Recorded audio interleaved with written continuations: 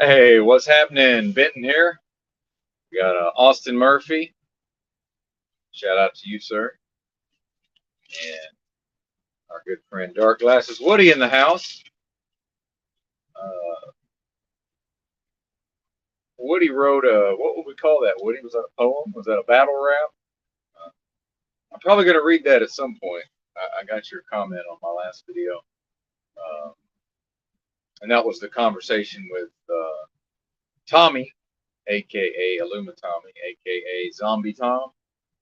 Hope y'all enjoyed that. We'll give a few minutes for folks to roll in here. Man, I gotta get some lighting. I guess I'm gonna say that every time. Yeah. Let me see if I can. Maybe these lights up front will help. Hang on.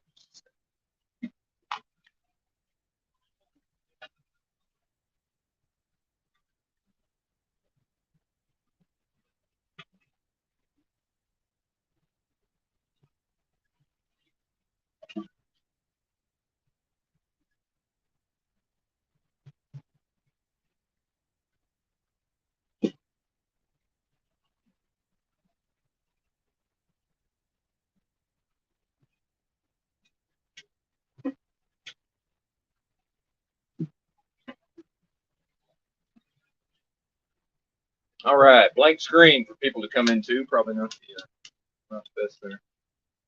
Welcome, folks. Yeah, I like the. Hey, there you go. Yeah, Woody dropped some bars. There you go. Yeah, it's good stuff, man.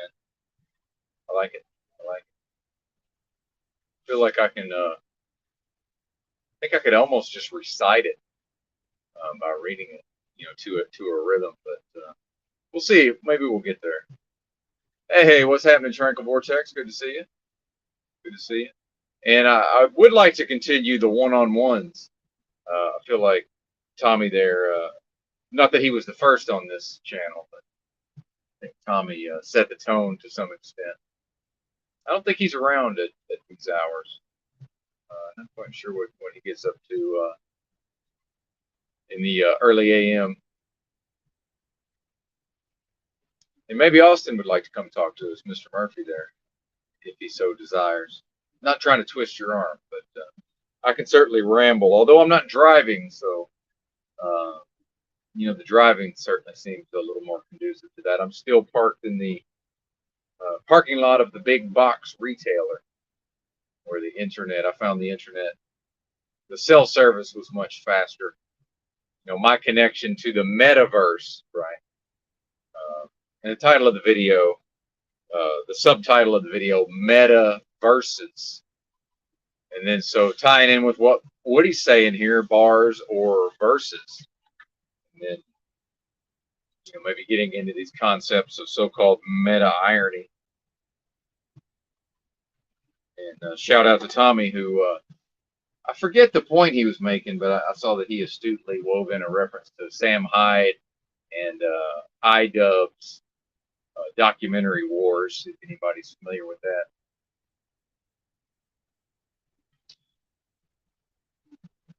Speaking of Sam Hyde, I had given him $76 for a T-shirt I've never received. Nobody has responded to my emails.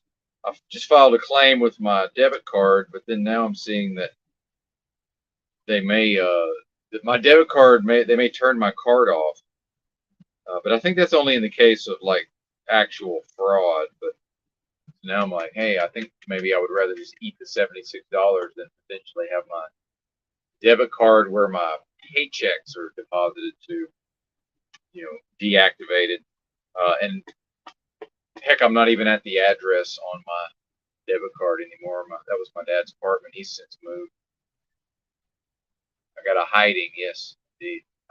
Yes, that's exactly what's happened. So I've been looking at this jurisdictionary program for a long time. It's a website, howtowinincourt.com. I believe, yeah, that's what it is, howtowincourt.com. And I know that's Kim Before the Storm had purchased that recently. It's $249, which is a steep price.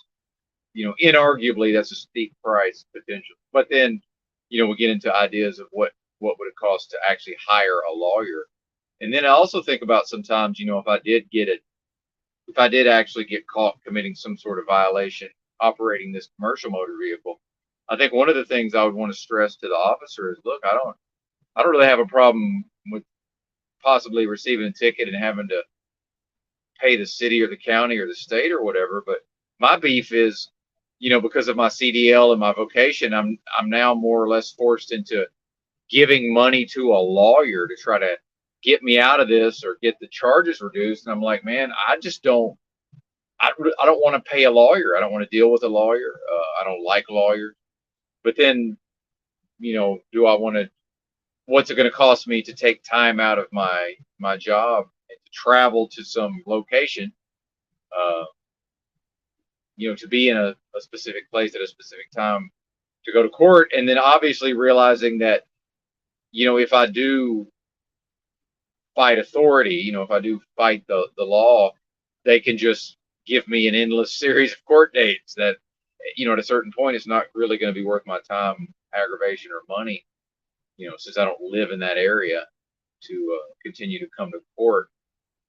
And then maybe, with the jurisdictionary, maybe I could learn. But I'm not really worried about, tickets in my job and such, but it's just more of a thought experiment, I guess. But I certainly have had a desire for quite some time to learn more about the law, and I think this jurisdictionary is going to be a great resource. So I've been planning to pay the $249 for quite some time. Now, apparently, Truther Cop has some sort of referral, but he keeps just emailing me the link howtowinIncourt.com.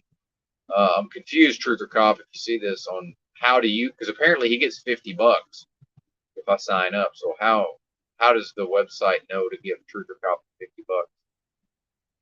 Unless there's something embedded in that link, but then maybe I'm just going to type in howtowinIncourt.com. So I want to make sure I do that right. Also, since I had almost 7 full days of 0 miles driven on the old Qualcomm computer up there, at some point I'm expecting a near $0 paycheck. I think that might be this week, but then again, I thought it was last week. My company does seem crafty at sort of manipulating the paychecks to keep the drivers on that hamster wheel. All right, yeah. Thank you, EBT. I noticed that was live. Right as I awakened, I was a little too involved in my morning routine to actually tune in. I'm sure it was fantastic. So wait a minute, if the replay remains on the channel, so now I must. Does my second phone here even have the right software to go download the stream? Because Toilet Bowl Earth does have a habit of not, which I do is sometimes as well. But yeah, good fun. We need some fun. We need some levity, right? Yeah, right on. Shout out to EBT, by the way. Yeah, I'm all for it, man. Absolutely. Speaking of all that, I hope everybody has their coffee. And then I always wonder. I know EBT's still awake from Saturday, right? And it's now Sunday, but then I've already gone to sleep and awakened. Although, as is my custom these days, the slumber was not. The duration of the slumber was certainly not extended. I think I got 4.5 hours. More or less feel great. Yeah, okay, it's early, I see. Yeah, exactly. That's all fair play. My thing is, it's not so much that I want to necessarily, play the content and shit on it or whatever. I would like to actually see it. So that I remember there was a stream he did with Dang, and I was looking forward to watching it. By the time I was able to consume the content, it was gone. So now I'm wanting to go and download the stream. So maybe I'll see if I can do that real quick. Probably can't since I'm unable to multitask.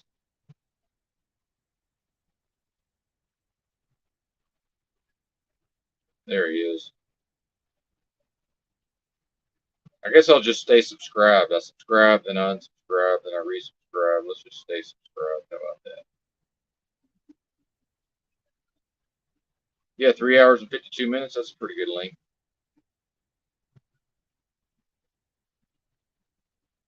Now, I am wondering if I download it, since I have the YouTube Premium, if I download it on YouTube, Who knows? We'll just take a chance, I suppose. We'll risk it. We'll hope it's there later.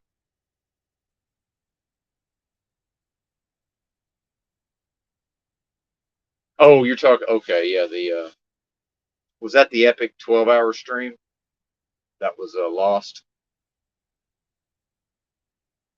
for various reasons? Apparently, some pornography took the stream down at one point.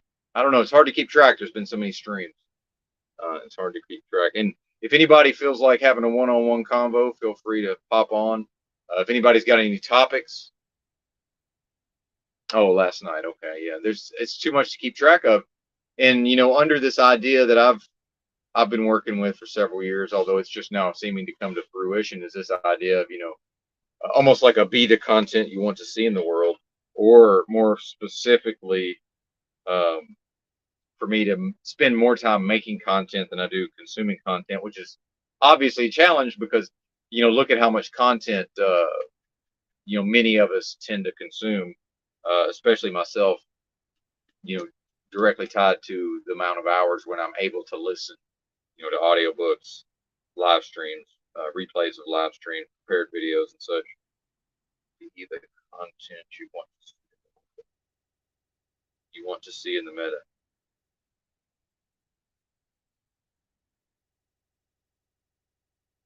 Why not? And with this Ready Player Benton theme, oh, shout out to Drew for the thumbnails, by the way, at Chalk Body Outline YouTube channel. One of my favorite channels, absolutely. I am the content my world wants. Yeah. Well, then I guess we also get into the concepts of gonzo journalism potentially. And I almost went and did a stream IRL. That was about the time when I tried to go live. When I went live, but didn't realize that Europe was also going live. So now I see that, if it's this time of the morning, I don't feel compelled to check to see who else is live. Yep, exactly. Shout out to Chalk Bozo offline, but just kidding. But yeah, if I'm gonna go live, more in the afternoons, I feel like now I must remind myself to check and see who else has live stream scheduled. Shout out to coffee. I'm on that basic bitch. What's that? 8 o'clock coffee from Walmart. It's actually not bad. I get the whole beans and grinding sun, but got kind of a chemical taste to it. Other than that, seems to have the caffeine. I think that's the major deal, and that's what Starbucks does correctly. People are like, "Oh, Starbucks," because I drink black coffee. They're like, "Oh, it tastes burnt." I'm like, "Who cares what it tastes like? They got that caffeine dialed in, partner."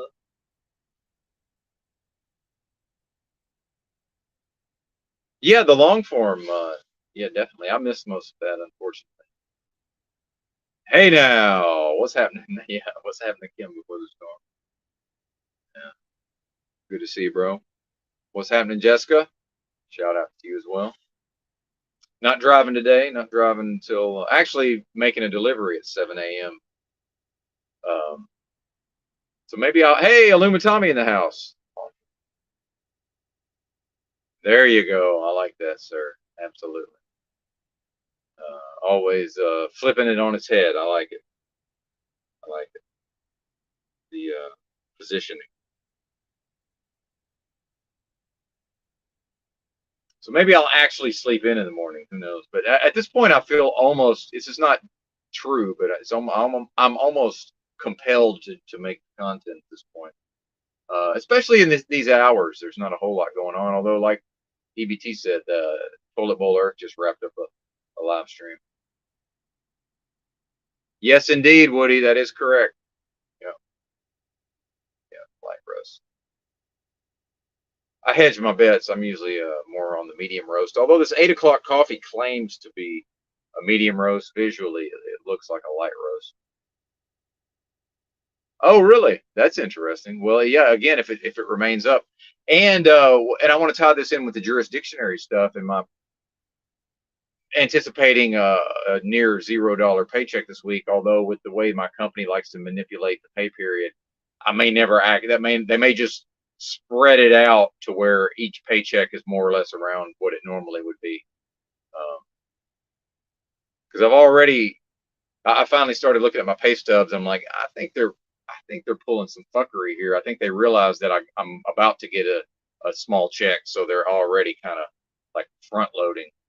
Uh, if that makes any sense. And then I did have a bonus. I had a 5 cent per mile bonus. I hit the 12,000 mile target for January, so that was however much that was.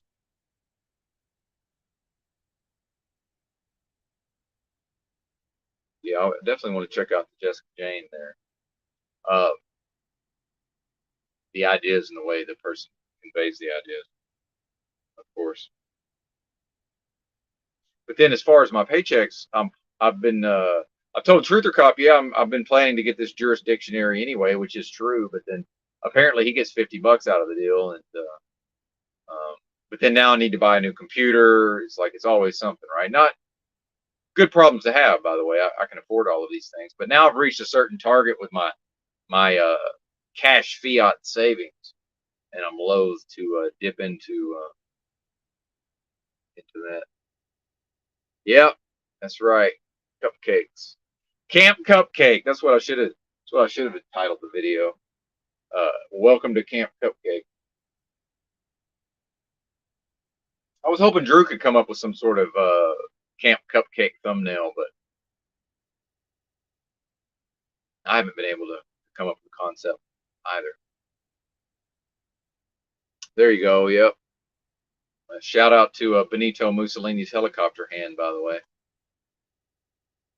I tried to explain to Snafu that the whole pogo thing may actually be null and void in the larger context, but I don't think he understood, or maybe he chose not to understand where I was coming from.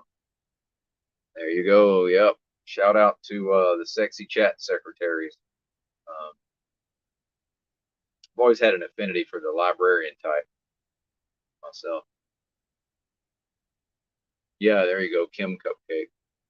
Well, you like Owen's got the bears. Maybe we can all be the cupcakes. I mean, that's obviously I'm making a joke, but something to that.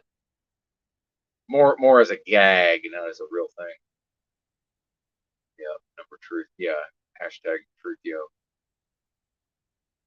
See, this is what I like. Just I'll let the live chat can do the show. I'll just sit here and read the comments and occasionally interject. Yeah. Shout out to Truther Cop, by the way. Truther Cop putting in work. His live streams seem like they're going really well of late. I know he had that pretty big. He had a hit with that Breonna Taylor stuff. I see he's got one scheduled for later this evening. I'll be asleep, of course. Snack food pads. What the hell? That's great. Okay, now Tommy's just riffing and scatting now. Talk about bars, Woody. Yeah, I don't know much about the Owen Benjamin Bear streams. That's for sure.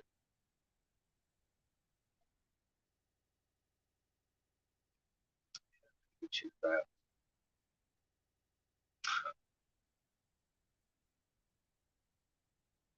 Checking out Tommy's. What is that? What do they call that? PFP. Mm-hmm. Well, there you go. Kim was hitting on all the ladies yesterday in Garrett's live chat. I noticed that was amusing. Nothing wrong with that, obviously. So what's going on? How is everybody? What's it all about? Full doomer. There you go. Yes, stream of consciousness. Which reminds me, one time when I was living in the streets, I was in Seattle, and it was trying to see. I didn't do a lot of up all night, but I guess there was times when I was up all night. Now that I think about it, so had I gone to sleep, I probably just went to sleep and woke up super early. I'm assuming, and I was hanging out. I think this was at that Cal Anderson Park, most recently famous from the Chaz or the Chop there in Capitol Hill in Seattle. This was years before that. I don't know, 2016 or so. I'm not good with remembering the years, but so I'm just sitting there talking to some guy, and we're just chopping it up. And again, one of the things about living in the streets was, I was able to access people of intelligence, in spite of, despite whatever their lifestyles or their, struggles. We all have our struggles, right? Whatever, outside of whatever their particular thing was that they were going through, people of intelligence who were able to discuss ideas and open to discussing ideas. I certainly accessed a lot of those folks in the physical space in the past years. But so some guy just showed up kind of out of nowhere, and I think he was probably mid-20s, I'm guessing. Uh, I don't know what he was on, man, but he was having some kind of stream of consciousness psychedelic experience, and he was saying words in the English language, but they were completely out of context and connected to nothing. But symbolically, me and this other guy who were having a fairly decent, intellectual discourse, um, I know myself, I was able to understand what was meant by these words, but they were just not connected to anything. This guy's just more or less in some stream of consciousness flow. And I really, man, if I could have had this thing recorded, now we get back to, be the content that I want to see in the meta. Just imagine if I'd at least had a digital audio recorder on me, I could have just clicked play real quick. I wasn't thinking that way at that time. Because I realize I'm not even really able to explain what I'm seeing in my memory here. But, just fascinating things like that are possible from that stream of consciousness. Woody, it's like we didn't really know what he was saying, but we still kind of knew what he was saying. If that makes sense. And I'm a terrible storyteller, so my apologies. That was a bunch of hot garbage.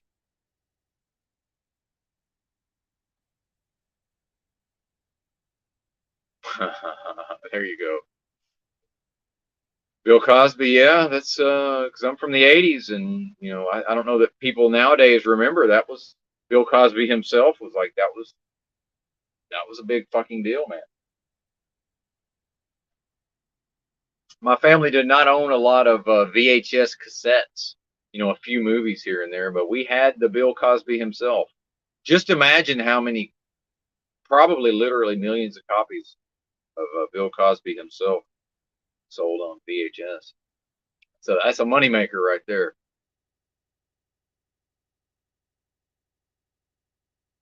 Well, there you go. Shout out to Robin. Good to see you, Miss Robin.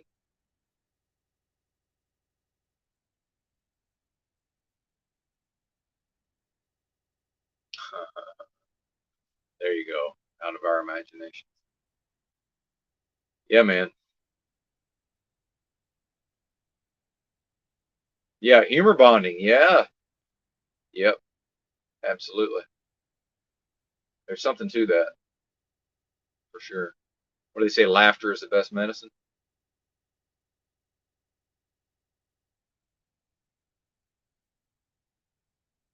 Oh, I'm getting behind in the chat already. There you go. Yeah, see, I like how Tommy's able to. I had this meandering story, and then that's exactly what it is. Yeah, one night long. Yeah. Yes, sir.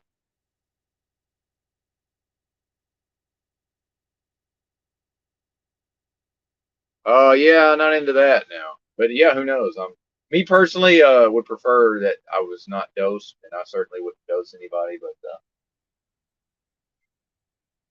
and my psychedelic experiences are very much limited. But I go big when I go, so it's been a few times, but I do go big or go home when it comes to psychedelic. But yeah, why is there air? Yep, laughter is the best medicine. Indeed.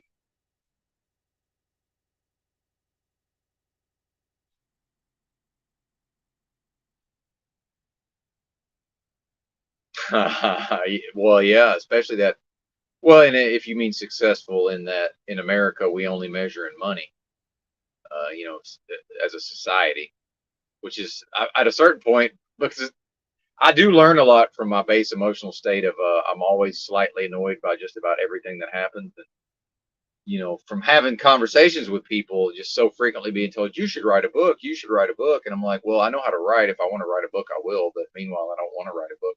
However, I finally understood their message. What they're saying is that I should turn my life experiences into a business so that we can then have a scoreboard to judge what is the value of these experiences, because that individual, presumably found some interest in the, that lifestyle I was living at the time, which is now kind of, it's not so much of an outlier anymore. It seems like the larger culture's caught up in a lot of ways. But oh, and I was watching I've been watching some of the sob sit stuff in my feed, and just it's appalling, really, to me. Well, not even appalling, but so many of these just straight up normies now. They know this whole spiel about the whole conspiracy spiel from 10 years ago. Like, they've internalized all that, and they're roaming around trying to tell the jackbooted oppressor thugs that they don't have to have a driver's license. But and I like and then I almost think that some of the videos are fake. And again, back to the money situation, and if I had my laptop was operational. If I had a computer, an actual PC, we could watch the video I'm referring to. But the cop is like, well, you're in the state of Florida. And then, like Paul Enslaved has talked about, what does state mean? And that's actually conveys some sort of like state of being. There's that works on multiple levels, this idea of a state of Florida, or any US state.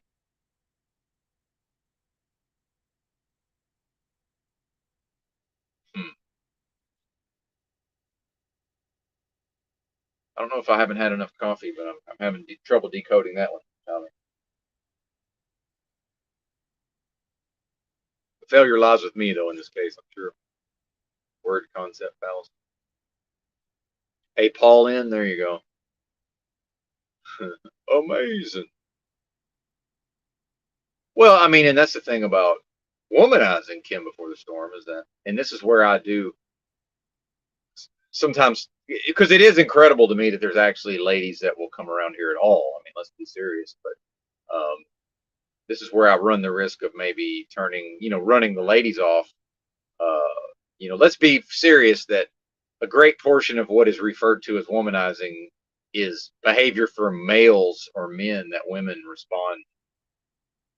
they respond to on a certain level. So it's not, we're not out here in a vacuum subjugating the women necessarily, just because we're evil, and we're evil schemers, and we want to subjugate the women. Like, it's not necessarily. There is an element of some, give the people what they want as well. Oh man, that's interesting.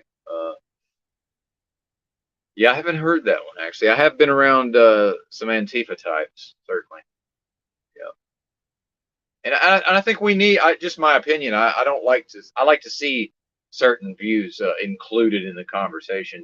The fact is, I can have an opinion of Antifa, but it's not like they have no points, right?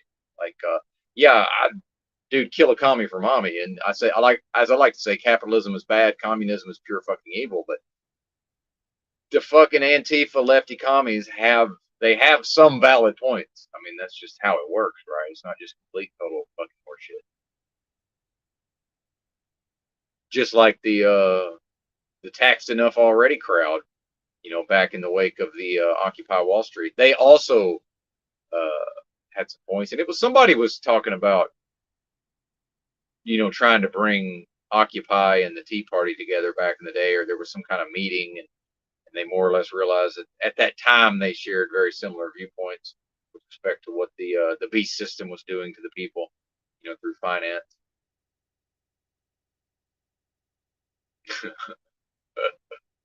That's funny. Yeah, well, almost anything. It seems like almost anything that's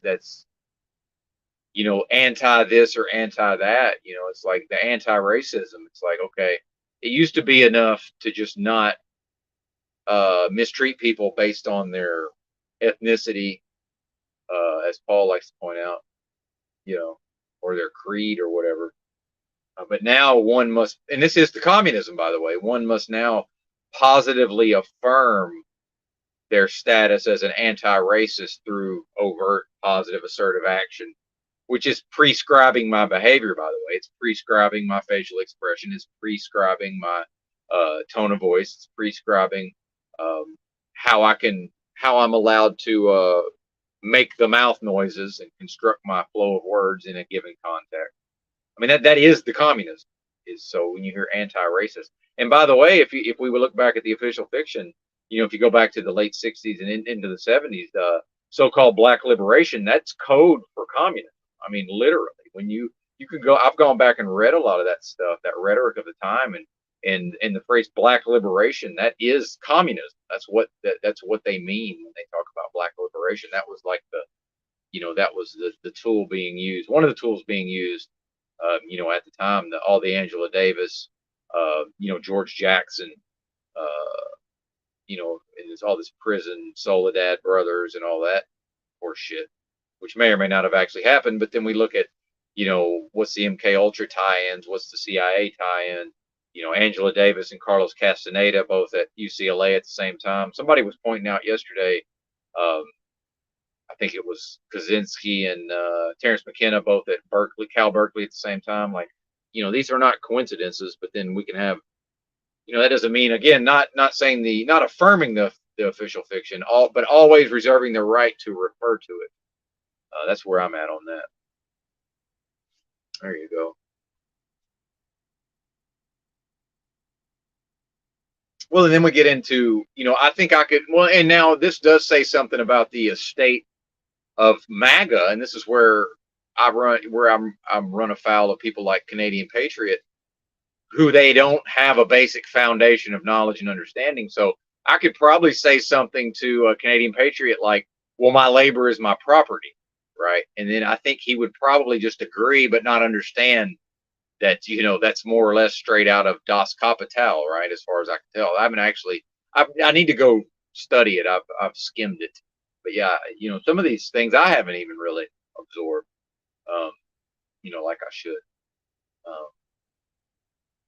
And then, the means of production and all of these concepts.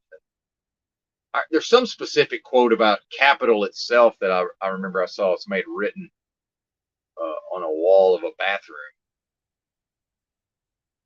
Some hippie place out west. I wish I could remember what that was.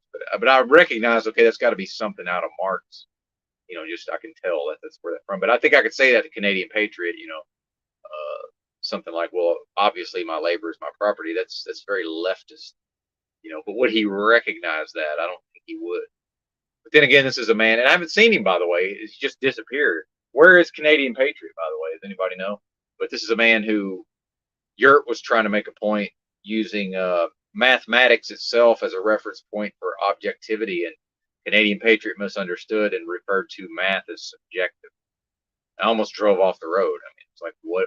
Am I really listening to someone who doesn't understand that mathematics are not subjective? Not in that sense, anyway.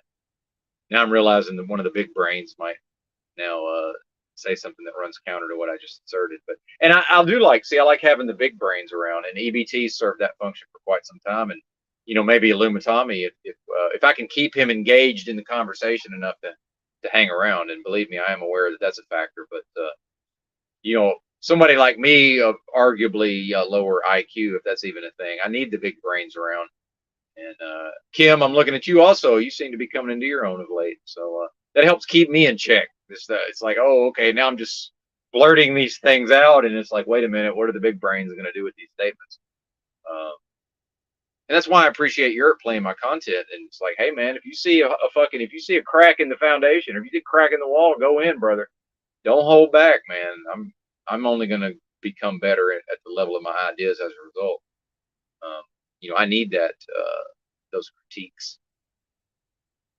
I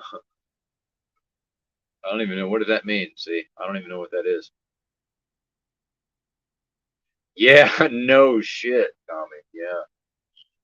Well, and then with me being a self-declared lay expert in human psychology, and certainly I'm certainly not a therapist, but at times I would say people have attempted to use me as such, and maybe I have some skills in that area, but I certainly am aware of what you're speaking on here, and then I get down to, okay, what can I accurately deduce about the emotional, whatever's going on emotionally with the person, and which is okay, by the way. I'm not one of these people that like, oh, here's a human experiencing a specific emotion, and now that person is negated. It's like I don't believe that, but I think I can, through deductive reasoning and observation, combined with intuition, over time, I can make some inferences, draw some inferences.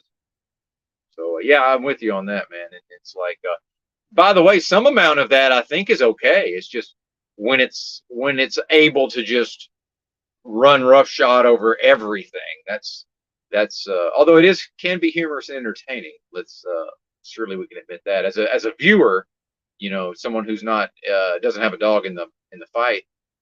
It can be entertaining, but yeah, certainly would grow old for somebody like Tommy here, I'm assuming. Well, and then Paul, I would say Paul does have the juice, but then nobody's above criticism or critique in these YouTube streets, as it were, myself included. All right, I'm way behind in whatever Woody's talking about here. Well, and that's interesting. Price signal. So you got now, and then see, I can't even get any farther in the comment because we got a lot of MAGA bozos running around want to talk about free market economics. It's like, well, the central bank fucking sets the interest rate. So what are you even talking about? Like, I'm sure there are some effectively free markets in the United States, but like, what are we talking about really? But yeah, exactly. Price signal is the best thing of allocating resources. Well, that's not allowed to operate unencumbered. Collective bargaining for wages is the best way to protect workers. Yeah, and and this is why I recognize that I skew a little more. Again, not totally accepting of this so-called left-right paradigm, but I'm willing to use it for my own purposes, for a conversation. But if you look back to the old Cesar Chavez stuff, if that really happened the way it was purported to happen, I'm all for that. That has to happen, I think. But I think increasingly we're seeing a system where those sorts of movements are just not really allowed to proliferate. Even with what we're seeing with Starbucks, and then the corporation, in spite of how the corporation may look, it's always going to have to fight all of those collective bargaining attempts as hard as it can. In spite of the Howard Schultz himself, he can go say whatever he wants to say, and he can, be into whatever sort of culture he's into and have whatever woke lefty appearing beliefs he wants. He's the head of a corporation that will necessarily do everything in his power to stamp out any attempts of the workers to organize and to lobby for improved conditions, right? And as we know, hiring more workers is a course of last result for a capitalist. And same thing with wages, increasing wages, and same thing with improvement of working conditions. That's what we have. I mean, that's what capitalism is.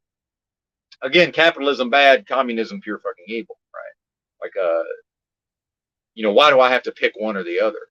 I would say, but I love capitalism. I mean, we have capitalism, and I love it. Absolutely. But I'm not able to separate the good from the bad in that context. Like, yeah, I get to love the capitalism and all the great things that come with it, but not without accepting all the bad things. And I do see some attempts here in the metaverse, where people seem to believe that they're somehow able or entitled to separate the good from the bad, and I'm like, you can't separate the good from the bad. And that is just, it's all contained within that person or that personality or that corporation or that economic system, seems to me. But now I'm starting to get I'm starting to get over my skis, so I better reel it back in.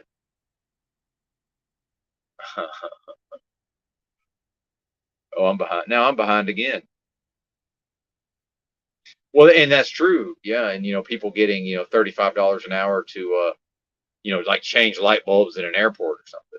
It's a union. And, they get a certain number of breaks and they get certain benefits and, how many, and then before too long, how many light bulbs are actually getting changed or how many light bulbs need to get changed in, a given time. So I definitely see both sides of the union stuff for sure. But then what I've noticed is like me being from Arkansas, the people who it's MAGA country and they're just anti-union across the board, and I'm just like, I can't see that stance. I just can't see unions bad. Like, yeah, of course they are, but they're also good. Of course they're bad, but they're not fully 100. They're not bad in all contexts across the board. How could they be? I mean, if you look at the actual what it's intended to be, versus what it may actually evolve into over time, and then again you get into all institutions of man, whether they start that way or not, become corrupted, and that's just how it works, the union included. Yeah, yeah, yeah, yeah. Sure. What's up, Mello? Good to see you. Oh yeah, absolutely. Well, yes, they set money up on fire. I would say. By the way, just like most of the other, just like the rest of it, right? And then if I like to bring it back to again Benito Mussolini's the writings attributed to Mussolini, his concept of the state. Like, so the unions are the state also, right? And it's all the state, including me. As far as the state is concerned, I'm property of the state. And then if you consider that in the potential spiritual uh, implications of state of being, it gets pretty deep pretty quick.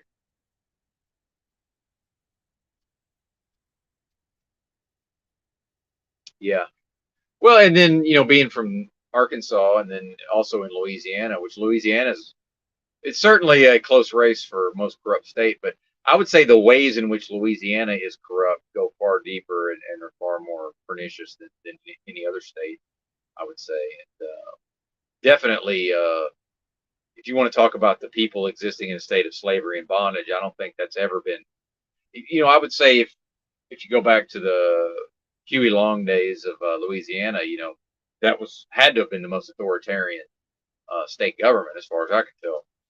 Uh, but what we recognized in the 80s, just regular people more or less realized, okay, if the politicians say we're going to build a road and it's going to cost, back then $10 million would have sounded like a lot of money. If it's actually going to cost 10 million, well, by the time the politicians are done with it, that the people are going to pay 20 million because the politicians and their cronies are going to steal half the money.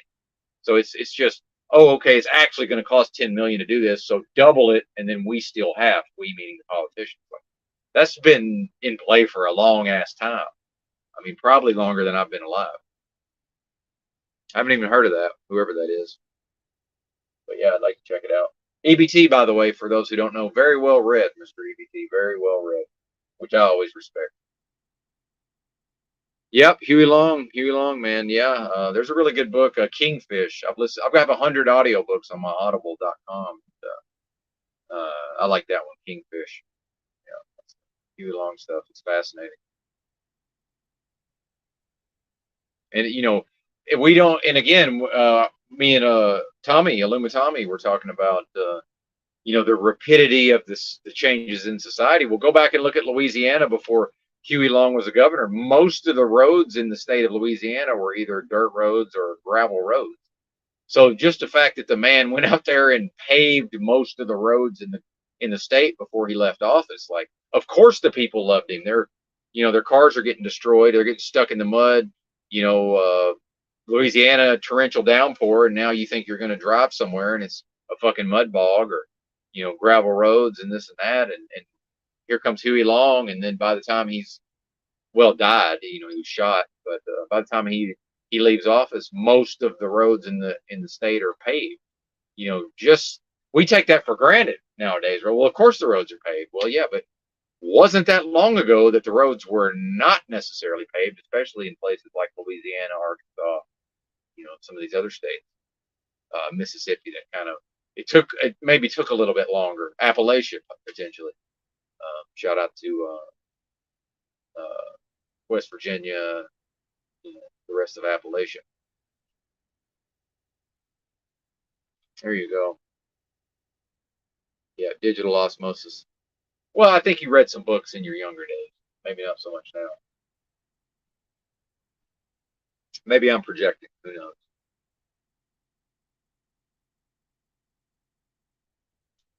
Yep. Well, and Hunter S. Thompson also wrote about that, and he's become a bit of a cliche in certain ways, but I've read most of what he wrote. Although some of those just collections of letters I couldn't get through, but yeah, there's something to that. People starting out wanting to go all the way to California and then just being like, all right, this is good enough. We'll just stay here. So then you get into the quality of the people based on how far did they actually make it, and that's probably ties into when I say the West is the best, which is true in certain ways. But then you look at, I'm from Arkansas, and like these people dropped out of the race relatively quickly, right? But then West Virginia also, if you look at where the population centers were, the people were coming out of would have been the Northeast, presumably. So, yeah, I think there's something to that, generally speaking. And then something I wanted to get into last night, Illumitami, that we didn't quite make it to was, and I can't remember the point you were making, but this writer, James McManus, he had become a poker player at a certain point, but he made his living as a writer. And he actually, I think he final tabled the main event at the World Series of Poker, if I remember correctly. But he wrote a book about making a lot of references to, and this isn't true as much now with the way things have changed in the actual strategy of poker with the game theory optimal type stuff. But, especially 20 years ago, the best poker players in the world were all Americans with a few exceptions. And even to this day, that's still more or less true. And he made the case that that's because everybody in America is more or less descended from people who were risk takers at the level of leaving where they're from and coming to America, to make a new life for themselves. And that poker, a lot of being successful in poker has to deal with managing risk, but then also being willing to accept a great amount of risk, in certain scenarios, based on being able to judge the potential payoffs versus limiting the risk when it would not be advantageous to take the risk. So I find a lot of that fascinating. I think there's something to that, something about the culture with respect to risk taking, and then how did the folks who live here actually get here, right?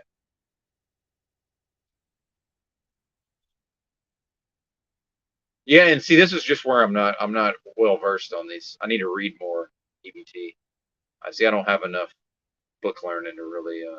But and this is where I become annoyed because sometimes, and I'm not accusing anyone here of doing this, but sometimes I see people who watch videos about these topics that EBT is addressing, but then they don't really have a deep understanding. See, I need to go read the shit before I feel like I'm really going to be able to talk about it. But I would happily listen to people talk about it. But then after listening to them, I'm not going to feel, and that's probably based on my learning style. I don't really take in, you don't really learn through the auditory means. But I personally wouldn't feel like I could intelligently speak on it until I read a lot of that stuff, which is probably not going to happen.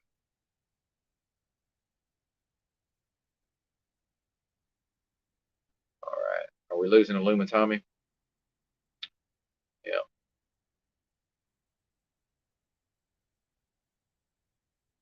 Oh, Oasis. Yeah, there you go. Yeah. Well, and then Illumitami tapped out of me trying to say, well, people are gaslighting Illumitami. But that's the way I see it, Tommy, is that it's these comments directed towards Illumitami that may have some basis in reality, but then they seem to be put in construed and twisted a certain way to imply that Tommy is insane. That is gaslighting, by the way. But we can't. The thing is, it's an attempt to get Tommy to believe he's insane. The thing is, I don't think that's going to happen. I think he's probably been down that road and realized that, well, no, in fact, Well, okay, I'll speak for myself. I've been down those roads and realized, well, in fact, I'm going to maintain my sanity. So when people also, I've also seen when people try to get me to believe I'm insane based on certain ideas that I'm espousing at the time, it's like, yeah, but I've already explored these various avenues, and my mentals, I have some mental fortitude and some experience where no, I'm not. You're not going to be able to convince me that I'm insane. That's just not a thing. But weak-minded people, that shit really works on them. And then, of course, there's always the actual peanut gallery, and they're easily swayed and convinced. So who even cares? And that's my view on it. Oh, I think Ted K. If Ted K. was real, he read everything. I'm pretty sure. Hmm. I know how quickly I was able to go through written material back in the day, especially stuff I was interested in. Just imagine what Ted could do. Again, assuming he was real, which I want to believe, man. I want to believe. Of course I do. I mean, there he is. I want to believe clearly.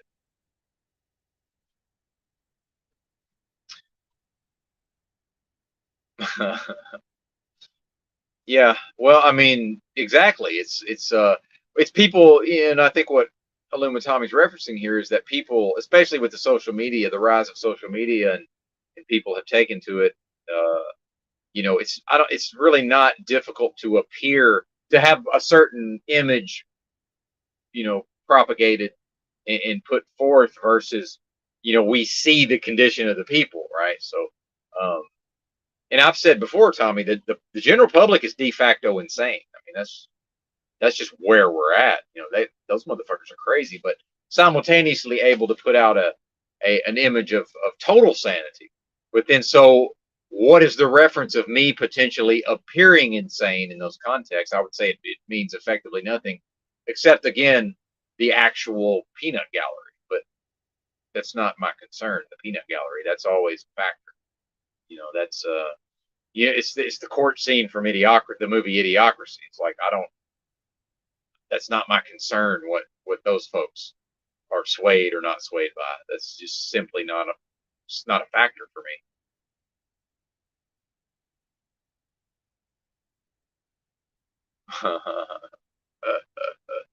Hey, there you go, man. Yeah, I love it, and I love the live chat. Yeah, it's great for sure.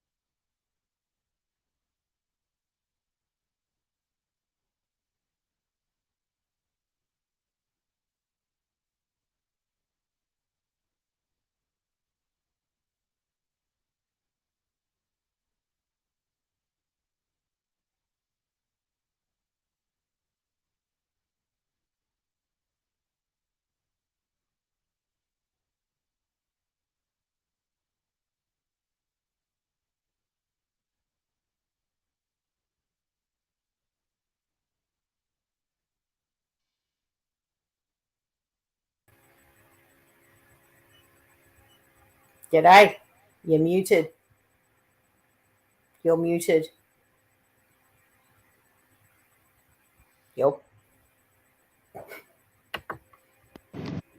There you are. Hang on. There you are. All right. You back? Talk to me. Plug your headphones back in. There you go. There you go. I can hear you now.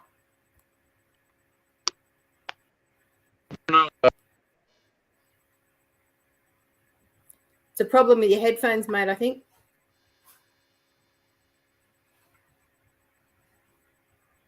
Can't hear you talking. Microphone setup far beyond what most folks. So that's what it is. I hear the whole time, mate. Yeah. No, couldn't hear you before. Okay. Well, and that's why as soon as the audio drops out, I need an all caps, no audio or something. So I'm reading the comments. Yeah, you were a bit far back in the chat, I think, mate. Yeah, that's fine. That's why I jumped on. We'll work it out. Oh, good, mate. Yeah, Brenton muted. I see. Yeah. Well, thanks. I appreciate it. Yeah, that's an equipment fail. That's all right, mate. Just a quick. I just jumped in quick to let you know. Oh, I'm glad you told me. Yeah, thank you. How you going? You all right? Yeah, it's Boomer Tech Hour. Oh, I'm doing great. How are you? Oh, yeah, it's been a bit of a different day, but it's all right. I'm just hanging back in the chats today. I'll see you soon. All right. Hey, thanks for letting me know that I could not be heard. I appreciate it. Yeah, sorry if I was interrupting you while you were talking. No. Nobody was hearing me anyway, so that's what. All right, dude. See you later. Bye. All right. Bye-bye. I like the Brooklyn accent. The female Brooklyn accent, which a lot of people hate. I fucking love it. Yeah. It's funny how we respond differently. Yeah, I couldn't do the Boston either, actually. Yeah, exactly. She saved the day. Well, I mean, that's the thing about the tech also is I don't have these problems on an actual computer like a laptop, but the phone is a $200 phone. It's not necessarily designed for what I'm trying to use it for, right? It's like, hey, the microphone works great right up until it doesn't. Yeah, fuck me wicked hard. Yeah.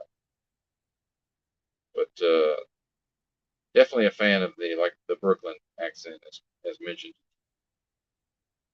Now, why does my audio not work? Is the question.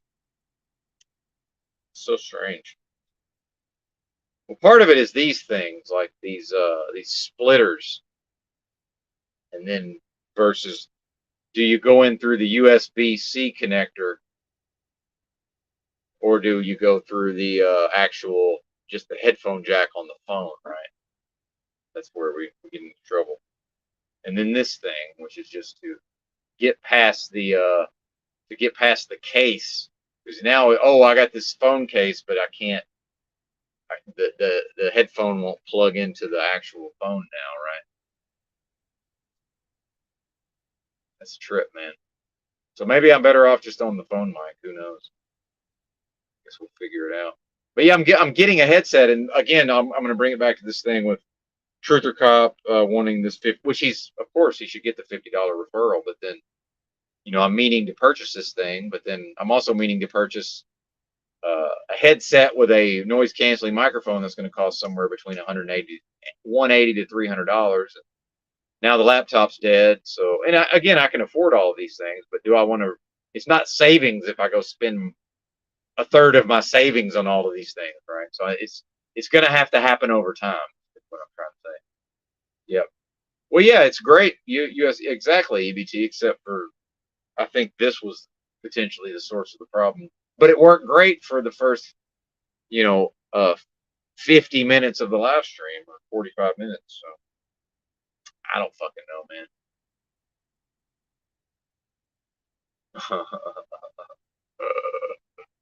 There you go. I say bring it all, but I think I know what you mean here. It's a bit tongue-in-cheek, perhaps. Exactly. Well, it's a travel wallet, sir. The fanny pack holds a different type of tool. Yeah. That's a lot of money to me. I mean, it's not that much to EBT, let's be honest. But, or Tommy, apparently. But that's a lot of scratch. Well, and then another point I wanted to make last night was about, assuming Tommy's accrued some bulk amount of fiat through, buying low and selling high. Well, he seems like the type of person that would understand that he's going to want to try to live on this money for a long time, which would mean not spending money on the things that would make it appear that he has money. I mean, isn't that a thing? And I'm from Arkansas, where plenty of people became literal millionaires through Walmart, and almost none of them back in the day, you couldn't tell at a surface level that they had, a lot of money in the bank.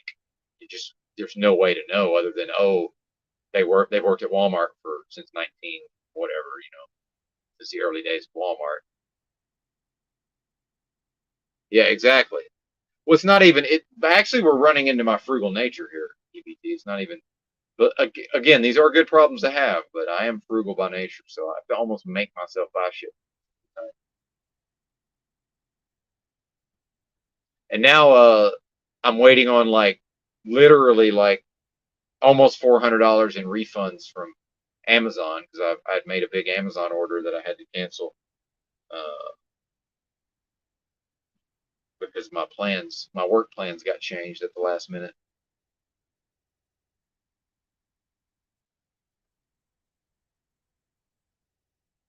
Well, there you go. Yeah, and I broke my foot on the job less than 2 years ago. Although it's going to be 2 years here pretty soon, and I could get 20K out of that. No fucking quickly. I could get a quick 20K out of that if I wanted to. Absolutely, because I was negligent, and I had literally nothing to do with the breaking of the foot. It was completely other people's fault. So, but I've never pursued that, and I fucking hate lawyers. Yeah, there you go, Woody. Yes, frugal by nature. That's right.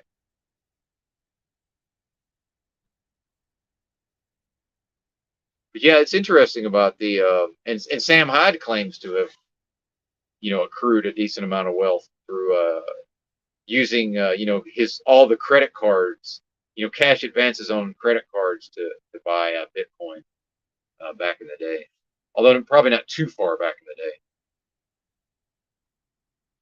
because I certainly wasn't interested in buying it as an investment, but I was strongly considering purchasing some Bitcoin when it was $35, but I was going to play internet poker with it, and most likely I would have lost it anyway. So kind of doesn't matter. But that was after the Black Friday went down in the online poker world. I was huge into that at the time. It was a big deal for me personally to wake up one day and the fucking there's like a Department of Justice logo or FBI logo or whatever, like on fulltiltpoker.com and all of these sites. That was quite a trip. See, I don't even know what Funko Pops is. Sounds like an NFT.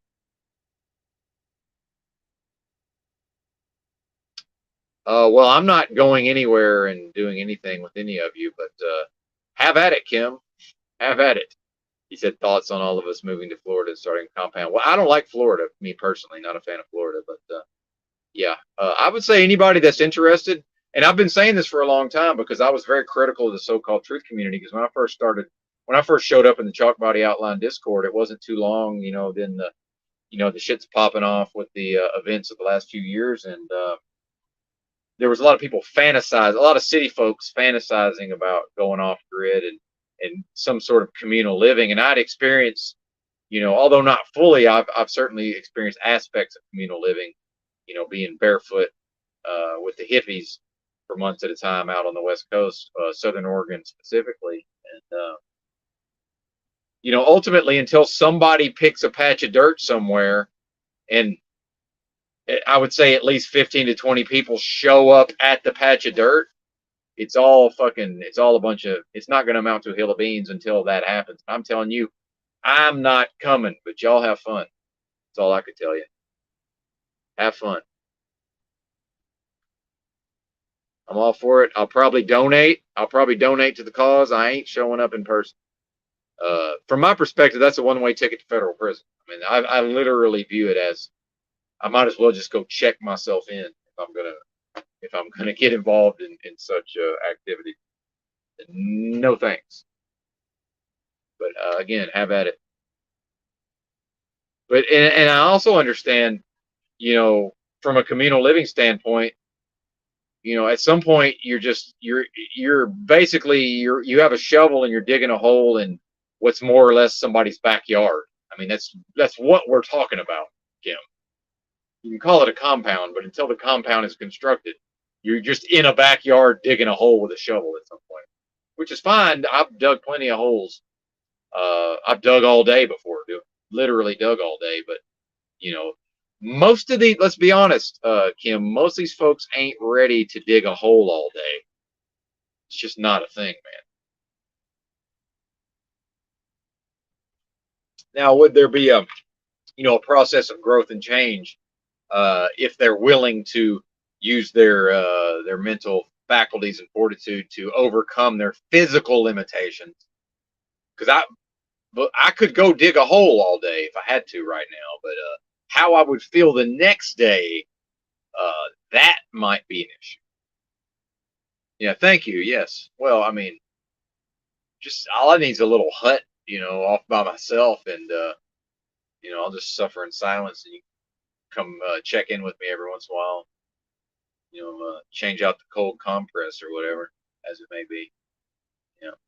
Hospice is bullshit anyway, man. Actual hospice, that's just putting somebody in a bed and then eventually saying, okay, I think they're now suffering enough. We can go ahead and OD them on opiates. I mean, that's what hospice is, as far as I can tell. Like, I'm not interested in that. I want to cross over clear-headed as much as possible. If that involves some amount of physical suffering, that's all right with me. Yeah, I don't go anywhere without my sword, as it were.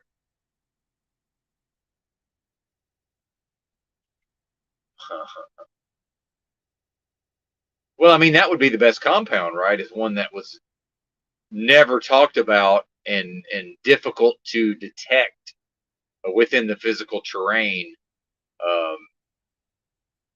right? Like, I would say talking about it over the internet, and I will, is a mistake. And I'll say this: we had something happen in my family years ago, where one of my family members, someone went to prison, federal prison, for victimizing one of my loved ones, and well, this person is now out of prison and living. My father knows where this person lives.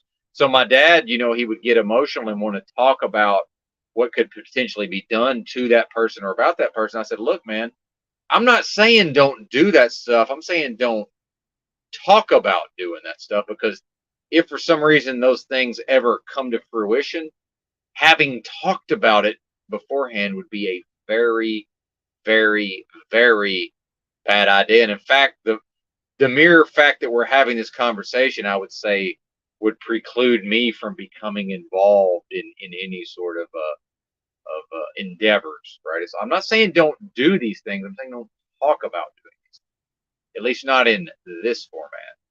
And then my father wanting to defend, oh well, this or that. I'm saying, man, dude, there's a surveillance. It's all going into the surveillance device. Oh, I don't have a smart. Yeah, I understand. You don't have a smart. There's one right here, sir. You're talking to the government database right now, sir. The fact that I need to remind an American of this in I guess that would have been 2021 probably. It's like, where's the mentality? Where's the head at? So I would say, yeah, I'm not saying don't do these things. I'm saying don't go on the internet and talk about doing these things. No. In my opinion, IMO. In my opinion, don't go on the internet and talk about it. So I'm not having no discussions with anybody about specific plans, other than a possible truth or natty, like humorous, meet and greet, have a live podcast, maybe Drew could come up with some merch, an actual fucking event held at a rent some conference room space at a hotel somewhere type of thing. Formal event. Yeah, sure, that's fine. But as far as, oh, we're gonna meet up in somebody's backyard and we're starting a fucking, our version of the Branch Davidians, like, no, no, no. But again, if people are gonna do that, don't tell anybody. Certainly don't tell the government databases that you're gonna do that. That's what I would say. Just my strategic mind kicking in here, folks. That's all that is. Well, I mean, that's the thing, is we're all targeted, so none of us are targeted. It's the fucking, that is the Tao, right? On some sense, like, yeah, we're all targeted, therefore none of us are targeted. Like, we're giving it all, man. Like, it's all being surveilled, tracked, and traced in real time. So yeah, of course we're not targeted, because they have it all. So yeah, exactly, precisely. Although there is something to the targeted individual stuff, and then, in my opinion, but what's behind that, I don't know. And then, how much of that is the person manifesting? Because I do speak on this spiritual, what I tongue in cheek refer to as spiritual gang stalking. It's like, here I am by myself in the middle of nowhere, and just all of a sudden, all these people just pop up out of nowhere at 4 a.m. There's something to that. Yeah, Camp Cupcake Convention. Yeah. Well, what could be the P? CCCP. See, we're almost there. The old Soviet Union. I'm going to show up in an old Soviet hockey jersey. Was it 3 C's or 2 C's? CCP, right? Communist Party, the actual Russian Soviet Communist Party. Yeah, metaversed. That's right. Truth or natty or bust. Hey, whatever you want to do, Tommy. I mean, I've got the energy for it. This is prime time for me. So whatever, as you like it, sir. I don't. I've got my own opinions about the whole Waco thing. That's for sure. And I understood the context in which I was speaking when I referenced the Branch Davidians. It wasn't out of, I was intentionally used that terminology.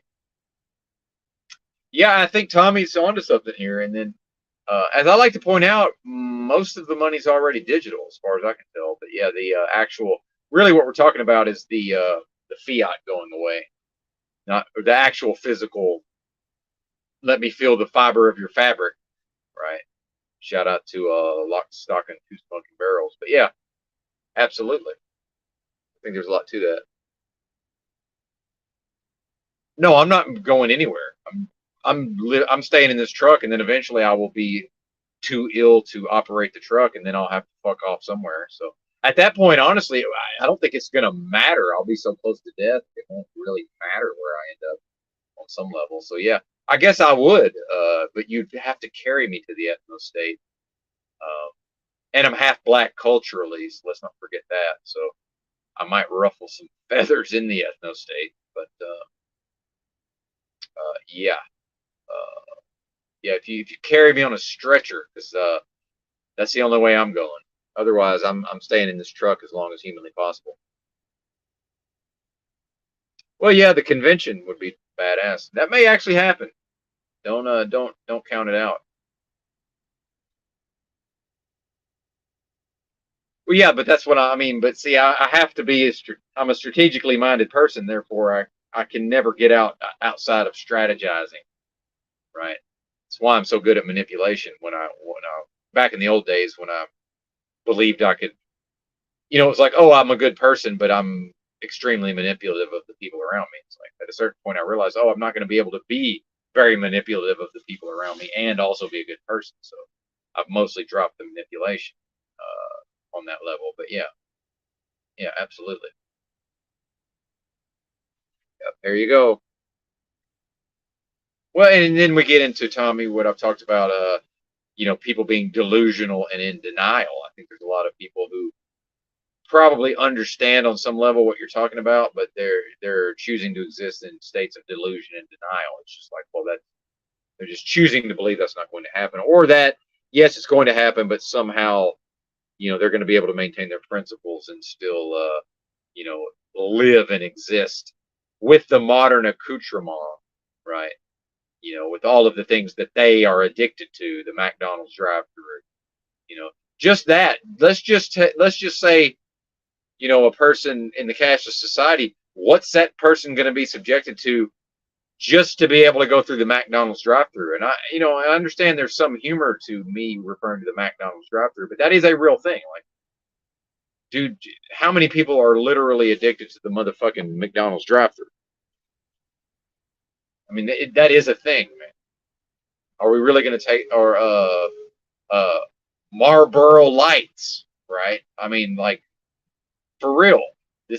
I'm not sure people have really thought about the things that they're consuming on a daily basis. That when they're just saying, "Oh, I'll never take the mark," you know, the people that refer to that as the mark. Okay, well, I understand you're saying that, but has the person considered just exactly what they would be? Oh, great, we brought him out of hiding. What's happening?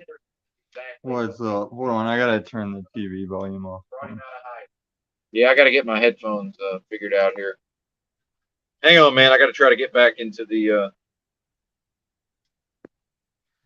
Somebody dropped a question in chat, so I was like, all right, I'll just go up there because I'm not gonna type all that out. But they are. That's what I was gonna say. I'm not trying to look like an egghead in front of anybody. I'm trying to be that bridge of like stoner to finance of what I had to learn from being flush with the fiat. Because you gotta like learn how to keep that shit because the system is designed that if you're gonna just sit your money in the bank, it's gonna eat it every year to inflation. And that's how people lose money with it just sitting. You gotta keep that shit moving. But Hey, is my audio good? Can you hear me? yeah.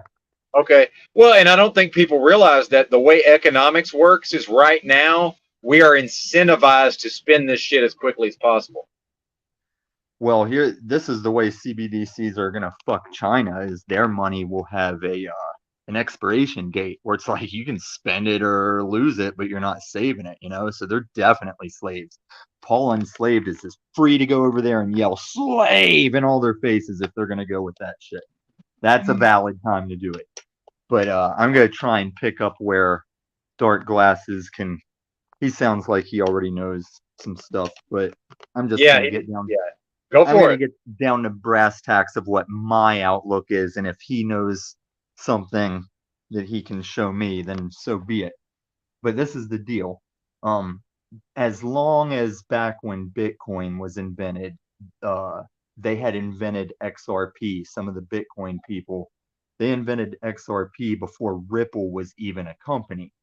And so basically Ripple made this best ledger as far as green and using minimal electricity.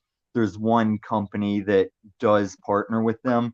They claim they recently moved $50 million over the ocean for 30 cents. And that's big deal to companies and corporations that wire money back and forth because the settlement time is not the same as your money has moved messaging time. Like you pay your credit cards, but that shit doesn't clear for like a day or two. And to think that you can move $50 million in XRP in less than a minute and it only costs you 30 cents, that's a big fucking deal. So is what happened is the government said, give us like a year or two to beat you, and if not, we'll join you. So they tried to write a better ledger and they couldn't do it. So they can't, all these governments you hear that are already dropping a CBDC, that's because they went back to Ripple and asked them for a private ledger.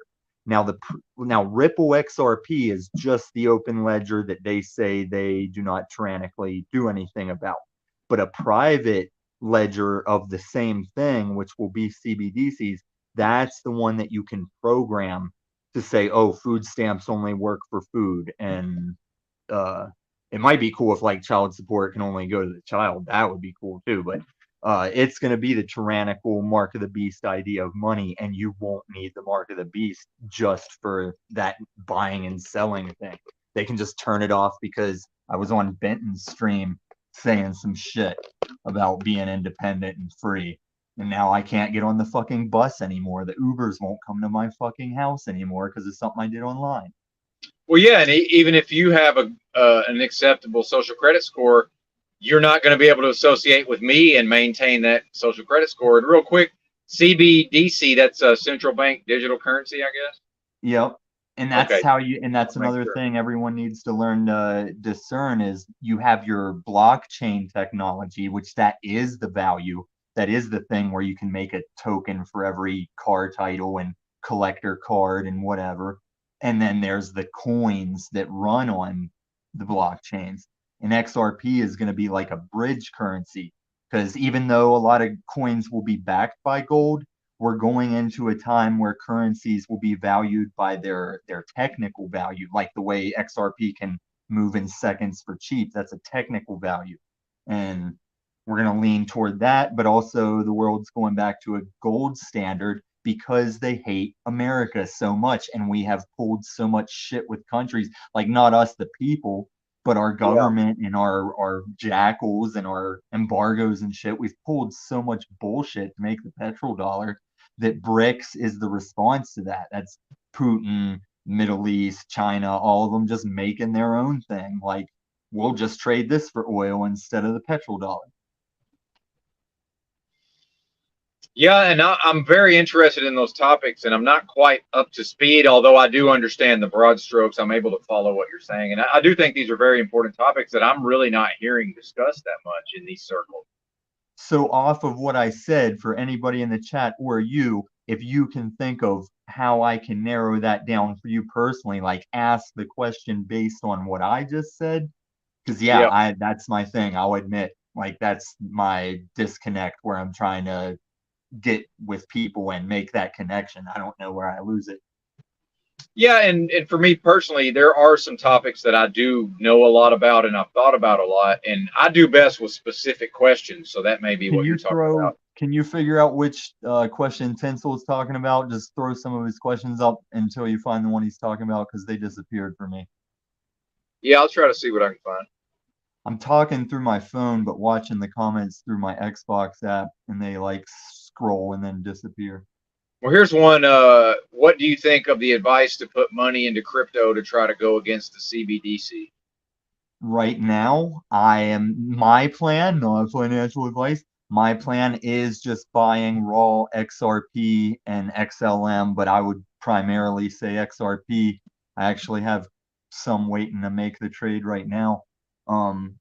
I'm gonna risk that one because if there's anything that's gonna gain in value or work around the CBDC, it probably is that. Because the CBDC is that XRP thing. It's just a private one, and the XRP is the public, transparent one. So that's why I'm making my play in that direction. But for all I know, man, there might not be any way to get around CBDC. It's the thing you're going to get. If you get money from the government, it's what it's going to be, you know?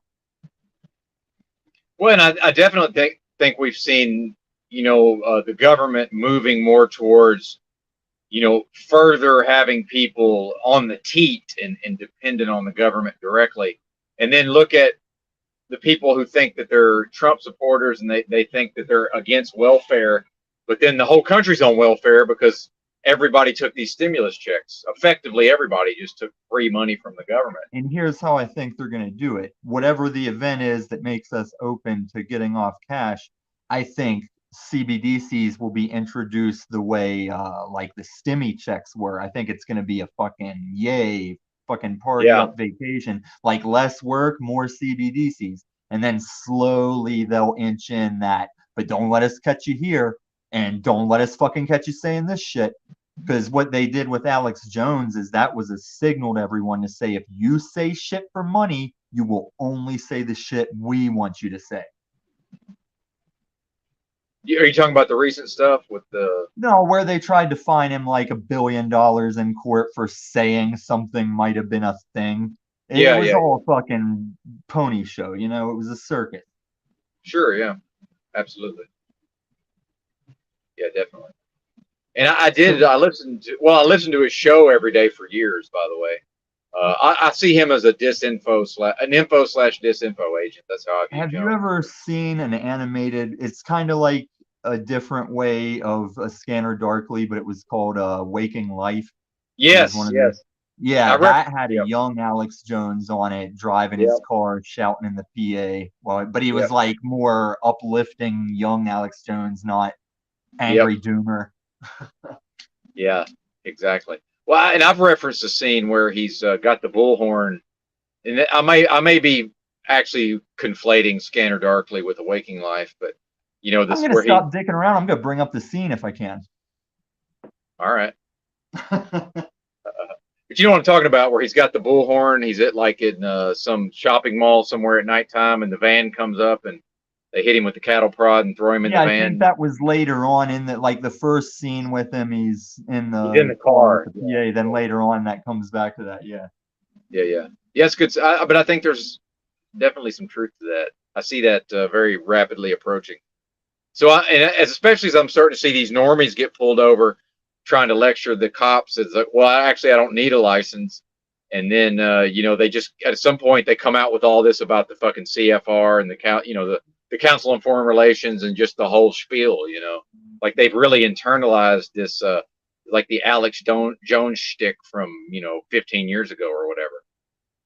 Hey, EBT, that's what I was saying. That thing about Paul, if he is driving for Grubhub with the plates, he doesn't have to face any wrath as long as he responds with, well, I am driving for Fiat as a business employee, so now I must have my plates and fucking insurance. I'd be like, good, Paul. But I don't think that's how he's gonna respond. I think he had his plates on when we saw him on Yurt Show, driving somewhere. Well, but then he's probably going to say that's not his car, Oh, right? let me Like, talk to Tinsel real quick. Listen, yep. Tinsel, when you say crypto, I wouldn't say any old coin. I think whenever this switch gets flipped, it's because lots of coins got to go bye-bye, like to zero and never again. Because if you're going to make a crypto that's like the one world currency, you don't have a bunch of coins floating around.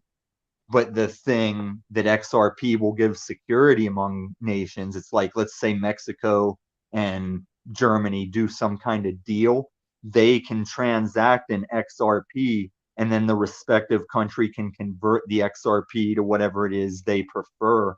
But they know the deal's solid because the XRP is within seconds. It's instant liquidity. That's that key word I keep forgetting to say. It's like my money's not liquid. I can't just pull it out of the ATM right now. I'd have to move it over days to get to some of my money. But that because it's not liquid.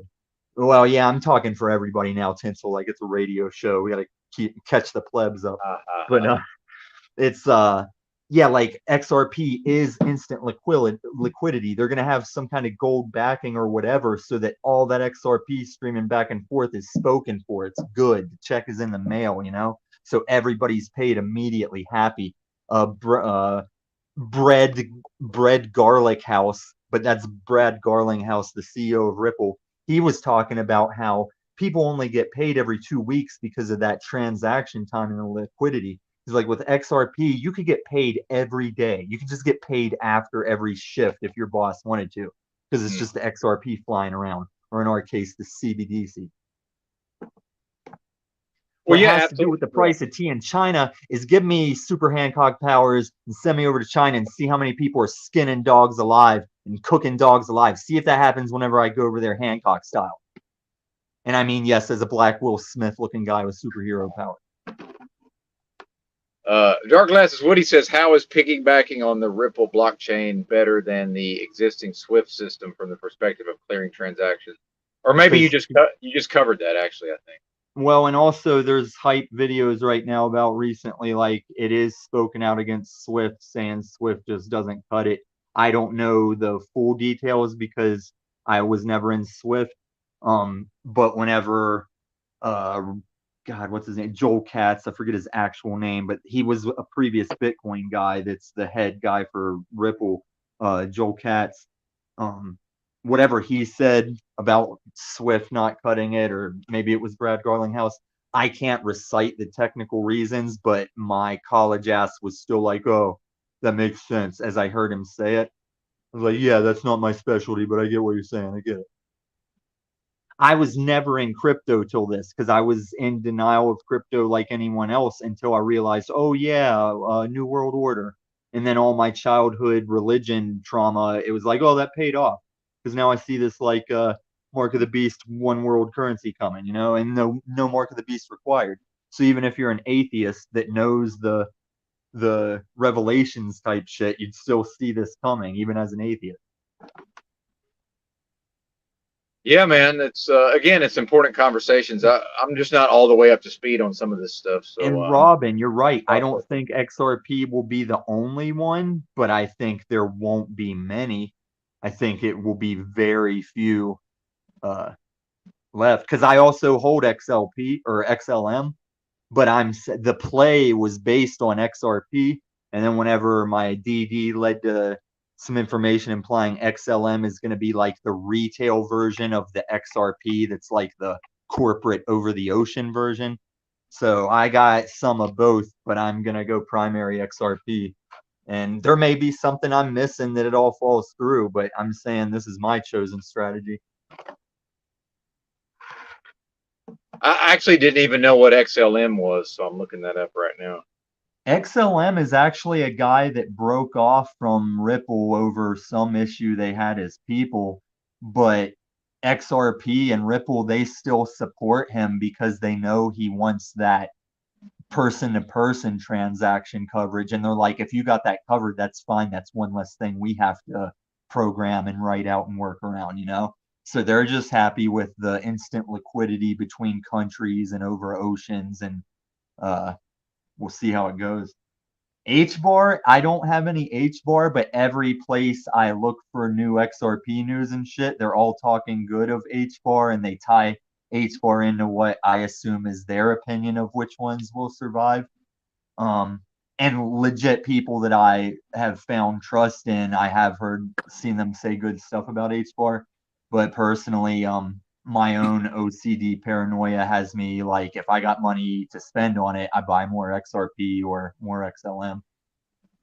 And I just brought on Austin Murphy. He's been trying to come on for a while, and in the past I wasn't doing as many one-on-ones, so he's been around. Austin's cool. I only question his still having so much fun with those remedial bastards, but he's cool. Right on. Well, God bless your Thank you for your service, Mr. Murphy. God bless you.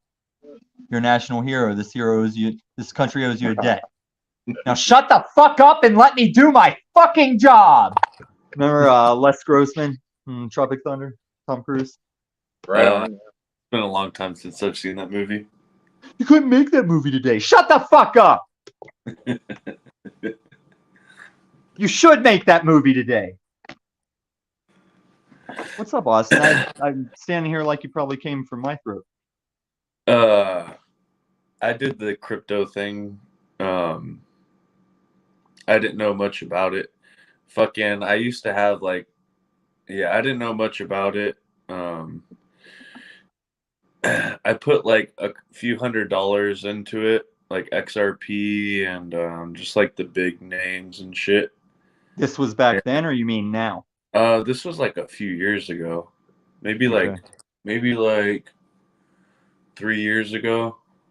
And then like randomly freaking all of my accounts got shut down, and they took all, like, I didn't have any accounts anymore. They took all the money that I put into the accounts. Were you on I don't want to say brokerages. What is it called? Like the platforms you go trade it. Yeah, I'm trying to remember. It was I had two platforms, and I can't even fucking remember. I wasn't that deep in. I had like $250 in it. It wasn't like serious, but one day it was like, oh, your account's been shut down, and they basically just took all the money, and that was it. And that's why now even Gary Gensler with the SEC will say, not your codes, not your crypto. No, it's not codes. Whatever the fucking passwords are on these things, your fucking cold storage wallet, keys, your fucking keys. Not your keys, not your crypto. See, anytime I have crypto on the brokerages, I immediately transfer it to this, because while the crypto is in essence in the ether, the passcodes on this cold wallet are the only one to access them. So even if I die, that XRP and XLM, it's just tied up in the ether until somebody can hack this, or they just cut it as a loss or whatever happens to Bitcoin. Yeah. So Yeah. no, it's called an exchange, Austin. So I'm thinking that your wallet and your crypto was sitting on the exchange, and that is the risk. Is if it doesn't have a cold wallet that it's linked to, you can, like these people, whenever FTX shut down, people just lost their shit that technically he never even had it when he took their money. But when FTX shut down, just if you had something there, it's gone. So I think that's what happened to you, unless you're like this African country that put in the wrong wallet address and like millions of dollars just disappeared. Yeah, I have no idea, man. Like I said, it wasn't much money. It was like $250, but it was from a Wells Fargo account that I had. I put all the money I had in that bank account, and Well, you would have then lost that anyway with the big banks. They're gonna start fucking everybody. yeah, and it Okay, was so like even it if was like no a one's month in or two. even It was even like, if no it was one's like in crypto, you should at least get into a credit union instead of a bank. Yeah, fuck banks. Yeah. Okay, so banks are the ones that are chomping at the bit to transact this CBDC shit, because the only thing stopping anybody, including Ripple or whatever, is this SEC lawsuit. And this might be like a wounding blow to the SEC, because a world waiting to do crypto and the only major country holding it back, which some say is the conspiracy. They think that you can't get XRP in America, and they think we're being stalled as a plan by China to have us behind. But the real plan is to just knock America down with gender confusion and crypto behindness, because we've done our job to regulate every country into a one world fucking government. And you don't take out America with a military superpower. You have to take us out from the inside with TikTok bro. instructional gender kids I was and shit just like gonna say TikTok. I was just gonna say TikTok. TikTok seems like a fucking dude. Most of the shit I see on TikTok doesn't even look real. Doesn't it seem Dude, like it's like actually like TikTok is owned by China. So in America, TikTok will push you rainbow haired gender kids giving you instructions. And over in China, if you want a headline on TikTok, you got to invent like new solar efficiency and like dude, cool technical stuff. every time I go on TikTok, it's the craziest fucking shit. It's like, okay, so today it's El Salvador and MS-13, and they got like 2,000 people from MS-13, and they're all putting them in cages. But it's like every day it's like something crazy, but it all looks like acting. It doesn't even look real. It looks like AI. It looks like AI, all of it. It could be. It could be at this point, because we're going to need, in our lifetime, you're going to need AI to tell you if a video of the president saying he's about to drop Yeah. nukes, you're not Yep. going to know if Yep. that's AI or not. Yep. You'll need Yep. AI to tell you if it's AI. Yep. It's all going to be fucked, man. Yep. Yep. Well, Robin, Gary Gensler said all the pro XRP stuff before he was assigned to be the SEC. The SEC, dude, don't get me started, because from the AMC 8 play to this XRP thing, I got as much beef with the SEC as Elon fucking Musk, man. Like, I'm tied up in all of it. But there's no choice. Like, if you get over X amount of money in your life at one time, you must know this shit or you're just gonna lose it. You have to partake. Like, you have to play that game. It's like you can't just live in Compton with a couple kilos of cocaine. You have to get involved or they're just gonna gank it from you. Sorry to go GTA Trevor on everyone, but it's got a place in my heart. It's crazy, man. It really is 1984. Fucking Yeah, it was a training manual. really So is. was George I mean, Orwell. the first RoboCop, what if you remove RoboCop, that is Detroit right now, the first RoboCop movie. Like they just don't have a robot cop, and they're not all driving Ford Tauruses around for the police cars. That RoboCop holds up, by the way. That's a great fucking flick. That's what I'm saying. It is a training manual for today. If you remove him, that is Detroit today. But if Yeah, you and see I'm- any questions we missed in my rambles, if you see any more questions, back up the chat, throw them up there. Because Will do. I feel behind on this fucking crypto transition thing. Like, Hey. I feel late to the party. So if anybody wants to fucking brainstorm, Sorry, come at man. me, bro. Doesn't it seem like I've heard Rolexes.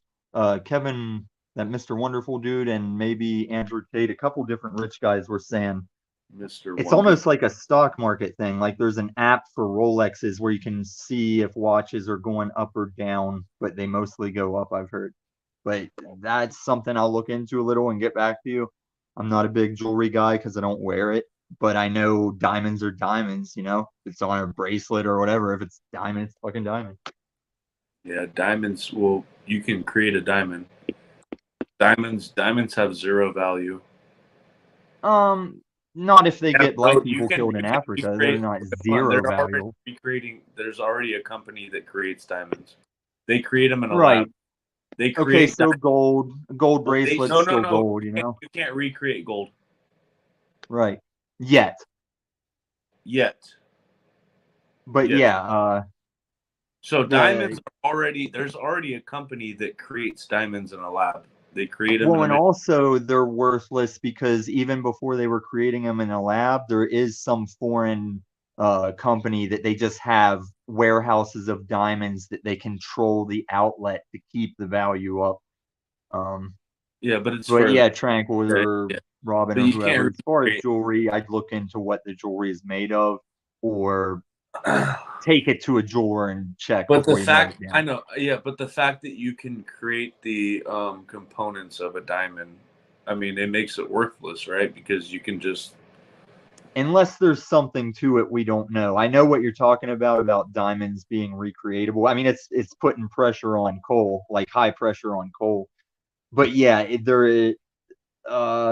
think there's some kind of products that they put a diamond in, but that is gold's value, is you can make a higher quality audio cable and video cable if it's running actual gold outer, at least for the plugs. I don't know about the cord. EBT, that's true. Yeah, we give everything a value, right? It's all whatever the fuck. It's all whatever the fuck we want to assign it as value. Yeah. just like fucking money.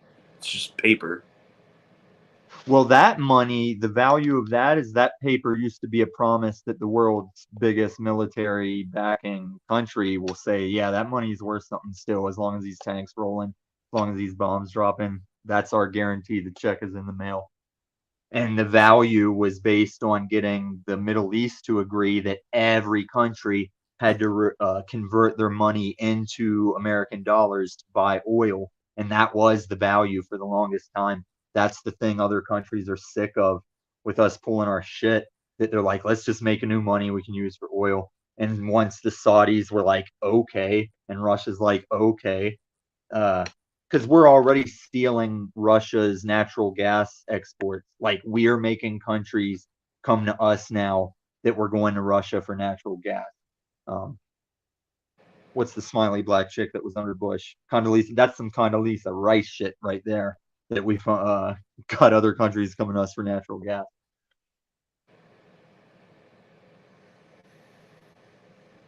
Yes, sir, Benton. Why can't we hear you again, Benton? Don't let me ramble over this shit. I'm eating. I took the opportunity to eat something, so I'm almost Okay. done. Legit. I don't eat on panel either. So there's always never mind. I'm not even gonna get into it. Oh, test us, because I mean we're not. There's not a lot of filler. Well, there's always the theory that we're in the Middle East because of oil, right?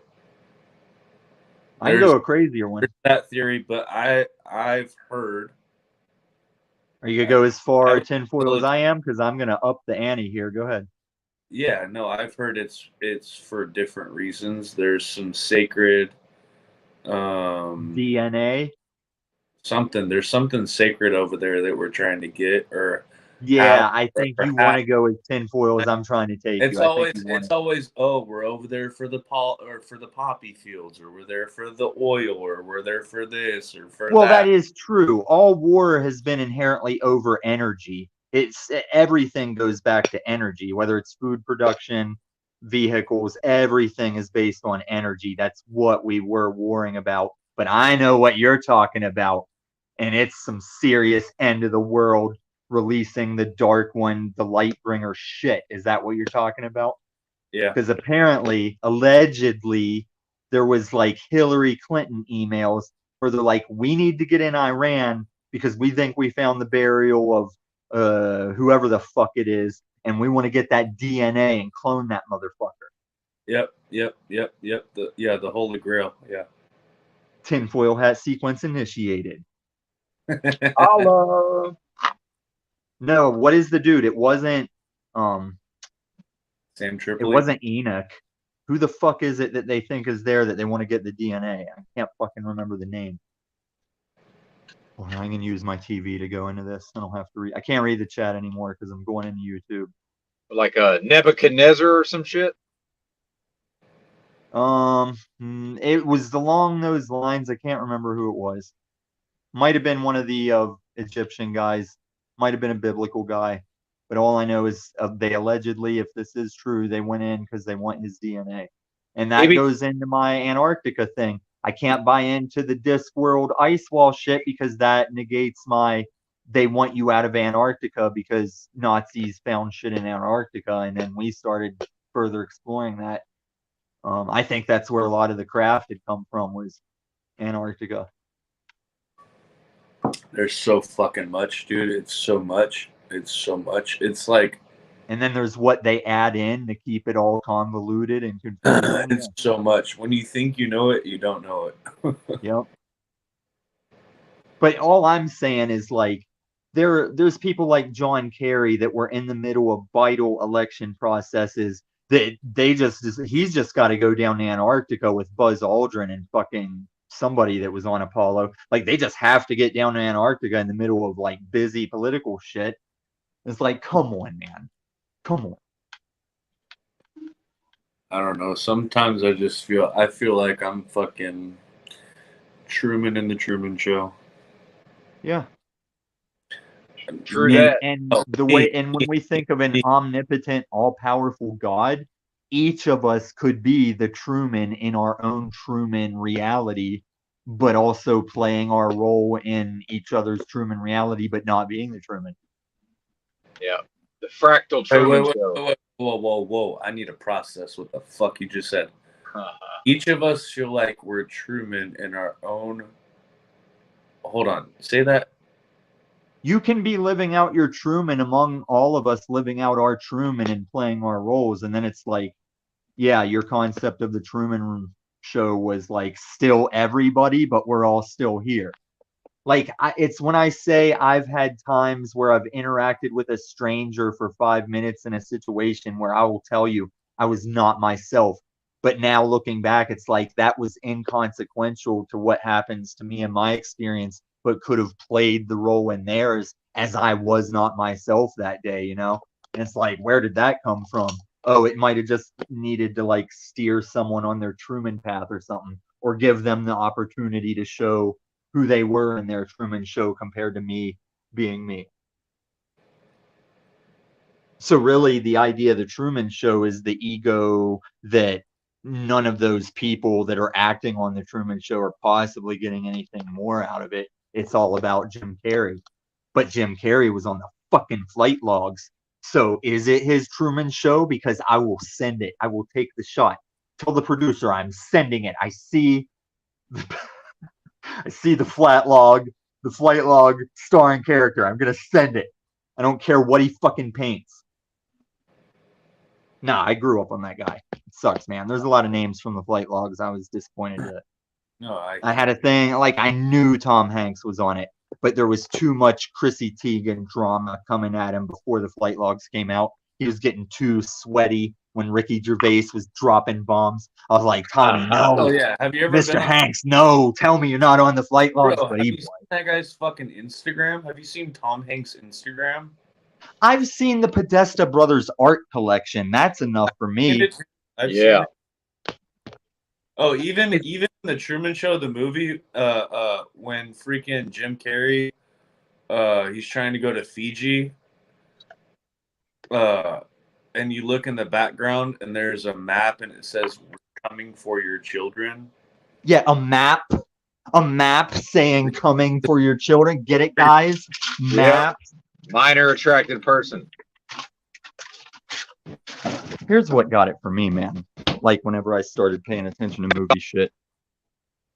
These audio. I want to make sure I'm coming in. Was Yeah. I cutting out? You're good. No, you're okay. No, you're good, Tommy. Yeah, so on Men in Black, the first one, whenever they catch that couple leaving town and the lady has the baby, there's some point where they're talking that when it shows the scene of the guy talking, the Twin Towers are behind him. And while he's talking in those scenes, two little dots in the sky of birds just fly behind his head and fly toward the towers and like just pass into him. And it doesn't seem like a big deal until I found out those two little nothing dot birds were added in. They weren't natural birds flying long before 9/11, but two birds in Men in Black just fly in the towers, and they might disappear without passing the towers. I don't remember. I just remember never noticing them until I found out they were superimposed after in post. And it's like, come on. Bro, we're in a fucking movie. Simulation, you mean? Doesn't it seem yeah. I mean, doesn't it seem like all of the most famous movies, like it's like I don't even know how to explain it. It's like all the most famous movies are our reality. Well, it's like the simulation is trying to convince you. Like we can relate our reality of existence to all like these most famous movies, like Back to the Future and all these fucking things. It's like, yeah, we're like the Sims. We're like the Sims or something. I don't even know, man. The Simpsons. Okay, so let's talk about that because and then yeah, so this goes to the Simpsons. Like in the Simpsons, they fucking predict everything, right? They predict the glass wall. This goes to the flat earth. This goes to Hillary Clinton saying, "Oh, we're going to break through that glass ceiling." Now, do you think the Simpsons guy is a 33-degree Mason? Because I've heard that rumor that one of the producers. Most likely, whoever created the Simpsons knows some shit, obviously, because they predict everything. Well, it's so they do a lot of predictions, but I always wondered, is it thinking what? Yeah. Hold on, am I losing? No, you're here. You're good. Yeah, you guys were cutting in. I think you were talking and it wasn't coming through. But yeah, I always considered maybe it's just like guy in black suit informing the writers what will be put in that season, or is it one of the actual Simpsons people, you know?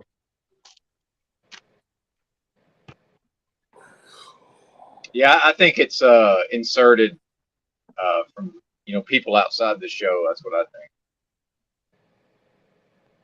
Simpsons. Yeah. I'm racist. That's right. The Simpsons. Have you ever watched The Masons? Yeah, have you ever seen freaking Theo Vaughn? Yeah, absolutely. How his background in his studio used to be like The Simpsons, and it had all the characters and stuff. Oh yeah, I never thought about that. Like it was like the comedians. It was like Sam Tripoli and Joe Rogan. Yeah. I'm trying to find this connection though. Whenever you mentioned Back to the Future, like it was Christopher Lloyd that was the scientist, right? Yes. He made some post that he just posted, like tweeted just 88, and then like in the movie it was like showing the little meter thing, and it says 87 whenever whatever he called the trash thing the thing they dump trash in. But the flux capacitor, yeah. There's something like it was like up to 87 and it was about to engage, and he tweeted 88, but it was on one of these XRP videos. So I'm gonna see if I can find it for the reference to see if it was anything significant. Because there's a lot of gematria going on. I wasn't even into the gematria thing. Yeah. I was thinking 88 HH. How's it? HH. What was HH? 88. Yeah, it is gematria. You're right. Well, sometimes with XRP at least, it seems like people are using gematria and riddles to get around non-disclosure agreements that you would sign with a company.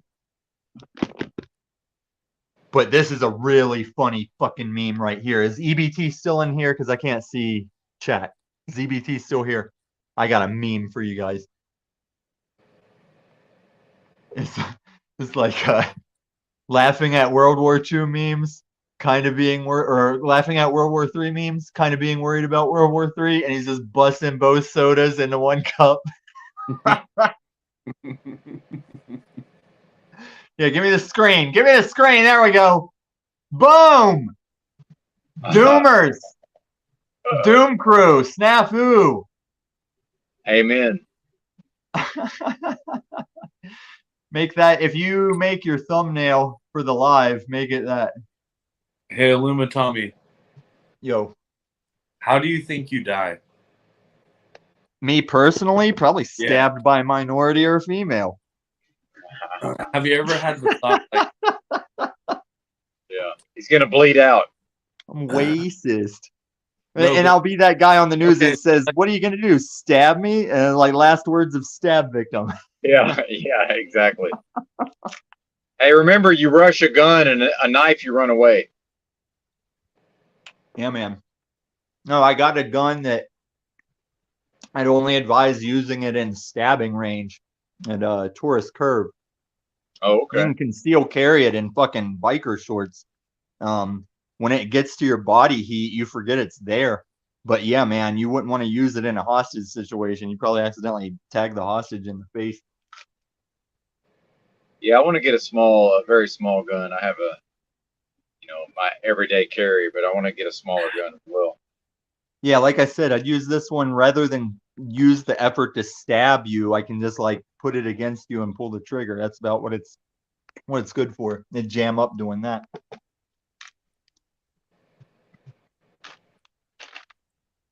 I bought it just to see if I'd pass the background check when I moved to Colorado. So I bought it for like $250 just to have a gun and see if I'd pass the check. why did you think you were gonna pass it? I grew up in West Virginia, where between your dad and your friends and your relatives, you can go a lifetime and never buy a gun and always have one when you need one. So being a lone wolf in Colorado, as I'd never bought a gun before, so I left. I guess I didn't really have a record on the East Coast, but I was that kind of life that it still. I had that question of like, I wonder if this doesn't clear for a reason.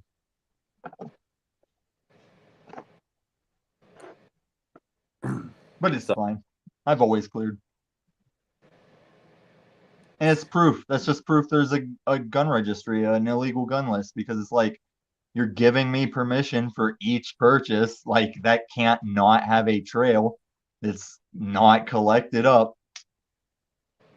Yeah, absolutely. I got all mine through the the formalized FBI process or whatever. Yeah. The government had to give me permission to have my tools. Yeah, they may have to do that, but I don't ask for a permission for a card that says I'm allowed to put my shirt over my property. I'm not. The dude. No, I don't get into that. Yeah, I don't get into that either. When No, you bust me for that, it will hopefully be when I saved my own ass, and I'll gladly say, yeah, I had my fucking shirt over it. Yep. Yeah, that's Because where yeah, I'm at. man, if you don't have your shirt over it, you're gonna be the first one somebody tags because they know you're on them, or they're gonna come up and try and pull it out of your fucking shit. Yeah, I'm with you on there. I don't engage in that activity, but if I wanted to, I would. But there's certain disadvantages to that style, obviously.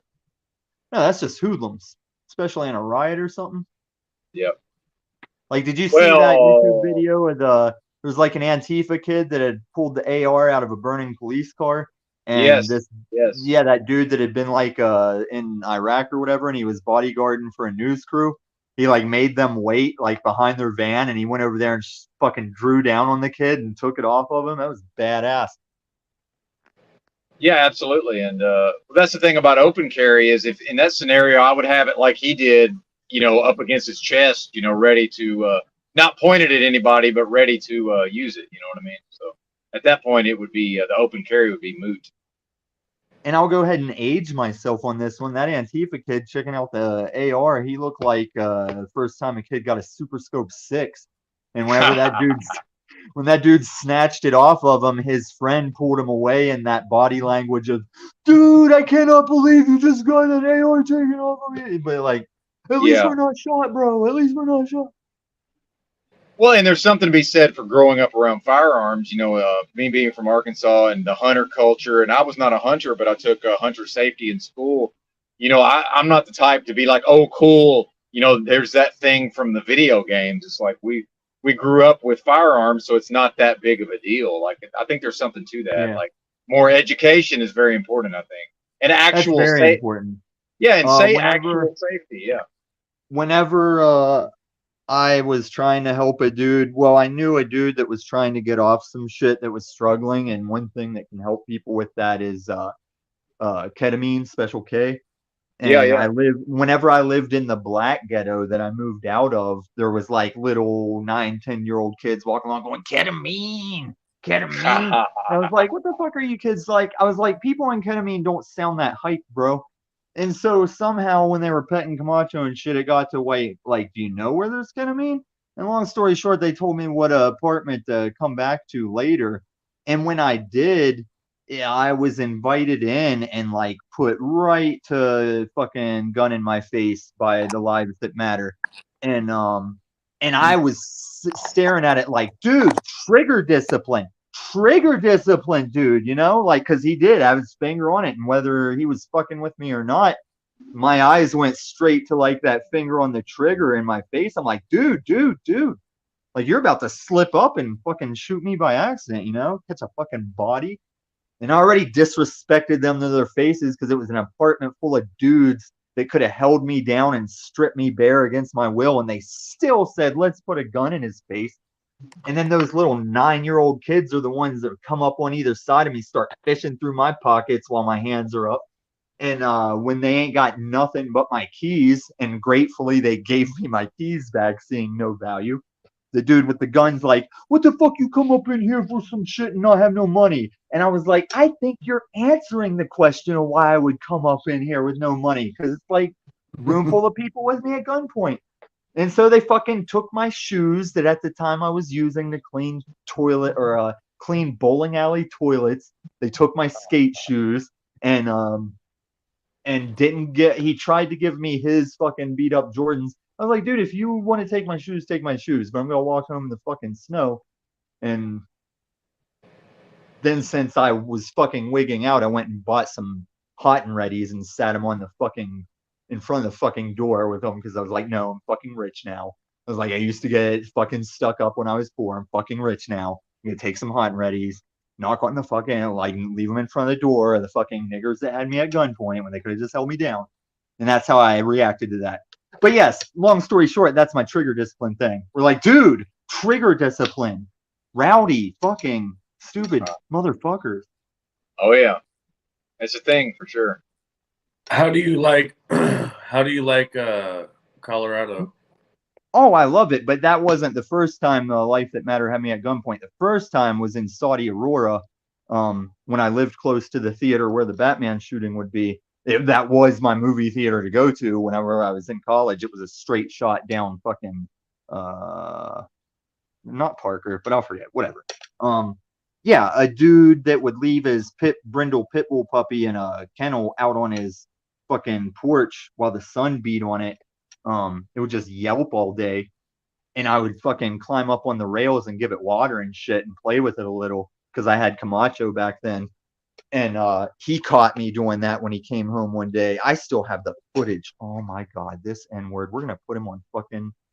I drifted off on the Alex Jones thing, but we're gonna expose this fucking N-word right now because I still have the video of it. But yeah, I got West Virginia on it. He pulled a gun on me for giving his dog water, and I just pulled my smartphone out with camera on, and you hear me all getting all hick, running down the steps going, pull that gun on me, Dan! Pull that gun on me, Dan! Because I was all worked up, man. It was back when I was like, I wasn't juicing anymore, but I was still gym rat size, and I was about to fucking swing that dude around by his neck. That was back in my street bike days, getting off on the Missouri ride of the century shit where the dudes are just riding wheelies for miles. There's like 1,000 people on the interstate for like one day in Missouri every year. Nice. Yeah, it's called Ride of the Century. If you guys are all dicking around or just using YouTube videos for content, it's called Ride of the Century. And it'll have the year on it. But yeah, there's always like the news reports of how many arrests there are and shit because the cops come out to swarm it, but they can't do anything. It's like thousands of bikers from around America come for that day where they just all ride together on the interstate, fucking long wheelies and just fucking around. It's nuts. Have you ever been to Montrose? Is that like Sturgis or something? No, Montrose, Colorado. I have family. My grandpa and my mom just moved there. They got property and a couple houses and shit. What So I'm portion, probably like there. Colorado the square? It's like eastern. No, it's like west part of southern part of Colorado. Oh, I might be kind Montrose. of close as far as my land. My I don't- land is in like Straight north of Durango, quite a ways. Yeah, Montrose. okay, yeah. So I'm thinking about they're moving. probably near a state park. That sounds like it's near that state park that's way far west from my land, but they sound like they might be around my land, but like west. Because I'm don't- right I- on the Rio Grande River. I My property think- line goes in the river. Yeah, they sent me a lot of pictures and shit, videos, and it's like surrounded by mountains, and it just looks nice. And Yeah, my it's nice. It's just got grandpa extremes. retired. He got some inheritance from his millionaire cousin who owned a bunch of houses and shit. And so my mom moved out there. My aunt's moving out there. I mean, Colorado is great, except every state is going through its own transition into the most California commie type state it can be.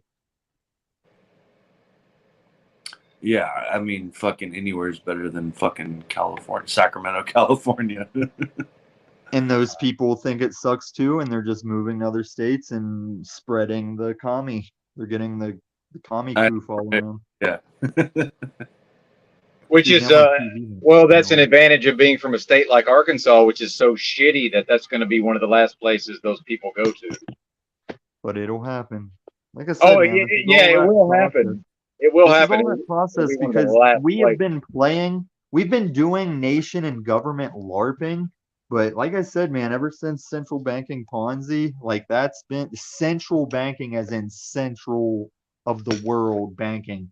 As in, yes, central bank distributing money to banks under the central bank that are still central banks. Yep. Yada, yada, yada. Well, and then with the government tie-ins, the sovereign wealth funds, and all that. What do you know about that? Remember, Go you ahead. gotta remember some of the biggest money families that still existed before America. And they've just, Yes. yeah. Yeah, big money we can't even really even think about. The people we think are rich is nothing compared to that, I would assume. Mm-hmm. Yeah. You It's never like, hear oh, the richest names. never. It's like, oh, the Waltons, go fuck yourself. You know, like they got money, but not like that. We have to assume that even to an extent, even the Rothschilds are still on somebody's strings. Like there's still probably somebody higher than Rothschild shit. Yeah. And the Rothschilds and the Germans or the Nazis allegedly, well, no, not allegedly, because the Rothschild shows the letter and tells the story. They're responsible for creating fucking Israel. Mm. Yeah, that's a fascinating story with Like that Mr. Burns yeah. looking motherfucker will tell that story. He did it on like BBC or something. The guy went to visit him and he showed him the letter where they're all talking about concern for the small hats and how we're gonna create this fucking nation. It's nuts, man. Oh yeah, absolutely. Yep. 100%.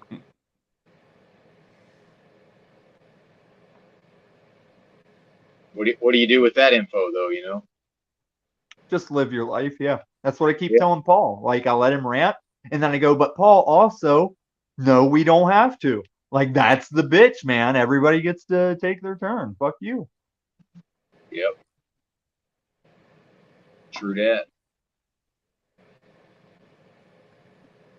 Like he talks a lot about getting his dick sucked or people sucking his dick. And whenever I used to drop a lot of dick sucking stuff, he said that's why I was gay. He's like, I think you got like some kind of thing with dick sucking. I'm like, well, it's kind of fun to have it done to you, yeah. Well, I mean, I No, don't know. he's just flip flopped for as long as I've known him, man. He's just flip flopped because there's so much hype. If you got to fill 12 hours a day, you're gonna repeat yourself or contradict yourself. You should just Absolutely. drop a few gems and shut the fuck up. It's a lot of talking, that's for sure. It's a lot of talking. All right. Here's the thing that happens with Mr. Poole. So, Who's Mr. yeah, Poole? Mr. Poole is one of these gematria riddlers I talk about.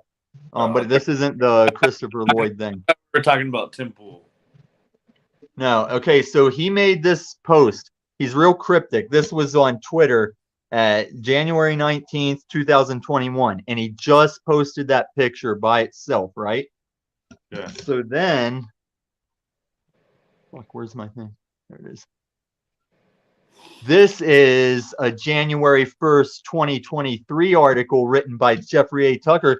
Fauci fibbed on the day everything changed. And it's that fucking picture, dude. And it's not that I'm just showing you this. I'm saying every picture he has posted years ago, they have some kind of correlation of shit coming to fruition. It's fucking crazy. I don't have a Twitter, but there's YouTubers that like show this shit and Wait, catalog it. Hold on. I'm sorry. I'm a little slow. And I'm rambling fast, so yeah. I know, Way to stop me. So, can you repeat that? Okay, so somebody's showing a picture, and what? All right, like it was years ago, and there's other ones. This is one I just happened to have on this drive from when I was geeking out about it. But this happens a lot with this Mr. Poole dude. Like it's all riddles, it's all gematria. It's like the purpose of these fucking Twitters, and it's like they've planned it to like dates years ago that they made a post correspond with posts being made today, and even Elon fucking Musk is part of it. Like there's like 5 or 6 of these riddlers or famous people that their tweets correspond into these predictive or foreboding type things, man. It's fucking nuts. Like I wish I had more of it cataloged to show you. One YouTube channel that does it that cracks me up because the kid that goes through it, he's always like spazzing out like a kid you knew in high school. He's always go, oh wow, oh my god, look at this guy, wow. But he is showing like the tweets from different people and showing the gematria and all these conversations among these twats.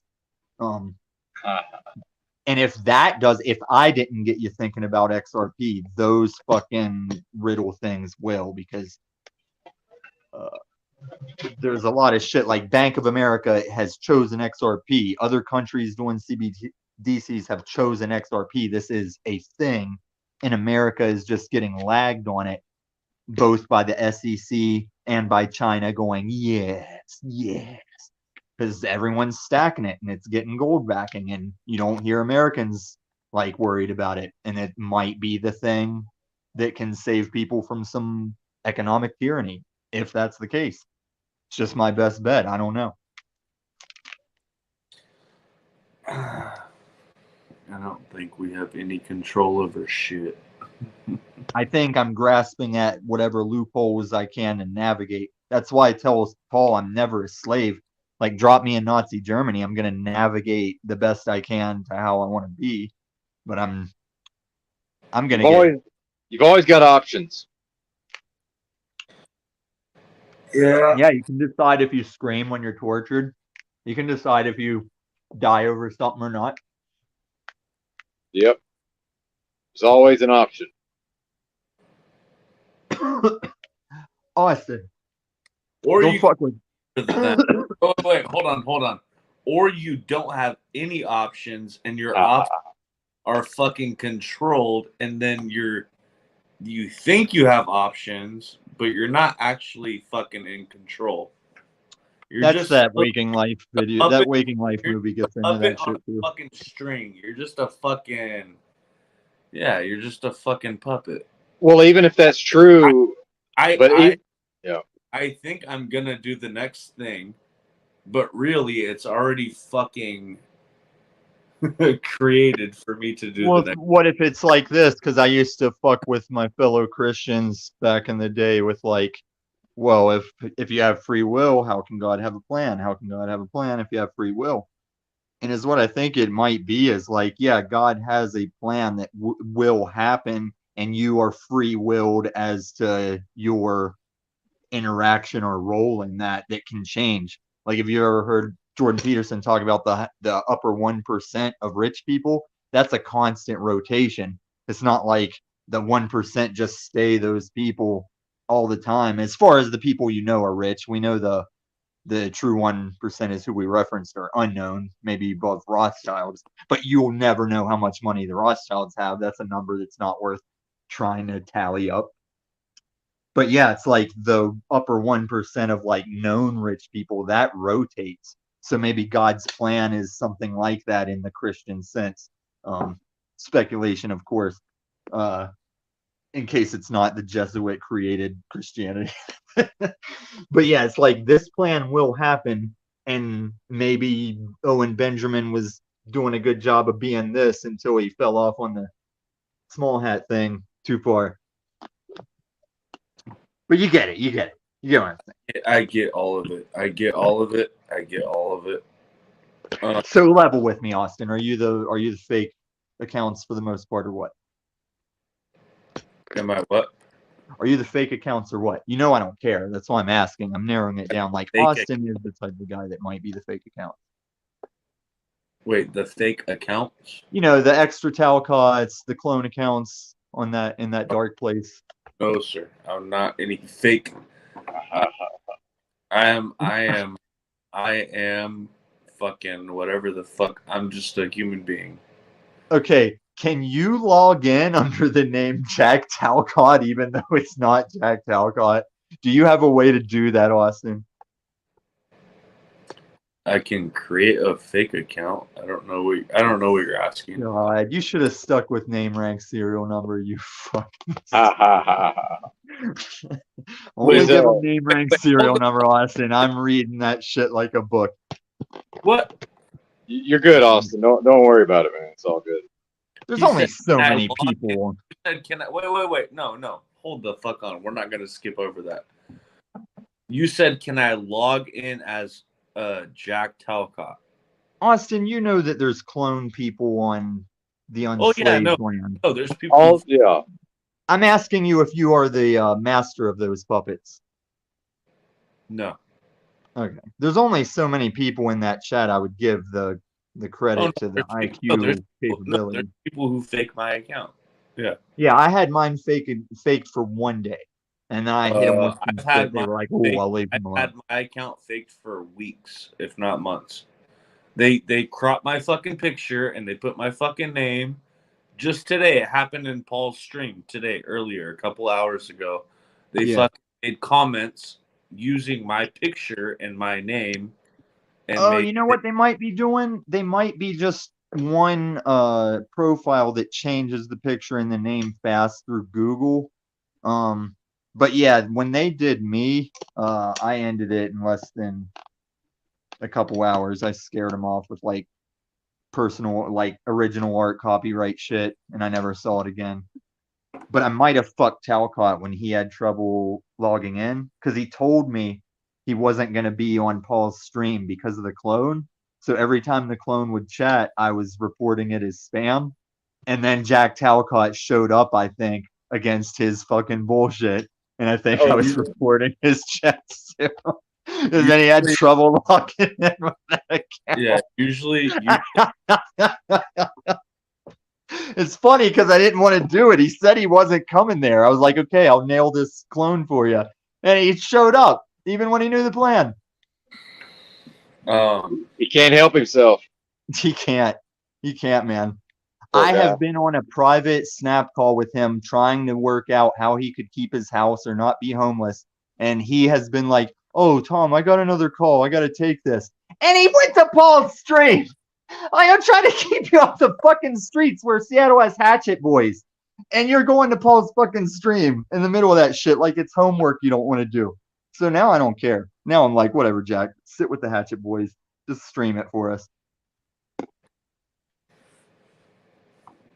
Yeah, there's dudes in Seattle on the street now. They'll just come at you with a hatchet.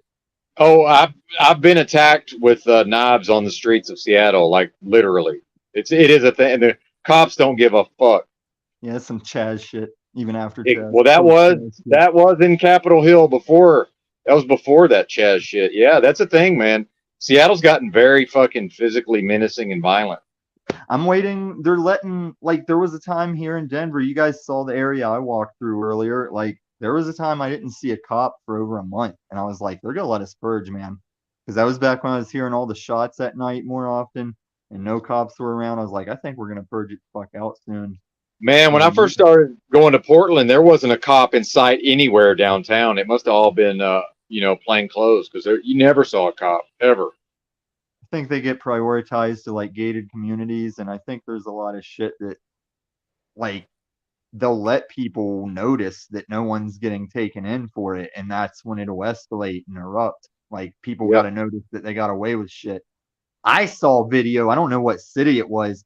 A guy he's crossing at a crosswalk, he gets hit by the car and flies into the fucking pole on the corner and falls to the ground limp and unconscious, and the Civic stops and two black teenagers get out and they run up and then they just check his pockets and take his phone and leave him and get back in the car and leave. I was like, yeah, fuck America, man.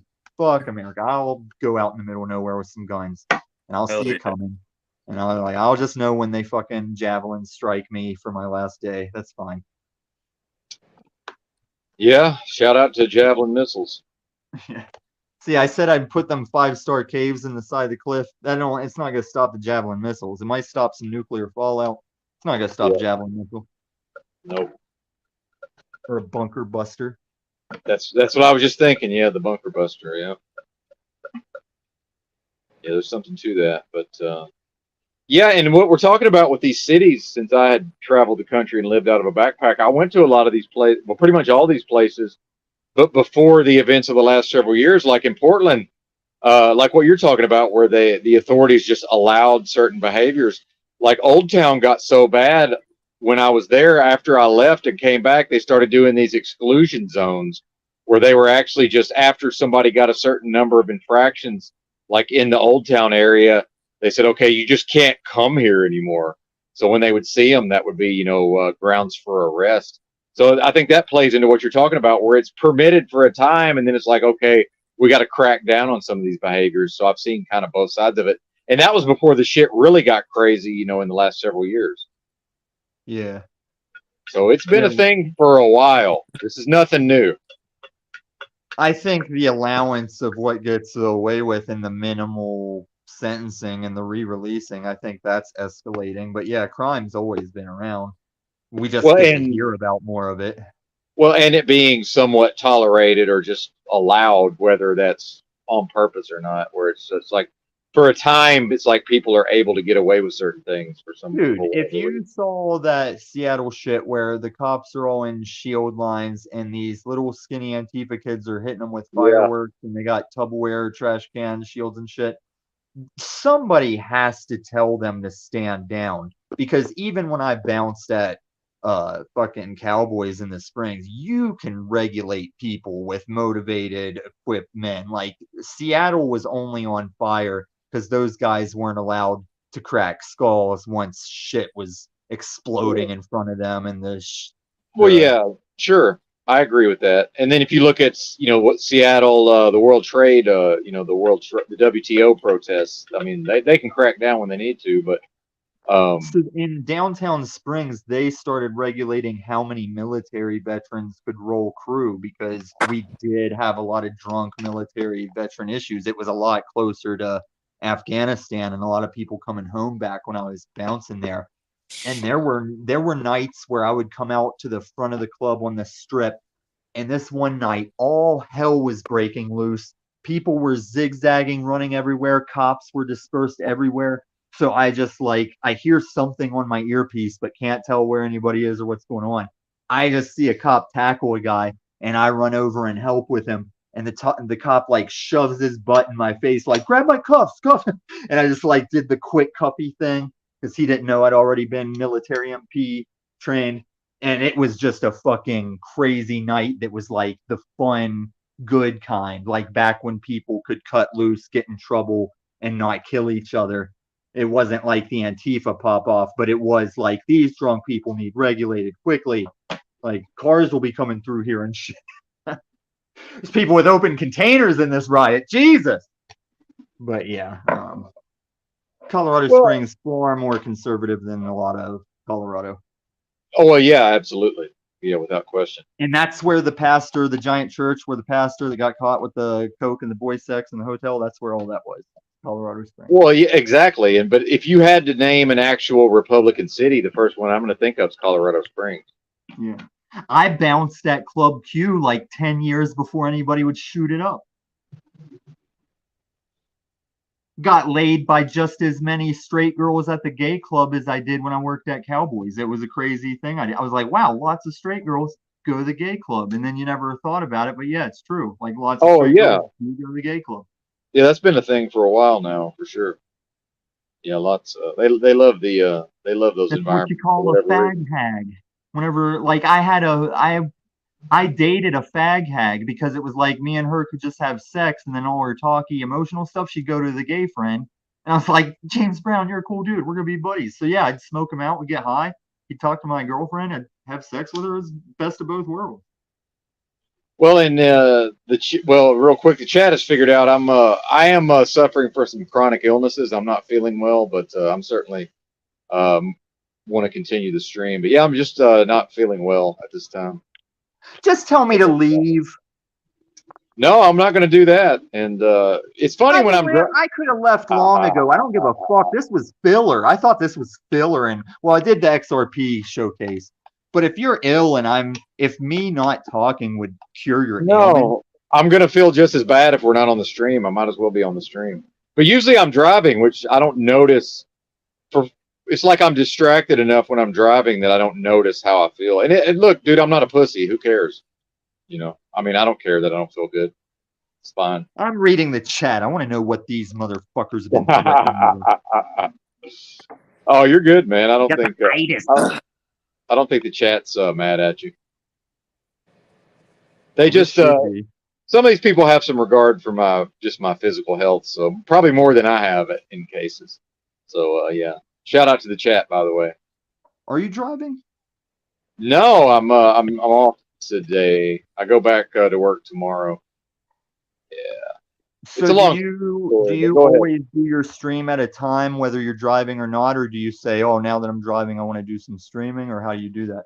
Well, I typically work every day, literally every day. So I'm generally driving by 2 a.m. almost every day. So this is a rare time when I'm not driving, but it's a long story. It's kind of boring, but the company requested that I swap trailers with actually a team of drivers. They had gotten stuck in this area, probably because they're bozos and they fucked up. But I'm basically going to make their delivery on Monday. Otherwise, they were going to have to sit around. And they'd already been sitting around for a couple of days. I drive every day, so I don't mind sitting around for a couple of days. It's not a big deal. That's cool. In another life, I was transporting Mexican dirt bricks on a Greyhound trip, and I ran into a guy. His job was to Greyhound to semis and cars and shit and drive them to where they needed to go. Oh yeah, yeah, yeah. That's a whole thing. Some of those guys make a lot of money. Like these companies that hire inexperienced drivers. A lot of times these drivers will just abandon the rig, so somebody has to go, actually recover the rig, and a lot of times it's the inside's not in very good shape, So those guys make good money for doing that. Nice. But yeah, I'm just chilling, man. You're good. I wouldn't take it. I don't think anything was personally directed at you, Tommy. And I appreciate Oh, the they know feeling. better. They I know better. They appreciate know the I'll feeling. come through the phone. Yeah. So you got a cancer? You got any cancer? I probably have pancreatic cancer, most likely. That's the I most know a likely. girl personally in the Springs. Now that I think about it, she had a dispensary and hooked me up with those bricks I was transporting. But she personally survived breast cancer from THC oil because it was hereditary from her grandmother to her mom to her sister. So she knew she was going to get it. As soon as she saw signs, she started hitting the THC oil and she fucking Yeah. beat it. Well, in that I have some knowledge of that, and in fact, I've eaten a lot of Rick Simpson oil in my time.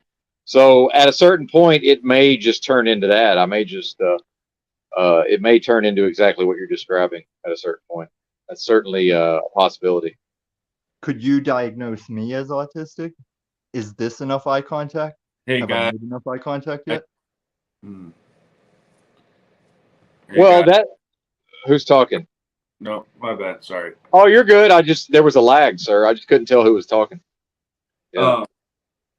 He said he wanted you to diagnose him as autistic, but I have something even more intriguing. Intriguing. Than that. So I'm gonna seem like a crazy person now. Compared to who? So I'm sitting. Hold on. Hold on. So I'm sitting in my fucking kitchen, right? I'm sitting at my fucking kitchen table, right? I look Right. over. Live in a 1-bedroom apartment. I look over at my Wow. my front door, right? There's a T-shirt on the ground. I've never seen this fucking T-shirt before in my life. It's a plain white T-shirt. Never seen it before in my fucking life.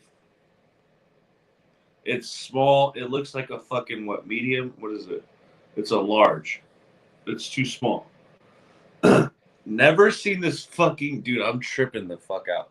I've never You seen. might be blacking out whenever you drink or something. Are you blacking out in No. times? Oh no. See?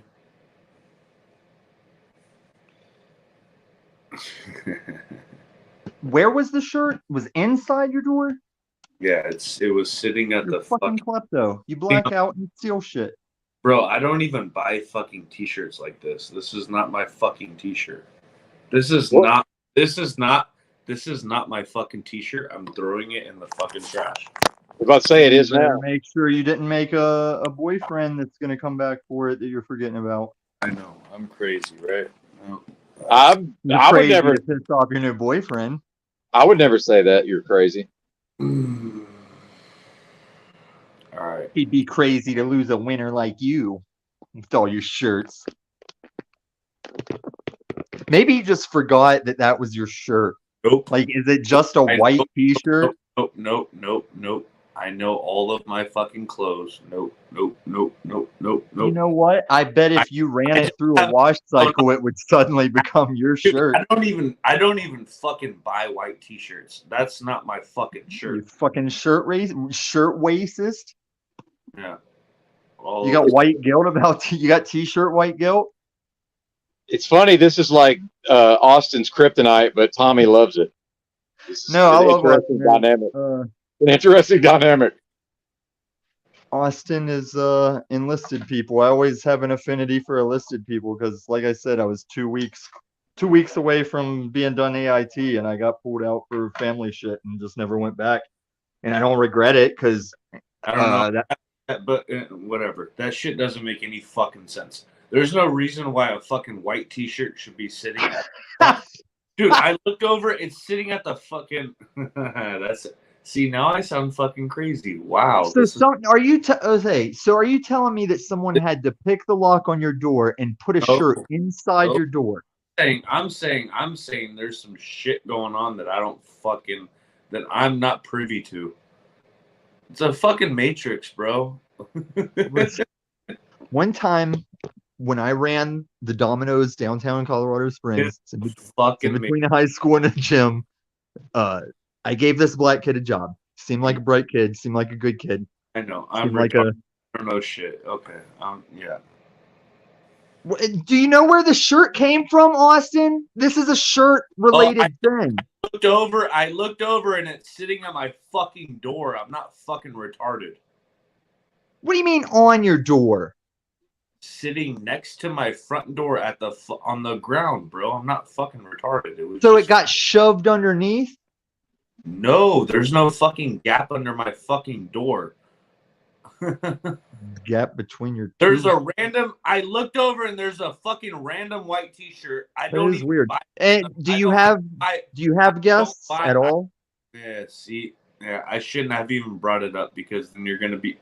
Yeah. Okay. You have guests at all?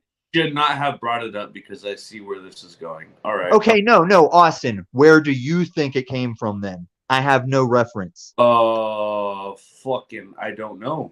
If I knew, then I would fucking tell you. Is there a brand tag, or is it just plain white, no tag? It said Hanes or some shit. We got a fucking Liam Neeson this shit, bro. I don't own any white T-shirts. Neither do I, but I own white wife beaters. Okay, so I looked up. It's a warning. White T-shirt sitting on the front of my fucking door. I know. I don't know, man, because I don't hang out. I'm crazy. I can tell you I don't have people over to my house except for whenever this veteran dude downstairs used to come up. But people don't come here. So does anyone come to your place? My door was locked. Right, but I I've don't know. I'm just trying to find something that doesn't make it. I've been sitting here on the stream with you. That T-shirt wasn't there when I started the stream with you. I looked over and all of a sudden there's a fucking white T-shirt sitting on the front door with my door locked, sitting there on the fucking floor. And I went over there, picked it up, came over here and showed you and said, how the fuck did this? Now that makes sense. Yeah. You're talking about IRL live right now. Dude. Yeah, we talked to you, man, in the past. That was the confusion. We didn't realize this was happening now. Yeah, I was like, dude, how long has it been since that shirt could have been there? Oh, bro, I fucking no. Man, that is weird. If what you say is true, that's the first time that's ever anything like that has ever happened to me. I'm not just some fucking paranoid schizophrenic who has all of these weird coincidences happening. No, this is the first time something like are you saying, are we reverting back to a simulation? Is this simulation? Possibly. Dude, that pulls it all together if you went back to simulation show. Like, I thought you had a secret boyfriend in the shirt. I got it. So maybe you should put that shirt on and see where. No, I put in my fucking dirty ass trash can. Smell it. I did. All right, so now the shirt will be like on your bed if you put it in the trash can. Actually, it smelled good. Uh-oh. Yeah. Would you date a stinky dude if you had a secret boyfriend?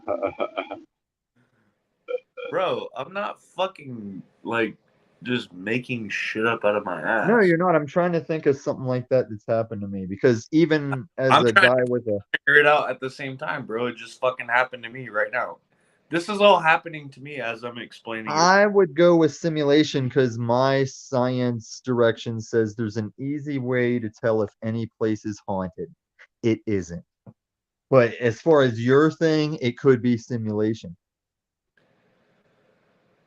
Because I used to live at a place where you could be alone and a kitchen cabinet would slam. And I'm like, is that the neighbors? It's like, no, it's too crisp. It's right there in the kitchen. There's like something occasionally slams, but I still don't believe shit is haunted. I'm just saying, bro, this shit doesn't happen to me ever. And all of a sudden I look over and there's a fucking t-shirt sitting next to my front fucking Right, door. and I hear you, but I also have to approach this still knowing that even as a kid, either I or someone else would knock on someone's door, ring their doorbell, and run, and we might have that done to us. And so I get the shirt thing, but I can't like call emergency services for you. I'm not going to do that over it. I'm going to stick with you, buddy. I want you to feed us more details as they roll in. I want you to start being mindful of your surroundings so you can point your camera at this shit so we can acknowledge there is no shirt now as we see it. And if you stay on cam with us, you can acknowledge when it's in the garbage disposal or in the toilet or whatever, in the shower, on your bed. Give us some footage of it in the trash can, though. Yep. Is that a hamper or trash can? The fucking dirty ass trash can on my fucking patio in my 1-bedroom apartment. I found this fucking t-shirt sitting right here. Look.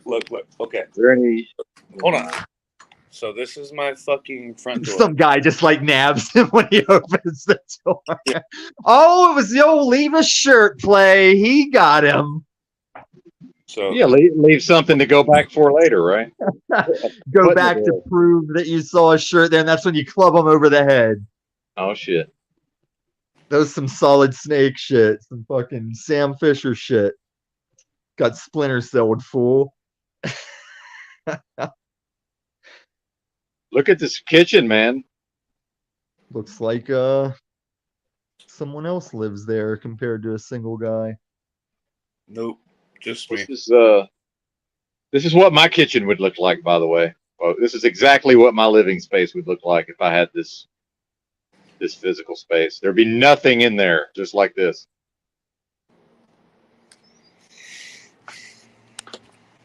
I have a lot of parts and equipment that I like to leave scattered around like a maniacal mind in a Doc Brown sense or a cluttered table of whatever type autism sense. Oh, I'm living in clutter in this truck. Believe me, it's nothing. If I nothing but organize it, I won't know where the fuck anything is anymore. clutter. Yeah, I have such little space. I have to organize like 3 times a day.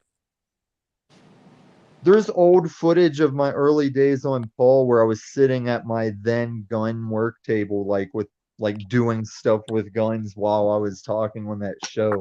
But that was back in the days when I was trolling their mask thing. Like they never knew me without a mask in the early days. What's the dog? What's the dog's name? My name's Addie. ADD. We're talking about. Addie. Yeah, Show Addie. the dog again. She's a girl. Is she Addie. like full pit? I'm not sure. I mean, She looks mostly pit. That's a big Yeah. old blockhead. Yeah, it looks like a pit to me. yeah, she's pit. But she might have something in her because she does look a little lean. Yeah, she's Addie, it's the internet. How are you? She's a really good dog, actually. Is she fixed? No, she's not fixed. I thought she. Oh, you want to breed them? Um, See my dog earlier? Hold on, I'll find him. Well, he's sleeping. I want him to. While he's not bothering me, I don't want to yell. Oh wait, I got video of him in front of me. Hold on.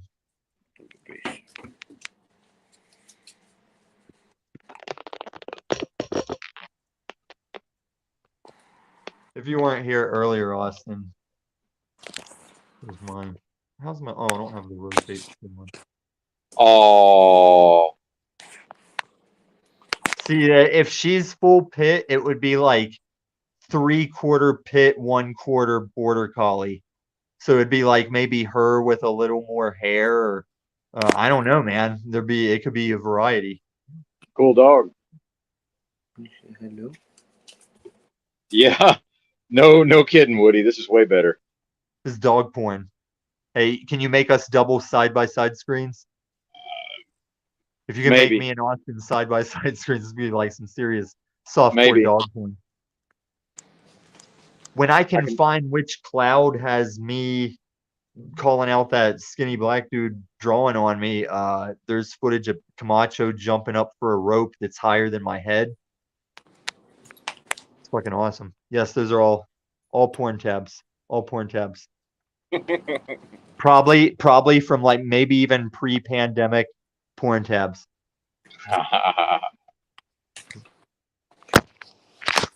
I'm off the porn mostly. Every once in a while, in my weaker moment. What? Listen, NoFap and porn restraint and NoFap, that's all good probably from like 16 up to, maybe 27, 28. Dude, I'm 43. I can do whatever the fuck I want. I'm still going to have to pry myself up out of bed. I'm still going to watch my sciatica and my skater ankle and my fucking boxer shit. Like everything that's broken that I'll never forget, I have to maintain. Like, I don't have to worry about the mid-league shit anymore. I'm staying functional to break down and die at this point. Like, I look young. I'm probably whenever I went to the ER on New Year's, they said I was really healthy, but I know I could go natural or unnatural anytime in a timeline like this. Well, no fat porn, not non-thing, especially as a trucker, dude. If you're a single man trucker, by all means, if you're out on the road and you want to just bust and get to fucking sleep, by all means, it hits some Pornhub for like, what, 30 seconds? If you haven't porned in years and you don't fap in years, you need like 10 seconds of the most mildest. Somebody earlier was saying, man, it's crazy how everybody's into incest porn. It's like, yeah, and all you got to do is take regular porn and change the title to brother and sister, brother, stepsister, whatever you're doing. It's all in the title. It's all in what the people said in the footage part. Other than that, it's still just two people having sex getting paid for it. They have never met each other before, or else they always meet to do porn. Yeah. The thing is, at the age of 12, jerk your dick, faggot. I want to say this. I don't subscribe to NoFap ideology. No, do you? But I want to say this, that at the age of 47, it is equipment at a certain level. It is mechanical equipment that must be operated. No, it has to be operated. It has to be operated regularly, or it's not going to function properly. Right. And also you get to an age where, hey, that is going to require manual manipulation to get started. I no longer like look at something.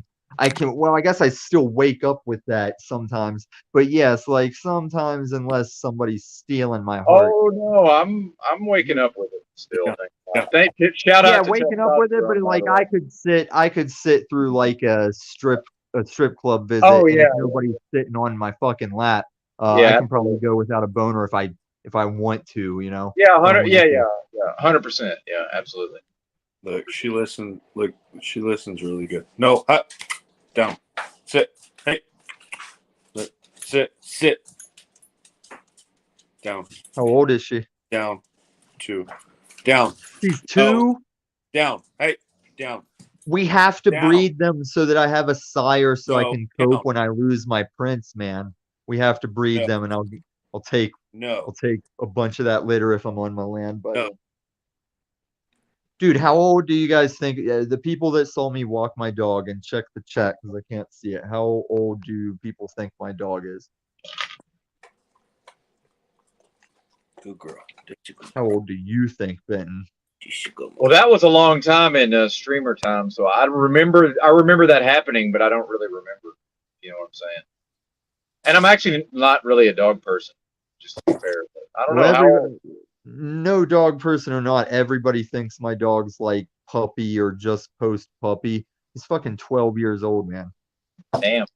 Well, the way you asked, acts like a puppy, so he might make it to 20. You know? Yeah, maybe. The way you asked the question, I assumed older, just based on the phrasing of the question. But yeah.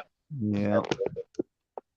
Okay, I did find pictures of my fucking land. I'm not scared to show it or talk about it, Benton, because if they're coming for me, they're going to know that I'm there because of my Starlink connection or whatever it is I'm using for internet. You can never disappear if you want an Amazon drone to deliver you fucking goods, you're going to have to be on something than that.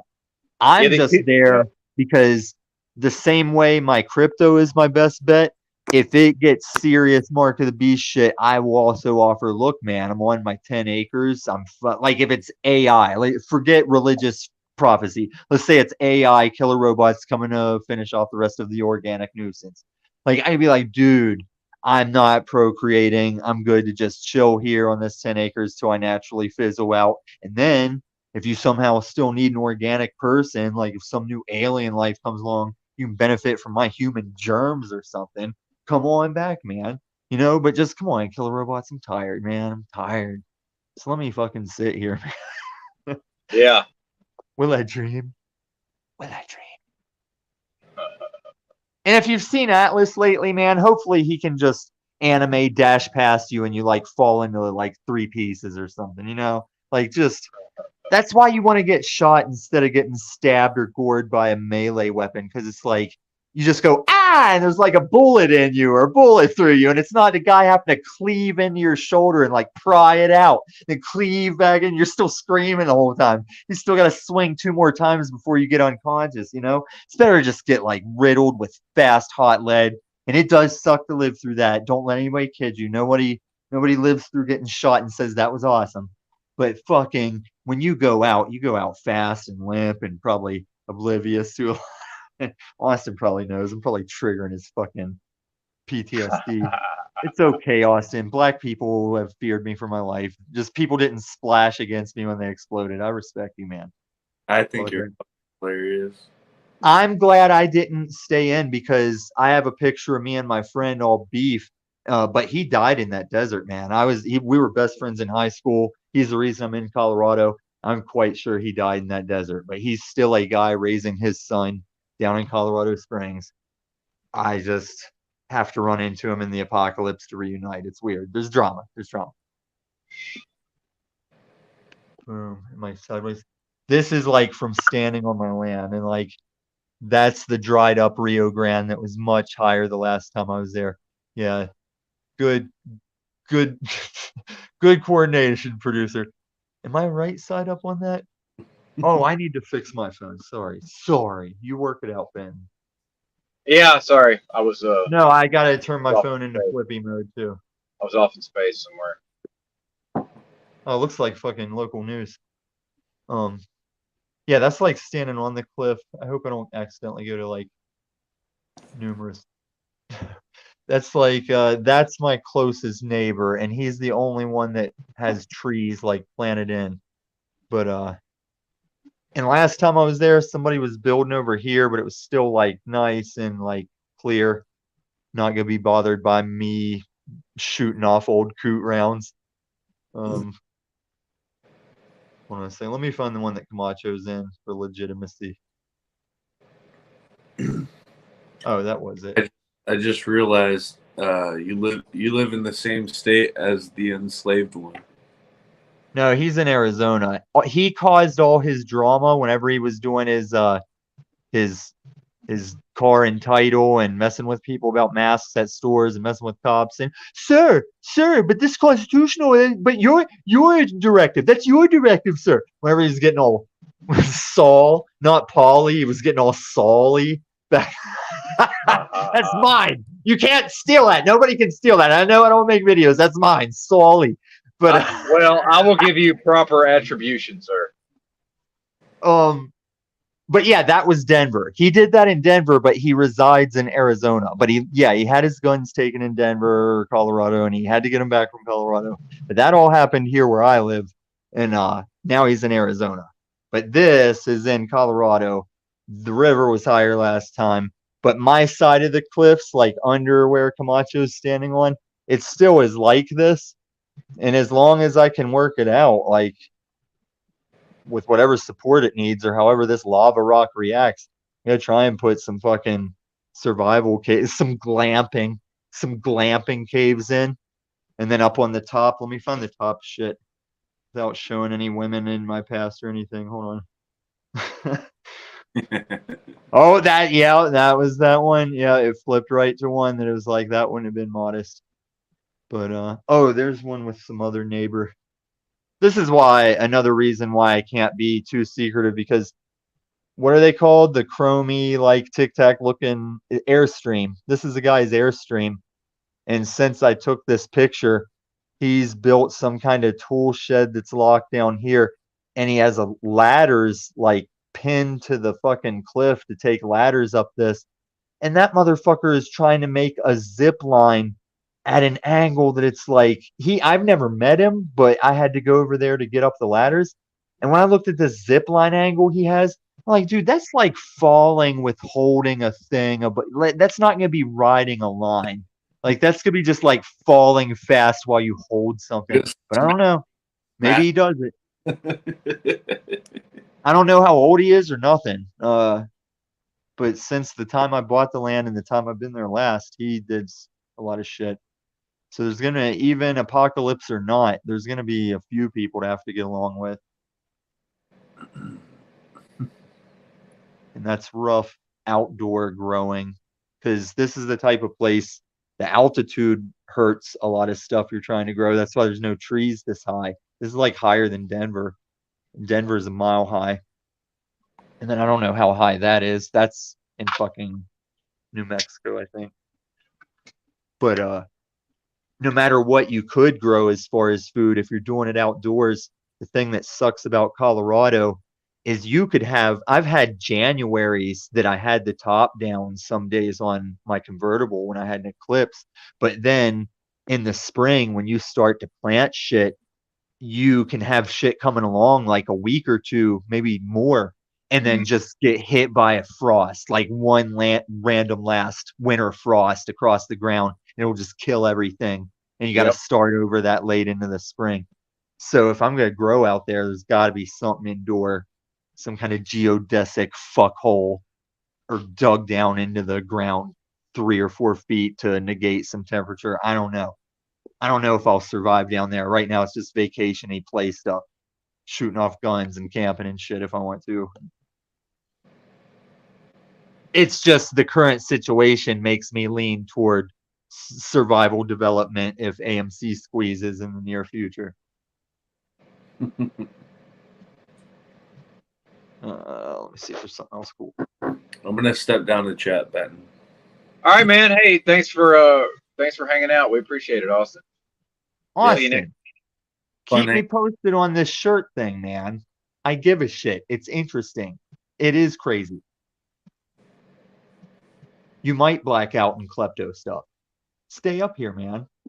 Nah, he bounced. Yeah, he's gonna go pass out in his meticulously maintained apartment or house, Dude, whatever that was. It makes, I have had things like that happen to me, and it makes my brain, it's like straining to remember stories I know have happened when he talks about that.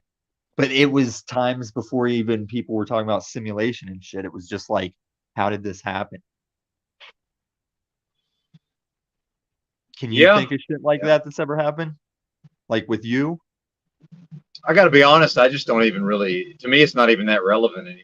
Like, it's just stuff that happens. So, okay, here's one we eventually figured out, but because of our state of mind, we were driving each other crazy. Like, it was me and my friend back in the late 90s when ecstasy had names because it was serious, and you could get acid in liquid bottles abundantly.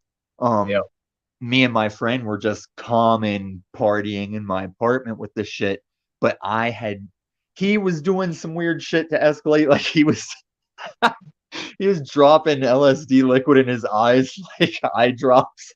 Jeez. And and in his ear holes and shit. And so we were already rolling face when we were doing this, right? And I'm literally like fucking 20, maybe 21, 22. God. And so when he had asked me to drip them like Visine style into his eyes for him, I went to like screw the cap back on and noticed I had like spilled it down my hand, like down my wrist. And it was I was doing that stance like Fear and Loathing when he's in the restroom and he's looking at the shit spilled on his fucking sleeve. And I don't know if I'd seen that movie yet. But it was like, oh my God, because I knew once it hit your skin, it's like, you're not going to wipe that off. It's not getting off of you. It's like, buy the ticket, take the ride. But we had this ordeal. We were doing gravity hits in the sink. I had a gravity bong in the sink because 21 douchebag or whatever. And this is when I made Capri Sun. So my refrigerator was full of trash bags of Capri Sun. That's why stoners would come over. But I had done a gravity hit and casually sat the lighter up on top of the refrigerator. So it's now above our brows, above our heads, out of space.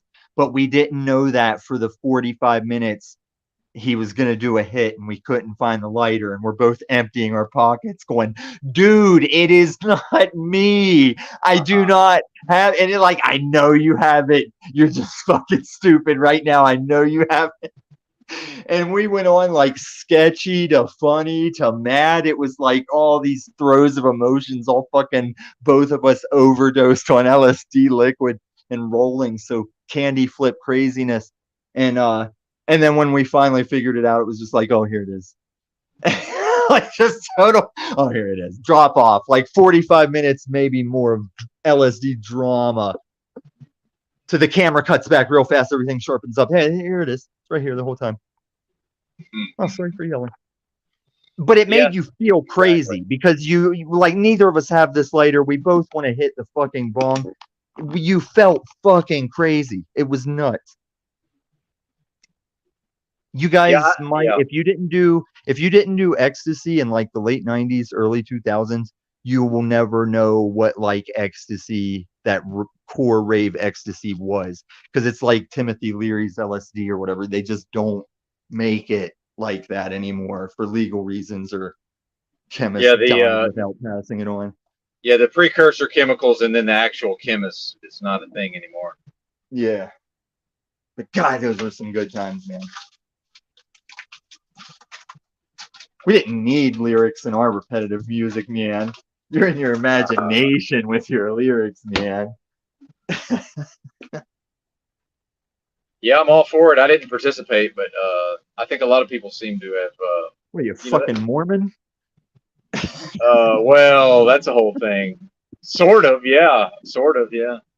You know how many leap hops it would take? Where'd you say you were from? That's not beside Utah. No, Arkansas. My parents were raised me in the Jehovah's Witness cult. Oh, okay. Yeah. I never believed that bullshit or joined myself, but I was raised in it. So you didn't have to go out on bike weekends? No, we went and knocked on doors. Yeah. Now they've moved it up. Maybe it's the Mormons, but it's one of the door knocker sects. They rely heavily on the biking together as a duo now. Yeah, that's the Mormons, but the Jehovah's and the Mormons are very similar. The mind control is very similar, so I get along with the Mormons. You know, when I meet them, there's sort of a shared experience, even though it's technically different flavor of cult. I always had a bit about them when I was writing the stand-up shit. I always had a bit that it would be funny if only Mormons and Jehovah's Witnesses went to heaven, because they were up your ass, man. Like every weekend, they were knocking on your door. They were up your ass. Like, look, there's pandas in heaven. Look, you see the kids playing with the pandas on the pamphlet. There's pandas in heaven you can play with, kid. Like, they were trying to let you know. Shout out to Rob Cleveland, by the way. But yeah, I knocked on a lot of doors as a young person. In fact, I was formally trained in public speaking, and you know, I can very easily and effortlessly start conversations with people in real life, and it's a whole thing, man, for sure. That's why I like you, Benton. It's how you kept me around, to annoy these people, to mildly inconvenience them. Well, the best part is when you start to win them over. That's the God, that's no, that's when I got to cut it back. Got to be well, meaner again. Well, like I've said, Tommy will always seek to alienate himself, so that will happen at some point, I'm sure. I just know I'm digging some Alone Objective right now. I mean, I love these shows, but yeah, I mean, whenever I was taking flack about not getting with anybody or having kids on other streams, I was like, no, trust me, man. Like, that's all played out. I can show you the fucking pictures all over my clouds. Like, yeah, these are great memories. Wouldn't bring one of them back. There you go. Yep. Some of them are larger with kids now anyway, you know? Yeah, by the way, shout out to Sly Shy. She triggered my autism early one morning, and I ran her off. But I did so righteously in the context of an. Is she in the fucking chat? No, she doesn't come around here anymore because I. Oh, okay. I heard shout out. I'm like, oh, is she here? No, we miss her. We like her. I liked her. I enjoyed her. EBT particularly Listen, liked her. But go I'm ahead, in sir. contact with Sly Shy, Oh, and good. I will propose that she comes here with me. The Yes. only reason I don't take you there is because it's a place that even before I met you guys, there was one place I was safe from Paul that I wasn't letting Paul get to, and it has a lot of old my first gen Paul people, some of them refuge there. So I kept that like my secret place.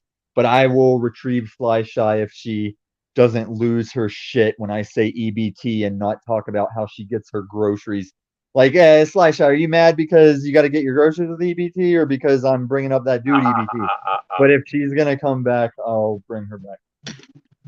Yeah, that'd be cool, man. I would be her friend in real life. It's just things can go sideways in a hurry in certain ways. But yeah, I don't have any animosity or anything like that. Well, see, that's never I going to just happen, EBT. That's never going to happen. That's the problem.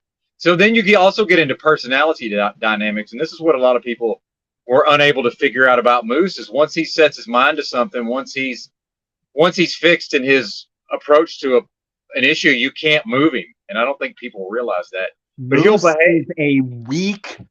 No, he's a man boy. I He agree. confuses me. I agree, but once he sets his mind to something, you cannot get him off of that. It's impossible. Okay, that is People don't true realize because that. I keep telling him, Yeah. Moose, if you're really looking for side income to assist with the raising of that baby girl, I'm like, Moose, get off these YouTube streets. It won't be here. These people can play because they all like. I like you, Benton, because you got the trucker thing going regardless, and like Yeah. a lot of people have their thing going regardless. And I'm like, Moose, do not risk that baby's future on these streets. Like, I'm just the dude with money playing around. I am wasting time here. But it's just so fun, It's like real people again that are saying N-bombs and shit, even in the face of the fucking platform. Like, even the unslaved are all fucking anal about shit like that, You guys are less anal on these various things I've been on today. You guys let more slide. Yeah, absolutely. Yeah, man. I love this shit. Burn it down. Thanks. Burn YouTube down.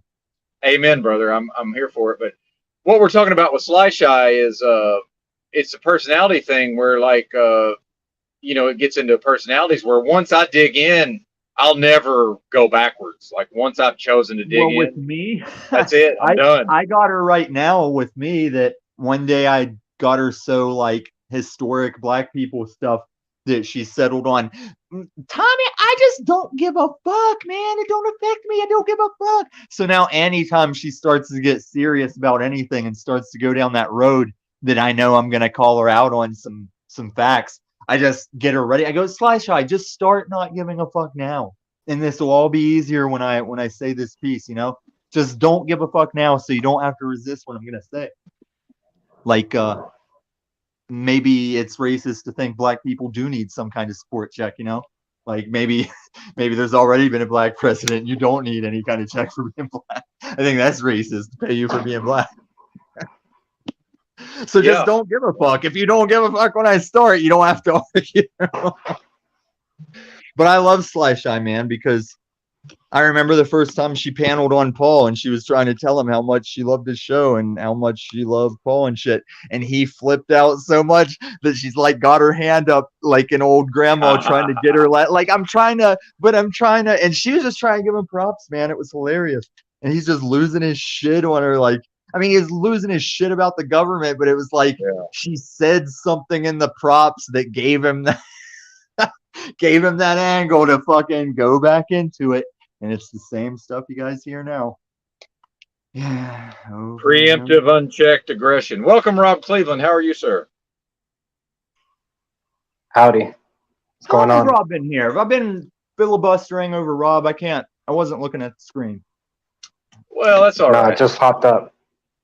Ah, cool. What's up, Rob?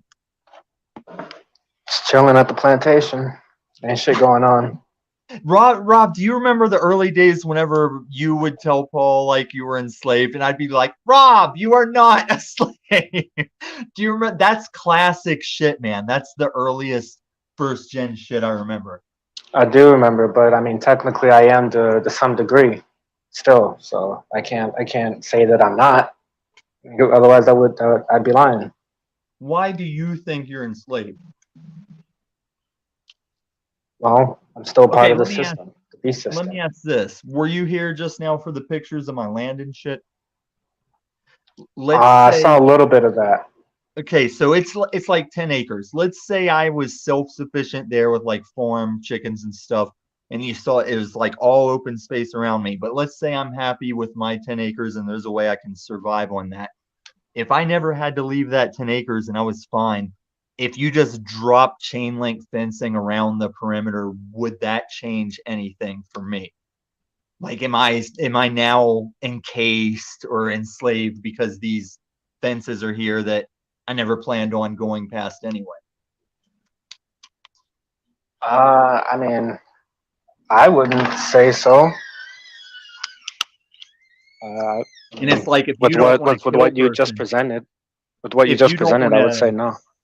okay. And if you don't want to kill a person, but there's a law that says don't kill people, you're not bending the knee to those people demanding you don't kill anyone. It's like, well, I didn't really plan on killing anyone. So maybe an accident if I was drinking on the wheel or something. But yeah, like you're not.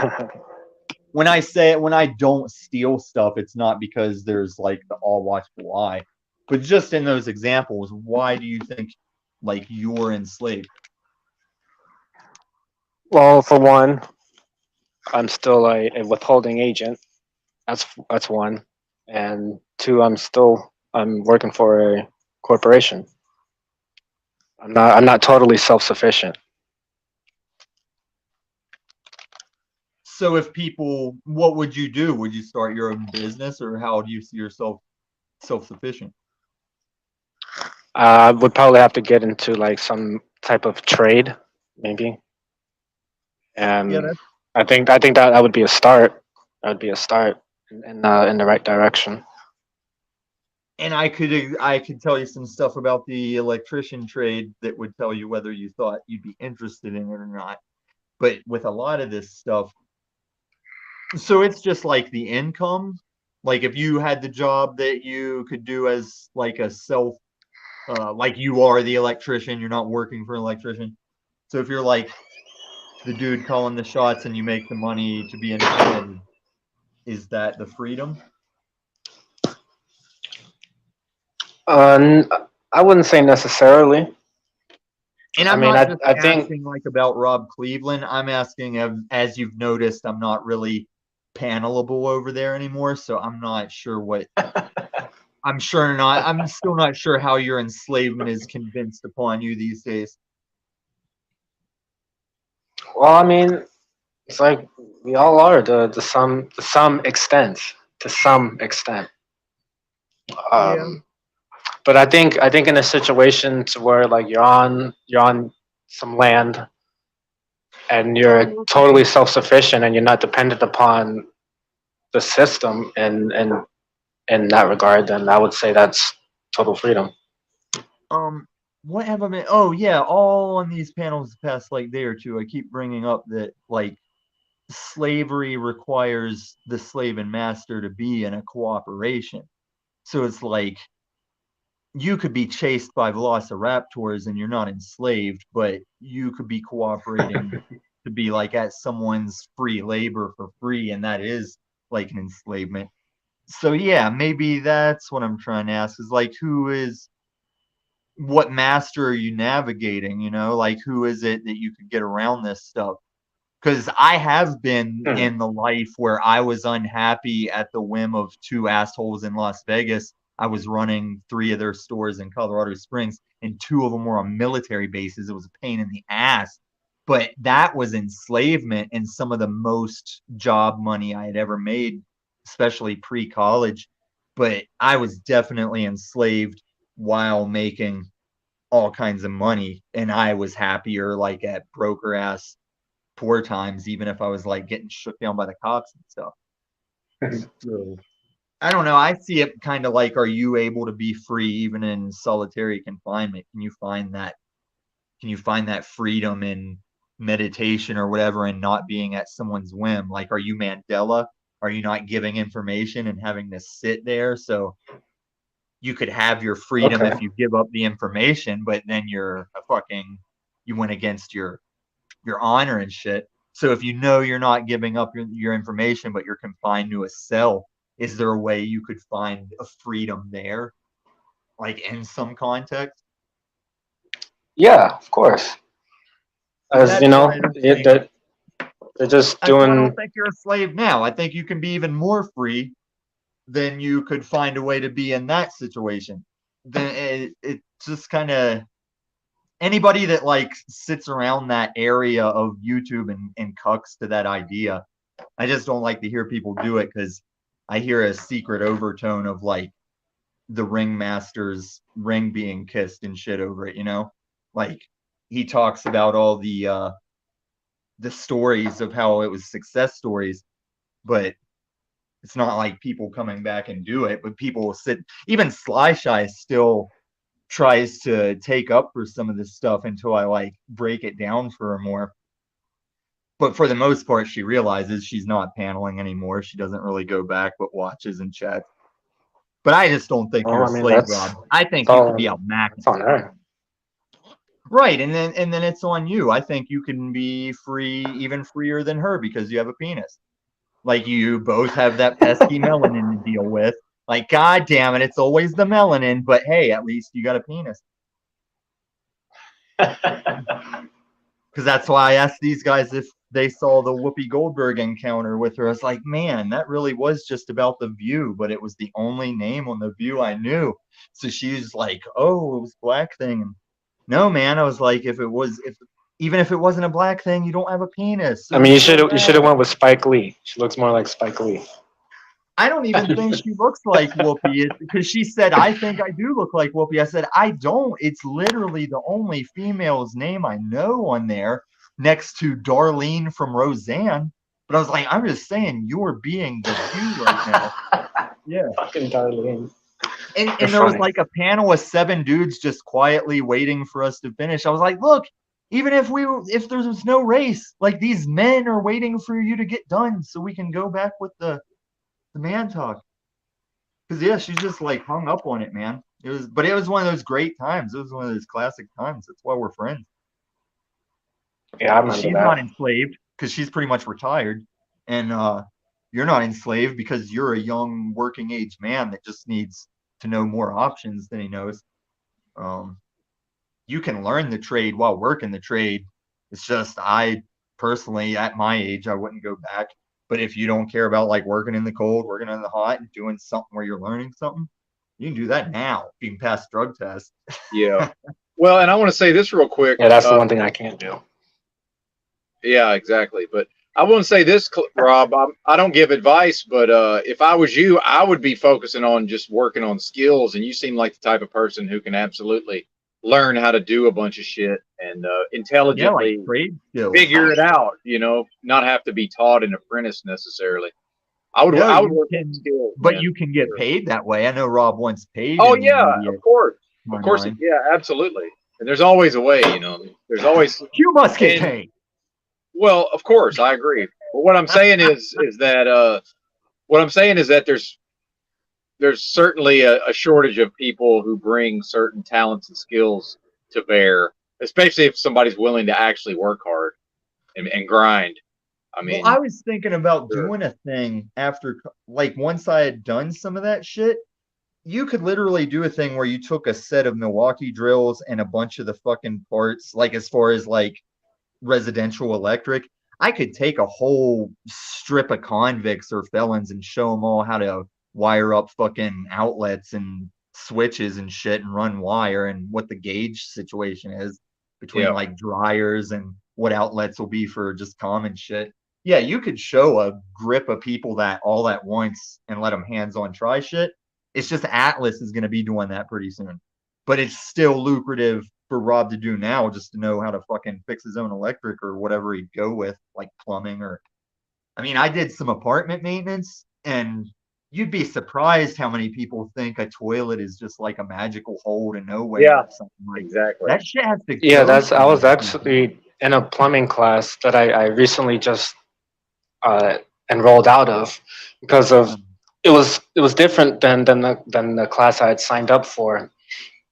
So as I signed up for it, they told me I would be going every week to to do the hands-on training. I do the online studying. I go to the campus for 1 day a week. Then they kind of buffed that and they put me in a different class where I do most of the training online, and then I come in for like 2 days out of the month for like 10 hours. And Let me that's stop you not right really there, that's Rob. not conducive for my learning style. No, you should have came to me first, Rob. Is what I want you. Where do you live? What city? I live upon Las Vegas. All right, go to your Craigslist and just look for plumbers that are looking for somebody to start with nothing, because if they want somebody no experience necessary, they'll show you how to do the shit as you do the Yeah. shit. And It's they not about the love, platform. they Oh, love. Well, these guys love plumbing, and they love to share their love of plumbing. I hate plumbing because They I've do. had They really do.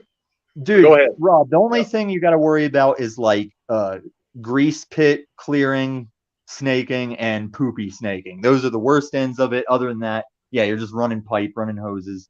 It's advancing as we speak.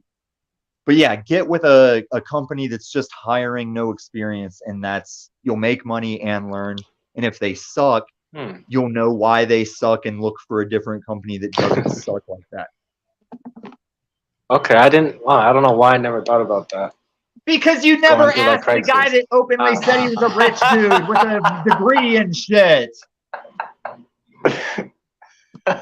Because the land of the unslaved scolded me for these details and said they were mythical and weren't true because I couldn't read between the lines, and they saw all they had to see about me, and they knew that I had been to college, hadn't done the shit I said I'd done. That's Well, why you never asked. And real quick, But yeah. Rob, as far as anything blue collar, a lot of it's knowing your value. Like with me in truck driving, my value is I don't run into shit and I outwork a lot of these bozos, and I'm always on time. Like it's not that See, complicated. yeah, It's that's part of it's- my value. It's always being on time and working.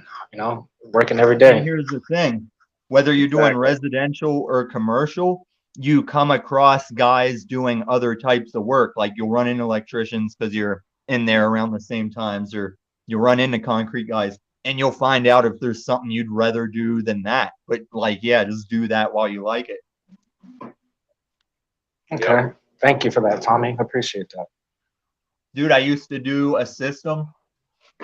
I used to tell people around Denver not to worry about terrorism because I can put on a hard hat, grab a clipboard and a radio and a vest, and nobody stops me from any roof, from going into any power rooms, But it's true. I used to Look project like you manage belong, a right? system that made, like in 9/11 when the firefighters and shit in the basement died because the radios didn't work when they were telling them to get out. I installed systems that keep that from happening. And it's all just from like also doing solar and electric and finding those opportunities. Every one of them I found on Denver Craigslist.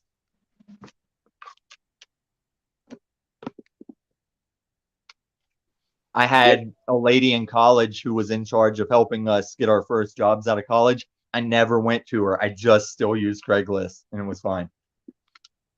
Yeah, it's definitely a good time to be willing to work and have a brain and not be, a lot of these people, the fact is a lot of other people who might want to do these jobs, they've got problems in their personal lives.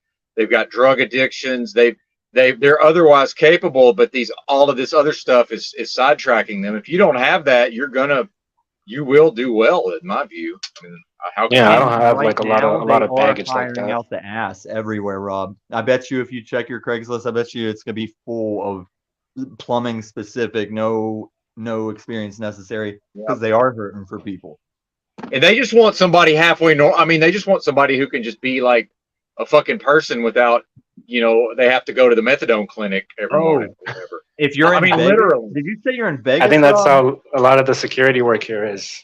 That's basically Vegas. just that. Rob, are you in Vegas? Yes. Okay, if you want to keep your hair and have a chill job, you need to get into pools. I used to be a pool man. Well, I had to be a pool man for doing apartment maintenance, but pool men still went to the classes I had to go to. That's a fucking chill job. And in Vegas, you'd be doing it for like pool Vegas houses. But you just got to know the chemical balances and shit. And it's really laid back and you just maintenance pools. And there's plumbing involved because there's pumps and hoses and shit. Okay. Yeah, you guys are giving me a lot of good ideas here. Plumbing, you're gonna find yourself in some crawl spaces. You're gonna find guys like, yeah. We'll work with the niggers today. That's okay. They still have that in like the blue collar shit. I've seen dudes still almost get knocked out in Denver mall. In a Denver mall, we were doing a Bad Daddies.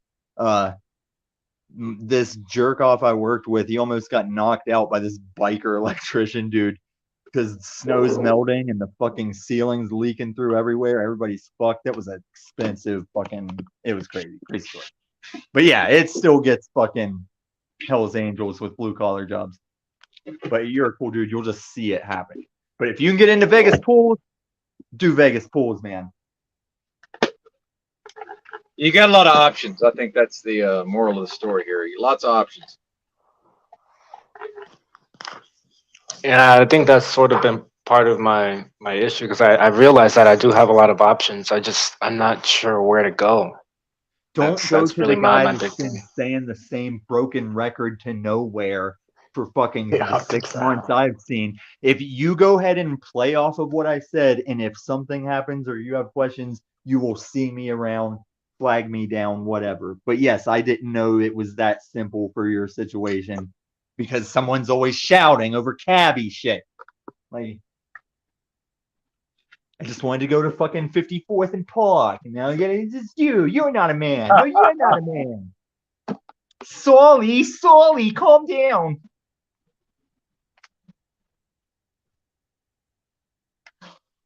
Well, I enjoyed the show, but those are certainly valid critiques, I would say. Hey, everybody loves every show, man. I'm going to talk shit on Seinfeld. I'm going to talk shit on other fakes and frauds I see on YouTube. There you go. Okay, do you know the Laura de Laguna saga, where she was kind of like this half lawyer that was after Paul? No. She wanted to interview The Jezebel harlot. Yeah. Yeah. She did an interview with Jack Talcott. Yeah. Okay. Yes, I know then. Yes, correct. The thing that is so crazy about my situation is I was over there at Asleep TV because Ian was so scared of Paul, and Lauren De Laguna was even there. And because of my like Joker side thing with Paul, like even Lauren wouldn't let me give her channel props and shit, and they were both really sketched out and standoffish about me like supporting the things they were saying. It was of course, they're all coming together to hate on Paul. But it's valid though. I was like there to be like, listen, this is how you're doing it wrong. I was gonna clean it up for him a little, make them effective. Well, but real quick, sometimes we're talking about people, if they're not hating on Paul, they're going to be hating on somebody.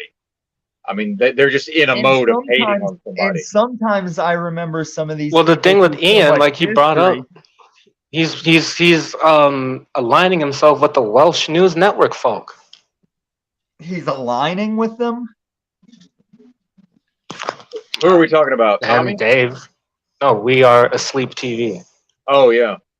Well, that's going to be weird because I've hung out at Welsh News and they're classy, cool people, but they're very much like also law and order. Like they're a bunch of beta cooks.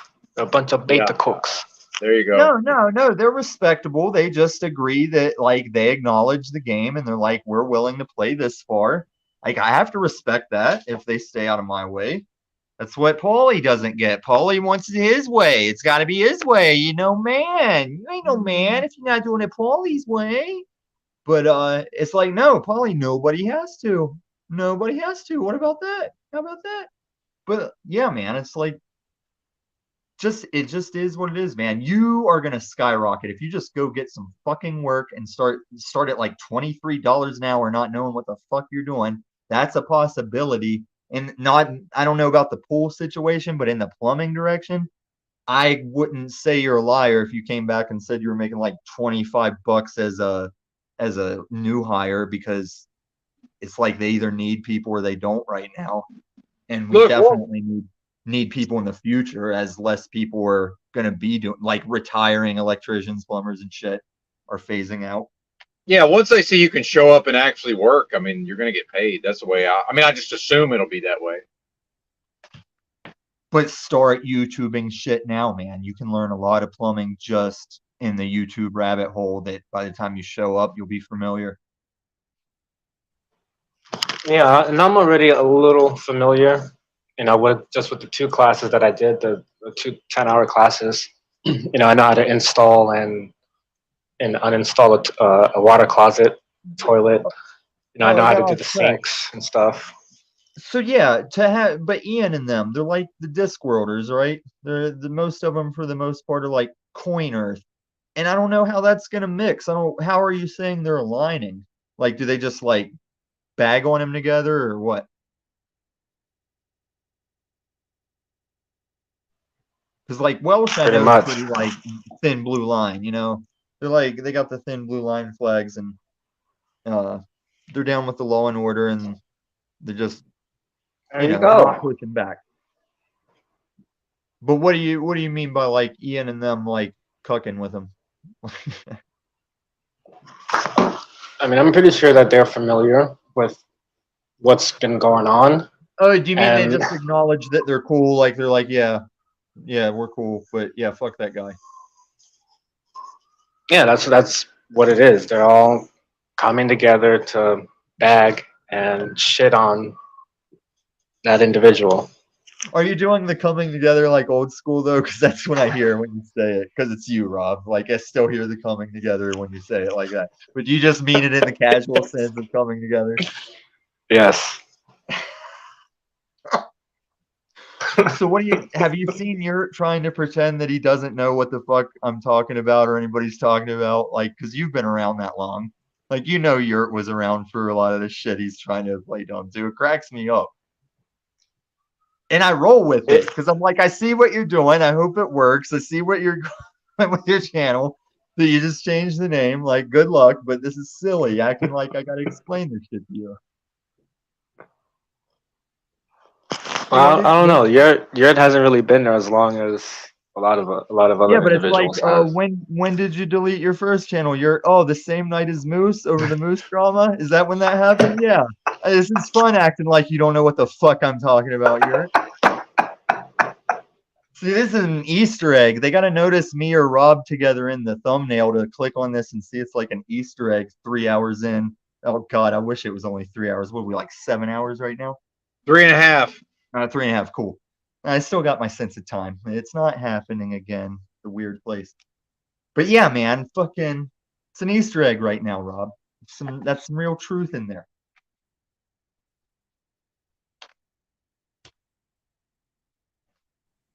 I like it. Me too. I'm just digressing in a classy way. Well, I'm eating again. How about that? Now it's You got fruit. like a little fridge? You got like a little fridge back there? Yeah, I got it. The trucks have fridges built into them. Yeah. This company specs the trucks pretty nice, so I got it pretty good, relatively speaking. Yeah. No inverters though. That's the only thing. I don't want to buy an inverter, so I'm all on DC. You just need the thing I was talking about. Were you around when I was talking about my solar generator that's like in a Faraday bag? No. What's that all about? Hold on a sec.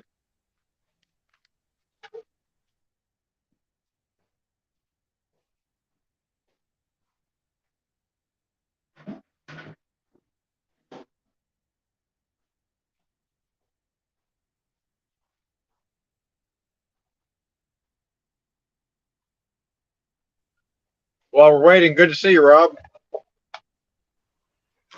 It's good to see you too, Ben. I like listening to you, man. It reminds me of AM radio.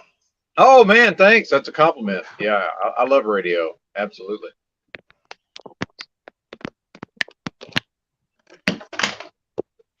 Inverters are good. What's an inverter? I'm gonna show you.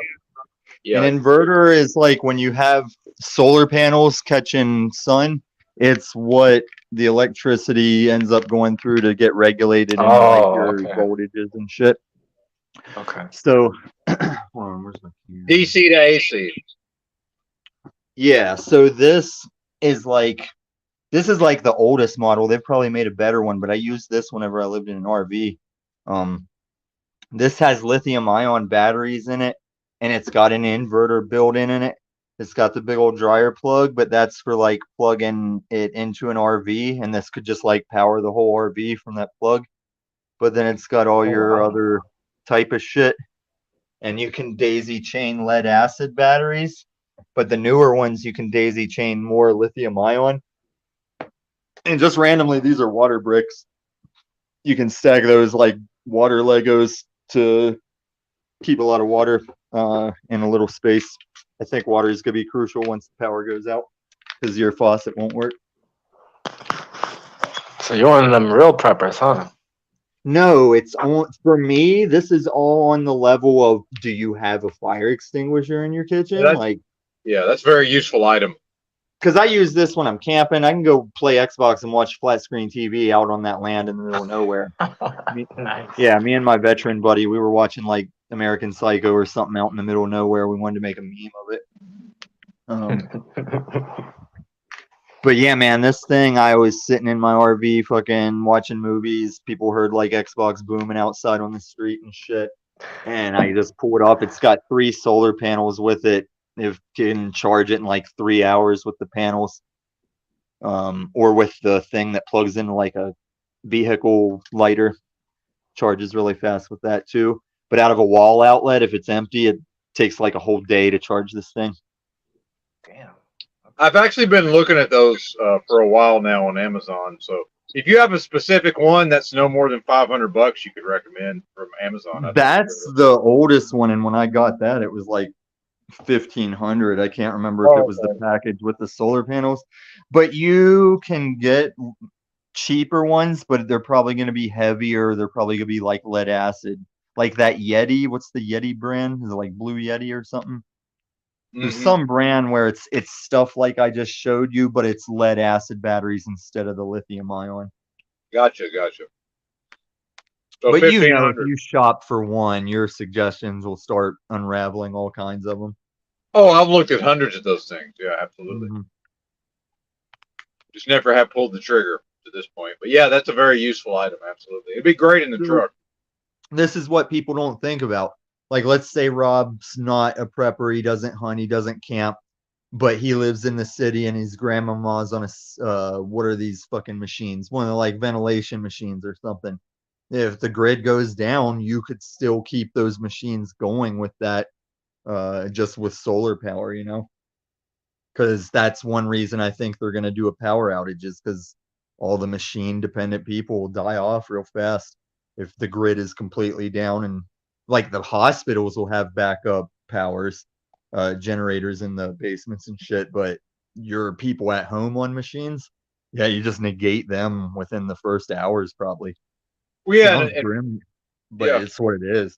Well, and real quick, forget it. I'm not a prepper, and I would be if I wanted to be, but I think if somebody lives in a house and doesn't at least have a gas generator and some gasoline stored, I think they're out of their fucking mind. Oh, and that's why I showed that to you, because you could probably use that to keep that truck powered. Like if you were stuck in a ditch or something, you could probably hold out like maybe a week of power with that thing. If it's designed for an RV and you're just in a sleeper, that thing could probably power your powered shit for a super long time. Oh, I'm sure. Now, and then if you can put the panels out just indefinitely. Well, and I do have the advantage of I have an APU, you know, a separate diesel generator in here, which is nice. That's running right now.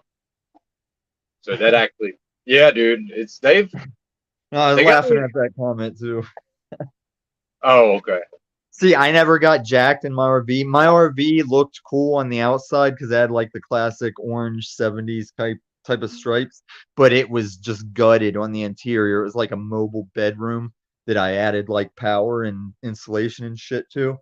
But like at certain places I was parked, if someone was casing through the windows at night trying to see if they can grab up on my shit, Camacho would start growling and wake me up so I could like grab a pistol or something, they'd usually be like bored up the ass hustling down the street by the time I was waking up, you know. But that's how Camacho fucking paid his way a lot of the time. He was fucking priceless dog. Yeah. One thing about dogs, though, and I'm not a dog person, but some people, you know, when I was Yeah, you living said that. in the streets, yeah, I know, but I bears repeating. But I just like people to know because it's become such a common thing. But you know, to go the other way with it. But a lot of people would, you know, I'd be camping in patches of woods a lot, but in urban areas. So one reason I never wanted a dog was because I didn't want to accidentally, you know, I wanted to control whether or not I revealed my position or not. A lot of times people wouldn't know I was there. That there was a Yeah, lot of that going on. Yeah. there's a really shitty story. Well, it's not a shitty story, but it had me all choked up whenever I heard it. There's this radio host here in Denver that his grandfather had to evade his country for some important political position. He had to evade that country and get to America. But when the government and the military were coming for him, he was out in the woods hunting with his dog. And when they were running and hiding, his dog was barking so much that he had to drown his own dog in a river to survive and get to America. And like, Yeah. I get it in the moment, but with that particular dog I've had, it'd be like heavy, man, because Yeah. I know what Absolutely. would be going, like the confusion, man, the confusion of your like fucking master just drowning you the fuck out in an urgent, dangerous time. You wouldn't understand because you just want to Yeah. fight and take a bullet for him, you know?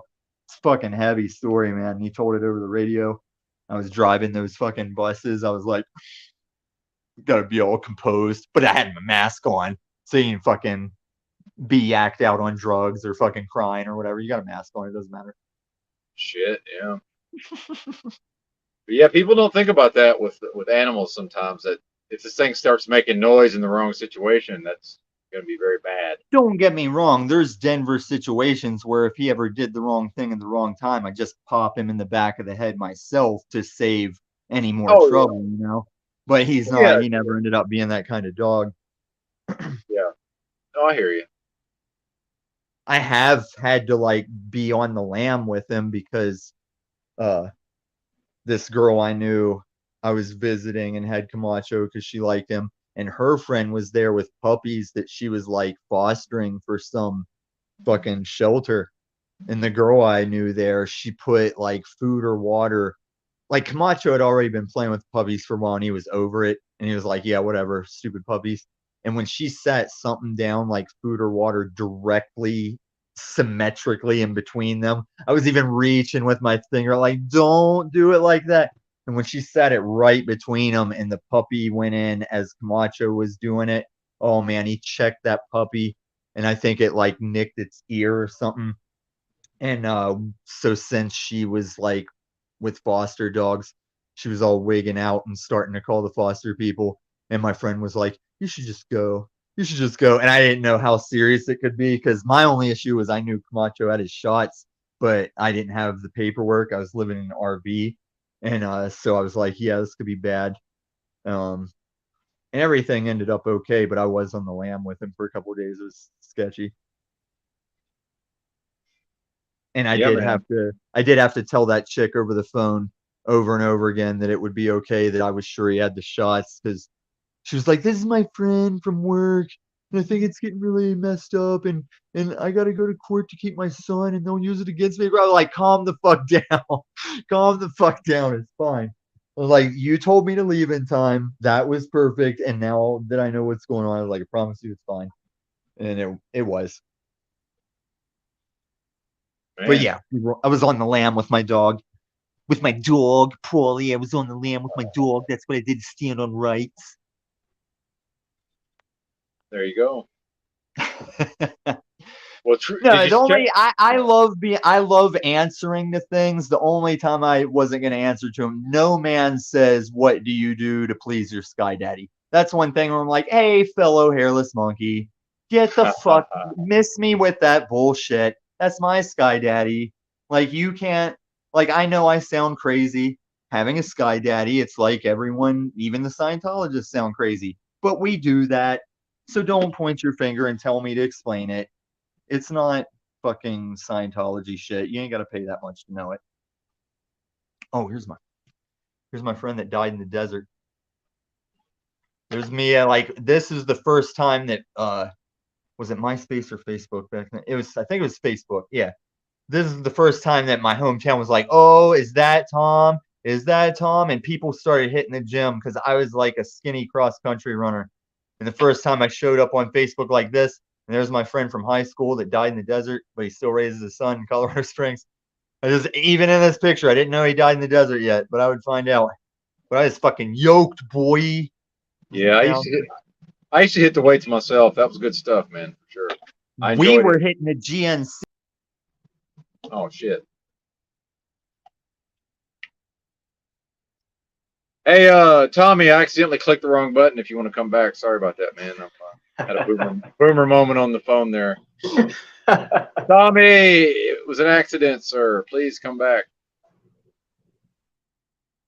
Dagnabbit. Here, let me chat at him real quick. I was trying to exit the solo Full layout. screen. Yeah, dude, I do way better on the computer than I do on the phone.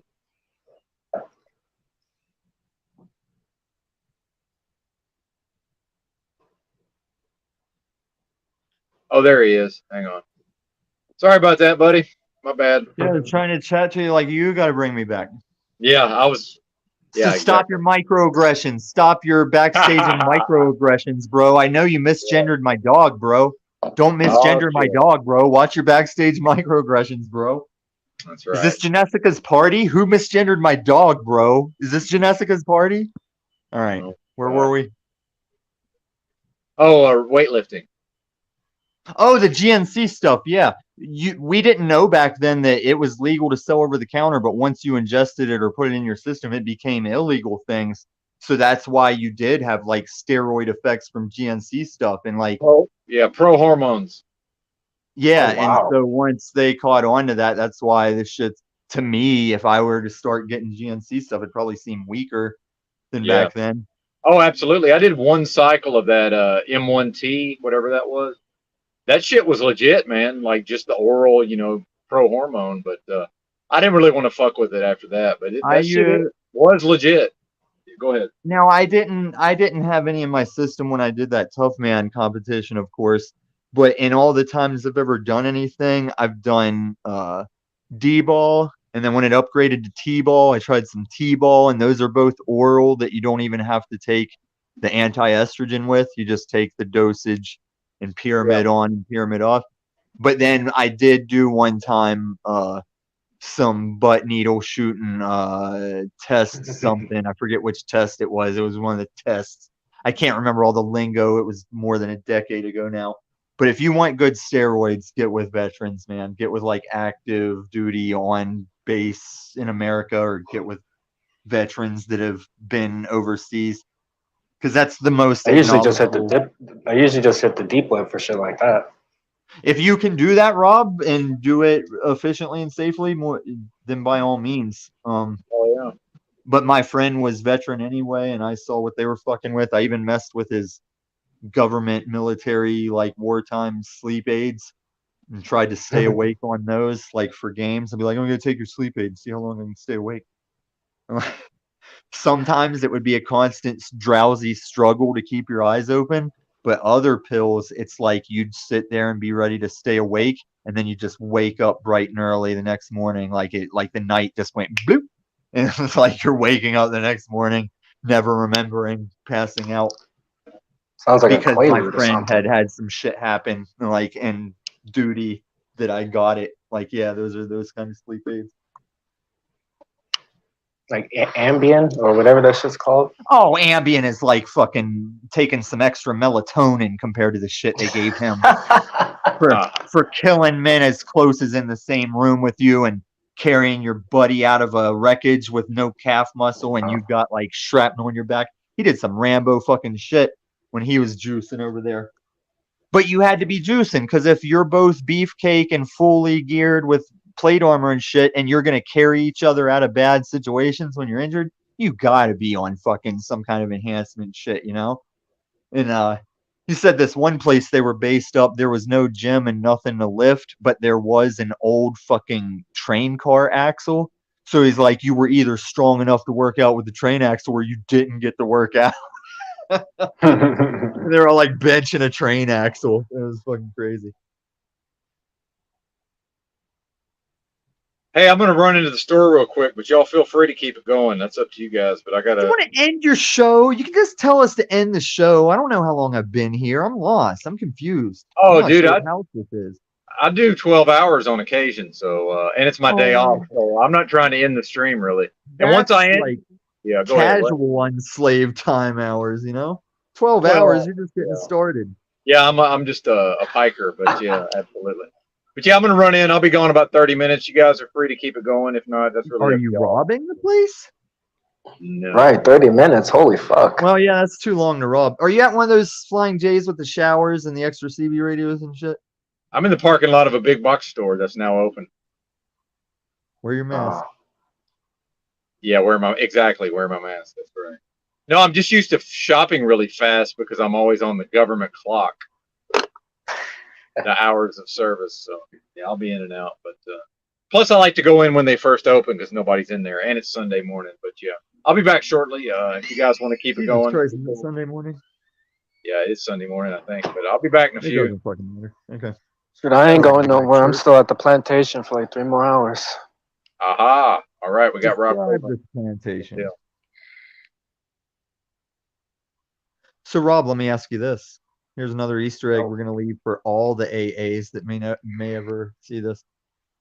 Don't you think that when we see the type of border battle or green card issues there are for people to come into this country who we may agree are quality entrants into this country, when you see that kind of struggle to get into the honeypot of the world, the grandest country there's been yet, do you I don't not really think see a struggle, to be honest. They're well, being freely let in. well, not now, yeah, not with the like unleashing from the southern border. But I mean, you knew that time when it was all about, man, that test is like some Americans wouldn't pass this green card test, you know, shit like that. Oh, You remember those days? yeah. So when you in that context, don't you think that like the spirit of any enslaved person that was brought over that would leave a bloodline to be in this country naturally, do you think any of them would trade that history to know that like their offspring would be here green card free, even if they wrecked it with chasing money cash hoes over frivolous break beats and samples and trance like lyrics added to the lifestyle of booty chasing? Like, if it wasn't for that, would they not be like, yeah, land of the free, home of the brave, glad you got your cards free? Don't you think that's like a good thing slavery and small mustache might have assisted with? Could you reword the question? Put it more Like succinctly? whenever black people were joining the military to fight small mustache, I doubt anybody was on this like bitching about racial issues thing. Wouldn't you think? When you think all attention was that small mustache? Because when I was a teenager in the 90s, there wasn't all the racial tension as there is with these Zoomers. These fucking Zoom. This city, man. These fucking Zoomers.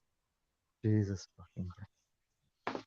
I don't know. I don't really see it as an issue, really. I think it's just being propagated through the media, and that's really the only place where we see the issue. Other than that, I don't see it. You're not a slave, Rob. You're not a slave. You get it, Rob. You get it. So you do think it's racist that you should get like any extra money just for your mom not letting your dad stay? Like, oh, like, no, don't give me that money. Or no, that's what it was like required for it. Like, but you think that you have just as much a chance to go be an electrician or a plumber or the first surgeon to ever successfully separate conjoined twins like Ben Carson did. Yeah, of course. Man, I love how that guy's all soft-spoken because he tried to stab his mom when he was a kid. It's so funny. Like, people don't know that. People joke about it. No, that's just incorrect. That's just not right at all. Like, that dude tried to stab his mom when he was a kid. And the only reason he failed is because it hit her belt buckle. Like, the knife caught on her belt buckle, so he didn't achieve stabbing his mom, and was the first person to successfully surgery like babies inside the womb or separate conjoined twins. George Washington Carver, motherfucker. I think he invented peanut butter. Yeah, I think that was that guy. I don't know. Doesn't really. I don't know. I don't really give a fuck. Well, you should to be know, honest. Rob, if you want me to respect you. You know who John Henry was? John Henry I'm was having the steel I'm driving having man. an image pop up in my head, but I'm not exactly sure who. He didn't have a Who blue he eye. is. He is the one that was so enamored with his slavery of mining into rock that when they tried to replace him with machines, he said, no, dudes can beat those machines. And the tale is that he beat the machine after going through sledgehammer after sledgehammer, and he beat it till his body met failure, but he died beating the machine that still took slavery away. Or still I took see what you're saying. jobs away or something. But no, like when you're a kid, it does sound badass until you get this woke ass side to think about. But he did. I don't know if it was a true story or a tall tale. But yeah, he allegedly was so appalled with losing his mining job to a machine that he raced the machine and died doing it. He was like pounding through I think it was a tall tale and pounding through sledgehammers and going through them because they were wearing down the nubs. I don't It think probably is just a telltale, but I can see the moral of the story and the right. value of it. But I don't see how fast stitched muscle fibers could ever go through sledgehammers. Fucking stupid. I'm slowly waiting for all the cool people to like leave that place long enough to laugh with me again.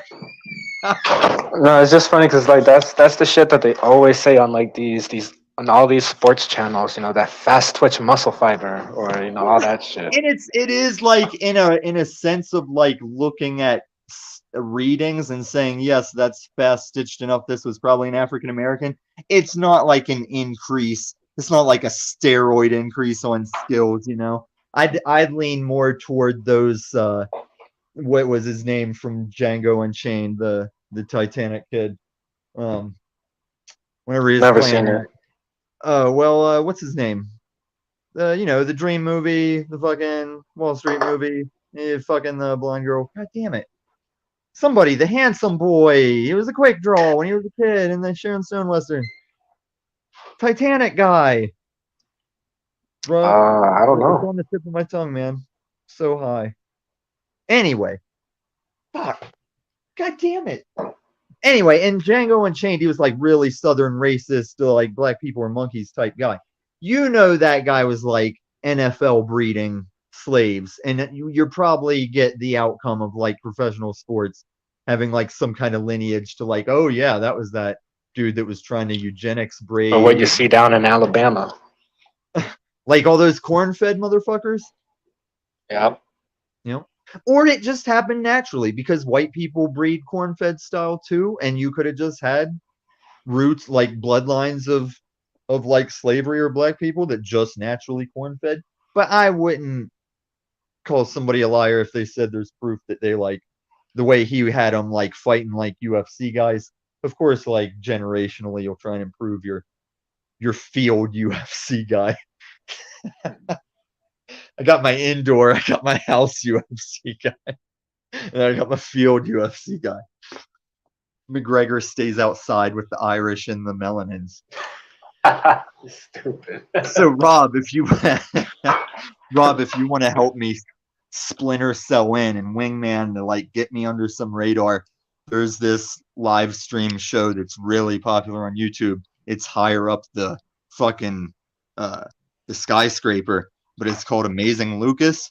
And I was watching it one day where there's a lot of viewers, and I think that dude's like famous for something. I'm like, wow, this is just another thing. You could get up on it when he drops that link. You know, man, could really do some racial trolling there, Rob. Yes, we could, sir.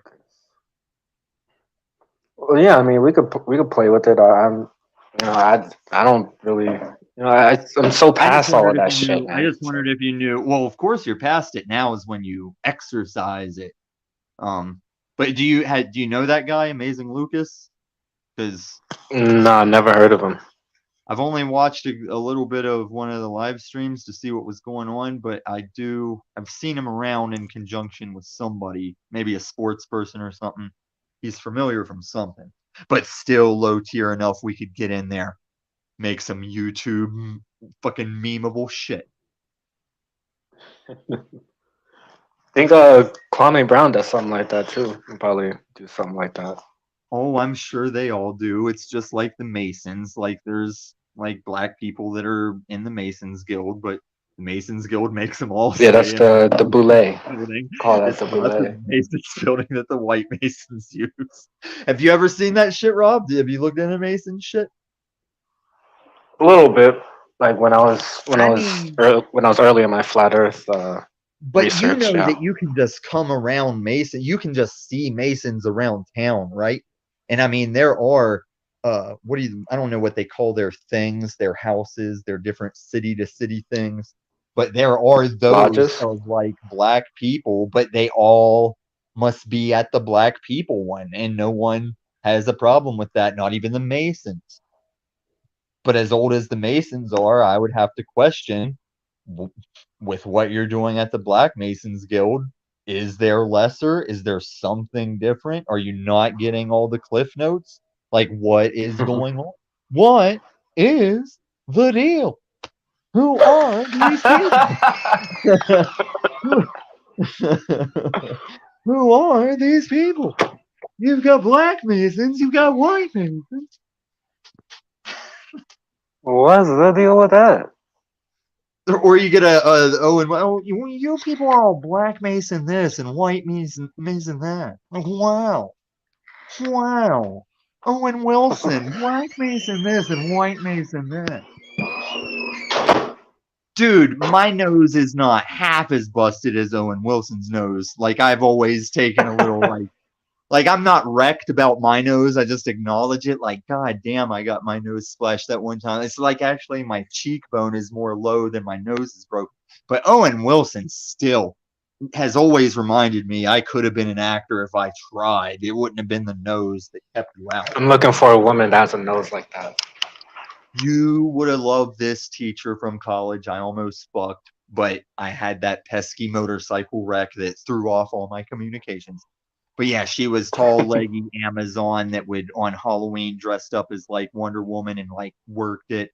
But she had like that kind of, I know what kind of nose you're talking about.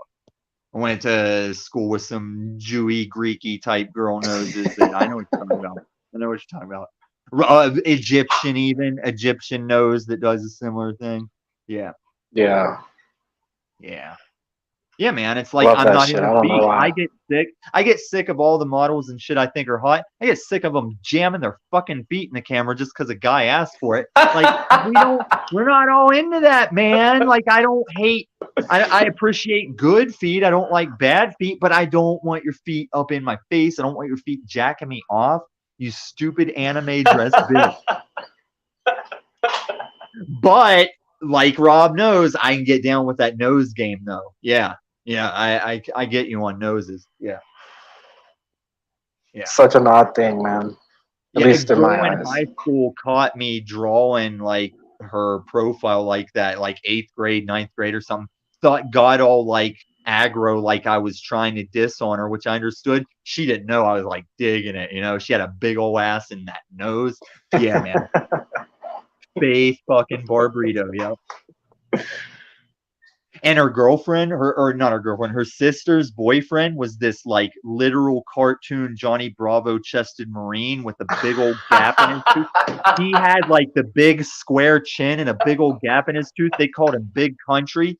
And he would take her fat ass sister and just toss her in the air like a child in the yard. And she'd just be laughing like a kid. And this was a big old thick volleyball girl, you know?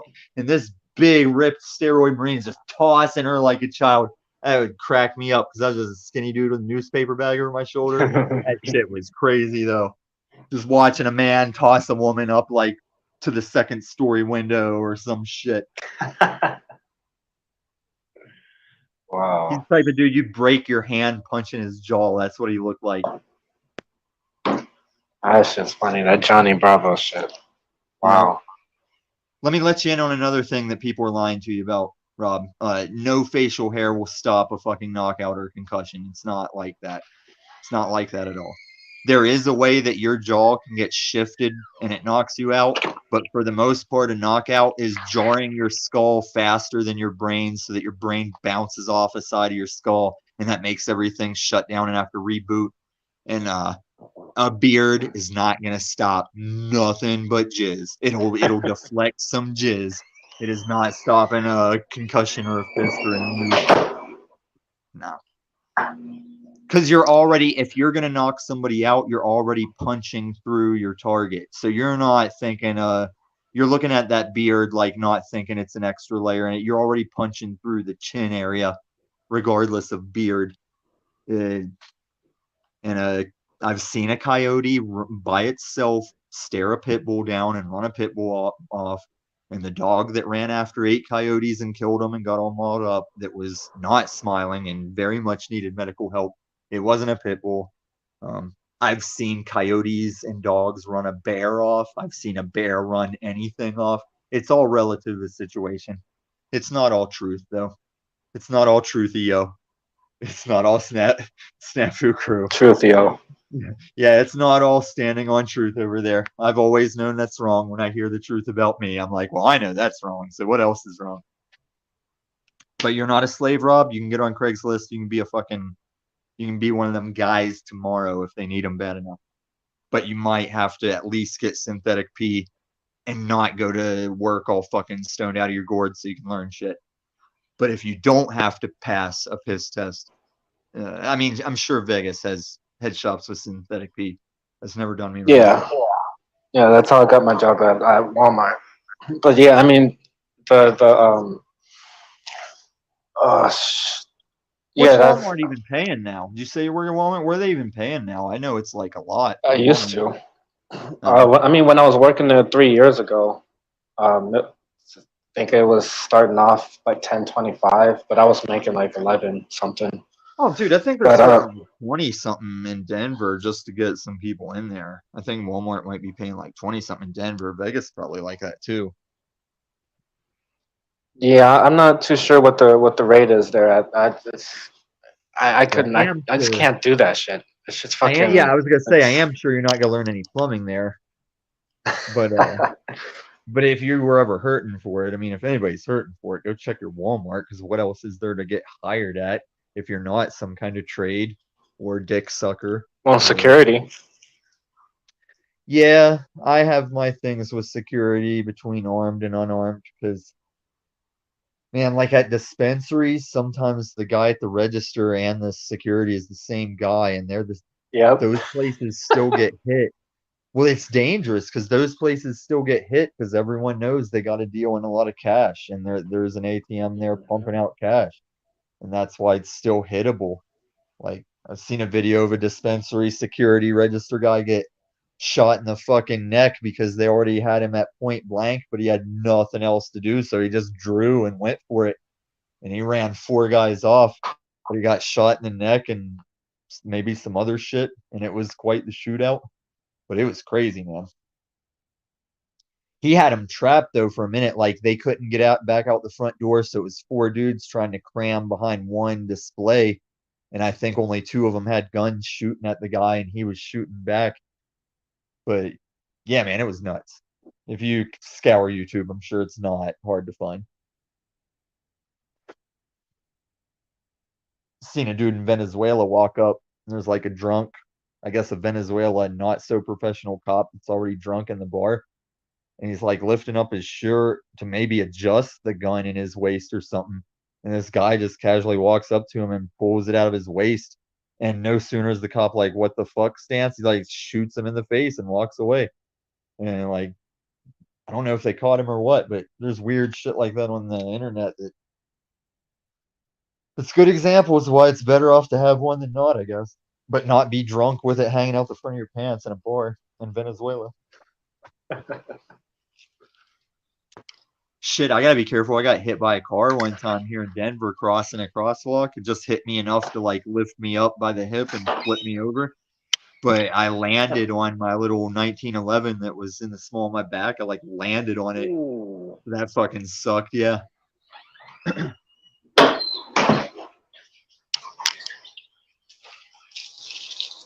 Both times I've been hit by 2 cars the same way in this fucking city, man.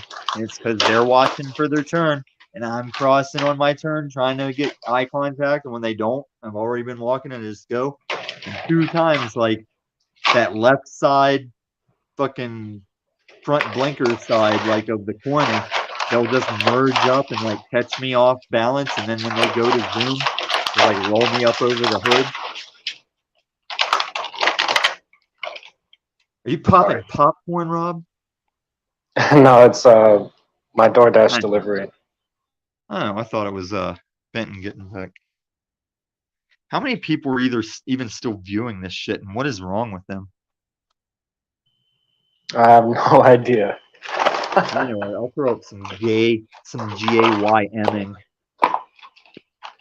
Oh, I better plug in my phone too. You know we don't want to miss this.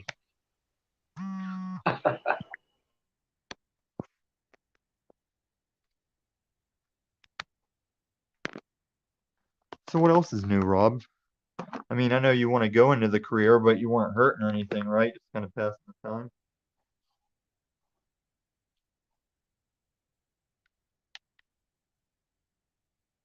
Oh, are you eating now, Rob? Did someone allow you to eat? No, I was just talking with one of the residents I was pulling in. You mean the masses? There, I used that word. One of the masses? Oh, I guess you could say that because I have to get up out of my chair and And not wave look at them them. straight in the eyes, right? You can't make eye contact, right? It's kind of like be shamefully staring at their chest, maybe. Submissively keeping focused on their if it's sternum. visible. If it's visible, yes. But now I am eating. But I heard you ask me something. I didn't hear it What though. else is new? I also have been doing a lot of over my time here at this domicile. I have done probably too much frivolous door dashing and Uber Eating and stuff. But in the moment, man, it's like expensive, but in the moment, like it's right on time.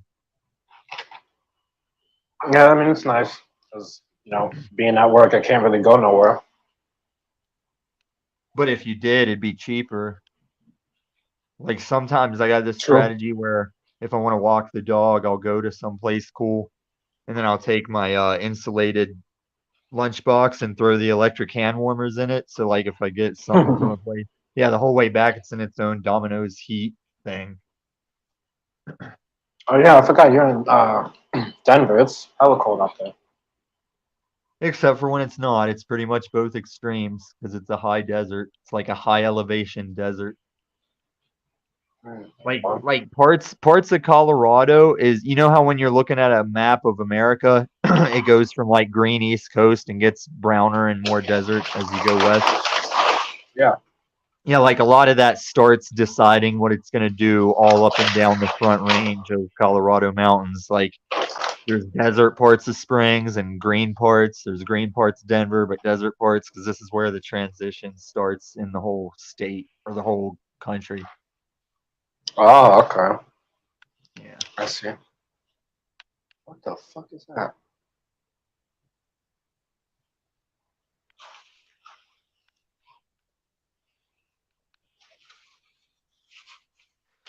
Check chat. How many people are fucking viewing this shit?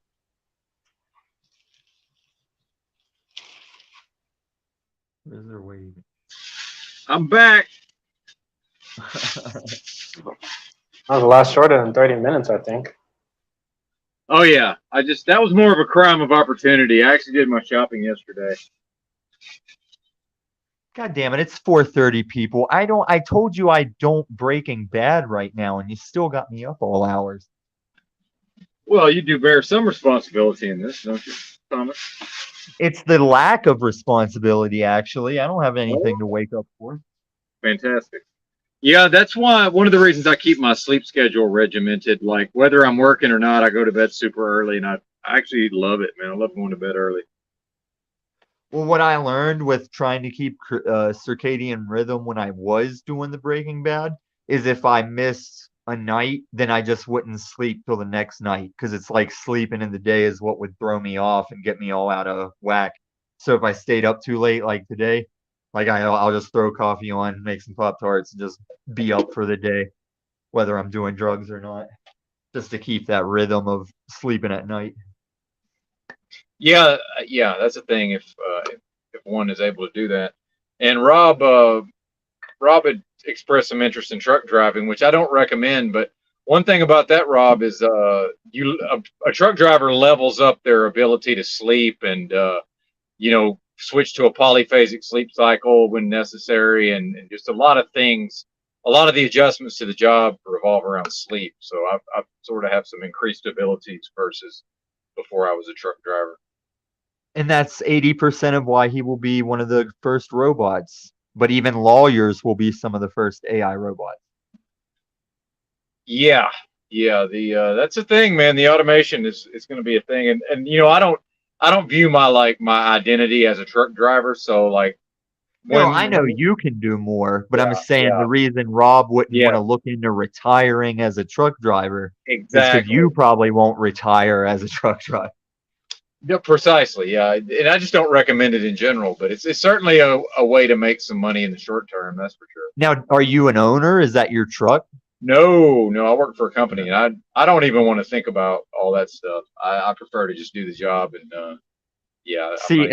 if I AMC squeeze big enough and I do it frivolous enough, I'll make like a tractor trailer level like RV situation, and you can just be my driver, and there will be enough ice train or snow train length to it that you don't even see me with your bathroom and your Mhm. fucking like, hey, I just come on the intercom, like, hey, I'm drunk, drive to this strip club. I'm gonna live outside this strip club for a week. You can do what you want. Fuck you. Fuck you. Don't wake me up. Don't wake me up. Like that's how you come through the intercom at you.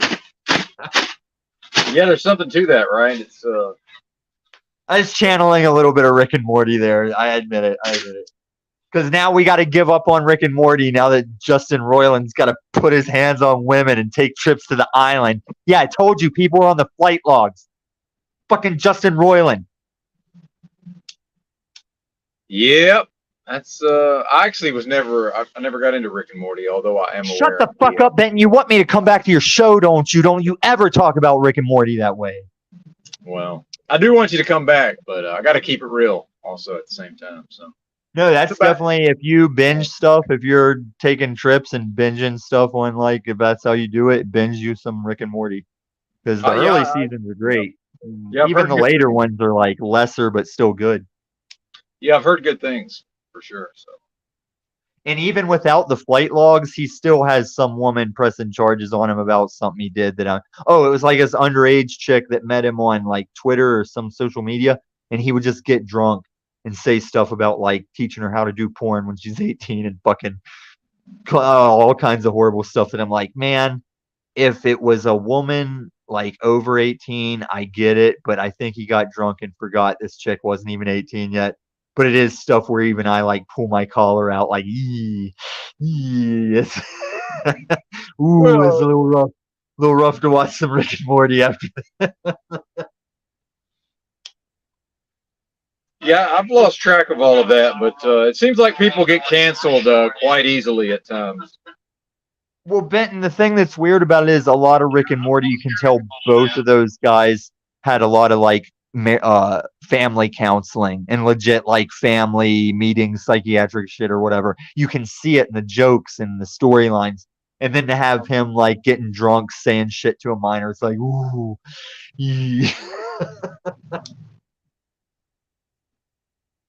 yikes. Yeah, I have a hard time understanding what's going on with a lot of these people, and especially in entertainment. It's a bit mystifying. But there is an episode where they play this arcade game at an alien place that I've used it. I relate it to like Spirit Arcade, how it would be cool if that's what it was when you died, as far as like coming down and being a hairless monkey just for the experience. Man, I forget what the game's name is. It's the name of the guy, like Rob or Ted or something. I can't remember the fucking name. But you just put this VR helmet on and it just made you think you're this dude that you'd grow up and do high school football and all this shit off of your choices. And it's like Morty was like an old dude owning a carpet factory and he had a stroke and survived cancer, but he still went back and kept running the carpet factory. And so when he woke up, when you pull the helmet off, you're like lost and dazed and confused because you thought you were this person and you lived out a life. And now you're snapped back into the arcade like, oh, Jesus, what's going on? And while he's confused, Rick is like, Jesus, Morty, you survived cancer and you still went back and did the carpet factory? It's like, what the fuck is wrong with you? And it'd be funny to wake up in the afterlife, like even if you were small mustache, and you're like, God damn it, I always do genocide. Every fucking time I genocide, Jesus. And maybe that's how it is. It's not a big deal, you know? Maybe it's not a big deal. You know, I never thought about it that way, Tommy. Yeah. It's very interesting. So while Morty is getting his wits about him and remembering he's like a kid going through puberty, Rick already has the helmet on, and the aliens that are watching the view screen are like, Jesus Christ, this guy took Rob off the grid. This guy's got no social security card. He's like running through the field, burning his social security card up. Oh, it's so funny, man. It's such a good show. So fucking funny. Yeah, I've been planning to check it out for a while, but this may say something about me. I was a big Super Jail guy. Did you ever watch that? Super Jail, man. Yeah, Super Jail. Because it was like drawn by your 8th grade self. Like the way you drew in 7th and 8th grade sitting in class. That was Super Jail, man. Yeah, I love that show. You ever seen Super Jail, Rob? Rob's eating. They gave Rob permission to eat. He got to quit his chores, have a little more stream, massa. Just a little more stream while eat, massa. But he's eating right now. Let him eat or they'll hit him. Yeah, he needs to have his nutrition. Very important. I hit mine with a cat of 9 tails, but not often. You're what? My people that I say, be like Jesus, be like Jesus. And I hit him with the cat of 9 tails. But it's because they're not working. I see. They could never be like Jesus or they wouldn't be working for me, Benton. They wouldn't be getting hit by cat of nail. Okay, you ever watch Always Sunny in Philadelphia? You know, I haven't seen a lot of these shows, to be honest with you. You don't have to. It's hit or miss. I don't religiously watch it. I just know what's good. I know what I liked, and that's what I binged. Okay, do you like sci-fi stuff? This is to everybody that hears this. This is another gem. No, I'm not a sci-fi guy at all. Oh my God. Well, do you like weird stuff? Yes. It doesn't matter if you don't. Anybody that likes sci-fi or straight up weird stuff, that fucking HBO shit, Raised by Wolves, that shit is the tits, man. It is fucking weird, but it still deals with enough like religious versus atheist group stuff, but still fucking weird, but also bad. I just say check it out, man. All right. I'll check it out. It's one of those things where like even if it's too fucked up or too weird, just let it keep going because it keeps doing Shutter Island stuff. I think there's only 2 or 3 seasons to my knowledge. I do like Shutter Island. That was a good flick. Yeah, that had like that's another thing with my maybe we're all just a disbursement of one God because Shutter Island, if you wrote Shutter Island with those like 6 fucking twist endings, it's like, no, just wait. There's like 5 more twists. Just wait. Like if you wrote that, you could never be the guy sitting in the theater going, wait, what? And then they throw another twist on. You're like, what? And you know the theater. I don't think I saw it in the theater, but you know the theater was losing their shit like 3 twists in, and they don't know there's like 2 or 3 more coming, you know? You never get that experience if you wrote it. Shutter Island. It's a Scorsese film with Leonardo DiCaprio. It's underrated movie, in my opinion. Boom! That's my dude that was the Django Unchained guy. Full circle. Yes, Leo was the slave owner that was like breeding them up. Shit. Yeah. Oh, okay. The 3 dots in the skull or whatever. Candyland. Yeah. His last name was Candy. I can't remember his first name, but yeah, it was a good movie. I love all Tarantino movies, especially that one. That's a good one. I saw since I'm a bit of a film snob, I saw Hateful Eight in 70 millimeter in Santa Barbara, California, like Christmas Eve day, I think. That was fucking badass. Yeah, okay, so let me break this on Rob because you got the age to understand me here.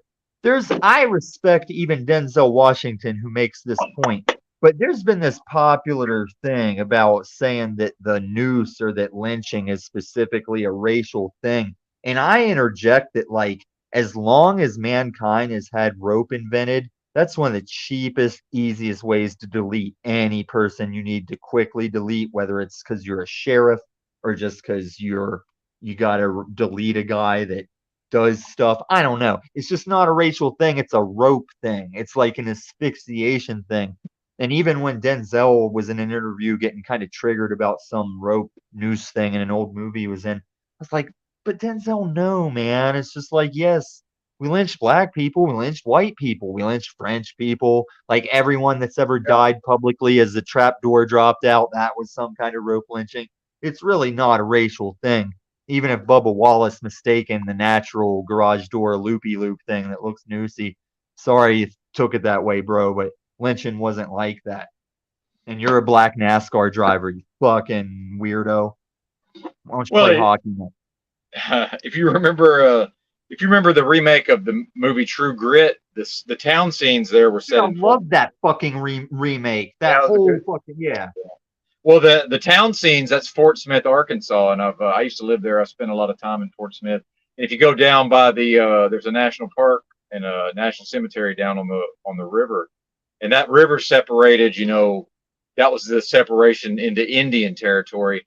So on the U.S. side, still to this day, they have where you can go and see what they called like the gallows, and they called it they had somebody they called the hanging judge, and they would hang like 4 people at a time on the gallows. So Yeah. to enforce your point, that was not that long ago. That was like mid And 1800s, I believe.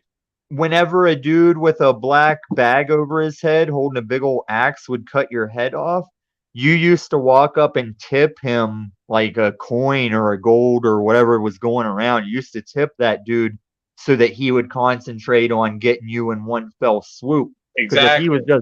if he was just thinking about getting bitched out by his old lady and you're just some fucking thief coming up to lose your head for whatever, like he might get a little sloppy. He might not get a good swing. You might be alive for like 2 or 3 chops to get your head off, That Yeah. fucking sucked. So you That can tip that man like, here, that's for you, sir. Swing clean, sir. Yeah, I don't think we have those concepts. People aren't aware of that sort of thing. I don't think so. Yeah. Yeah, You never want to have to shoot a person? Well, would you like to cleave a sharp piece of metal into them? Does that sound more relaxing and easier if you have to stop someone from eating your child's face? Like, I'd much rather just pull a trigger. yeah, I can't disagree. Last night, did we talk about that off-duty cop? Or was that on a different show? The one that had to shoot that guy after she saved him? Yeah, we talked about that a little bit. Yeah. Yeah, man. It's like, it's much easier to say, I told you I would kill you. Like, you don't, I guess you could do that while you're cleaving a hatchet into somebody, but, it's just easier to just be done with it. The point and click like your mouse, like your computer mouse. Karens don't want to have to battle axe into people if they don't want to shoot people. They don't want to battle axe into people either. I wouldn't think so. And, I just don't think the Karens realize that, not that it's ever going to pop off, but if it does, like nobody's trying to hear what they have to say in those moments. I let them know that things haven't popped off, and I still only let them get so far. Because if the cops are going to get more lax and are going to allow things to happen, I have been taking advantage of that. Like, I'm very like avoidable if I need to be in certain areas of Denver. And then it makes me so fucking hardened to the city that I was in like downtown Denver and I was coming up behind one of those homeless dudes that looks like Gandalf that's wearing his fucking sleeping bag, but still has like different things. Yeah. And as I was coming up behind him with Camacho, he kind of walked out into the street. And I started to feel kind of like, I don't look avoidable, do I? Do I look that dangerous? And then as I went a little further, he saw that the sidewalk was closed and it was under construction and it just took over early. And Oh, I still ended up passing him like, dude, I was totally bummed out if you were trying to like avoid me and dodge me, but then I saw the construction. And then he still said, "Oh no, I don't want to get knocked out or anything." I was like, "No, man, I don't mean it like that." well, I will say this. I personally don't go anywhere near dogs because when I was a kid, man, we were taught to, the dog stays in its yard, and if the dog ever, runs at you, you just stand your ground and like kick it in the nose if you have to. Like we were children, so dude, I recognize I can never get bit by a dog unless I go close enough for it to bite me. So it's nothing personal. I just stay the fuck away from them. That's just me. I like dogs because not only whenever I was like still pooping my pants, we had a German Shepherd that I could like ride like a horse, but I would eventually get like mauled by a pack of beagles whenever I was at BMX age. We went over to this kid's house that I knew the kid, but I'd never been to his house. And something about my smell or my vibe or something, he had 3 beagles and they just fucking mobbed me. And one of them jumped up and bit my fucking butt cheek and dug in and like hung down as his fang like ripped down my butt cheek. And Damn. I cried like a little bitch, but I didn't know anything of it. Like I still sucked it up and we checked out Ninja Turtle cards and played video games and shit. But when I got home and like checked my butt, my mom like did lose her shit and I had to go get like tetanus shots and she fucking sued him for the shots and stuff, all losing her fucking shit. Because my mom she wasn't a Karen, she was closer to like the lady in the grocery store off the Miss. But yeah, man, it all ended up cool. Like I'd eventually be older smoking weed with that kid laughing about it. But yeah, it did take a big old bloody slash down my butt cheek. I don't even think it needed stitches, but it was gnarly to see to where your mom would flip her shit. And I was like, wow, I can't believe I sat and fucked with Ninja Turtle cards, like with my butt all fucking slashed up like that. Well, But priorities, yeah, man, I don't have that dog fear. I even just got bit by a crackhead's big old block-headed fucking bulldog while I lived here. Still got the fucking scar on my fucking palm there, where I just went and dished out $300 or $400 to urgent care just to fucking not get those dogs put down. Because like if you report a dog biting you in Denver, especially a block-headed pit bull, it's gonna fucking get put down. So I just paid for it because they had 2 pit bulls, one that had it out to eat me, and the other one that it looked at me in a way that if I didn't have Camacho, I'd be like, I'd take that one off your hands because you got 2 pit bulls you're trying to wrestle as a fucking crackhead lady. So there's one I knew was a recoverable dog, but the other one I was like, I'll admit it to you. I was like, I don't know what happened to that dog, but you got to be careful or you're going to get it killed at the next place you live. Like you and your fucking crackhead wife cannot, like it was 2 women that both of them did Breaking Bad, but because only one of them was doing blues, it was tearing their marriage apart. I was like, yeah, and you guys can't handle these dogs. Like, you need to find a farm or something. But trust me, like, if I'm not around to assist you, you're probably gonna get one of these dogs or both these dogs like put down living in Denver as the fucking junkie couple you are. And I could say that because they knew they gave me some fucking Breaking Bad back then. Yeah, the predicaments that people get themselves into is I'm never not fascinated by just even the description of that living And I only situation. sweat the dogs. They can go to jail for all. If they want to go to jail, they can go to jail for all I care. But those dogs that can't say, yeah, I lived with these bikers and then I got past here and now I live with these crackhead ladies. That's what hits me here. It gets me here, Polly. That's what gets me here. That they can't voice it. They sit in the cage, Polly. So that's why I want to do my animal rescue shit if I have all kinds of time and land on my hands. Yeah, I think it's a noble undertaking, I would say. So that German Shepherd, right? There was a time whenever I was a little more grown up that my parents had given it away to a guy, and I didn't know why, but I just kind of rolled with it. We also had like another smaller dog, but that dog was getting used as a security dog by a guy up in the mountains, and he wouldn't feed it, and he'd abuse it and shit to make it mean. I should say bear instead of it. It was my dog Bear. But it got away one time and found its way back to our house, and it showed up like a crackhead skinny dog because of what that guy was doing. And my dad fucking took it back to him. And that's was the beginning of like, you fucking old man. I don't care if you break these boards over my ass in Jesus' name. You just took my fucking crackhead skinny dog back when you knew that motherfucker was doing that shit. And if I hadn't have been like elementary age, if I had been like this age, and well, I would have had that dog. But if I would have been this age, I would have went and tracked that dude down for starving and beating my dog, you know? Yeah, I mean, that's literally criminal, that's not cool. But that was back in the days where if I ran away and told the cops what my dad was doing, the cops would have took me right back to my dad, knocked on the door. Like, yeah, here, see your kid has a black eye here, ran away. Like, yeah, here he is. All right. Oh yeah, 100%. 100%, yeah. Absolutely. But that's also in the size town where if everybody agreed something was a problem that the cops weren't handling, that was a size town, you could still make it happen. Like my friend's scary dad was a cop to the next town over. Okay, the dude that died in the desert, his dad was a scary, scary Vietnam vet. Like when he'd answer the phone, like he sounded like he was in the basement just smoking cigarettes in the dark, brooding. That's how he'd answer the phone. It's fucking petrify me when I was a kid. But he was the type of cop in the next town over where if the government wasn't letting him fix you, he would leave your driveway full of tack nails and shit. And you knew it was the fucking cop leaving your driveway full of tack nails. But it was because you were probably a fucking crackhead doing some fucking shit he couldn't work around.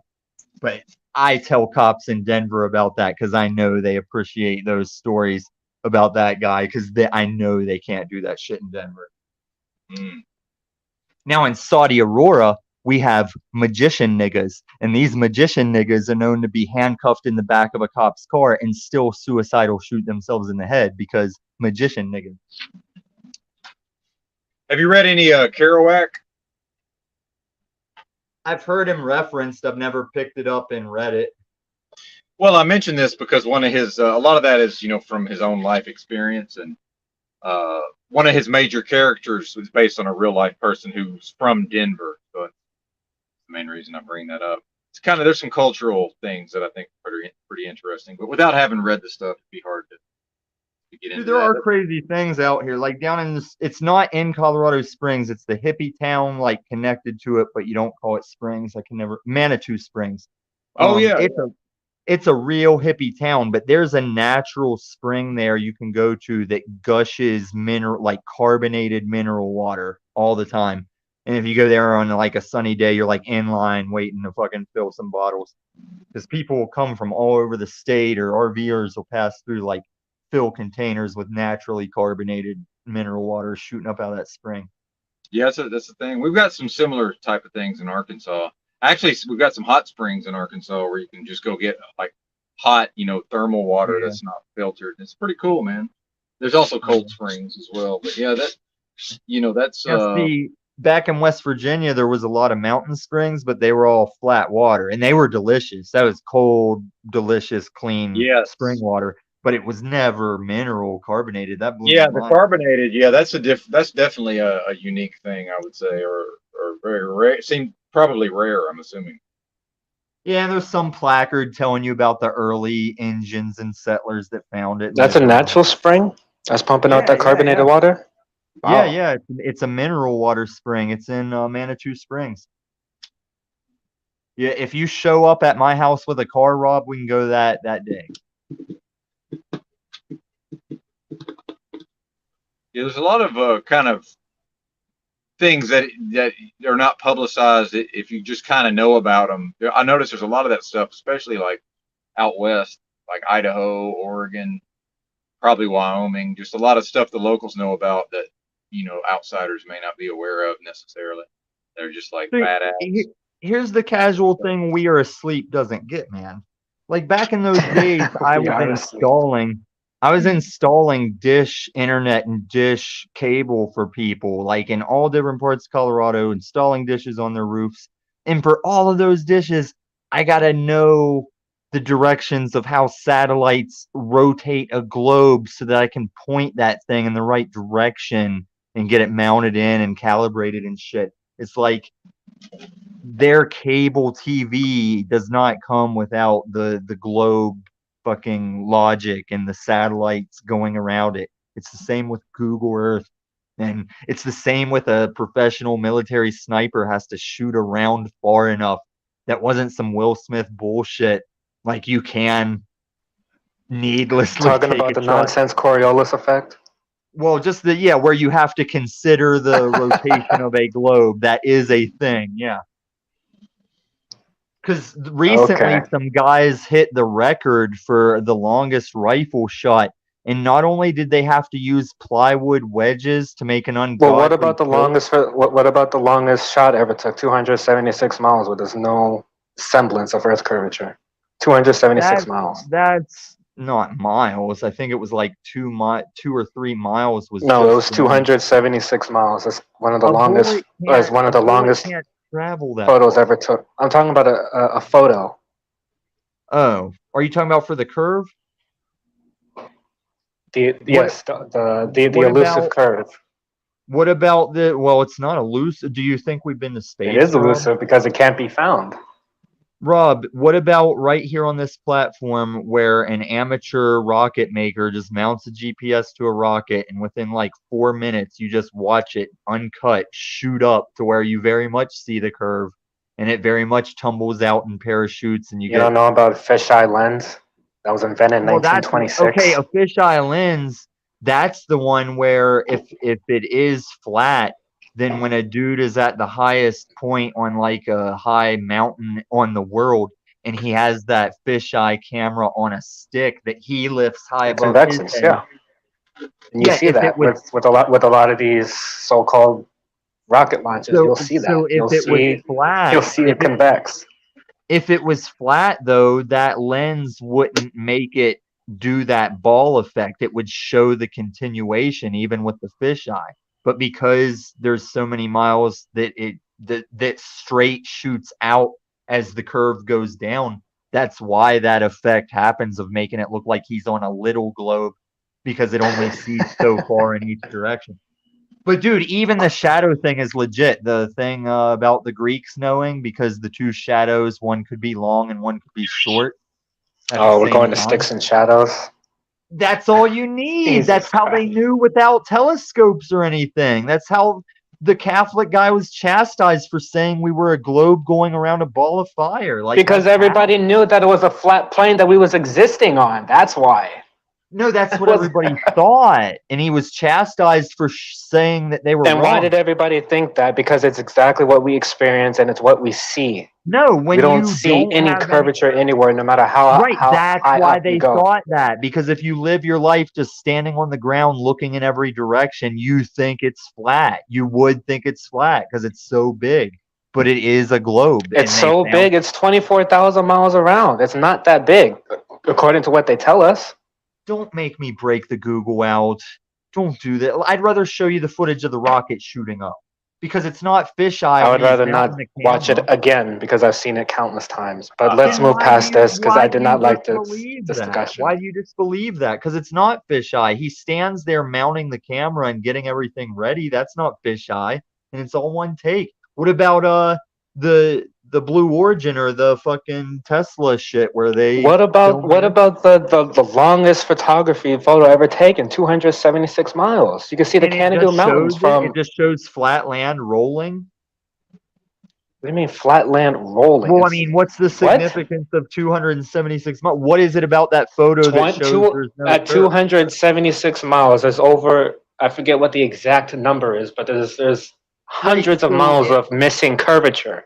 If That's we're what the sitting at a photo shows. campfire, if we're sitting at a campfire and have no phones to reference and we can't use numbers, like I don't even want to get into like the number debate of like this many miles, this much circumference. I'm saying the shadow thing still wins. You still don't beat the what's that science guy's name? The sticks and shadows thing assumes parallel sun rays, and we don't. That's not something that we see. We don't see parallel But sun we rays. don't- Never. We don't. We don't experience that. But we don't control where the sun is, so the shadows are We consistent. don't. But that experiment assumes parallel sun rays, which is something that we do not see.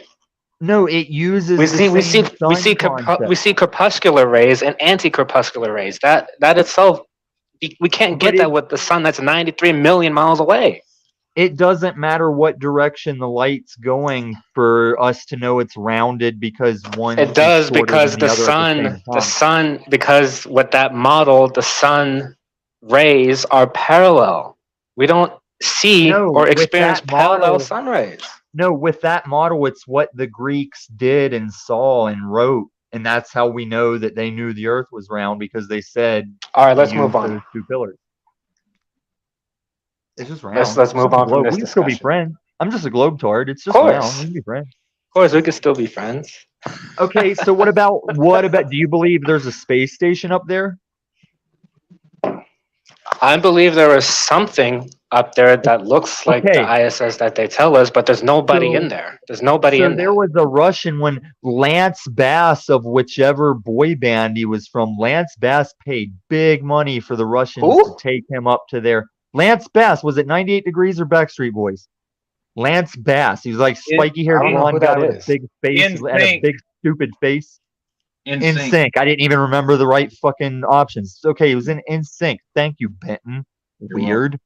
But he paid the Russians like $2 million to go up and be on their space station. That's for you, buddy. I had to back away to see it. But go ahead, please. Okay. And then Steve-O was in some outer atmosphere jet with an Air Force guy to see the curves. Why do they have all of these? Why can't they just get some regular Joe Schmo to do you mean like when Dude Perfect took the Blue Origin trip up with some regular Joe Schmoes and they're up there floating around in the no gravity and the Blue Origin shirt? What about whenever Elon Ford tore up in there? Like that's an actual. Never heard of those zero gravity planes? Yeah, those are within 30 seconds, but even in the footage of space station people, they come and go out of tubes. And when the lady drops down into the lower part, her tricep has no tension on it, and there's no way lines can do it. I'm not going to go into this ISS thing. This is all because there's footage. There's footage of dudes disappearing, dudes like phasing out of camera shots. Like it's nonsense, man. It's all nonsense. Well, when you see fakery at that level, there's no reason to I'm telling you what Joe Cool was showing some 89 or whatever his name is. That's just Joe Cool stuff. I don't even get collegiate on it. But dude, they have water pellets floating that they catch with their mouth. Those airplanes only operate disclosed already, yes. Airplanes only last as long as the drop. But I'm saying if you think we never went to the moon, Putin would have nailed us on that. Putin would have nailed us on not making it to the moon long ago. Like he could have just came on cameras before internet and said, America no go to moon. It's called the Antarctic Treaty. You never heard of the Antarctic Treaty where all these countries are in alignment with keeping the public away from Antarctica? Do you believe past a certain degree? I believe in that. You can't go past the 60th South parallel. No. What are they hiding from everybody? Probably either the Antichrist or a zombie virus or an alien place or a hangar with Tic Tac ships in it. Because I agree, Rob, no one can go to Antarctica. And if you Google Maps that shit, that hole in the middle is still not Google Maps in the center of Antarctica. And only Google Earth Pro can check it out. And I don't think they're getting the legit shit because the dude shows shadows cast by flat ground. He's like, they have to be taking a mountain out here because here's crags and something that looks like the shadow of a tower. He's like, there's no mountain here for this shadow to be here. So yeah, I believe in that, but that's not an ice wall. That's not a flat disc with an ice wall. I never said it was. I never said anything about an ice wall. Okay, so North Pole is the Arctic and South Pole is Antarctica, and that is because it's a globe. And if you say time zones, if you say north, south, east, west, that's globe talk. If you say time zones, that's globe going around a ball of fire in space talk, man. If you want to use Google Earth Pro and pay for it, you're paying for satellites that are rotating, but they don't go over. Even when you track the route, when you track the routes of Elon's Starlink satellites, they break off and don't go over Antarctica. Is that not crazy fucking shit? Because they were like, hey, you can put little internet satellites up. We might even use them, but they don't cross over the top of Antarctica. Okay. Fuck you, But that Discworld. doesn't. What? Sorry for yelling. No, I think I yelled first. Ben, how It's many alright. how many people are sad enough to be here for this? Give me a number. Well, it's hard to know how many bots, but 14 total. They're all people. They do not waste bots on what people waste their precious moments on in this life. They can't Okay. buy this time back. Yeah, the bots are for dude, when Snafu and that bitch he talks I about agree. So let's move past. right, when they talk about being targeted, I'm like, everybody thinks they're targeted until they stop streaming on their phone. And then when they get a quality PC or laptop, they're suddenly not targeted anymore. Because there's people with thousands, tens of thousands of viewers that it's like they're still not targeted because they're not saying any. I would think if you're targeted, you can't even be on YouTube. I would think targeted talk is not YouTube talk, you know? And Rob, if you use the deep web or the dark web, I know you know what kind of context I'm thinking of. Like, be targeted on Rumble, be targeted on Minds, be targeted on your own website you support, you know? But you can't be very targeted on YouTube because you're already so suppressed. You're already so. Well, and I'll say for myself, I don't you guys have a can still problem. hear me? Yeah, I don't have a problem with the globe versus flat talk, but I just don't care enough to try to It's debate just it. nonsense. Yeah. No, and like I say, unless it's over my execution, like prove the shape or you're executed, I don't care either.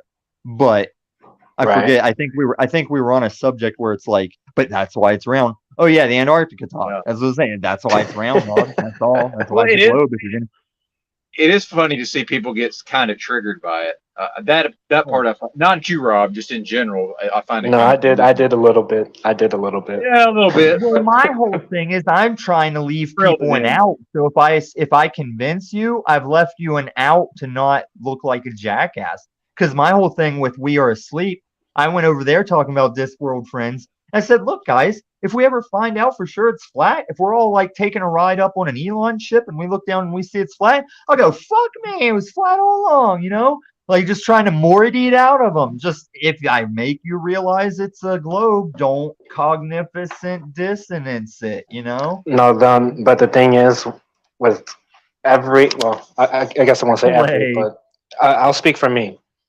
I used to believe in the globe. That's why I'm so staunch on the flat Earth because I literally was there. I know it. So that's why I really don't even. I'm Like to telling you, engage in Rob, anymore. you are a free man on a globe free spinning, baby. Okay, so the north and south, that's your poles. That's your polarity, your poles. That's the same as your battery, your north and south pole of your AA battery. It's the same thing. And it's the And be the sun and moon in the flat Earth case. That would act as the battery. Okay, so you acknowledge there's like a magnetic field around the Earth, like what's the thing they claim you can't pass through because the radiation. Yeah, they call it. Yeah, that's what they call it. Yeah, Van but Allen. I believe it's something Van Allen else. belt. So that is an effect of electricity. Like when electricity is going in a battery, it's got that kind of effect of a belt, an outer field thing going on, because that's where electromagnetic magnetism comes from. Like you're using it to be a magnet. That comes from electricity, and it's a result of electricity. And the Earth is a big ground to all electricity, whether it's lightning or our power grids or whatever. But that's how we're spinning on an axis that makes the east-west. It's because it's a ball with those poles doing it. But if we're spinning and it's allegedly an elliptical motion, that's something that we should feel. We don't ever feel that. You don't feel anything. You don't feel it because you are in this atmosphere, and it's that. But it's an elliptical. It's elliptical, which means that we have to feel it at some. Okay, do you at some feel it? semblance. Do you feel it when? Have you ever been on an airplane maybe one. Yes, but the thing is with an airplane, that's a closed environment. Take Exactly. take the roof off of that airplane and see what happens. Right. Rob, what we are in on the Earth compared to the vacuum of cold, no one can hear you scream space, we are in that airplane naturally in the atmosphere. The atmosphere is that. Despite the wind and stuff you The feel. atmosphere is the container. Yes, or you'd just be sucked out like you'd be like the moon. It would be like the moon or Mars with no atmosphere. Like it Okay, would just so be. yeah, Go ahead. we're kind of on the same level. It's just I guess it's just sort of semantics at this junction right now. The But semantics is why you don't cross on over to that globe style. Planet no, Rock, I don't need to African Bavada, cross over to the Planet globe Rock. style because I was there.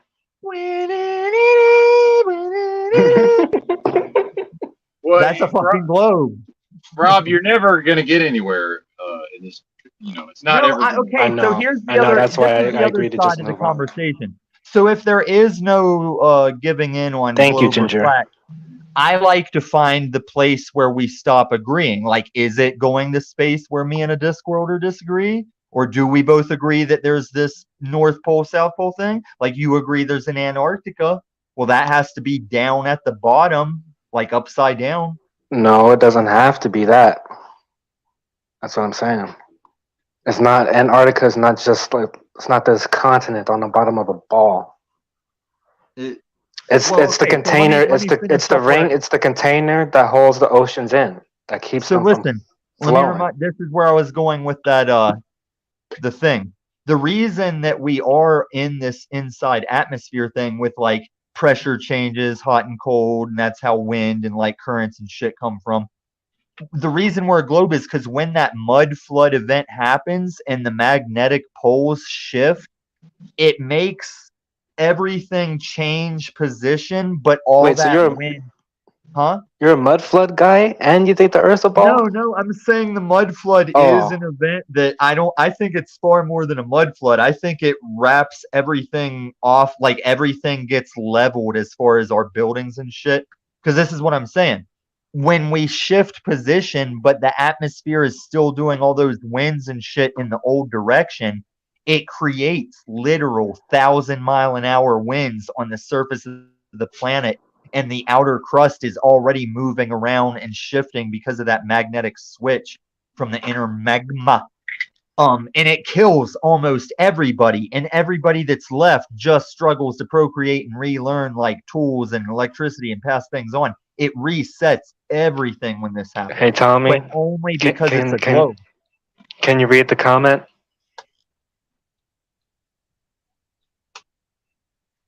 You contain the atmosphere with the greenhouse effect. It's like the thing we try to do less here with like the burning off like chemicals and fossil fuels and shit. You want that to happen on Mars and it'll build up and create an atmosphere and start.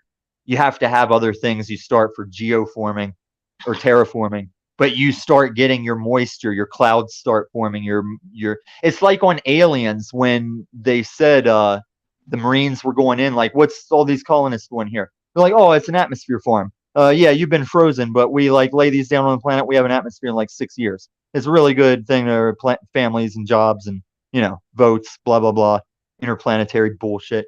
But that's what they were doing. They were just like making the greenhouse effect, burning fossil fuels, doing shit to create that atmosphere. We already had it. So when we do that, we like overproduce and it's bad.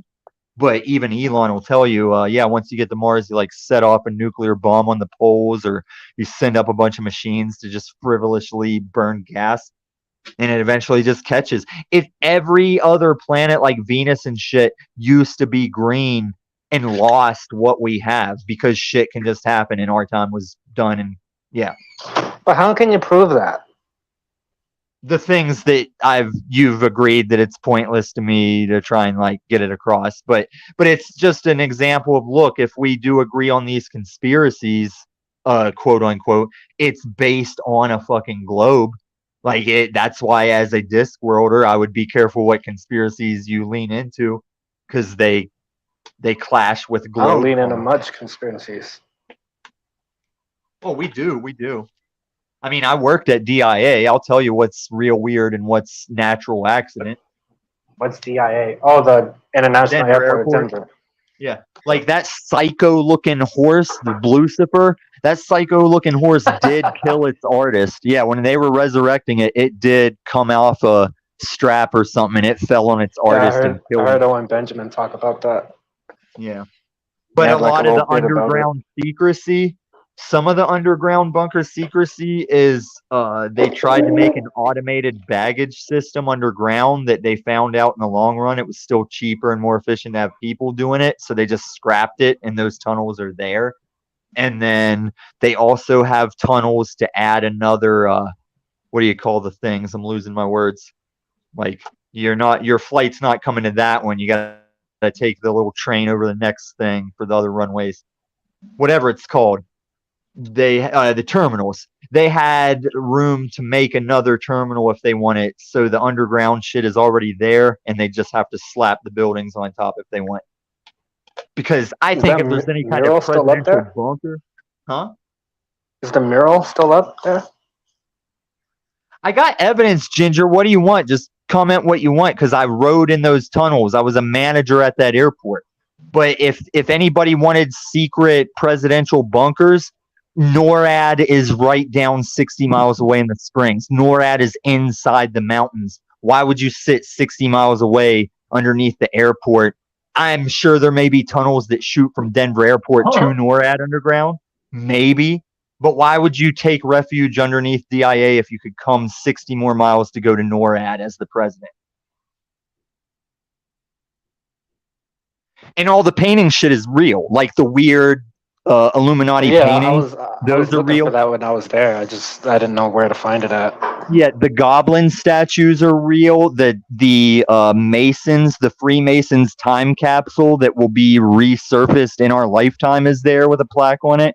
There is legit weird shit there, but some of it is extra blow up if you don't know why tunnels and certain things happen and certain things are there. I And was it just is looking for also that damn way mural. I overgrown. couldn't find it. The murals are up in the top where you would.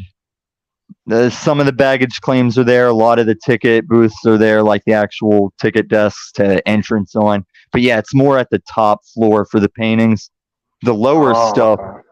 yeah, like the lower stuff, they added some of the stuff like the north-south directions in the floor with the dinosaur shit. Some of that's down there, but most of the crazy shit is up in the oldest upstairs part. A lot of underground stuff is the newer stuff with like the RTD train being able to roll right into the airport and shit. I'll take your word on Denver, not space though. I worked there when I was in college. Like I was managing the Climax jerky kiosk, and that's bomb ass expensive jerky. But yeah, I would be munching on that shit.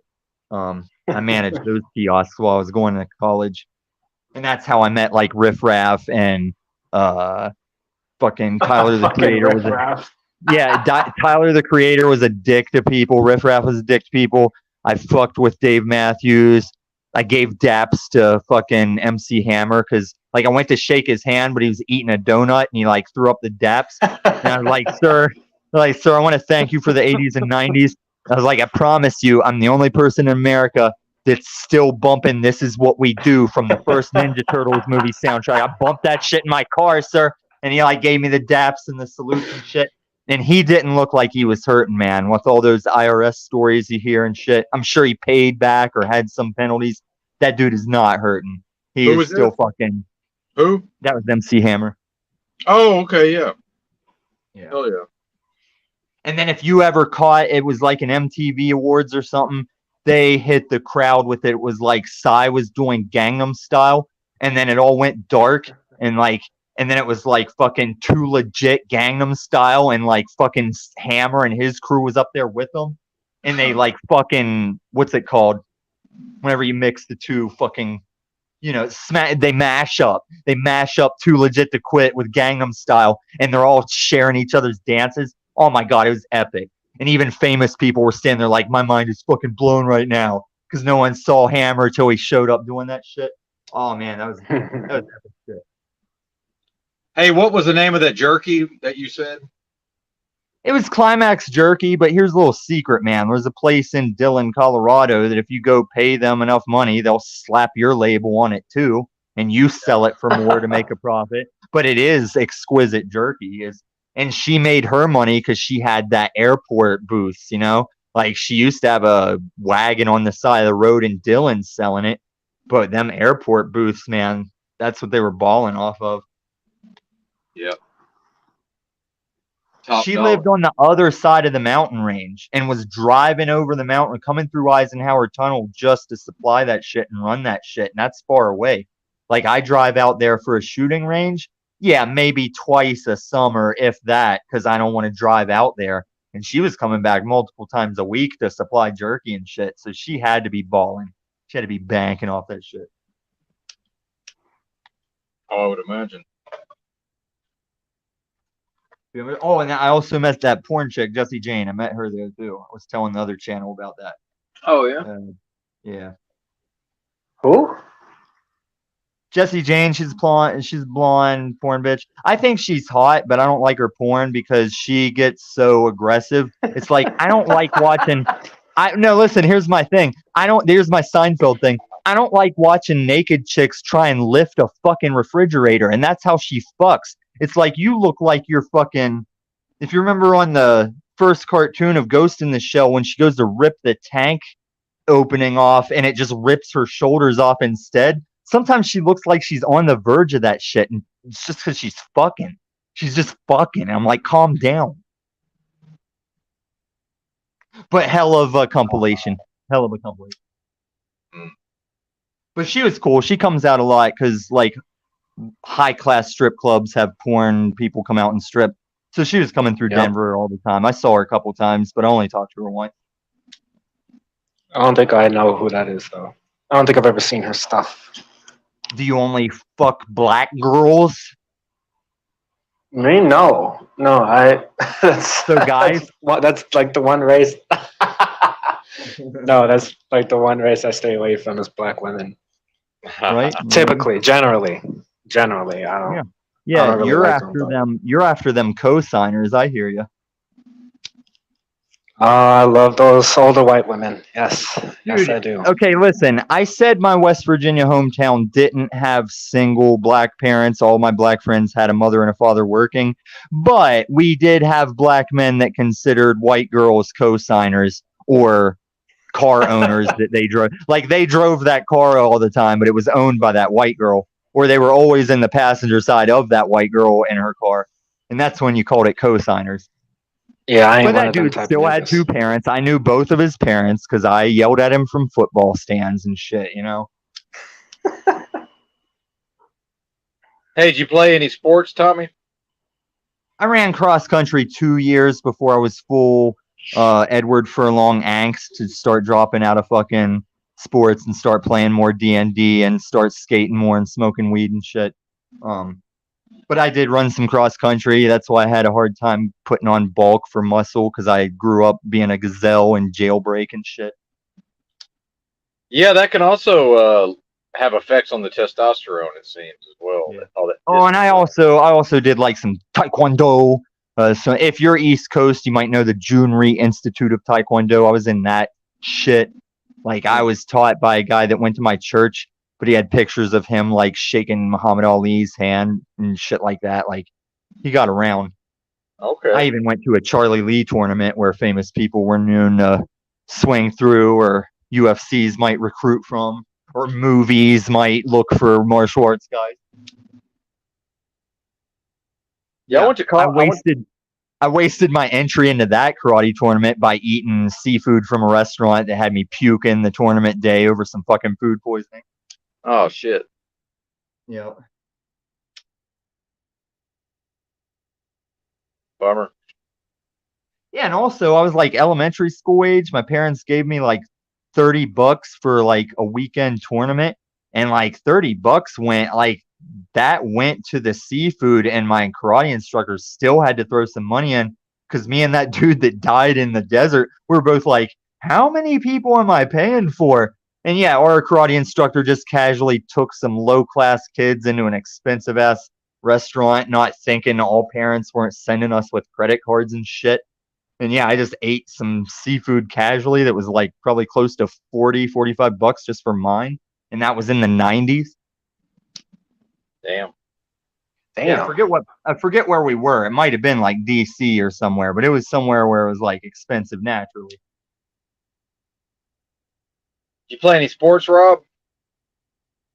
Why? Because he's black? Did you ask him that just because he's black? Well, I asked you first. No. I asked you first, Tommy. No, you say, Rob, do you excel at the sports you play? And you assume the answer is yes. No, I did not play any sports. I was a skater. I just skated all through school. Rollerblade? Nope, skateboarding. All right. I was a skateboarder as well. Yeah. Shout There out to was Jay. that connection to black JG, by the skater. way. Yeah, but that was not the cool thing for young black children to do when I was growing up. No, It was not the at cool all. thing for Developed a lot white of thick guys to skin from think that. about you. Like, as a white skater, I was like, that black dude skating is probably pretty cool. Let's go see what's up if we don't recognize him from school. Yeah, a lot of hate from the black community, I'm assuming, though. Not really. It just didn't catch Not on as anymore. strong till Lil Wayne. Like, Lil Wayne had it go bigger because Lil Wayne got all X Games for a couple years. Wasn't he buddying up with Ryan Shackelford or whatever? Probably. Yeah, I got a lot of shit for that growing up. It's because it's different now, and it's kind of weird seeing that shift happen. But that's what it I was. feel you, Rob. I used to go snowboarding with white people at ski places before snowboarders were accepted by white people. So you could say I've had a black experience. Listen, man, I don't know if you guys know what it's like, but when a guy looks at you and he pulls something out of his pocket, he puts a piece of gum in his mouth and he starts chewing it, he just throws the wrapper on the ground. I saw that shit. I saw a man throw a gum wrapper on the ground. Okay, walk a mile in my shoes. Oh shit! Only one summer house to visit every year. No, I didn't have it like that. I'm just ripping off some Chael Sonnen shit, man. Chael Sonnen's great. Oh yeah, big fan. But as far as the racial superiority, we played a 4-on-4 basketball, Tommy, and it was 7 brothers and me running up and down the court. If that tells you anything. And I'm 5 You foot mean 10. hard R brothers or like brothers? Well, my hometown's 75% black. Yeah. My hometown's 75% black. So you were like the white Larry Bird. Well, no, I'm a point guard, but yeah, it was literally 7 black guys and myself, and we would hold the court. John Stockton. They called me Bobby Hurley because Duke was real big, so it was Hurley is what they called me. But we would literally hold the court all day on a Saturday, and there'd literally be 40. I don't know why I keep saying literally, but there'd be like 40 people waiting to play, and we would play all day. Why? Because if you got one white guy that can play defense and distribute the ball and rebound and all of that and still slash to the basket, you will beat the all black teams. Kangs of the court. Right? And the highest compliment I was ever paid was when we were picking teams and somebody picked me first. And the looks on the black guy's face that didn't know anything about me when I got picked first, that was the highest compliment I've ever been paid. So I peaked very early. I was about 16 or so. Nice. Yeah. Yeah, if you get into snowboarding or skateboarding, you're too old by the time you're 16 as far as going pro, making money. Oh, I wasn't even going to do anything in basketball either. I could have been No, like in board sports, yeah. their steroids is being 13. Oh, dude, these Yeah, it was kids sort are of good. They're good by the time they're 10, man.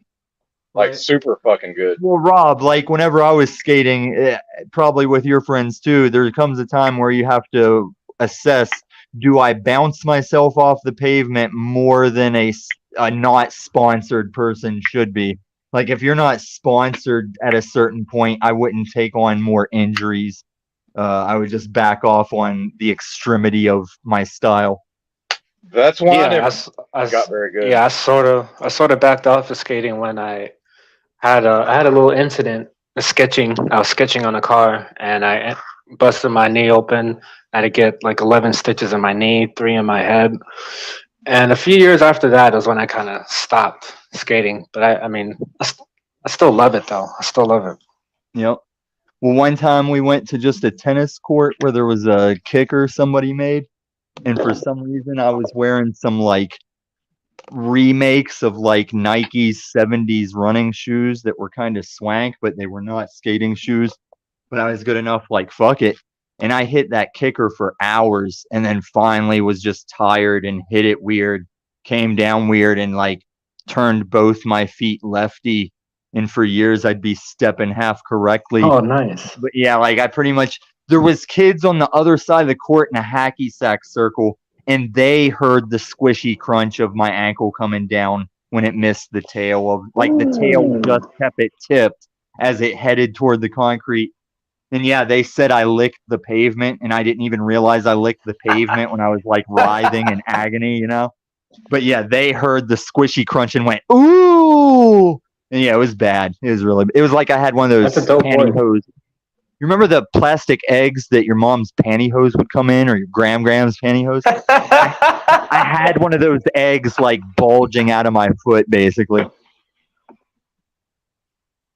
Wow, that's just fine.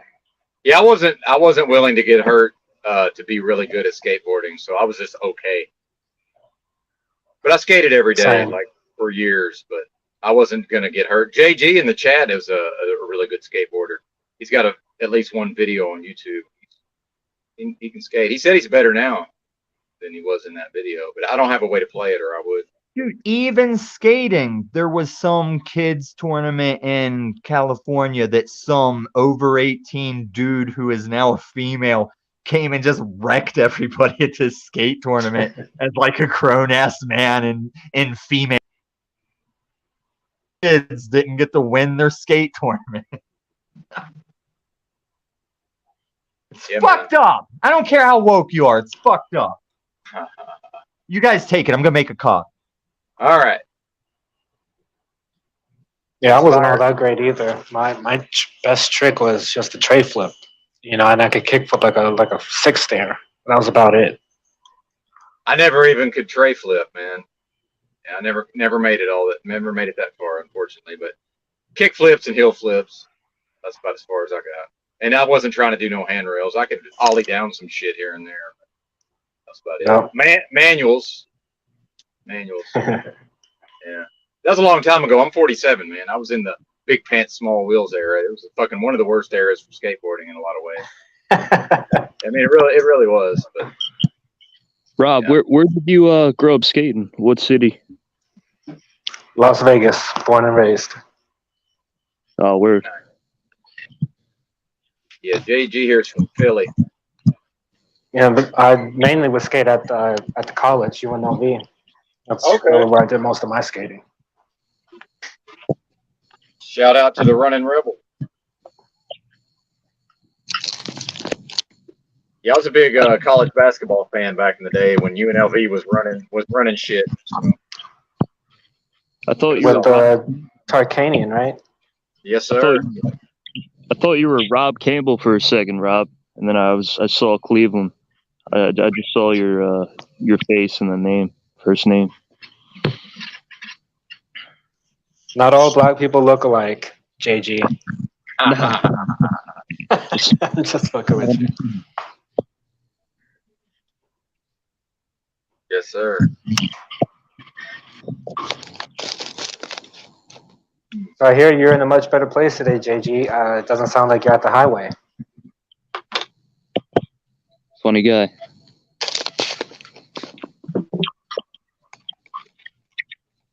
I'm just talking shit, man. Yep. Yeah, I skated Vegas a couple times. Me and my cousin were out there skating, and we got on the public bus, and they made us put socks on our wheels. They said it was a weapon, so we had a. Yeah, they stopped doing that a few years ago. Yeah.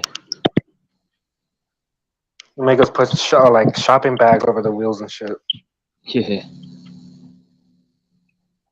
Yeah, they still do that in Jacksonville, Florida. I was in Florida skating, or Jacksonville, and guy was like, "You got to have that in the bag." So I just put plastic bags on it.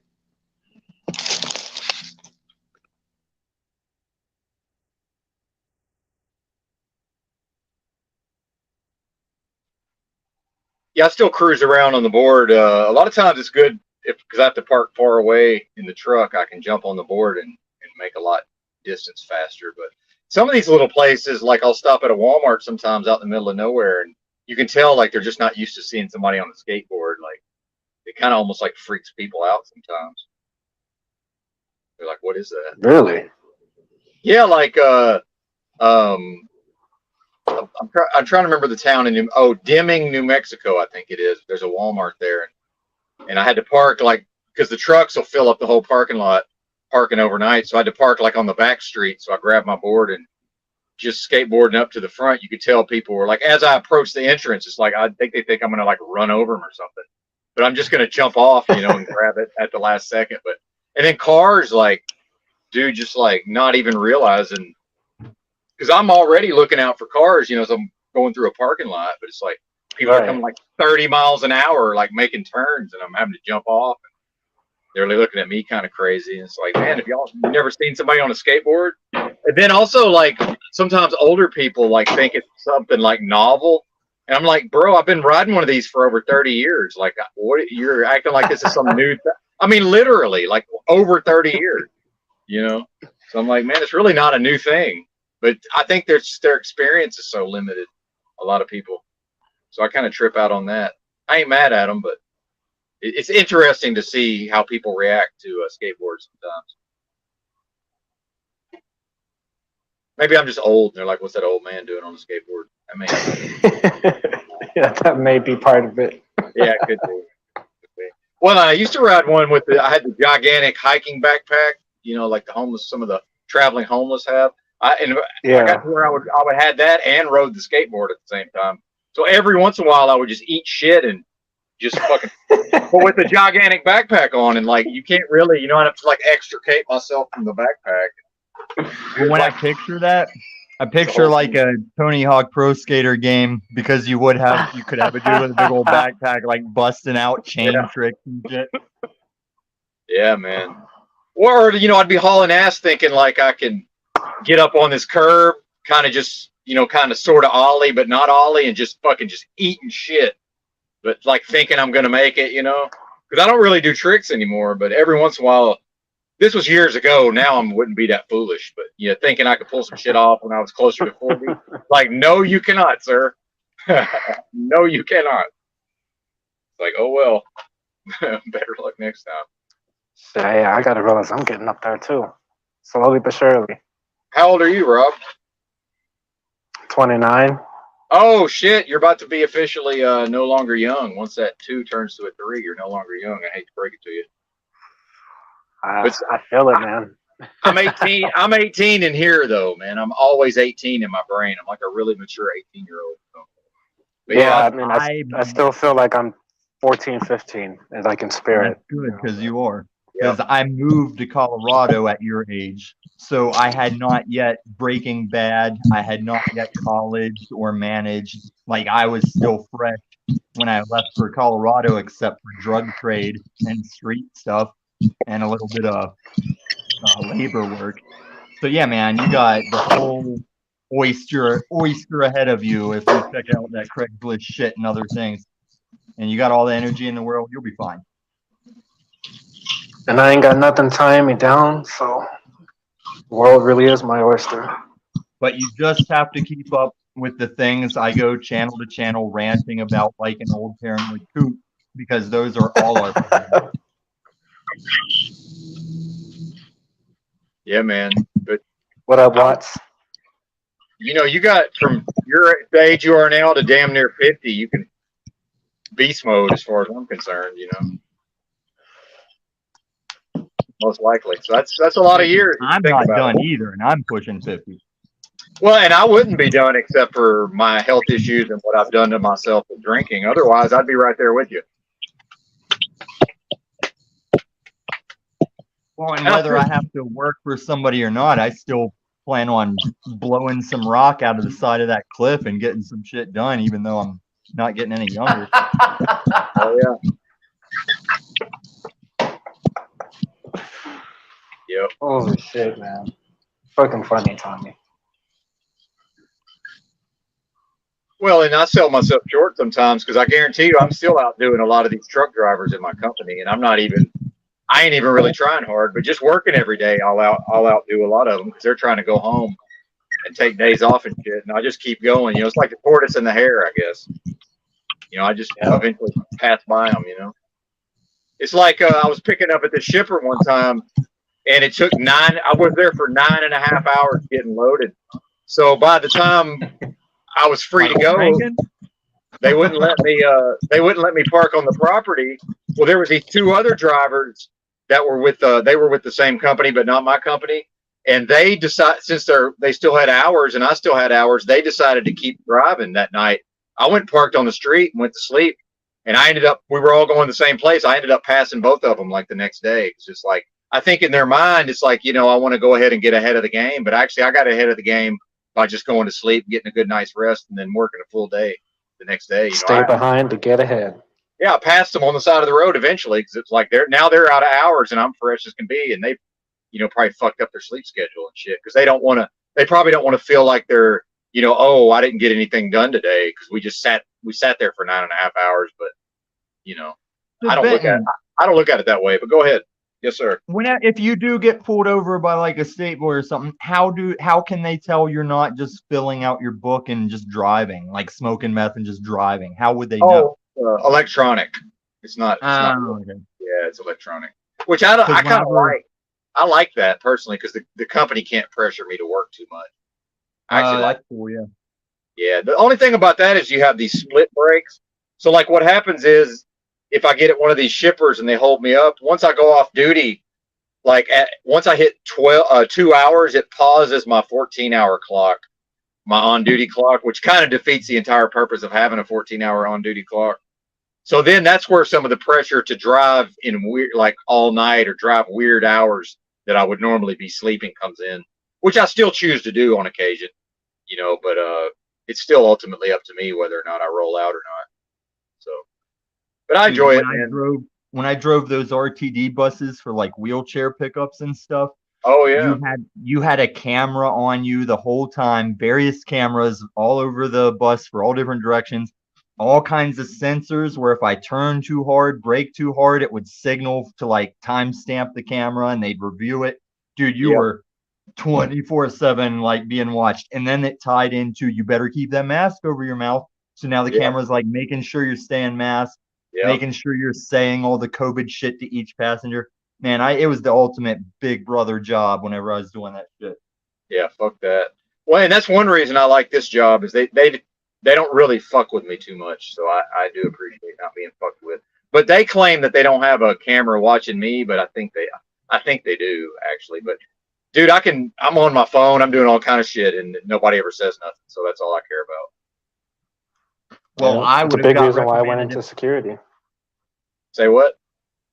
So that's a big reason why I went into security because I'm just tired of having people fuck with me. Yep. Yeah, you can have your. You'll never get fucked with as a security guy.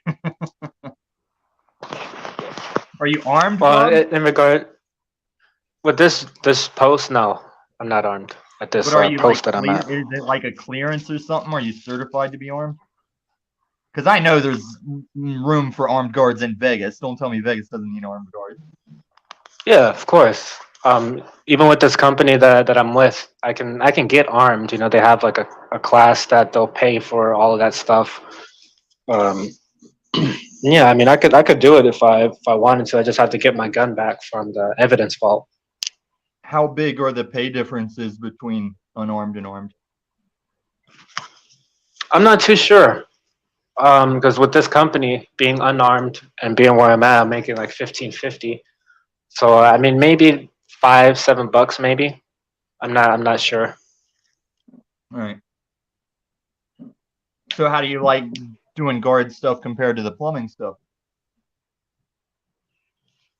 Well, the thing with the plumbing stuff, I haven't really done like actual work. You know, I just did some stuff, you know, in the class. You know, like uninstalling a toilet, reinstalling it, and doing the same thing with the sinks and all that.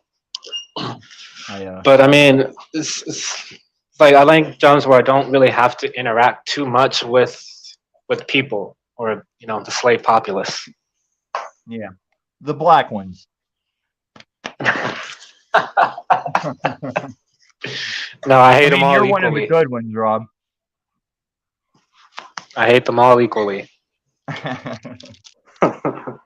I'm an equal opportunity If racist. you don't keep me updated, I'm gonna be up your ass when I see you. Like, you check that Craigslist stuff, dude. Even now, if I ever got scared and thought I needed to work anytime soon, I'd go right to Craigslist. Yeah, I'm usually on Indeed. That's where I get most of my jobs from. But Craigslist, I'll check that out as well.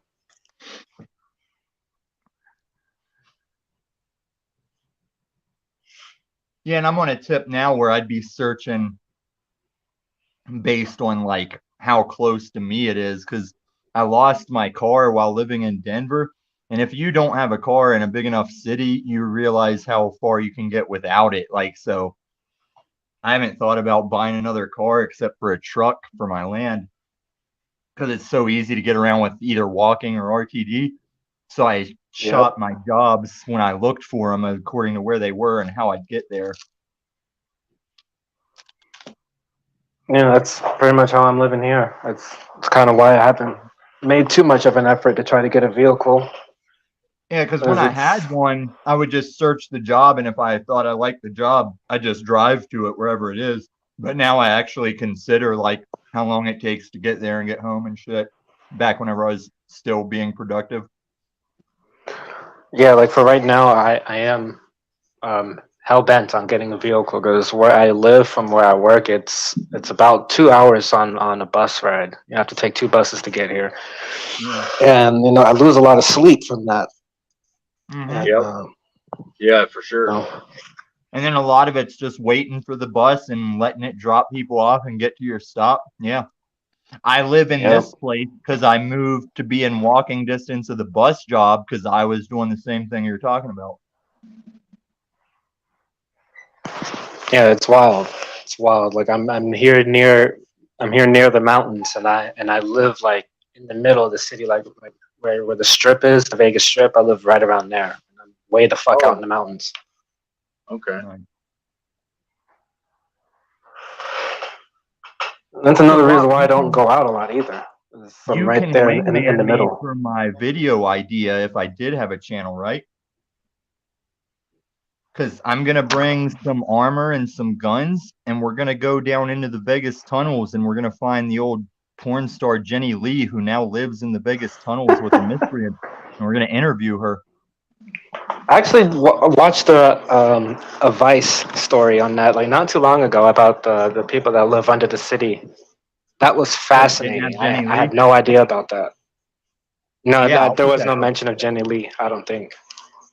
Yeah, she was looking cracked out, living under those tunnels, doing drugs with them. And in an interview, she said she likes living under the Vegas tunnels because those people are more of her friends than the people she did porn with. I'm like, oh my God, what happened to you when you were making porn? But I mean, that makes sense. I would believe her. Yeah, there was the 80s and 90s, well, before 80s too, but yeah, women used to be heavily exploited. Yes. And now they've evolved into OnlyFans, where my dog has a page as well. Yeah, where they exploit themselves. No, they're very bad at it. Did you say she was in the tunnels with Mystery, the pickup artist? Did I hear that right? I thought that's what you said. I mean, maybe I've just got peanut butter. Her name is Jenny Lee. I heard that part, yeah. So I must have misconstrued. Maybe I said she was all cracked out doing drugs and shit. Maybe that sounded like that. Yeah. I think you said like the miscreants. Miscreants. Oh, yeah, okay, that's what it was. Miscreants. The tunnel plebs. Yeah. The lower weebs. Well, if you remember when this thing happened in Half Moon Bay, California, I've spent some time there in my traveling living in the streets days. Because JG will remind me that I'm still homeless. But there's a homeless community behind the Safeway, like there's like this little patch of woods, like on this creek back there. It kind of reminds me. Hide a body or rape a girl, yeah. Well, but but it's people that live back there, like in these tents, and it looks like a whole community.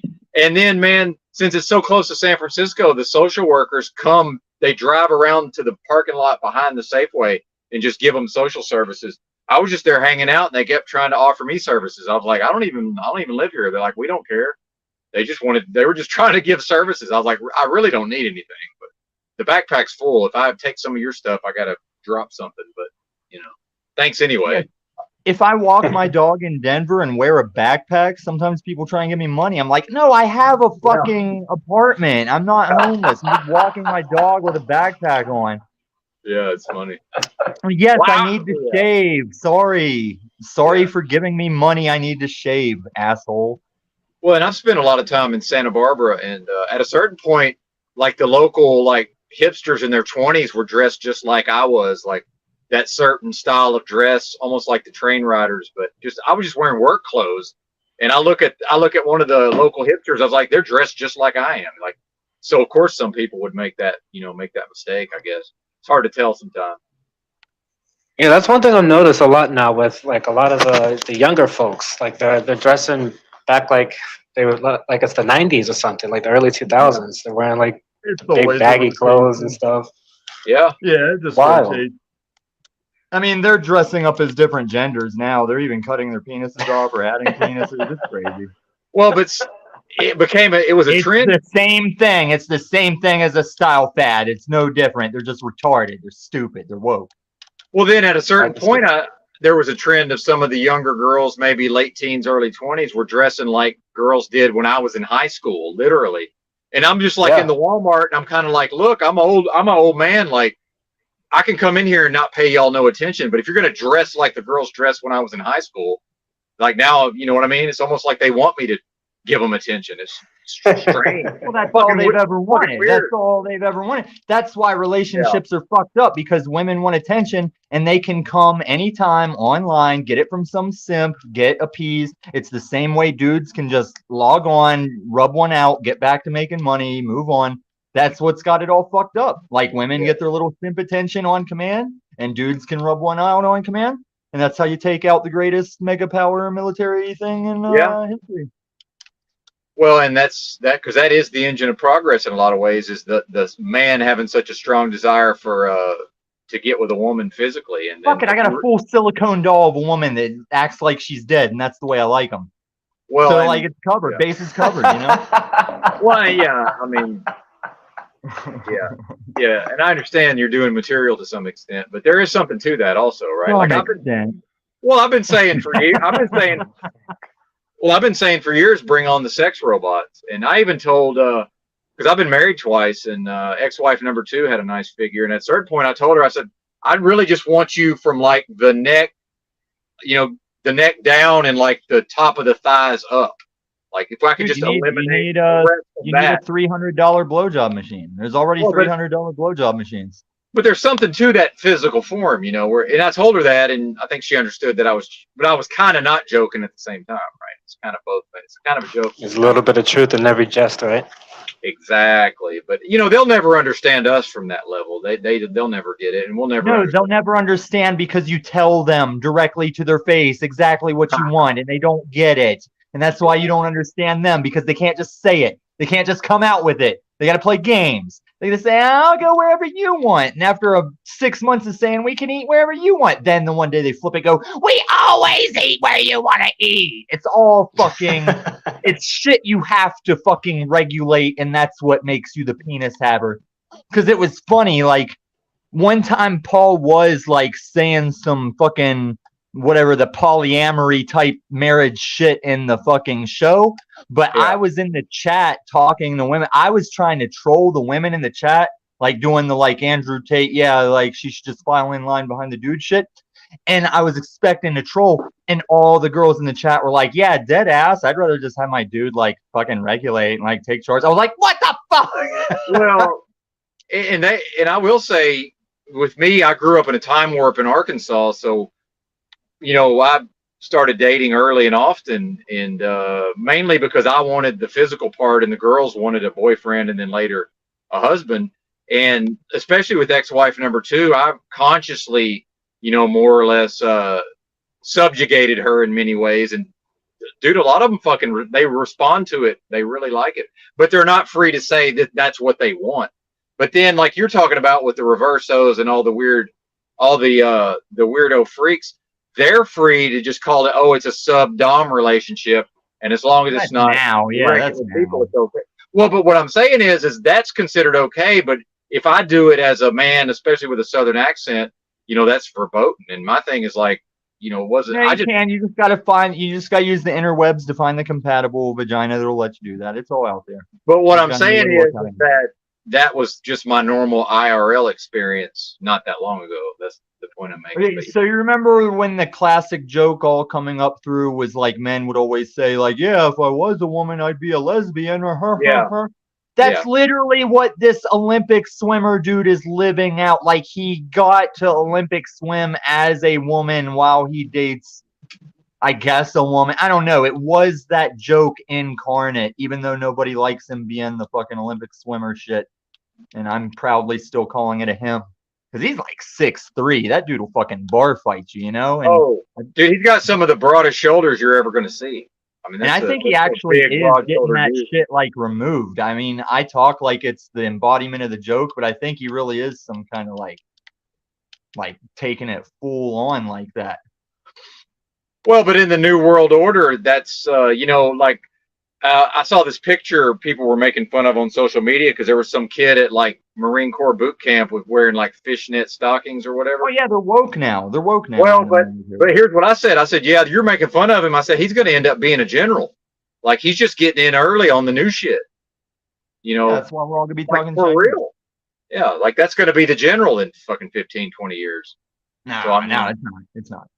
Well, but you understand, I'm being a bit hyperbolic, but dude, well, wait a minute, that assistant health secretary is like an admiral. Yeah, in the yeah, fucking yeah. Navy. And the one that's stealing all the luggage and shit, the bald one that steals luggage, and then you got the old one that it's like, why are you wearing that uniform? You fucking yeah. Exactly. But no, it's like I said, you don't need cops, you don't need soldiers. We'll just turn your fucking money off. Problem solved. Now figure out who you got to beg not to starve to. But it's not cops and it's not military because we just turn your money off. Well, no, I think that's coming. We agree on that. Oh, it is. It is. We certainly and then agree even on the that. people that are impervious to that, we got still some robots for that. There's an app for that.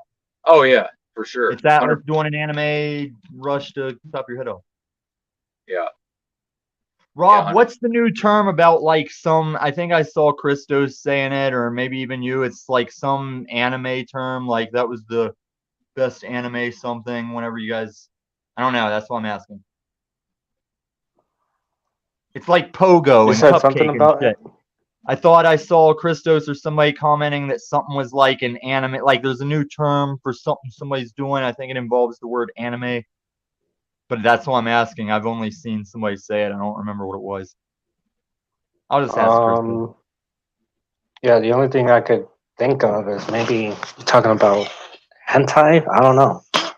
No, I know all the futanari and the hentai and shit. I'm saying I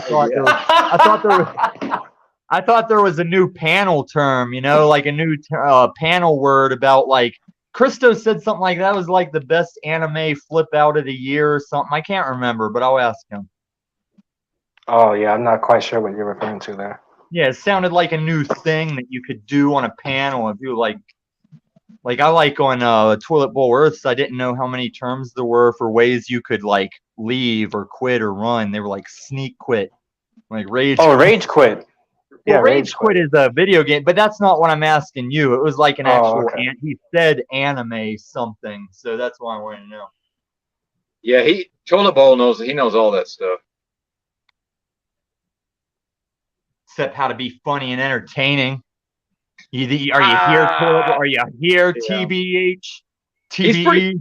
He's actually hilarious, but I think all you guys are. I'm just kidding. Well, thank you. It's in a very subversive, kind of antisocial way. He's Toilet Bowl Earth looks like my good friend that while I lived in Colorado, he OD'd on heroin, and the guys he was doing heroin with while my friend's parents were away on vacation, they took his OD'd body and just left him on their couch.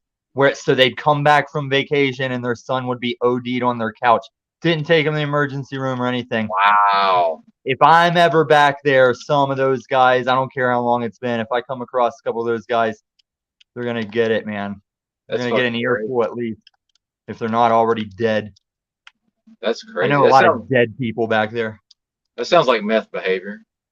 No, that was heroin behavior. Oh, heroin. Okay, gotcha. Meth people don't do that. We would have drove you to the ER twice. We would have been fucking doing the resuscitation ourselves. We've been so zoomed in and focused. Well, that's a good point. Oh shit, are you choking? Oh shit, is something wrong? You're choking? Hold on, turn around. Yeah, right on the scene, man. Yeah, that's true. Not that Scanner Darkly shit. We would have been right like, oh, he's choking. His asphyxiation. Yeah. Get into the Heimlich. Get over a chair. Well, yeah, man, we've been working it. Oh, yeah. I guess I was talking about the more leaving them on the couch after they're already dead. Oh yeah, that's very heroin. That's very heroin shit. That's Wow. fucking Yeah. See, I don't terrible. know much about that world personally, so I guess I didn't make that connection. That's interesting. I know it because that wasn't my world. I was the speedy world, and I know how those heroin and blues guys do. Gotta watch them. And that was always my drug of choice. It was usually an upper. I never liked Rob, you downers. understand, when I was buying my Breaking Bad off of a heroin user, I watched him reduce his standing as a dealer into he was just taking my money to his dealer till then that bag was coming back pinched. I was like, dude, I've watched you fall off. Like, I'm sorry, man. Like, I tried to help you get your kids back, but you have fallen off. His baby mama was an employee under me at the jerky place at the airport. Yeah, it all comes full circle. Interesting. Like, that dude loved his kids. He would go to the government office every weekend that he was allowed to meet his kids at. But he was, yeah, in hindsight, I see he was never going to get it back. Like, he would take somebody's business card. He marked out all the stuff on the business card, wrote in his own stuff, and showed it to me like, what do you think of my new business cards? And it was just for like odd job bullshit. I'm like, dude, you know, it's really cheap that like a place would just make you your own business cards for like bucks, you know, like, and I can clearly see you took a man's business card and just sharpied stuff out and wrote your. I'm like, dude, I think you need some more help. Like, I think you're falling off, my dude. Yeah, I heard you talking about ecstasy earlier. That was sort of my the real ecstasy, the good ecstasy, late '90s. Yeah, early that was. 2000s ecstasy. Yeah, I was still a child during those times, so shit I'm getting is probably nowhere compared Like a to half what a you pill. are. But No way. Can't you know, be. that's why I stopped using the white girls so much, because you know this shit just burns a fucking hole in your pocket. Yeah. You know, it's And fucking crazy. it's like Yeah, I the just first started part of the railing buzz is ecstasy. fun, and then the rest of the buzz is reminding you need to do more bumps or go find more. Exactly. Meth doesn't even do that to me. Like meth, I was well rounded, and it always felt like abundant, and I never got that noidy, sketchy coke from it. See, yeah, I had a guy that would, when I was buying that stuff, he had this stuff called he said it was a special blend, and it was like he was mixing a little bit of, you know, Chili some meth pepper. shards, the meth shards into the white girl, Okay. and that stuff there was, whew, Yeah. that shit was put me on another My level. ex, man, the rich bitch, my ex-girlfriend that ghosted me on the surgery table, one time she had meth and coke together, and I was like, that's the last time that's gonna happen, because she didn't know if she wanted to fuck, watch a movie, clean the house, but she was switching off every 30 seconds. And I'm just chilling because I had the tolerance, you know, I'm just watching Deadpool or something. And finally I was like, you have to sit the fuck down or something. Like, you gotta pick one thing and do it. And you're never doing meth and coke again, you know, like never together again. And she was the type of girl, like, I was barely ever wanting to have sex because she was just like, which entry? Like, anytime, which entry? So in the Daniel Tosh joke, it's like, yeah, that made me the least sexy person because it was so abundant. Like, you knew it was there and suddenly weren't as horny all the time. It's like every time is a paid for Pornhub experience because she was a fucking she was a rich hoe. Ain't nothing wrong with that. She said the thing she liked about me compared to her exes is I bought the drugs and she was always paying for the drugs for her exes. And she was like, she had a ballerina childhood, but she got implants to have like no boobs. Like she was such a flat ballerina that she got implants to still have like whatever the minimal cup size is. I can't remember. But she was hot. She was hot. She was fine. Just had no loyalty, Paulie. No loyalty, soul.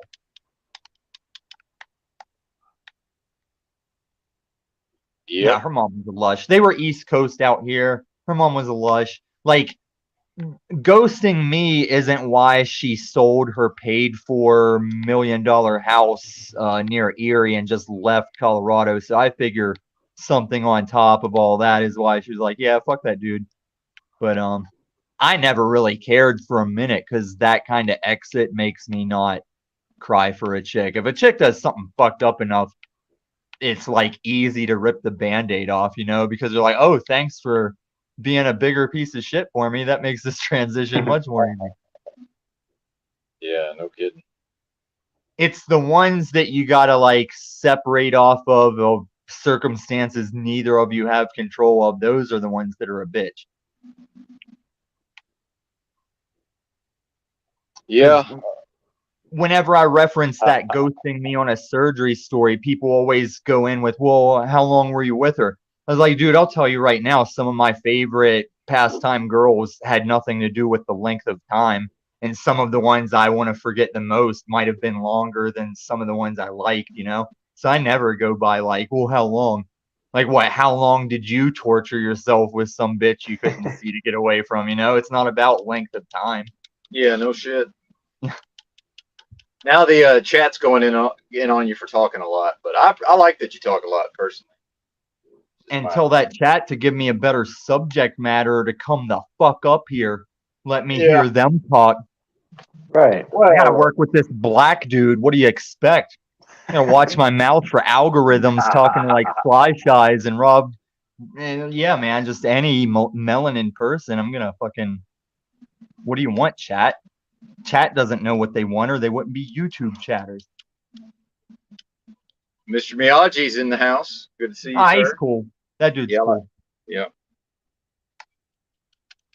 He showed me paint the fence. He showed me wax the floor. So then I show Rob, and he gets it right, or he gets the 9 tails again. They're just a little. I think the chat's just a little salty. It's all good. It's all in the good fun. They should be if they've been here since yesterday. Why are we still streaming? Why are people here? Oh man. I forgot this thing was on. I thought we were just on a snap call or something. I forgot this is. Yeah, what are you people doing here? Ferris Bueller, your ass. Like, go home. Go. Just walk out my robe. Like, you guys are still here? Yeah, the stream's over. Go. No, they're welcome to stay, of course. We like the chat, but you are making a valid point. I will also say that is a valid point. Clay said talk about something gross if you care to. Man. Oh man. So what'd you think about trannies, Tommy?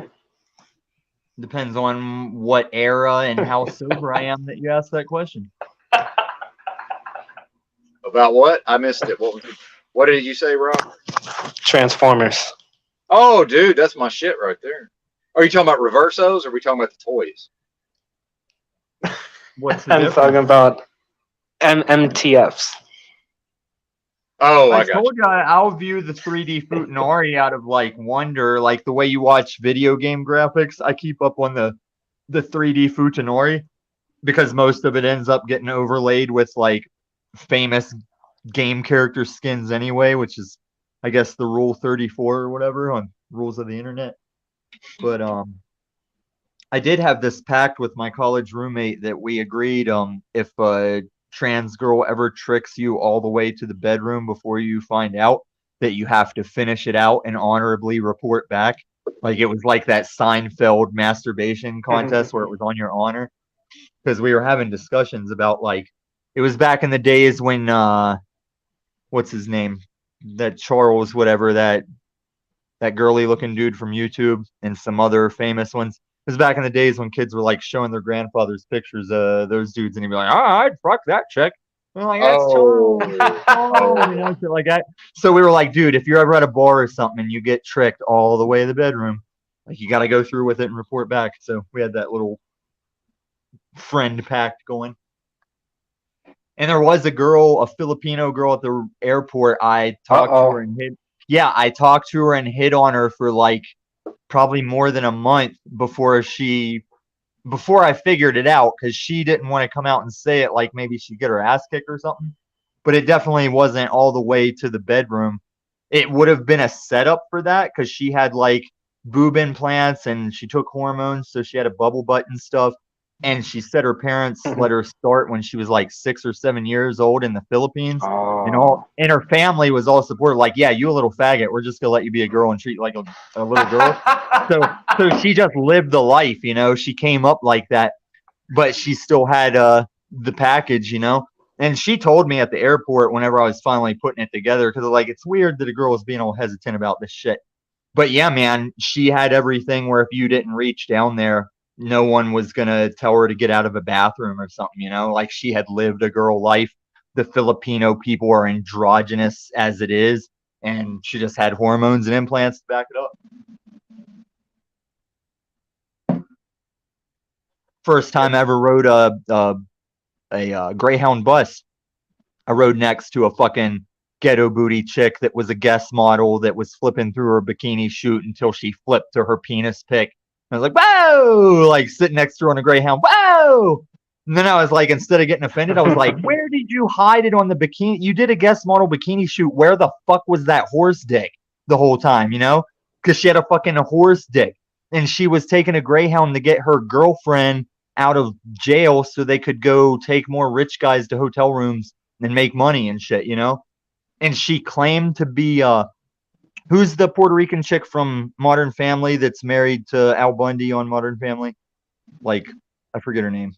But she claimed to be her nephew. Like, I mean, he did look like her because he had plastic surgery and like ghetto tits and ghetto booty and shit. And he claimed to be related to her, and I don't know if it was plastic surgery or what, but he did look like her. Where I'm like, well, I'm not calling you a liar, and you are some kind of Puerto Rican or something. But yeah, man, Guess Jeans model, bikini shoot. Some high school kids have probably jerked off to it back then. Somehow hid the horse cock somewhere. But that was him. Shim. Or Herm. That was Herm in the Guess shoot. Yeah, I guess that's Interesting. And it was cool because I was a young white dude back then, and I like approached a big, like, cool looking, like, swole motherfucking black dude. And I was like, hey, like, check out that hot ass bitch over there, man. That's like getting on the Greyhound. He goes, shit, that ain't no girl. And I was like, get the fuck out of here. And like, I like thought it was a girl. And even like elderly, cool black dude, like, shit, that ain't no girl. But yeah, man, I had to sit next to her on the bus and go and have her flipping off pictures to fucking realize it. If I had been more mature and at the age I am now, I probably would have took her to the bus bathroom to like try and catch a deemer, you know. But I had some growing up to do. I had some maturing to do. Holy shit, Tony, you're funny. Yeah, I can be pretty funny whenever a cab driver doesn't fucking lay it into me for 12 hours about how I'm a weak loser. And it's like, just listen to what I did. I'm not a weak loser. I used to be on steroids and shit. Listen. No, I used to have to tell girls I weren't gonna fuck them because too many were like lining up at a fucking club that I bounced at. Like, it's not ego. It's just the way women are. You can take any dude's head and put it on a ripped body, and you will get fucked left and right. Don't let them tell you any different. Yeah, but there's no like sense of fulfillment there though. At least for me, because I went through my little hoe phase and I didn't really enjoy it, man. It was just something that I guess you got to get out, right? You got to get it out of your system. My hoe phase. I mean, I went through. I was out fucking around every different woman. I went through that phase as hormones, and you do get to a point where you see the difference. Like, even if you can still appreciate like a one night or something, you see the difference between, oh man, compared to when you like feel something for somebody.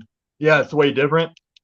But that's not the bouncer ripped gym rat time, you know, because that's the time you don't trust anybody that says that, because you're all fuckable people. You're all hot fuckable people that you're like even as a bouncer at Cowboys, I witnessed so much scandalousness that I like lost a lot of faith in women, even despite my own experiences.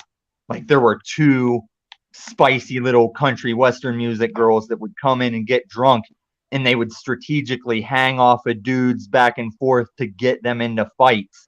And because that was a strain on our responsibilities as bouncers, we eventually noticed this and confronted them and said, "Hey, we see that shit. Stop that shit." And even with the DJs, it was like, "Hey, when it's a rowdy night that you see us breaking up fights left and right, don't be throwing on that fucking, you know, the type of hip hop club hits that get more of that going." And they'd start throwing it in the mix more like, "Guys, we're sweating over here. Come on."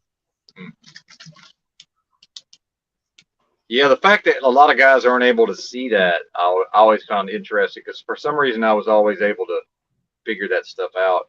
At least once I became, more mature, I guess. Dude, when I don't know if you were there, Rob, when Paul was giving me the shit about, "I don't believe you were a bouncer. I would never respect you as a bouncer," blah, blah, blah, going on that shit.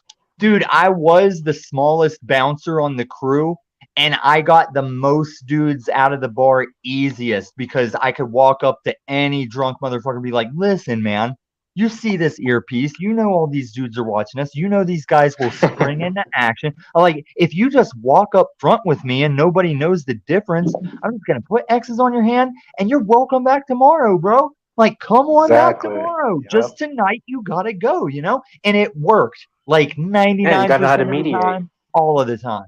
Well, yeah, your intelligence plays a big part. I knew a guy that he was a bouncer at a mental institution, and this was not not a guy of stature, man. He could just straight wrap somebody up physically, and I don't even mean jujitsu. He just knew how to fucking grab a hold of somebody and fucking subdue them. Like, you don't need to necessarily be some gigantic, intimidating person to do that. No, you don't. That's why I keep standing up to Paul when he's, "Oh, back in the day, I would have just smashed you. I would have just smashed you." I was like, "I know that's what you think. I know that's what you think. That's what you all always say." Yeah, my mind is my weapon. I even had to learn coming up as a Taekwondo kid. Like back then, there wasn't all the like ground and pound jujitsu stuff.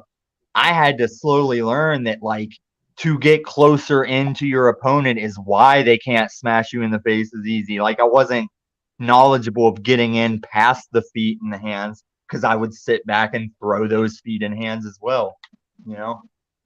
Well, and I like to watch a lot of these videos where it's like some guy gets there's a bunch of shit talking, and then somebody gets like sucker punched in like a convenience store. But I'm always paying attention to where the people's feet are positioned, and like that tells the story, man. Because I'm watching this, and I'm like, dude, that guy would never get inside my fucking stance like that. A lot of it comes down to just footwork, and a lot of people just are not aware of my physical space. Where are they? Like, where are they trying to get to relative to where I am? Like, there's a lot of dynamics at play that can absolutely be manipulated in real time that a lot of folks just don't understand. It's like, if I know how to do a lot of that, then I'm probably going to come out ahead as far as not even having to fight somebody. You know what I'm saying? So many folks are so unaware. They're just not self-aware. When the early days of the UFC, when MMA was first coming out, if you watched one at a bar, everyone was just talking about how gay it was that two dudes were wrestling around for 20 minutes, you know, but they didn't understand what all was going on the ground yet back when the Gracies were trying to display that. They were used to Tyson fights and shit, you know? Yep, that's very true. Very true. And I'm glad that not even the MMA killed regular boxing. There is a science to boxing. Oh yeah, absolutely. I didn't want it to get lost over MMA hype. And even the WWE survived because just like fucking Shakespeare, people like to see the same thing over and over again in little different ways. Well, it's a soap opera for men, I mean, to be fair. That's what wrestling is. But I mean, people also don't realize Shakespeare wrote tens of thousands of plays because they were just daily show-up shows of this same type of shit over and over again, and people loved it. Yeah, formulaic. Yeah. Oh, there's always an incestual brother that kills his mom that had sex with his mom. Yeah, every show. He always holds the skull up, you know? But they loved it. They're eating it up. I used to have muscles. You can tell I used to have them, but they're gone now. I see those golf balls, Benton. I know, man. Like I say, I used to have. They used to be bigger. That's what I'm saying. I used to have muscles, but they're all gone now, dude. I weigh 130 pounds barely. Like I'm barely Sorry, man. hanging. I got marbles in my arm, so it's all right. I'm just talking shit. Oh, I do. Believe me, it's quite a blow to the ego to realize. I mean, that's being humbled, by the way, to realize that I used to have some fucking mass on me and it's just gone. You know, like I can see where it used to be and it's just not there anymore. That's the only thing that can happen, though. Yeah. Hey, Tom, the chat wants to know what sort of anabolics were you using? Well, I went through the orals earlier. I did D-ball, then T-ball, which is Duranabol, and then Turanabol. It's like an oral steroid. You don't even have to keep track of your estrogen levels. It'll just, as long as you take the right amounts and pyramid on and off, you never have to worry about your estrogen, like giving you a little booby lump or anything. And then one cycle I did injectable test. And I don't remember if there's an extra word to test because it does stand for some kind of testosterone. I can't remember what it was that we were shooting. But it's the shit that the military was into at the time. They also want to know your level of education for university if you're interested in sharing. I've got the School of Hard Knocks. I got some military shit. I've got an associate's degree in applied science with a major in solar design and installation and some extra shit that is there that I'd have to like remember if it comes up. And then I had a whole lot of church, and then there's a bunch of stuff I seen a little bit of on TV. Yeah. Is that you, John Wayne? Well, since you brought up the military, I may be one of the few people that I may very well have a higher ASVAB score than my actual IQ. Like I could very well be, that could very well be possible. I can't even remember what my score was because I just hate those tests, whether it was school or MEPS and shit. I just hate those little filling in the dots in a time limit tests, man. I'm super good at that format for some reason. I'm not sure why. I've always been super good. I don't even need to know the material to do well on a multiple choice test. It's almost like I can sort of understand that there's some psychology behind the way that it's structured, you know? I do feel you on that, yeah, because it's like if I know the shit, I'll answer it, and if I don't know it, I resort to what you're talking about. Yeah, and it's that you can be very effective that way. Okay, so if anybody's got those tests in their future, yeah, the best thing is just to rip through it, answering everything you can answer right away, then use the rest of the time going back over the ones you didn't know right away. Yeah, that's good. That's a good strategy. Yeah. And then pick your letter that if all else fails, this is just your common guess letter. Mine was usually C. Yeah, C's can be good. I haven't taken those kind of tests in quite a while, but yeah.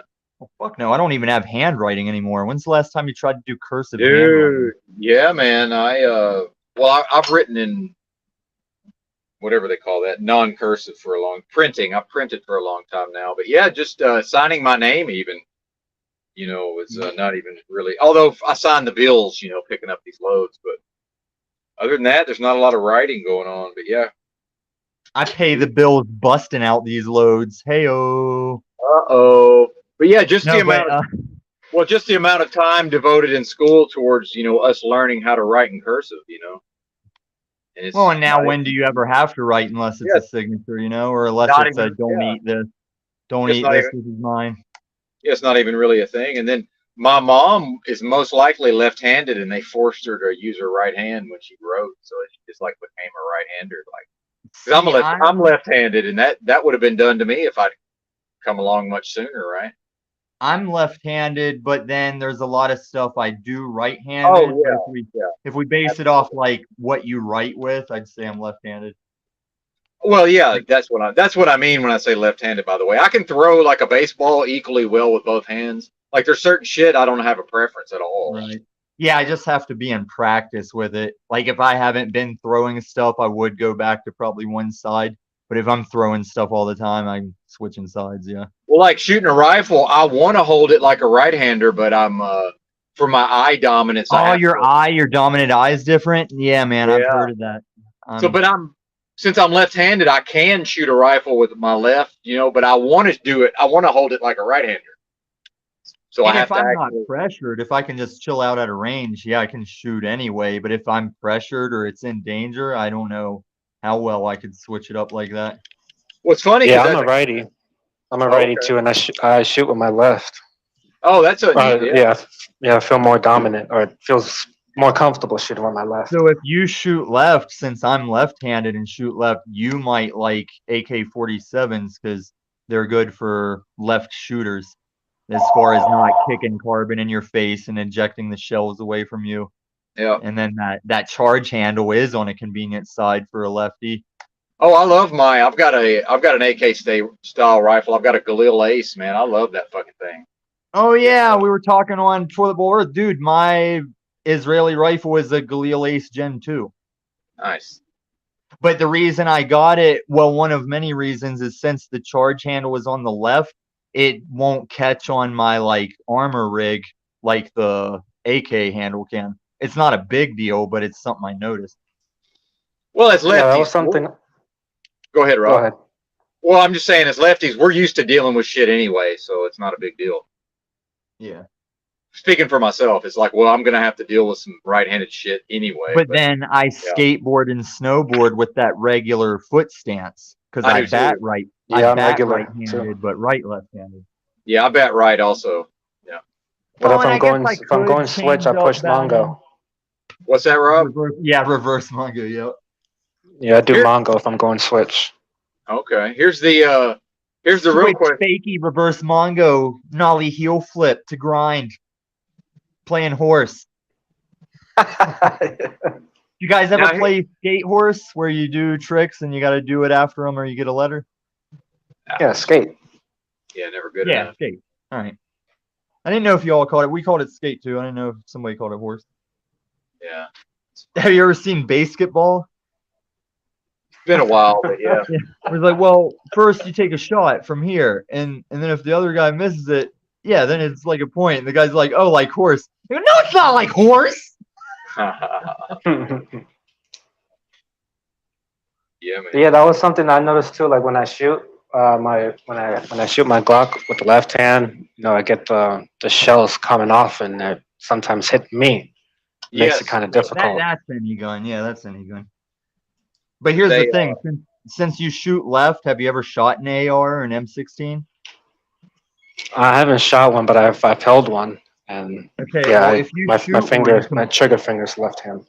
compared to your AK styles or whatever you shoot rifles, if you shoot an AR, it's fine, but you will notice more gas in the face and more shells hitting you than with an AK, because an AK kicks them kind of forward and away more, and the gas goes too. But ARs, even when I was in basic training, I liked the smell of gunpowder and I liked sucking carbon gas, but that did happen a lot. Jesus Christ. Yeah, when if you get I'm the fucking hardcore, Rob. the wind is if the wind's blowing right, it's just right in my face Yep. with my AR. I used to have two ARs, but back when I was drinking heavily, I sold some of my stuff off, but I still got enough. And listen, the M16A2 is probably one of the best rifles on the planet, as long as no matter where you are and what you're doing, you can clean it thoroughly like a baby's fucking ass. Because as soon as it's the smallest bit not clean, that's when it starts fucking up on you. And that's why they had issues with it in Vietnam in the jungle and shit. Even in the desert, like, it's got real tight, very little room for differences function, and that's what makes it so accurate and badass. But that's what makes it jam up and have problems a lot too. That's why the AK is less maintenance, because there's enough room for shit to just move and shake and gas out and carbon up. And Yep. there's not a lot of loss of accuracy, not compared to what you hear on forums, because the most accurate gun is a lot of the time the one you fucking practice with. But the AK has room for faults because of those looser parts with more gaps in it and shit. What's the IDF? The I don't give a fuck. I've always been a fan of AKs. I've always liked how they looked. I was Yeah, in the dude. I dick females. Nice guns. They've gotten hella expensive though. They used to be much more affordable. That's like everything, but especially the AKs. Okay, so that was the Yeah. David Koresh thing. Like, no matter, I watched this story that one of the survivors tells about being in the David Koresh thing, and it's a YouTube video somewhere, but it's like he was going around to book signings and talking to people when he was doing it. And this guy really sells some stuff where I'm like, I think that was a bigger fuck up than they'll ever mention, and I think it was just a band and some religious people that were trying to mind their own business. Because a lot of those guns, they had the paperwork for, and it was the very first time that AKs and cheap guns were getting escalated into, oh, now they cost this much. And Koresh saw that the way I see like stock plays and shit. So he was buying a bunch of them and getting the followers to buy a bunch of them, and they had all the paperwork because they really were going to resell the ones they didn't keep for beefed up prices. Like if I knew Obama was going to come in and do that shit, I would have bought a bunch of guns before Obama got in and then sold them for like triple that, you know? And it happened again under this Biden fucking thing, and the COVID thing made guns go up too. Oh yeah, big time. So yeah, I paid way too much for some of my stuff, but go ahead. Yeah, man, I paid. What'd you pay for your Galil? I paid like, because I still had to whittle down on the Filipino delegate guy that was selling it at the gun show. I still paid like 2,100, I think, for it because it was in that urgent Biden time. Yeah. And I even told my friend, I was like, I could order this directly from the company, but if you throw this on your credit card while I sell these stocks over the next 2 days, I'll just get you right back. And I just did pay like 2,100 out of urgency to get it because, you know, when those scares come up, and there will be more. Oh, I know. Well, see, I just had happened to start buying right before the scare happened, so I got it when you could still get them. But if you waited till they were just very hard to find, then you have to pay a premium. I paid $800 for a Glock 20. Yeah. And now you get one for $550. We have a really that's how much big mine gun was. show. Nice. You got a Glock 20? Oh no, I got a Gen 3 Glock 22. Oh, okay. You got the legal auto sear thing on the back, so it's full auto, boy. I can get the switch for it, yeah. That's what was ridiculous about that 6-year-old that shot his teacher. He had like or no, this was the 10-year-old kid that got shot in the drive-by, but they found on this 10-year-old kid's body. Yeah, the switch. Yeah, he had a switch on a 10mm Glock at 10 years old. When I was doing steroids, I would say a full auto 10mm pistol was too much for me on steroids to keep accurate, much less a little skinny 10-year-old kid that's going to full dump a mag at 10mm is a big round. That's not a little round. Well, Tommy, I'm not ashamed to admit that I sold my my 10mm Glock, and I've got two Glock 21s, 45 caliber.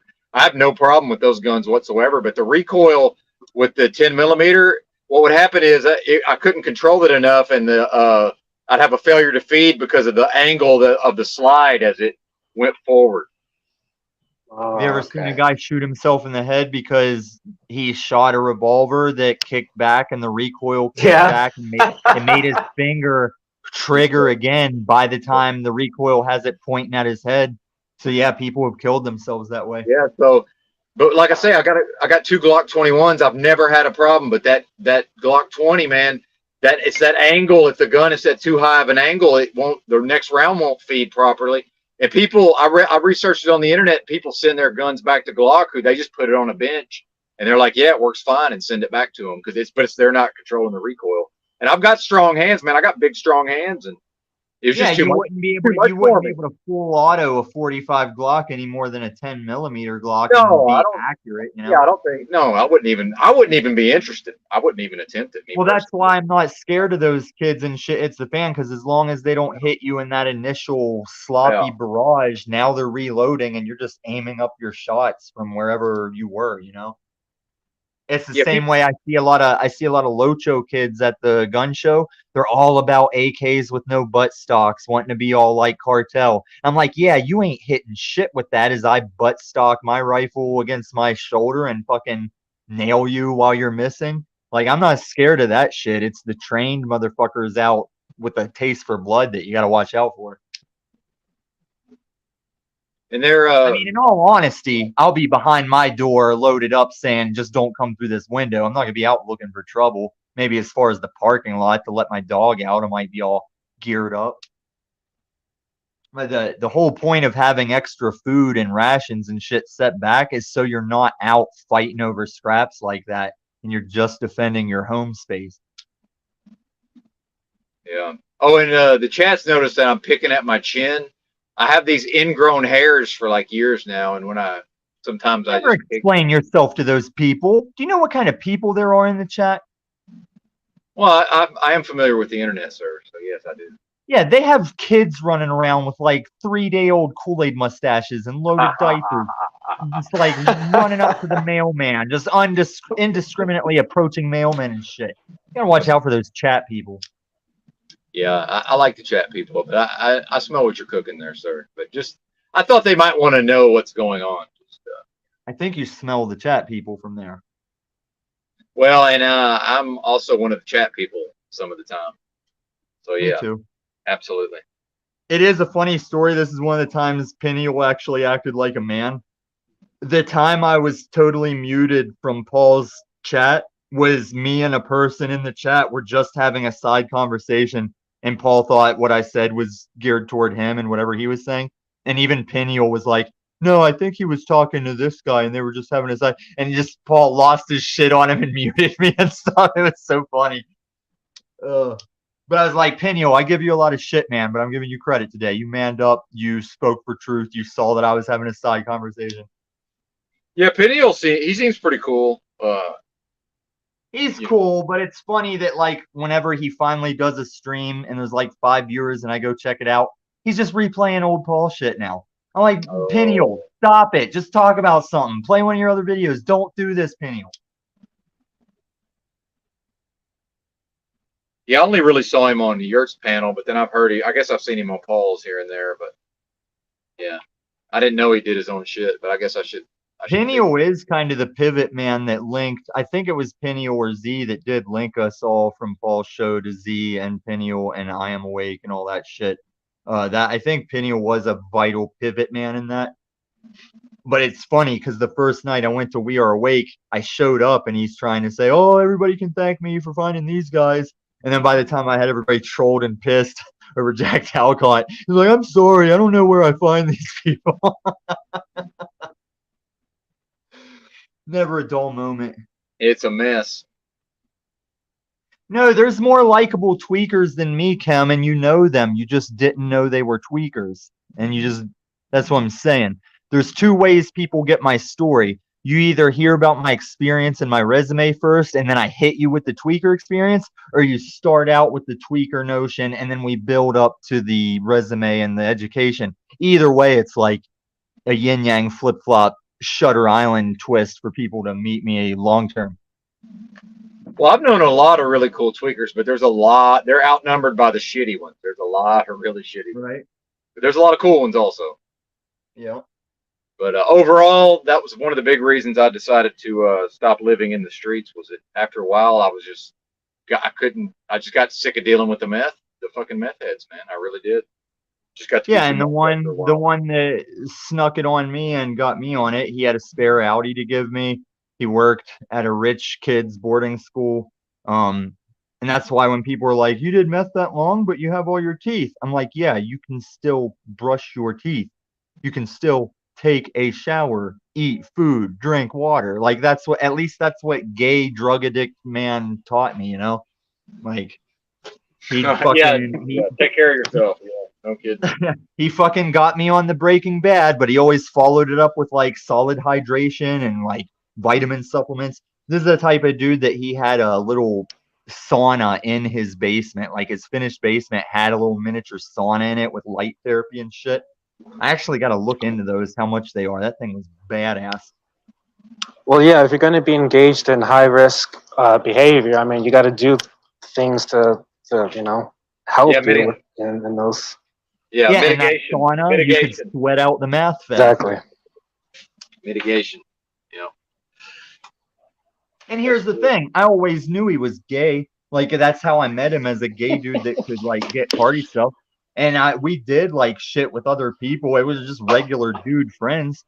And I don't even say he was like trying to maliciously Bill Cosby me. He had just lost his way, you know? Like he had just been doing meth with dudes in hotels for so long. He just thought that's how it was. And luckily I had the drug use experience to just casually avoid it. And but somebody eventually stabbed that dude. Like I had to see it in the newspaper. Like he's still alive, but he had to leave town because something he pulled with those games got him stabbed. To where when the cops showed up, they found him stabbed. They found the guy behind a bush that was also stabbed, and neither one of them would press charges, and neither one of them would tell the cops why they stabbed each other. But he rented his townhouse to his cousin and moved to Florida with his mom. And I was like, wow, glad I didn't stab him. Kim before the storm in the house, by the way. Morning, fellas. What's happening? Good to see you, sir. Good to see you too. Thank Man, talk about stream upon stream. I fell asleep listening to Tommy chatter with you last night. I woke up at like 5:30. Him still going the same intensity. I'm like, note to self, intervention on Tweaker Tommy. No, it does give those clues, but it's a combination of caffeine and the excitement of all these new Zoom calls that are like not yelling like cabbies. I've just been rolling like childhood sleepover with your friends stay up, you know? Well, you know what's funny I feel is you. I feel you. all I have to do is not sleep, and then pretty soon I'll become manic and I'll get sped up, dude, and I can just talk and fucking I mean, talk. no, let's not mix. Tommy is a tweaker, so. Oh, I know he Right, is. I'm right. saying Even it's when all- I'm clean, but I still wear that label even when I'm clean. But I do mean that you are not as annoying as 99% of tweakers. yeah. yeah, I don't and find him I'm- annoying at all personally. But go ahead, Exactly. Like, yes, I will say, like, it is very interesting to me to see the different personalities come together. And despite maybe some initial conflict or tension, to see some of the conversations that come out of it is like, I agree with you. The excitement of this makes you manic on some level. But to stay up for 24 hours on the panels, that's beyond. Oh, and I feel it. I feel it behind the eyelids. And you were probably asleep for this part, but like I learned when I was tweaking, I just stay up till the next night to keep my circadian rhythm on the same. Like I'll just stay up all day rather than sleep and be all thrown off on. Yeah. That's actually what I did last weekend. That's why I was so burned out on Chalk Body's panel, but it wasn't because I wanted to. We had a crazy windstorm that kept me all up all night last Saturday. So by Sunday evening, I was literally a zombie. But man, this is good though. I gotta admit, all around. We were talking about the internet last night. I will take the position, and we all kind of agreed it's a net negative overall, but obviously there are positives. But if you look at it as a whole, net negative, like, would definitely be happy if it never existed or went away. What? Oh, The the internet Breaking itself. Bad. Oh, the internet.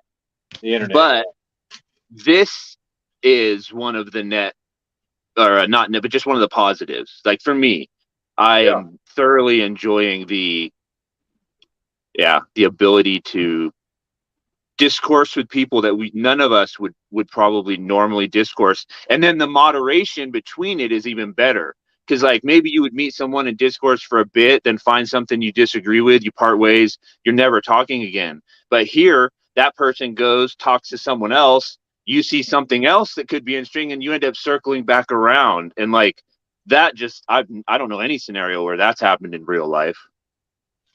Like, where else have you been able to like not like someone, then go, without them being a superstar, observe them discourse with other people like a fly on a wall, without them being able to trigger you or you them, and then process that, come back around and talk to them? Like, dude, I don't even know where, like, that to me is some of the most exciting stuff.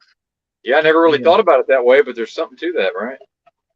It's like there's something you lose being on screens, but what you're talking about is the trade-off. Like you can have that, but you don't get that in-person connection, you know? Yeah, I get what you're saying. Yeah, you're losing the in-person connection, but you're able to dig deeper into your ability to connect. What am I trying to say? Like, No, I'm you're almost right. Yeah. I'm contradicting myself, but like, yeah, like it's allowing me to communicate on a deeper level with people because I'm not face to face. So now it's like tying all of our hands behind our backs. You know what I mean? None of us have the advantage that you would have in a physical interaction. Okay, so this is what I was trying to tell the Yeah, land of the exactly. unslaved. I was saying, guys, if it's just this screen thing, then quit doing this punch each other in the face talk because we can't punch each other in the face talk. So Exactly. drop the That's one of my cabbie biggest screaming, like frustrations with drop the that. fucking attitude. Yeah, that's why I got triggered with their actor-based panel, which I don't know if you saw that, Benton. You probably just been talking all night. You know, everyone on Paul's panel is an actor, right? He has that disclaimer on his YouTube page. Well, I'm starting to see it that way, just based on my own deductions. But we're Yeah, not and I mean, they're not saying they're paid actors, but the mentality is not one of rights and freedoms. Yeah. Bro, it's a fucking entertainment broadcast, dude. Exactly. Yeah, and I Literally. didn't realize that. Literally. Like you have to, yeah. If you don't know that going into it, it is somewhat triggering. Well, but some people, but real Rob, quick, the man shouldn't be getting red in the face and emotionally wanting worship. That's not entertainment. That's a guy's issues coming to surface while he's saying it's tongue in cheek, saying it's a game. But that dude straight called out some of my personal, like I'm not hurt by it because I shared it. But that dude tries to do some soul crushing words on people, you know? And he has left himself with that information out as well. I think that's all dependent upon how the other person is acting. I would agree Yeah, with so that. hey, can I meet the guy up in the corner? I haven't talked to you before. Oh, my bad. Yeah, it's okay. I'm not really interested in talking with you. You might call me a nigger. I wouldn't. I mean, I would if you argued and you know, I felt like it was appropriate, but it's not my base going into meeting someone. When was but it's the derogatory N-bomb in relation to Hitler time? Did he throw that word around? Was that a thing during Hitler? Oh yeah, I mean, I'm not. I know they called it the Negro. And I go by Rob Cleveland, Cam. Rob Cleveland. That's what I go by. It's good. Well, it's not what I go by. That's my name. It's my name. No, your name is Toby. See, now that's or if you let Eric say it, I'm Token. So to me, I wouldn't do. Yeah, see, now I like you already, bro. It isn't that serious. It's not. Yeah, no. Here, let me change my pick. I don't want to. That was more the clown for Paul, even, to be honest. Not you. But Roots is fake. So, Rob, if I offended you, I apologize. But I own what I said to you didn't. No, you didn't. What's that? Me. You didn't offend me. And if I represent myself in a way you don't like, I own that too. I'm not here to. Hey, quit cucking to the black people. Quit cucking to the melanins already. I think I gotta take it down a notch if I want to have a conversation. I can't tell if he's roasting me or if he's serious. I think he was fucking with you a little bit. I'm realizing that. Well, yeah, in the beginning I was. I was just fucking with you. So this, for the record, Snafu, is exactly what I'm talking about. I judge a man based off of now who he is. You offended him. Did you just call him Snafu? Or is Snafu No, I'm saying I'm not a Nazi idealist. I just don't like. Well, but can I say this? People, but I'm not a racist. But you can't. You can't defend that. Like, I would never say that because it's like, dude, it's not a defensible position. Like, as soon as you go down that I'm not a racist road, that's not going to go anywhere. Why would I tell anybody I do admit, classically, people can put me in that category, but I'm not some But you dumb. can't defend it, is what I'm saying. There's no defense. Yeah, you're to right. it. That's where it takes me being out here and interacting with someone one-on-one, and people judge for themselves. You're 100% right. If someone puts the Bro. label on me, there is no defense. But I don't care is the other thing. Well, but I want to say this real quick. You know, EBT and Drew and Tinfoil have been calling me a Fed since day one. I've never once tried to defend it, and I make a joke out of it. It's like Exactly. I recognize it's not possible. Anything I do makes me look like that. So why even address it? But Yeah, I do make jokes about it. My time. Yeah. And it's like people think it's like the first time I've come out to anyone or talk about it. It's like, dude, you don't even know. The best conversations you have are with people that can respect you for being who you are. Like, it eliminates the fake bullshit. Only real people that can handle, like, that are confident in themselves are going to discourse with you. It definitely cuts through some bullshit, in my opinion. But online, I held it back more.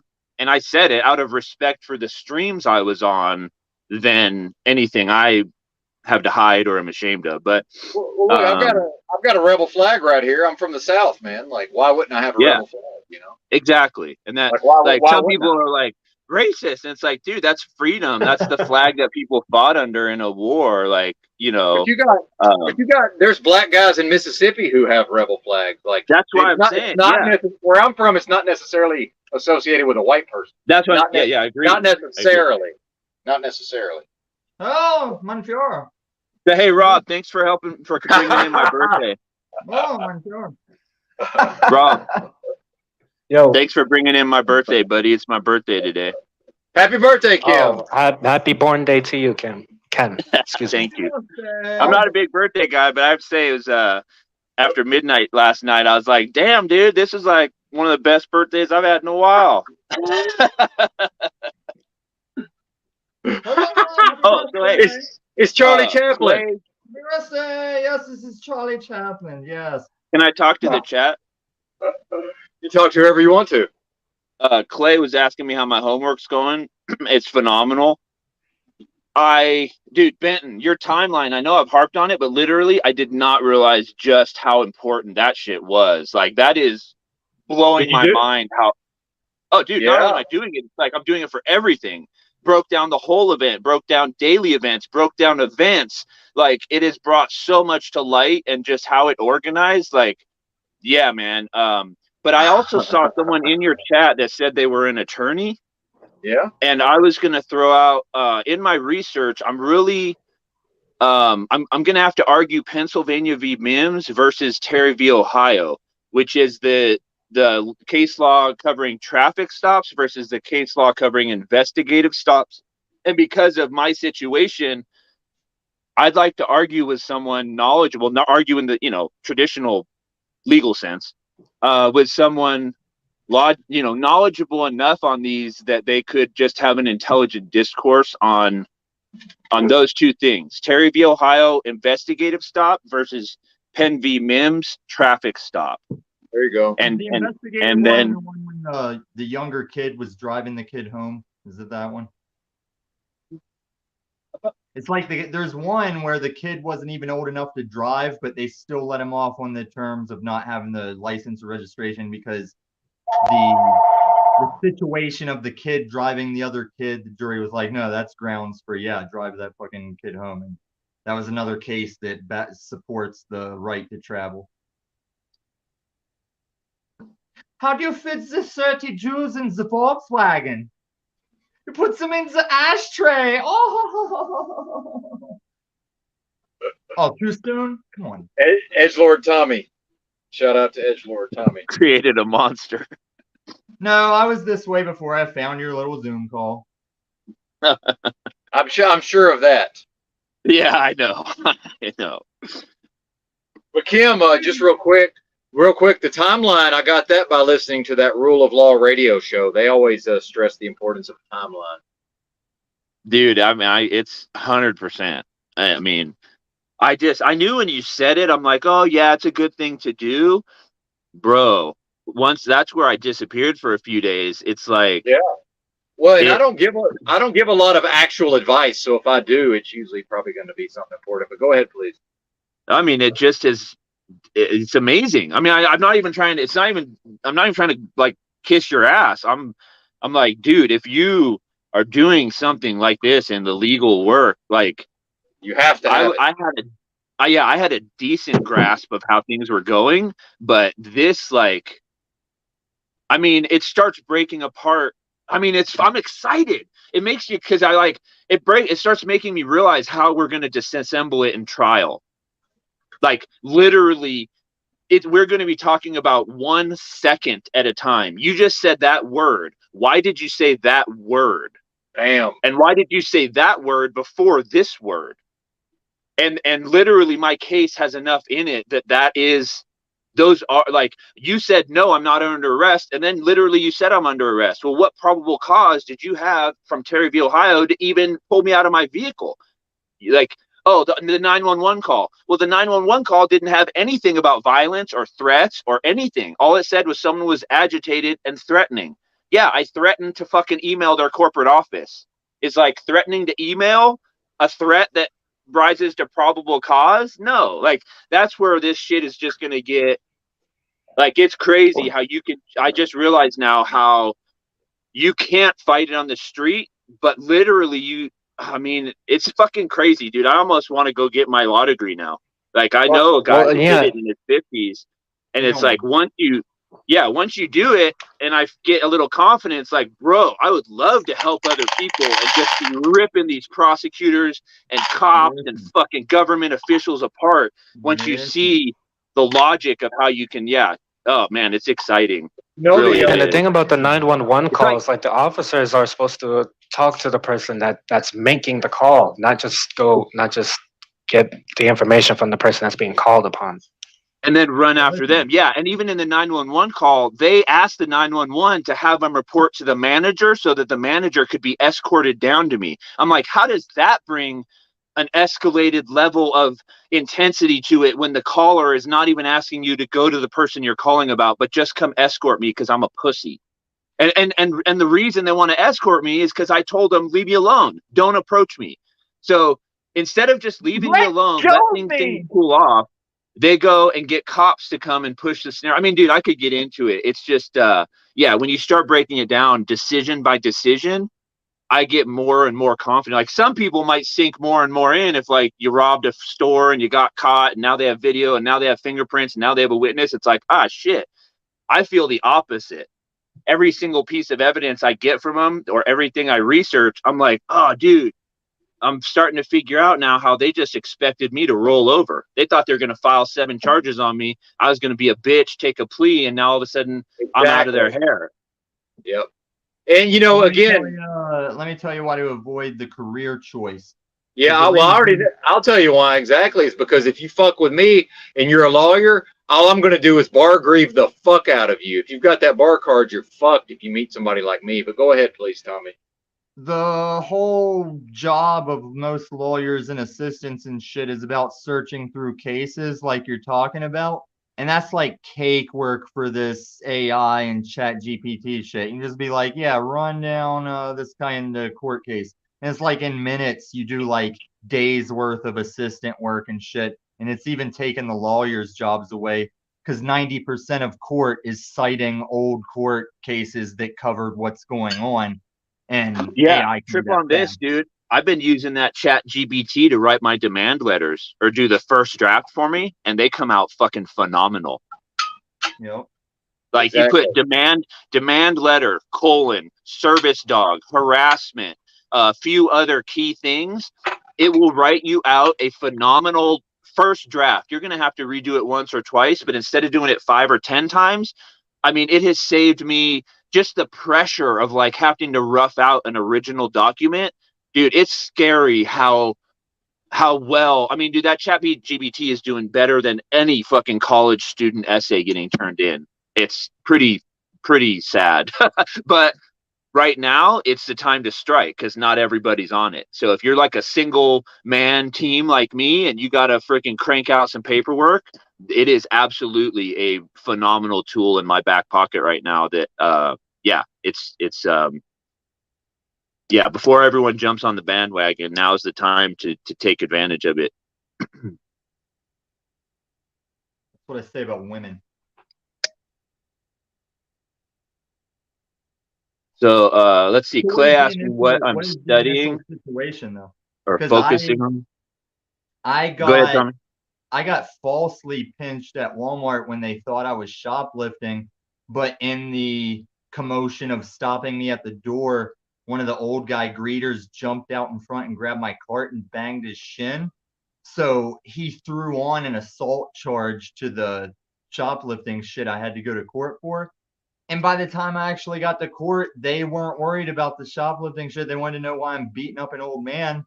And I ended up getting off all of it because the cameras showed like jackass jumped out in front of my cart and banged his shin and then got mad and put assault charge on me. And they didn't even have anything on the theft because the camera people were screwed up all around. It's just hammers seeing nails everywhere, you know? So it was a stressful situation because Saudi Aurora, they rotate their DAs. So every time I went in before the court case, they'd try and give me plea deals. And I'd be like, did you even watch the footage yet? They'd be like, no. And they'd try and push a plea deal. And I'm like, sorry, I'd take that if I was guilty, but I didn't do this shit. So no. And it took till the day I was in court. Everyone's waiting to see the judge. And that DA is still trying to hit me with a plea. I said, did you watch the footage? She said, no. I said, please watch the footage. So everyone was in court waiting. The judge was seated and waiting because she was back watching the footage. And she came out and ripped my paperwork up and just let me go. I was like, yeah. I It was like actually, months of stressing. I'm fairly confident they're going to drop the charges just because I don't believe that. I'm with you. I know the DA. Oh shit, we lost Kim. Uh-oh. Well, and real quick to what he was talking about, to Tommy's point though, the prosecution, they still try to wait you out because they know the more time they buy, the greater the chance the person will just take the deal. And they assume everybody did it, Hey there. especially in Saudi Aurora. I don't My bad. blame them in Saudi Aurora You're for back, assuming Kim. guilt. Yeah, Kim Cupcake. That's funny. I love that shit.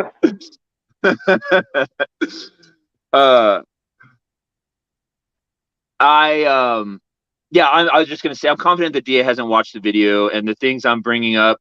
Although I'm also confident they're all on the same team and want to drag me through the mud, and the judge may already know he's just going to find me guilty no matter what because they've already had their meeting at their lodge, and that's that. So I'm not even tripping. If I have to appeal it, I'm already there in my head. And I mean, dude, just the level of things that are coming out. Like, really, I have the civil suit against Thousand Trails where the big money is. Like, this is literally a gift for me because they admitted to the cop on camera they violate the ADA service dog guidelines. Like, Also, I mean, as soon as you take the thing literally and put it the in whole plea, case, the reason that this initiated was them harassing me about my service dog, then claiming they follow it. Then later, a month later, they say his dog's not a real service dog because it's a rescue. Just that statement alone by a corporation is a violation of the ADA. wait, is your service dog some kind of Antifa guy with a leather dog mask on? It's leashed and he follows you around while you leash him? Because that might not be a service dog. No, I'm not a homo creep. He's Well, a that's what your dog is. I'm saying. That's what PTSD your service is. dog. Like I'm not gay, but the guy I'm fucking's a flaming homo, you know. But I'm straight.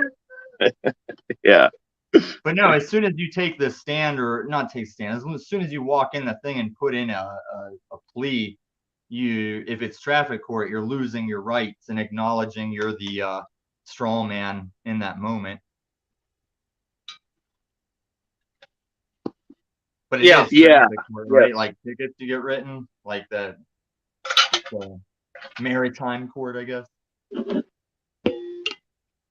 Which kind of court case is it? Will you have like a jury or what? Good morning, No, Chico. that's the other thing. That's why I think the judge may already be biased because they filed 2 counts of threatening, 2 counts of disorderly conduct, like resisting arrest, failure to show ID. Like they threw all this. I mean, actually, I said 7. They already took 1 off because they negotiated with themselves before they even got to me. So it's pretty clear to me what they're doing. I mean, everyone. But the judge said, I'm not facing jail time no matter what. which I don't even You're care right, about. no. But that's why he's not appointing a council, which I don't want anyway. Like, I want them to try to appoint it, but I really know they're, sandbaggers, and I can do a better job in this situation myself. Now it would be nice, like I don't want to blow the money on an attorney. Like, really, No, don't get an attorney. Do not get an attorney. Yeah, I'm this, not. This is not legal advice, but by the way, I know, but I'm not. Like, I don't. Yeah. I mean, every time I even call one for anything, I realize just how fucking disgusting they are. Like, all they do is take the retainer, flurry of paperwork, then they say, well, actually, it's more complicated than I thought, and they try to get another retainer, and then they just repeat that process until you run out of money. That's literally what they do. Exactly what happened with other stuff. Like, yeah, I know, man. I That's know. all And the they- best that's all results they I've do. ever had is when I've pro se litigated. It's just been a long time. Well, you know what'll really piss you off? Whenever you're in an injury, like a car wreck, you will have to fight your own coverage as hard as you fought the opposing coverage. Like, your own coverage will fight you just as hard in court. That's how it goes. Oh, yeah. Well, now that's an interesting thing, because I'm in that situation, and I'll push back just a little bit. I got 2 years ago, right after I bought this dually I have, I got rear end. Is this going to involve your insurance on something? No. Let me tell you this, because this is good information, I think, for other people too. So I got in 2 accidents. Neither one were my fault. 100% declared the other person's fault. Minor accidents. A woman sideswiped me, and then literally a week later, another girl freaking rear-ended me at about 25 miles an hour. And it happened to be the same insurance company, but still 2 different claims. So they obviously paid to repair my truck and all that, but I had some medical expenses, like chiropractic stuff, basic. And then I wanted to get like the depreciation for my truck. It's a freaking brand new, these trucks are fucking expensive. So like, I should be looking at least, somewhere between 5,000 to 10,000 per accident in diminished value, right? They completely denied it. And I'm like, thinking about circling back around and suing them and this and that. And I did research in Colorado, where the accident happened, has laws that give you diminished. What's that? That's called a Gensaki when you circle back. Yeah. Yeah, very nice. Very nice. So in doing this research and getting these cases going, whatever, I basically called my insurance company, ran down this to you, and I'm like, because I'm like about to do 3 civil cases plus this criminal case I was already pushing. And it's like, now all of a sudden I was going to add on 2 more insurance. I'm like, okay. So I called my insurance company, ran it down. I'm like, hey, can I file a claim? Like, I feel like what I've learned online is you guys, if I file a claim for, the above costs they didn't pay, basically my diminished value, and then my general expenses, like basically you can get 2 to 3x whatever your medical expenses were. I could sue them for that and pretty much get it just by filing a suit. But again, I don't want the hassle of it. So what I'm getting at is my insurance company said, yeah, absolutely. Even though they already fixed your vehicle, there'll be no deductible because there's going to be no out-of-pocket expenses from the insurance company for that.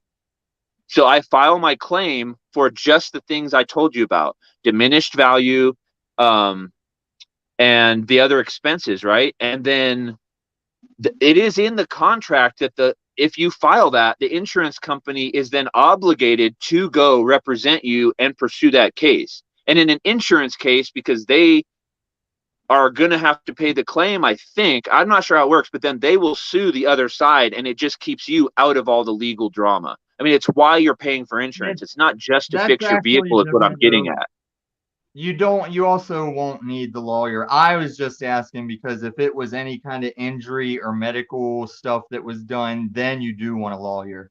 But if it's just over the wrecked vehicle and the damages, you can leave it to the insurances. Oh, yeah. If they can take a percentage, if they can take percentage of a payout, they're good at that. Yeah, and then the stress. Absolutely. For me, it's like I'd much rather just file that claim and forget about it, and maybe I lose a little bit, but yeah. Big picture, if you're not willing to go after them yourself, it's just, I just didn't know that. I didn't know that, like, you could offensively use your insurance company, not just defensively. There's a lot of contracts in place, I would imagine. Yeah. And it's State Farm, so maybe everyone's not exact. I'm pretty sure it is, No, though. they I are all actually, shit. They are all demonic shit. It is just in the Yeah, long run well, about saving the money could- and what you I'm get. not- It's all the same game, no matter what Geico bullshit flow shit you go through. And none of them have allegiance to you. You could be with them for years and they don't fucking care compared to a guy that just signed up. It's all the same. So there's no allegiance to your insurance and there's no, yeah, you are somebody they're fighting for money in any situation. Yeah. I mean, it's a mixed bag. I definitely get the insurance scam, but at the same time, if you own expensive assets, dude, you don't want to be driving a $90,000 truck and getting a wreck Oh, without I an know. accident. And I'm not even saying it's a scam. I'm not even saying it's a scam. I'm saying whether it's keeping money from you or keeping money from your opponent, that's their game. It's Yeah, they like gotta- you can have your Well, insurance yeah, cover but, you, I mean, we but all they're got it. going to make sure the details work out that you're getting the least they can get away with giving you. Even if you're Yeah, happy with it, they're going to be And I shooting get it, for the least. but that's called doing their job. And I'm not Right. So that's what I'm cussing saying. for the It's not a insurance scam. companies. That's what But I'm saying. if you It's know not that really going a into scam. it, yeah. And look, if you're driving a beater that, like, you know, is paid off and you got enough money to go buy another one if it got wrecked, like, yeah, I don't know if you need insurance. Like, I should carry my own insurance No, to protect I me just if you say run the into me. insurance, the But insurance you should have is about somebody you injure. Like, yeah, anybody can be in debt because they wrecked your motorcycle and your motorcycle's busted. But to actually harm somebody's body, that's what you need to have insurance for. Because if Yeah. that lady had worse or less coverage, like I was already screwed on my wreck and what I got, I made up for it in the market. But it was based on her coverage and what happened. And that was never going to increase past those details, you know? yeah. So is Rob a Benton convert or is Rob trying to convert Benton? I don't think either one. I think he. No, he's just Okay, visiting. well, let's let him speak for I'm just himself. here for the conversation. Exactly. No, he There you doesn't go. speak for himself. You see the melanin, but I'll answer for him because he's mine. He carries my drink. and You're my fucking channel, my stupid. channel. I know that's played out. You need new material. What's played out? Truth? I thought we were standing on Truthio. Rob's my servant person. Out of Man, a paid I would whoop arrangement. your. It's not See, about this his is where I race. come You in. racist. I would This just is a fucking paid transaction. I don't know. It's not even funny. It's very funny because it's true. Hold on, let me But did get my Rob say phone. that? Hold on. Huh? Wait, what'd you guys say? Huh? Exactly. Huh? Nice. That There is you go. exactly the filter you need when you go up on these panels. What, high score. that High score was that on is the- Tommy right there. Is it good? Did I win? Hey Rob, can I ask where you grew up? I grew up in Southern California. Born and raised on Las Vegas. Oh, damn. Damn, I do not like Las Vegas. Nothing against you, but yeah, I'm never going back to that town. I was there. No, I last don't time like I was it there either. during- What's that? No, I don't like it either. But Yeah. I feel it played a part in my consciousness Sure. awareness, I guess. I mean, it's For literally lack of other the words. den of iniquity. So, yeah, if you can escape that lust dungeon, it's definitely, I would say, going to be a battle that's going to help with your consciousness. But And really, it definitely has. look 'Cause at I'm all not- the I'm- footage you want. Where that window was busted out in the hotel. Okay, mute him. Anytime you hear the gunshots, there's no muzzle flash in that busted out window. Yep. Oh, he was talking to us. Oh my god, I can see forever. Like Cthulhu tentacles going into my eyes and I can see forever.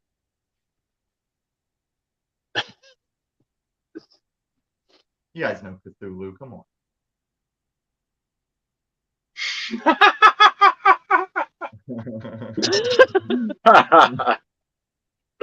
That's great. Do you remember Max Headroom? I do. That's what I've been thinking about the entire time.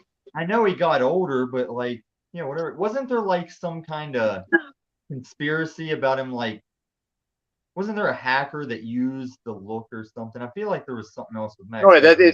it started out with somebody supposedly took over a TV station live broadcast and did. Oh, yeah, that's so right. That happened first, and then they made Yeah. the guy.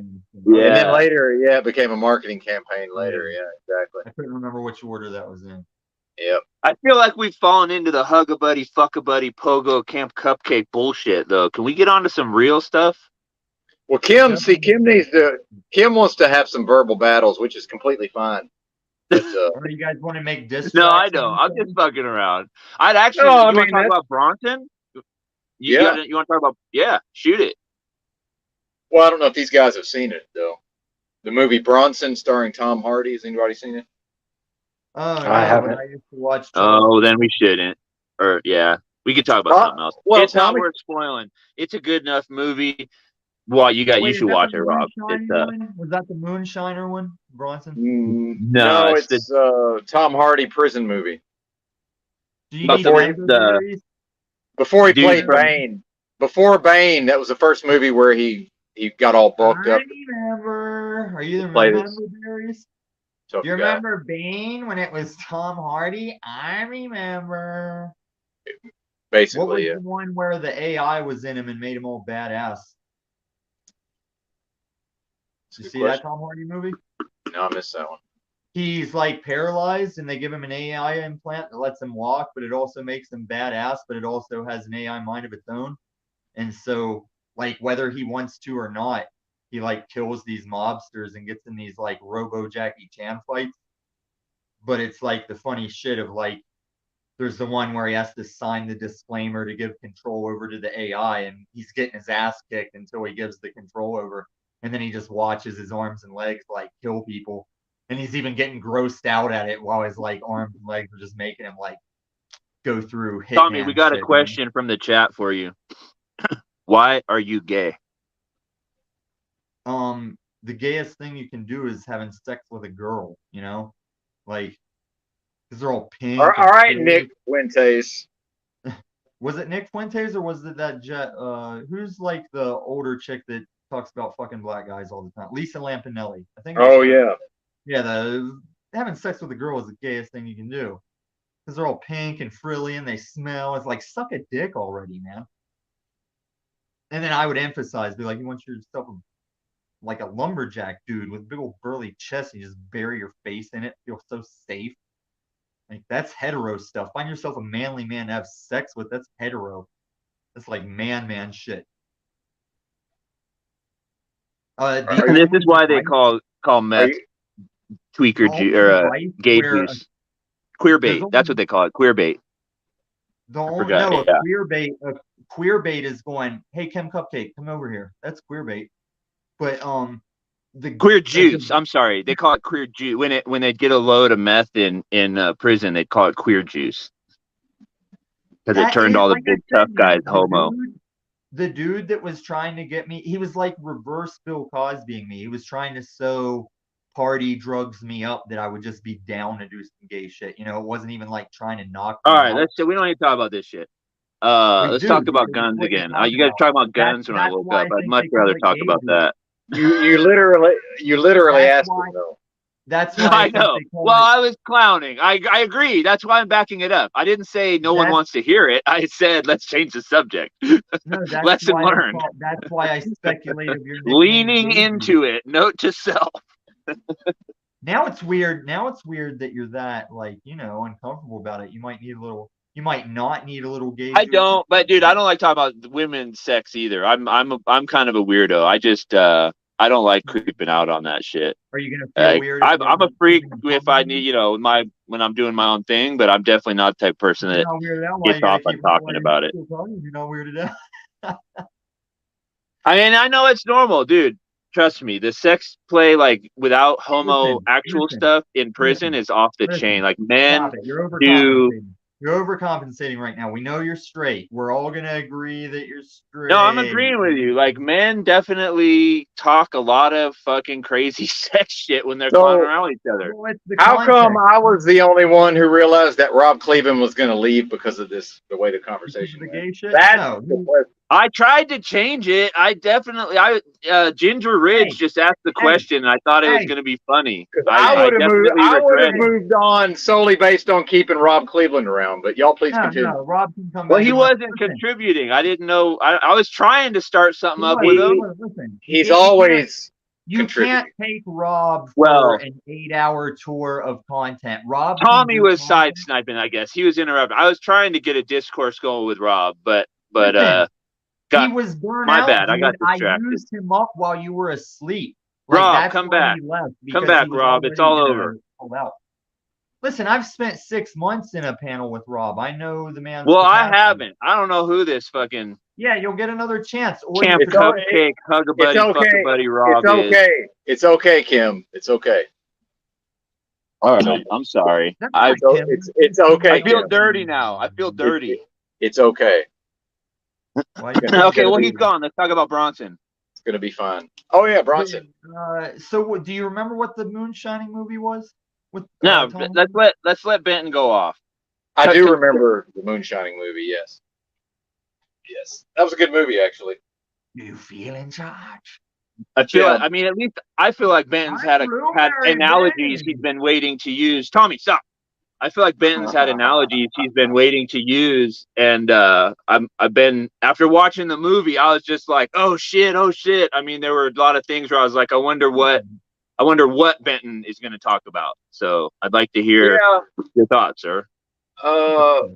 I kind of have to get in the flow of that, though. You know what I mean? But Yeah. so the reason why I recommended that was just probably for specific reasons in the moment that I really don't remember now. But I love the movie. It's a great movie. I'm a big fan of the movie. Well, let me try to bring back what you brought up. Well, I can tell you. Well, real quick, I can tell you why I would have applied it to you is the big tough guy who likes to fight and brawl and you know, in those settings, but then, you know, has some sort of creative, you know, arguably I wouldn't even say feminine, but just a creative side. And I think that was one of the most interesting things about the movie is when he got kind of artsy fartsy towards the end. Yeah, dude. And did you Bro, see when the that one art down in- teacher said find something in you that doesn't belong in here, or however they said that, I was just like, damn, bro, like that was a deep fucking line right there.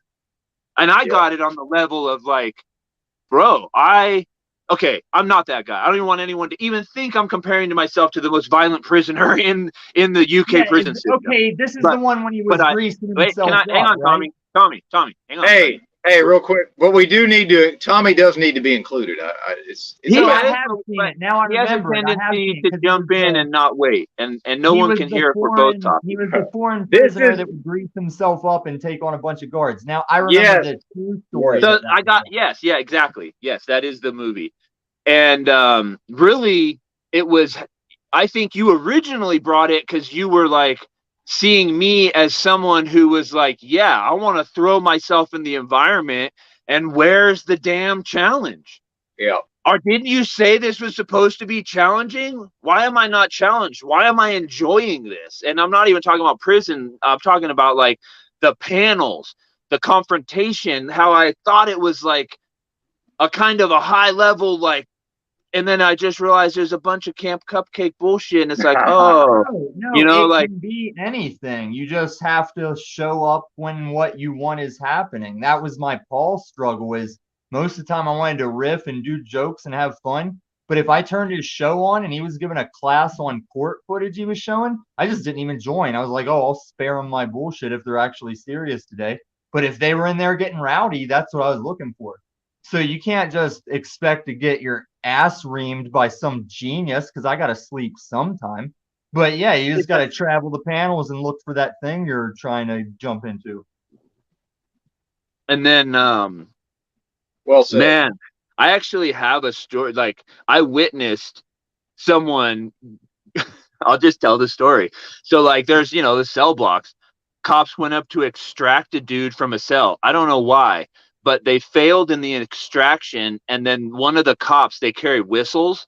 What the kid or whatever he grabbed or it fell off a whistle. So he was up in his cell. They just shut the door and back up. So now he's up in his cell blowing the whistle out the door, which is just clowning the cop, Are you right? reciting a movie scene to us? A movie that we've seen? You're telling us the scene right now? Is that what you're doing? Is that No, what I'm telling you a real life event that happened. All right. I know. That's why I was like, dude, this shit is like hitting me on so many levels. And so this kid greases himself up with baby oil, strips down to his boxers, and is blowing the whistle out the door. The cops go up to telling us a movie scene. You Shut are the telling fuck us up. a movie scene. Shut the fuck up, Tommy. The cops come up to extract him. He gets away and is now running around the day room, blowing the whistle, greased up like a pig, with 10 cops trying to hold him down. That is a real scene I witnessed, and I hope that you can appreciate the humor. You witnessed it on Bronson. God damn this. Okay, now this is where I can't take tweakers. I'm about to bail too. Okay, well, I hope you don't. I might. Do you Breathe, understand breathe, Cam, whenever I breathe. say- Breathe. Whenever I say that if I did start tweaking, I would tell you, but you wouldn't know the difference. You'd Well, be like, the okay, holes are still in your brain, so you're kind of reliving some of the it's more annoying traits. Ecstasy, it puts holes in your brain. I want to say this. No matter what, Tommy is going to seek to alienate himself at various times. That's a real thing that's going to continue to happen. No, So does he do that in an effort to see if people bring him back in because he really is just yearning for connection? I don't fucking know. No, It's like a reverse psychology. I'm going to push you away first so you can't push me away. Hey, you want a challenge? Do you want your challenge? Here it is.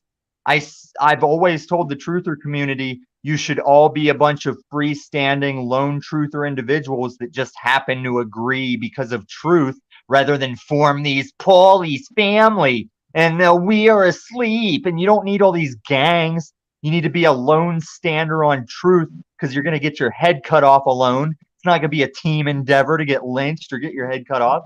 You don't have to be a All right, we don't need to snafu LARP crew, about how tough we Pikachu, all are. foo-foo. But maybe that's the reason for the alienation. Like, speaking for myself, I don't belong to any of these groups. I don't need. I mean, I'm with you. I agree with you on what you just said. I'm telling Benton I have no desire to be alienated because I know on the next payday I'm moving to the middle of nowhere anyway, you know.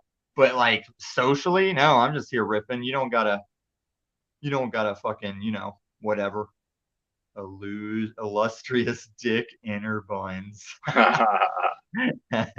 Super Collider, I barely know her. Okay, hey, for the record, Rob says.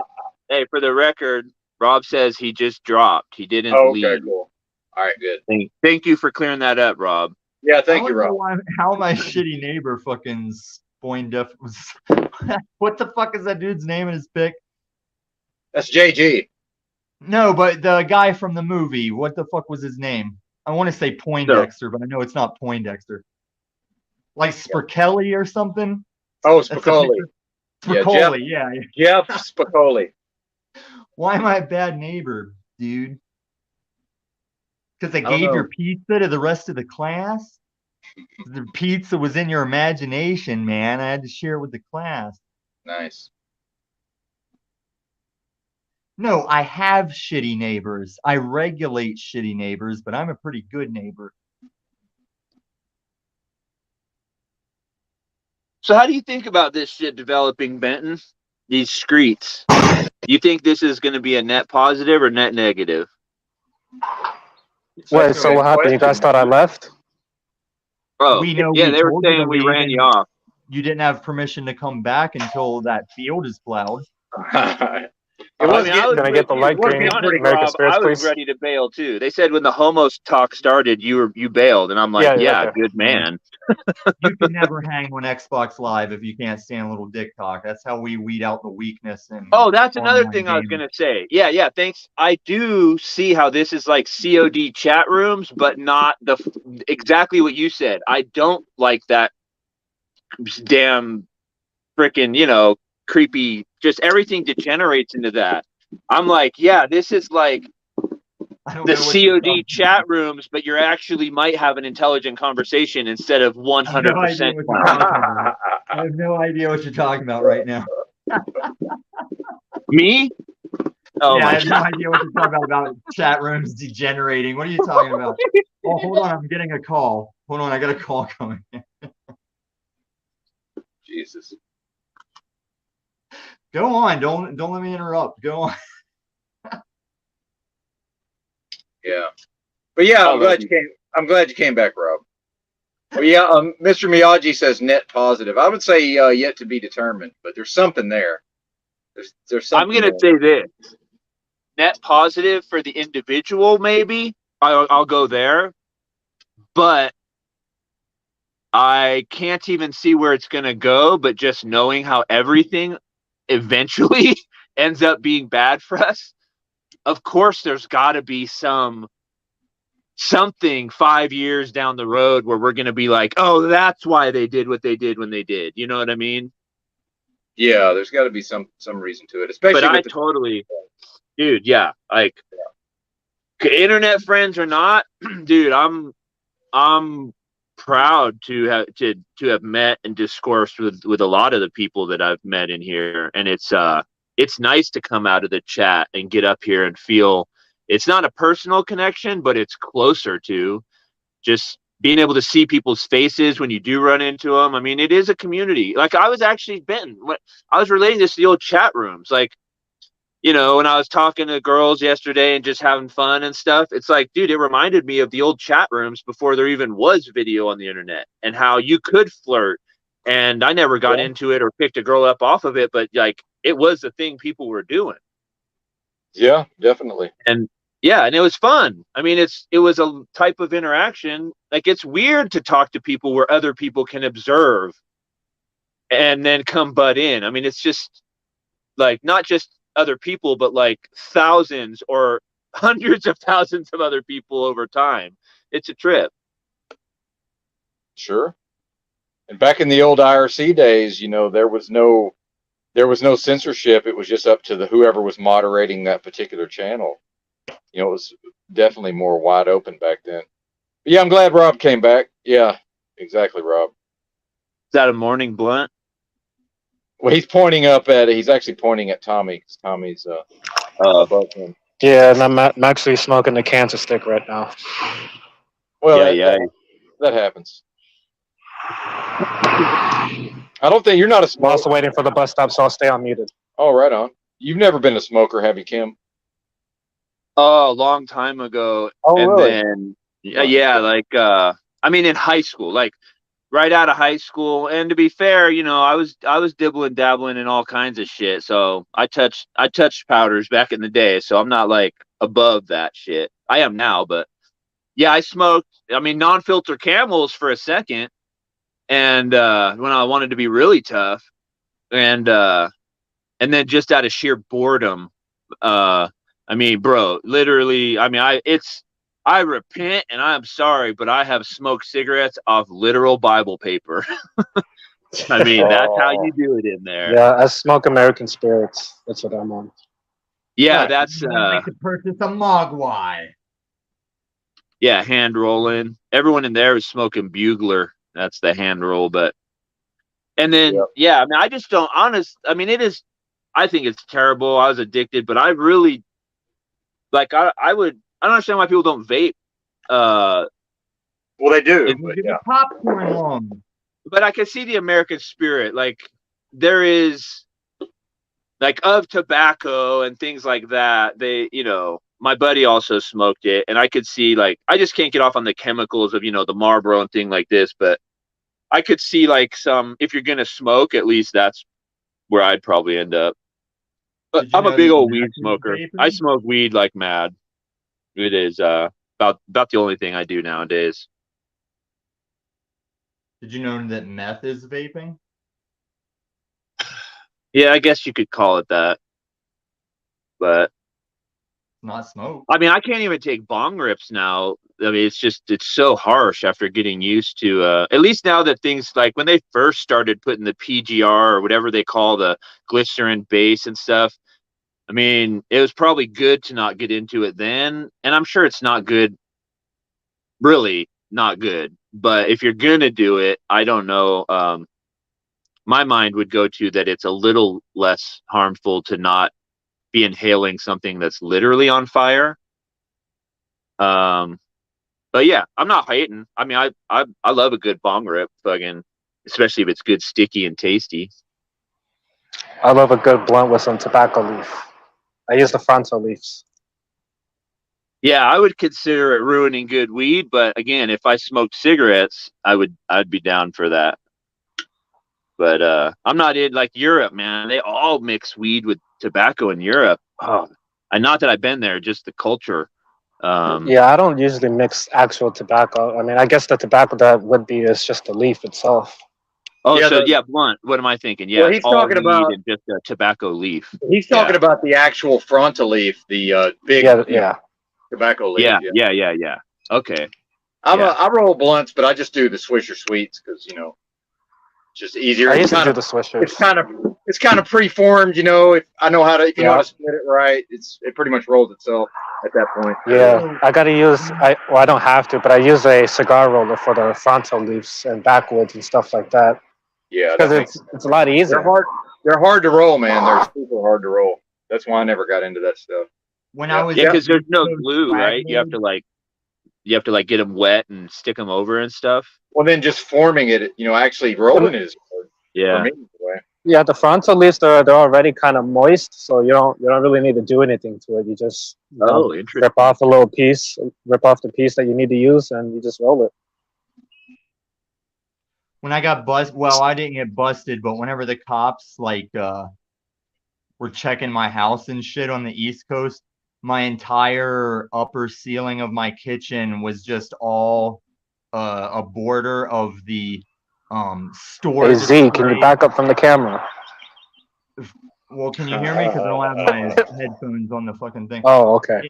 The whole upper part of my kitchen was just full store displays of White Owl packs that came in like the plastic tube. I would just buy them by the store display, and we'd go through them smoking blunts till the whole upper side of the kitchen was like there was some kind of round shelf that went around the whole room. It was just lined with those packages, and the cops were just like flashlighting it, like looking at them as they were checking the crime scene. So that's of a much bigger picture of a home invasion. Quite story. But yeah, I smoked those White Owls. They were pretty much Swisher Sweets, but just a White Owl form. I think they were a little smoother than Swisher Sweets, and I tried them because Biggie was rapping about them. All right, so That's actually Ben's why I the started trucker. smoking backwoods. Oh, backwoods. Damn, that brings back memories. I like smoking them, but I just can't roll them. I stick with the Swishers because they're easy. They're just easy, man. It's easy to deal with for me. And blacks go crazy for them backwoods, dude. You mean the coloreds? Huh? The coloreds, you mean? No, backwoods. We did But who the goes crazy? Who The goes smoke. crazy They're for like cigars or Oh. whatever, but it's like a specific blend. I don't know what's in them, but like, oh Hey, man. did you Hey. guys ever know some hippie? Like my friend's mom was like a legit Woodstock hippie, and I'd never seen anybody else do this. She could literally put a paper in her palm with some weed in it, and she could lick her other hand and just go like that, and it was like a rolled, nice little tight little rolled tenor, just in one swoop like that. I never saw anybody else be able to do that. Garcia Vegas, by the way. I've smoked those too, yeah. Good stuff. Peach Hard to roll. Optimos. Also, what's that? Oh yeah, there you go. Peach Yeah, Optimos. yeah, man, that was a big deal in Arkansas for a while. Most Hey, definitely. JG, PTSD. He asked me what my service dog's for. Okay. Hey, brah. A little grindage with the squirrely. Oh, that was a Pauly Shore reference, and I know we agreed to get off the bisexual thing. Nice.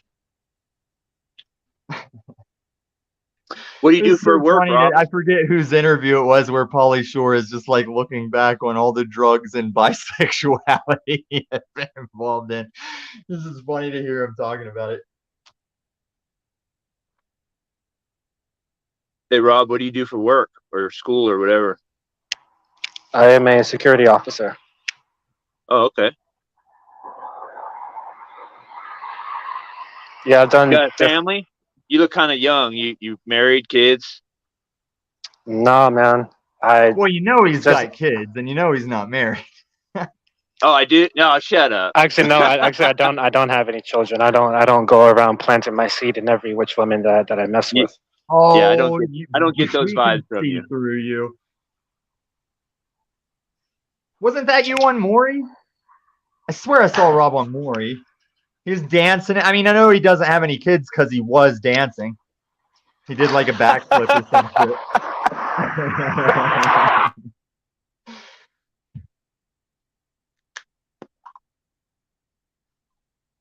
So, Kim, what kind of challenge is it? Is it a specific, not the court thing? I don't want to talk the court shit, but was there anything else you wanted to be challenged on? Like perhaps the idea that a boat with two of every creature never landed on one spot and repopulated the world. That is a globe. That shit never happened.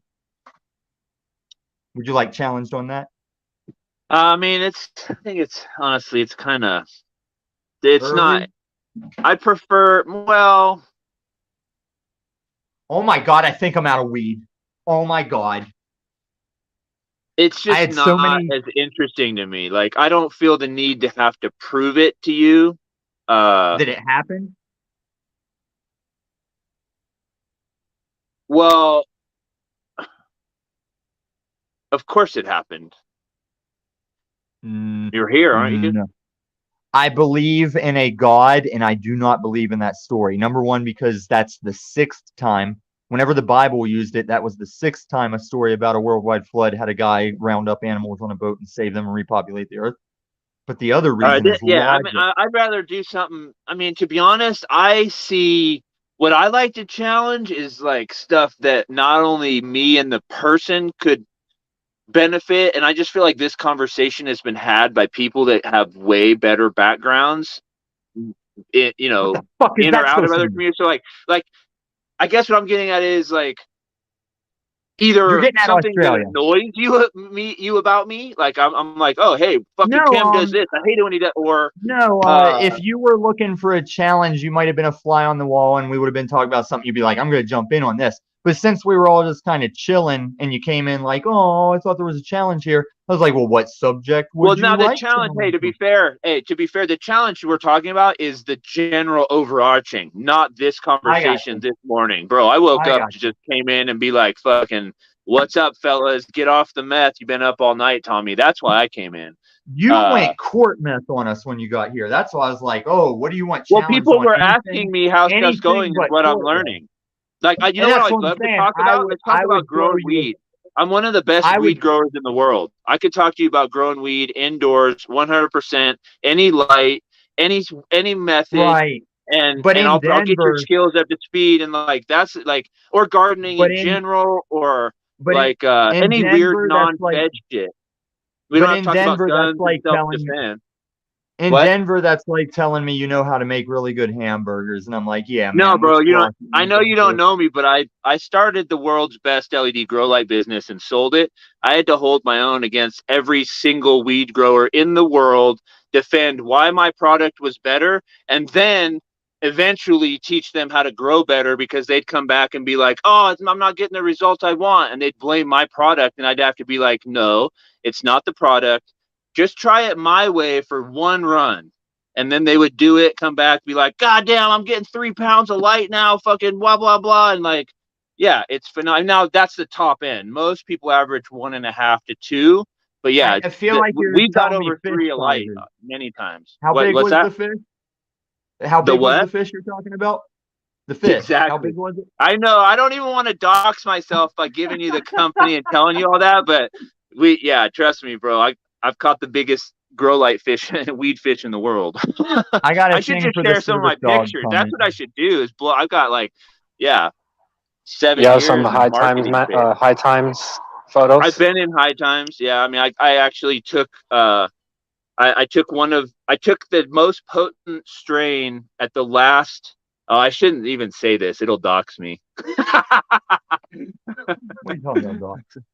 It was the last cannabis cup in a certain area that doesn't happen anymore. And Okay, I I got something to throw at you. yeah. You know what I've always hated about these cannabis cup and these competitions for like the best weed? As soon as if I'm a judge and I got a table of weed to judge by smoking it, as soon as I smoke the first weed, now I don't have a clear palate the rest of the table. Like I'm just Well, stacking I'll weed as tell I you how the try another judging weed. goes. It's not like they do it right there in 1 hour. You have to submit like some between a quarter and an ounce per thing. They break it up, give it to the judges, and they usually have a week just because of what you said. That's the way they can start with a fresh head for each one. Okay. You know, have several rips of it and really, you know, let it settle in and then So they are test they it all. doing So you're that? getting what's that? Are they doing that? Are they doing that leading up to Cannabis Cup, or does Yeah, it you start at submit it. Yes, yes. Cannabis Cup? If you're going to be in it, you for all these cups, you're submitting it a couple weeks before. Okay, that makes more sense. I thought you were just showing up at Cannabis Cup as a judge and puffing down everything Yeah, they throw at you. Like, dude, I'd be agreed. lost. And I I kind of have did no idea too. what I'm talking about. Yeah. And that's one of the reasons I won is I had no political connections, but the potency was objective. You know what I mean? So I didn't have any industry hookups. I literally was an unknown dude owning a grow light business, submitting. I mean, and that's where I can get into the You LEDs, but still like are. LEDs and the spectrum we used, because HPS doesn't have UV light in it, and we can incorporate UV light, and UV light stresses the plant minorly. We get 2 to 3 more % using the LED grow light spectrum than even the sun, because most greenhouses use polycarbonate, which has to be UV coated, so they're not getting any UV either. Like, that's one of the reasons. Like, just when you get into the like full spectrum analysis of cannabis and what's going on, not only the lights you use, but then the extraction process and like, you know, how you cure, how you flush, like so many things go in. That's why Oregon, dude, shout out to Oregon and Washington. I've been all over the country. I mean, not back east, but I know nowhere back east is touching them. Like best weed, best extraction processed, cleanest, cheapest live resin. Like, yeah, the Northwest is when it comes to cannabis culture, like pretty untouchable. A lot of good weed in the country and stuff like that. Colorado is decent, but after traveling around, I put my stake in the ground for Oregon. I mean, Yeah, I 36 got bucks a a I got a gram. homeboy that's from Seattle, and he pretty much says the same thing. Like the weed up in Pacific Northwest is something else. And just the connoisseurship, like, dude, I bought a bunch of live resin carts just because they were cheap, but then I come down here, I'm trying to buy live resin. It's just not as good. It's not as strain specific, and it's not as tasty. It doesn't, I mean, just everything I could talk about. And in Guys, have you ever Oregon, done this? you're walking out for 36 bucks a gram with the best in the country. It's like sour diesel gram carts. And I'm a sour diesel connoisseur. I had one of the best cuts and I had a clone for 10 years. It was 100% real. Like other places I taste it and I'm like, I guess maybe they had some like sour diesel scraps that they mixed in. Yeah, No, man, it's dude, just like the this is the integrity of the problem. Oregon cannabis culture is This amazing. was the problem in Denver too. It was so many dispensaries with so many mad scientist growers just stomping on strains and crisscrossing strains. And Yeah. did you just label it that, or did you actually have that? Yeah. So now I just say, is it indica or sativa? And I smell it and I try it, and that's how I decide if I Dude, and come let's back for not even more of get it. into the Eagle 20 and Mallet 75 and literal Oh, I know. carcinogenic, It's why I'm over non-human it. It's why I'm consumable over it. pesticides that they were using. But here's where this is what I said too. And I used to have a big ass soapbox about all this stuff before regulation came in. I mean, I started my company before any state had rec. And the reason I started growing Sound was like a because of the goddamn hipster. poisons that the dispensaries were putting in there. But nowadays, I guess what I'm getting at is the testing and the ability to get cannabis that you're pretty much likely to not have these really bad pesticides in it. That is a good thing, in my mind. Like, I've seen And the people that I bad thing, recommended start smoking weed, get on weed from a dispensary and get sicker, then get off it, get from a private grower and see the benefit that you were supposed to reap originally. Yeah, it's but pretty the bad crazy. side is because of our leniency and the legality, that's why the cartels are up in America growing with those pesticides, dumping them on the land they're using and shit. So there is that drawback. If we could crack down on the cartels, like a father-daughter out hunting got in a gunfight with them because they came across a grow when they were just out hunting and they had to shoot back. What's Benton showing us? The map Oregon? of all the dots of child touchers that are around his dot. What's up, JG? Wait, was he in here? I thought JG was in the chat or in the panel. Here's the thing. I think he was earlier. Sorry, I wish my camera was better and I could actually show you that. But that's the Lost Coast in NorCal. But really, right around Cave Junction, Oregon. That's where it's at, in my experience, for outdoor. Because JG said Emerald Triangle. So what people think Humboldt is really fucking Southern Oregon, as far as I'm concerned. Yeah, and I mean, I know there's good weed in California, but I'm taking also the cost. Like, there's good weed everywhere, but Oregon with no taxes, you are not getting out for that quality at that price anywhere else in the country. And it's not even like you're sacrificing quality to get the price. It's the best quality for the cheapest price in the country. Like, it's amazing. And I throw that gauntlet down. That's what I'm saying. Yeah, I've smoked a lot of Oregon weed, and I tend to agree. I do like Washington State. Not as good quality, but the price is right for sure. And Colorado, It's of course, cheaper. Someone else said that. Like, It there's is. no taxes in Oregon. It's I'm that just saying, surprises me. Washington is ridiculously inexpensive at the rec dispensaries. Like, it's almost Is it shocking. ridiculously expensive, just cost of living in general? Oh, I don't know. I'm just saying that I was homeless, and I was traveling, living in the streets, and didn't have any money, so the cost of living was not a factor for me. I have no idea. Okay. Yeah, I've done so much shit and had so much weed that anymore, like, how some guys just drink natty ice? Like, anymore, I'm like, man, just give me something I feel behind my eyeballs when I smoke it. Like, it doesn't have to be this crazy Hawaiian shit. Just let me get some head change. I'm good. Yeah, I know what you're saying. Yeah, but you're a tweaker. I'm a cannabis connoisseur. Well, when I lived in the Alton Baker Park in Eugene, the tweakers were also cannabis connoisseurs. Believe it or That's not. the thing. That's what started to cost me money in the height of my early days of tweaking. It was a juggle of, I smoke so much tweak, I'll smoke some more weed. Now I smoke so much weed, I'll smoke some more tweak. And it's just back and forth all night, wearing out all the drugs I was spending money on. So it's like the tweak and made me smoke more weed, and then the weed made me smoke more meth. But I was gonna do that anyway. I was in a bad way. Well, and real quick, I've never been addicted to stuff. I could always put stuff down, but I have to choose whether I'm doing it for the right reasons. Like, it wasn't partying when I was juggling that shit. I was not partying. I was just indefinitely doing it. Out of all that shit from the wreck and stuff, like, my life is pretty much economically going to shambles before my eyes. well, and what JG's saying here, he said he's got a buddy in Tulsa that will get a pound of weed for $100. Tulsa's not a place. I knew a guy from Beaumont, Texas, and he used to drive all the way to West Texas, El Paso area, and he said for like $50, these kids would swim a fucking pound across the border and sell it to them. Yeah. Like on shore and shit. I mean, I cut my teeth messing with with the yeah. I was getting 25-pound garbage bags dropped off outside my house before I graduated high school. Yeah, it's a real thing. Is that in Canada or America? In America, down SoCal. I mean, and it was brick. ammonia drenched, seeded garbage. But Yeah, that's I what I mean, was on the East Coast. That's what I was a swag lord with. I had a I mean, that hoopty was corn. back I in was the day, selling bro. that same brick shit.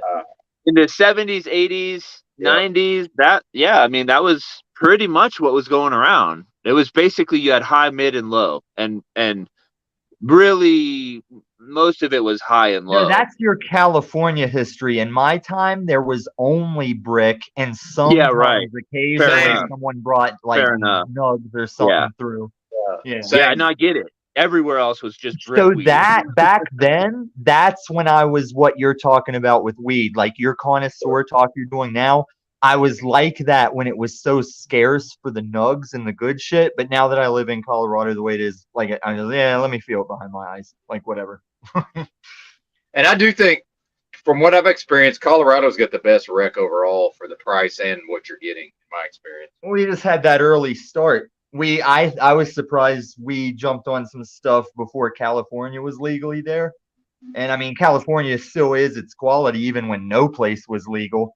But yeah, I think we just got a head start, and I think we helped show that the like commercial stores on the street wouldn't cause chaos, so other states started falling through because they saw that the stores weren't being like. Well, hell, I mean, look at Oklahoma. They've got medical dispensaries everywhere in Oklahoma. It's nuts how many dispensaries. Bro, and remember when Oklahoma sued Colorado? Yeah, I do remember that. Yeah. It has been like. I mean, that was the heyday of me in the business. Like, I rode through the whole rise of cannabis, 2010 to 17, and that was crazy shit. Like, honestly, I'm kind of waiting for Oklahoma to go wreck because I like Oklahoma. Well, what we need is just it for federal for it to go legal. Because I got stock plays that it's like they sit there, the money's sitting there until federal legal, and it can do its thing, you know. And even I'm like, God, let's just do it. Fuck the state to state. Just like drop the federal shit already.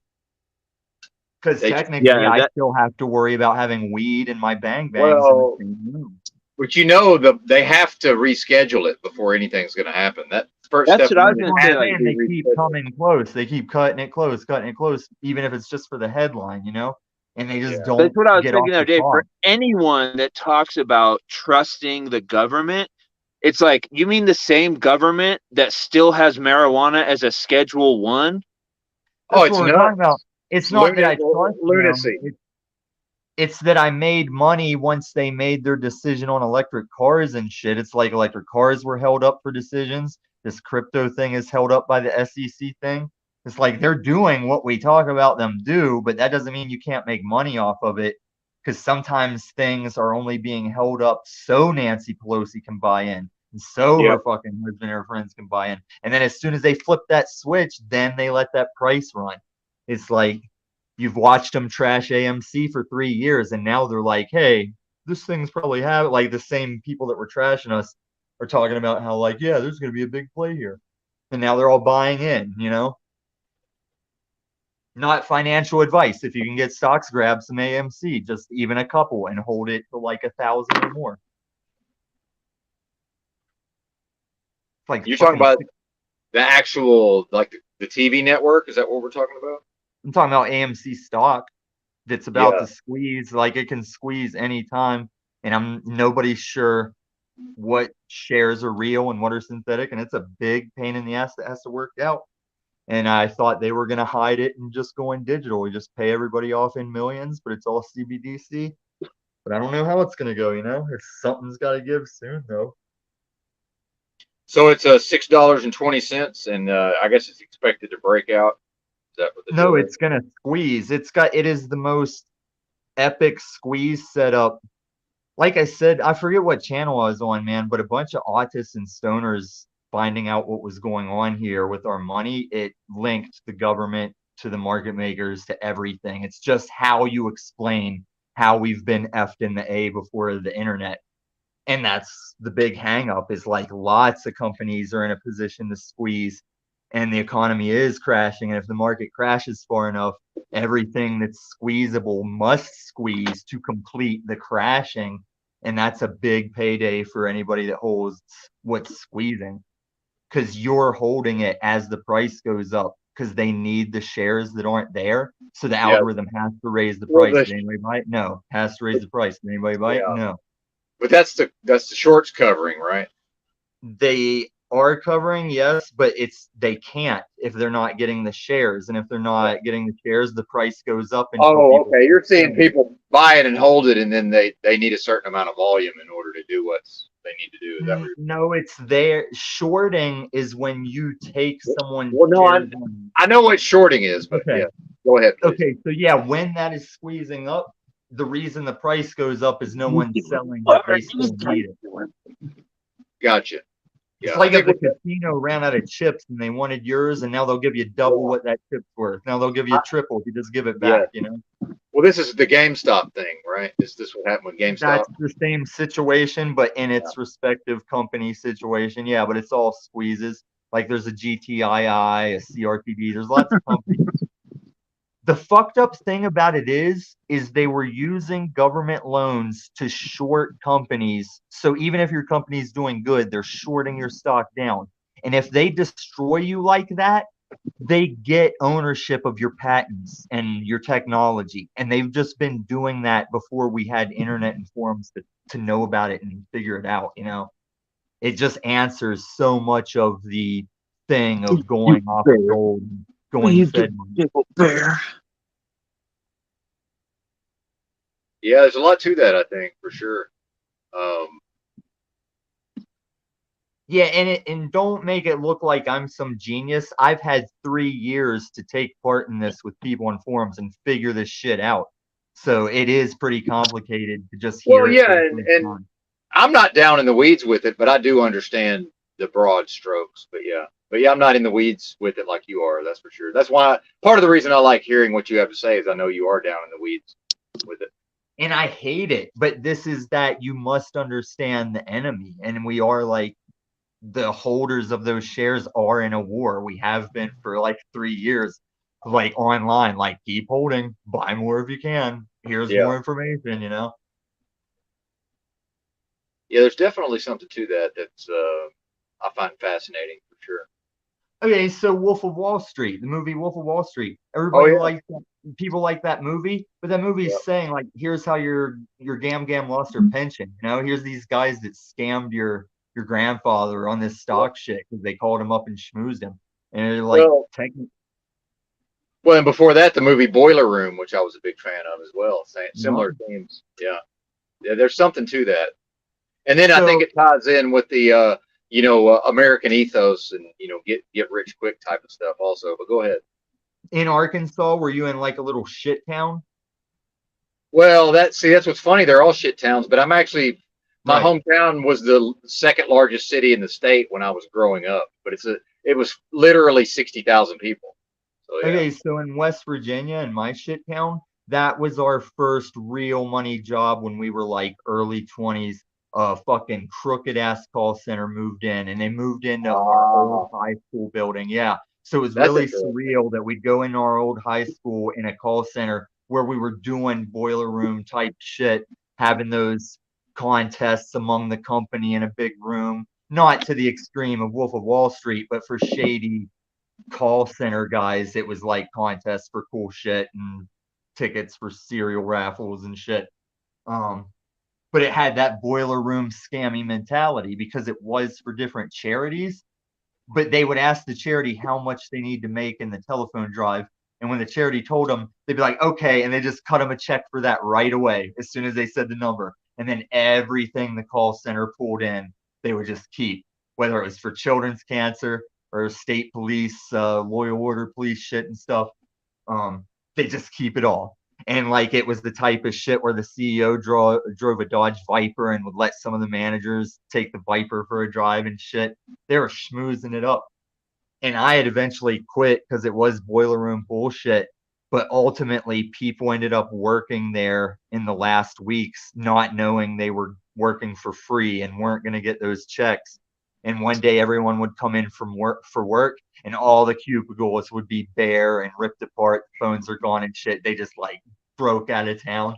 It was an epic event, and I'm glad I didn't lose all that work pay over it. Like I didn't hang around that long. Yeah, I mean, that's a real thing that you were able to see it and get out, and then the other people, hung around. No, guess that's it was also surreal. Like it was people I went to high school with would come back, and all different people you knew from town would get jobs there. And people changed respect for each other. Like you might have thought some kid was like a punk getting pushed around physically, but if he got in there and was doing some poly stuff on the phone and racking in some charity shit, you'd like people would give him props and recognize that in a boiler room type way. right on. Well, in the commenter here, James Steele, hey Benton, I admire your limitless energy. Well, thank you, sir. But I do want to point out, since it's one of my rare days off, I will be devoting the afternoon to just chilling the fuck out and doing next to nothing. But I've I'm been certain- waiting on him to hang up. yeah, well, that's where we get into. Well, and historically, if I get anywhere near 9 hours, I usually just say, well, might as well go 12. But I don't have no problem leaving the stream going, but I will be. I'll be peacing out at some point, just because I have to have some relaxation at some You point. probably got to drive when you wake up or something. Actually, When's the next time you tomorrow's almost a day off. I'm driving probably only about 2 hours tomorrow, most likely. Yeah, because I got to make this. I'm making this delivery at 7 a.m. for these people that I swap trailers with, and then I'm going 100 miles, and then that place. It either takes like 2 hours to get loaded or 6 hours. So if I get there and there's already a bunch of people there, it'll be like 6 hours. And then after that, I'm not going to go anywhere. So, but yeah, I have, after the 48 hours of live streaming, I've streamed almost an entire weekend. I've learned that I must have a little bit of relaxation time, but believe me, I'm like everybody else. I enjoy the interactions, and it's easy for me to get sucked in as well. Hey guys, I'm gonna hop down and watch from the YouTube chat. This shit's draining my phone battery. All right, man. Good Right talking on, to you, Rob. brother. See Nice, you. nice talking with y'all. All right, man. Now I'm gonna see later, man. Now I'm gonna see when my phone just Rage drops me on it. quit. Don't play it off, homie. That's right. Well, like right now, Servant. I'm. Go ahead. Servant quit. Yeah, that's right. But yeah, No, I was since gonna say my phone's gonna drop me too anytime, so it's a game now. If I just get dropped out, that was my power. oh yeah, we're just in the ending stages of this, so that's cool. But yeah. All right, let me. I'll talk to Ginger. He's asked a couple questions. All right, go for it. And it's look. This is my wheelhouse, so I'm not even gonna go. You yank my chain, bro. I can't stop talking about this shit. So I'm not even gonna do that to you guys right now. I will say he's asking what's the best LED company. I mean, keep it real, my company is still the best. It was the best. I brought the industry up. It's still the best. They're also expensive. I know I'm gonna get doxxed eventually, but I don't really care to do it yet. But look, you look for the best full spectrum UV to IR, and then go buy a used one because they're made so well. If it's only been used a couple years, I don't care if it's been turned on the whole time, unless they cooked it, which I can get into that. I'm scared. Take it off my screen. I'm scared. You would want to buy like $100 par meter just so you can confirm its intensity, and then. But he's talking about Portalux and Gavita, and to keep it real, I do the double-ended Gavitas. JG, shut this dude up and let me ask him a question. JG, shut this dude up so I can ask him a question. I'm gonna come at you out of left field, Tim. What do you know about like the LEDs you like put your Awaken with JP naked ass in front of in the morning? You know about the body? LED yeah, like is that legit? LEDs? I don't. I could look into it. I mean, all I would have to do is look at the spectrum and what they're claiming. But if like you could, this is actually something I thought of getting into. Here's the thing. I didn't dive into it deep, but I did think of getting into those mood. Basically, you'd call it a mood regulating light. And so what I would have. This is like an extreme in your skin shit for like, I don't know. Awaken with JP is sponsored. I don't think it's light. I would have to look specifically, but yes, you could tailor it the same way I did with an LED light to hit specific peaks for specific absorption. pigments in the plant, you would just look at what the skin absorption peaks are, and then tailor a light. And you do that through using a refraction spectrometer. You got them 305s, boy. This guy fucks.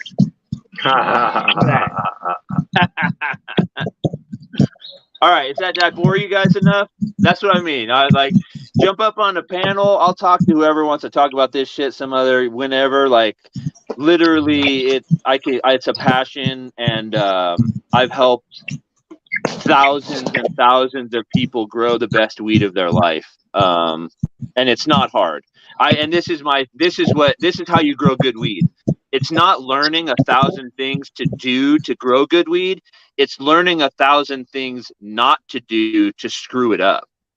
Like It's you learning literally to focus on soil and roots. And this is really true with almost all plants, but weed is a little, because you're trying to get the best and you're consuming it, through smoking, you need it clean. But yeah, you focus on roots and you just focus on things that most people don't think about. They're more like, oh, cram nutrients, most I get. And like, if you just don't make a bunch of mistakes, it will be the best on its own. It's like people, they love it too much, is what I used to say. But also, if there is something going wrong, you need to spot it yesterday. Like if it's developing a disease. Yeah, or that's what I mean about 1,000 be like mistakes immediately that you don't change it up. make. Yeah. Like you literally, till you have the experience to see it I agree with you. Till you have the experience to see it. This is the thing. You have 100% potential, and this is all agriculture. You have 100% potential. I grew up in West Virginia. So like, FFA even if it's shit, corn, FFA game. Tommy, can you have a conversation? Are you triggered? Stop spurging out. Well, you're just. It's annoying for the people listening. I've been sitting here with this trucker all night. I don't know what's going on. Why is there light coming through my window? Neither of us are saying if I just talk over you. So it'd be nice if you demonstrated a little bit of impulse control, especially when we're actually trying to tell something to someone that asked in the chat. No, you're clocking in for the morning, and my phone's gonna cut me off when it dies. You're just yes, clocking I am in. clocking in. That's Use what that this is my time. This is why I show up now, is because I can. It's like coming in fresh, and you guys have already had 5 fights. This dude looks like he solved crimes.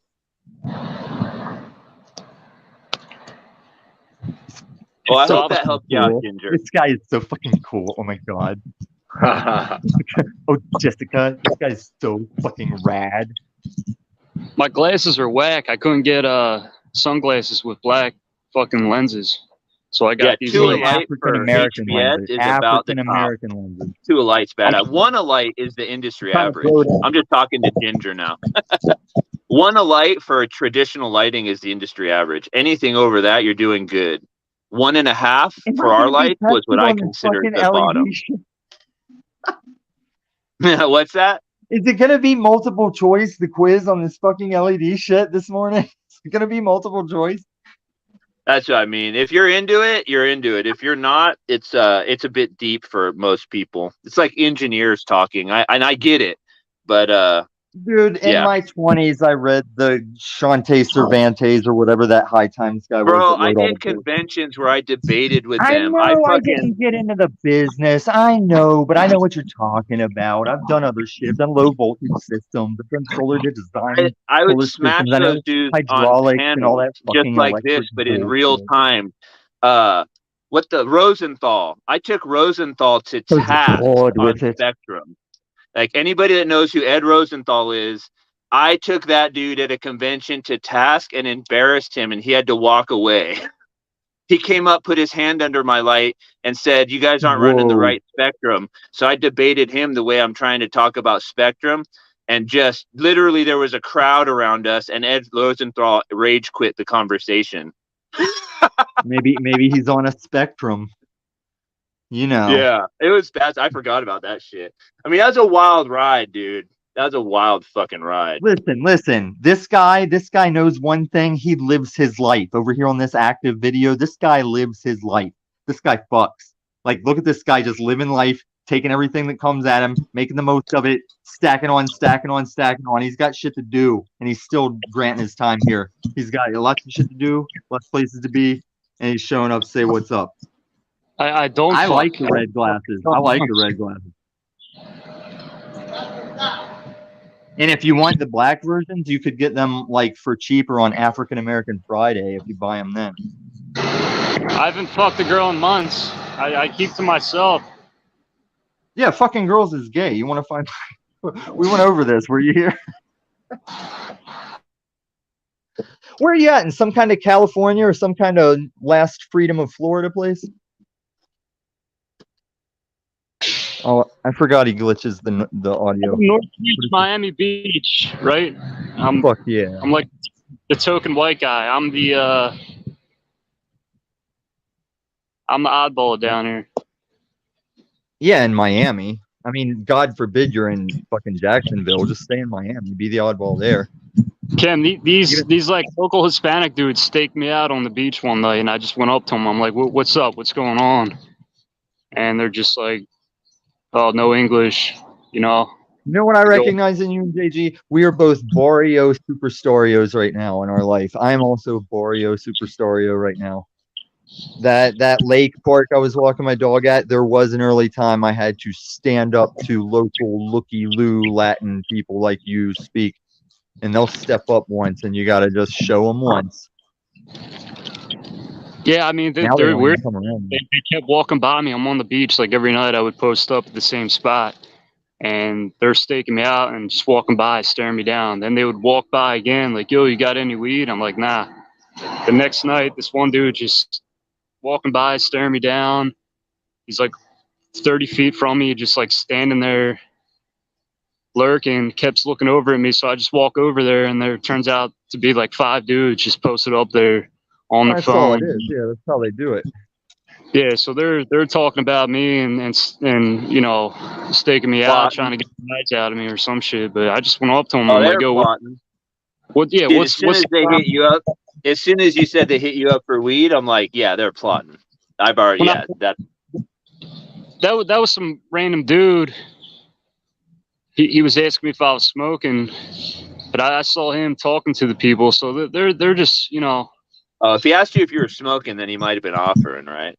Well, and I'll add that if you live in a certain degradation of a city like me, every approach of strangers will have that standoff mode to it. But he could still be looking for weed, even though he's being like street cred about it, because you have to respond in a not afraid, equal or higher sense, you know. Yeah, I was gonna say that. I've been there. There's definitely the machismo in the culture, and I have invited fights by not like they want you to submit. So if you maintain eye contact or show anything, and they feel in the least bit intimidated, they start gathering up homies. I mean, that's like just classic. In Mexican that situation, though, I still have to subject myself polite and friendly because I am the one that knows we can escalate this to me taking 5 guys down and not having a scratch. You ain't taking no 5 guys down. Shut the fuck up. I mean, I carry everywhere I go in my neighborhood where I can neutralize multiple dudes. You sound like that dude in Florida that shot that black guy after the dude was messing with his wife for the parking spot. I don't touch people with rings. You know who I'm talking about? Yeah, I saw that. That was fucked up. But no, I am never going to be the one that escalates it to what is. That's what he said. I don't know what you're talking about. I mean, I know the black guy getting shot over the parking spot. Man to man, you are not the type of person that should conceal carry. I'm all for you wearing a plate, but you do not have the mental temperament. You don't know what you're talking about. I'm not saying I do. I'm listening to you, bro. Yeah, but you're literally just talking about shooting 5 people, and no responsible concealed carry person would say that. If 5 Locho dudes are trying to gank me at the pier, that's when you do. You are shoot literally 5 building yourself up to a confrontation when the whole point of it is to avoid confrontations. You sound worse now than you did on the LED light thing. Yeah, you don't like the truth. Okay, do you know the truth? Do you know the truth? How many people have you maimed in this world? How many people have you disfigured, or how many times have you fought more than one person? What the fuck are you talking about, dude? My I'm face talking is about fractured experience. I'm from. talking about guys that Yeah, I talk hear about you shit they talking. I haven't hear you done talking. I versus hear a being in the guy. situation, I pulling the hear a guy. trigger, Hey, and living with the Cali regret. boy, Cali boy. Let I me got answer him you. triggered. No, you're talking You over know me. what time Listen, it is. You know you're LARPing. We're not a Paul panel. We don't LARP about Boogaloo and how tough we're gonna be and do all this shit. We I'm already went waiting over for this. you. I'm If waiting you're for you to tough, get respond. in the ring, put some money down. Otherwise, shut the fuck up and let's talk about something that matters. Hey, you shut the fuck up while I bring it. You. What did you say? Get in the ring. Like, this is how you're fucking up, dude. You are fucking up. I'm not going to stay online that long because I know what you think you know about. But, dude, I've been there, man. I've done that, motherfucker. That's me when I'm not 40 years old. And I have been. That's my LED business, bro. There's me selling LEDs. That guy fucks too. Now it's like, left nut, right nut. Now your penis in between us, bro. Who's triggered now, bro? That was my life, bro. Now what do you got? And as far as the firearms, grew up in West Virginia, shot since I could walk. I've had military fucking police training, didn't stay in, and I've sat here in Denver and had a lot of lives that matter put guns in my faces, and I still didn't shoot them, still didn't go back and shoot them. I think my war veteran neighbor downstairs is the guy I train with at the range with him and his son. I think they are impressed that we're just practicing because they see what growing up in West Virginia is. I'm not triggered. I was waiting for my turn to like smack, like I came down on it. Came down on it because you never saw that picture. You're watching a guy like fade out and his body like go to the dying time. There's no more uphill. Is it uphill or downhill? Whatever, man. Like, I'm not ever gonna make it back to that. That was like having a year to not have to work and just use questionable GNC products and just eat chicken breasts and just get punched in the face and punch in the face. Okay, you've had enough. You've had enough. I'm tired. It was a long night. It was a long night. Closed on the boxer pick though. Now, what do you think of that, Kim Cupcake? Did you dig a little hole? Did you put a little foot in the mouth there? Did you think a guy just traveled around the different channels with nothing to him, talking all this shit?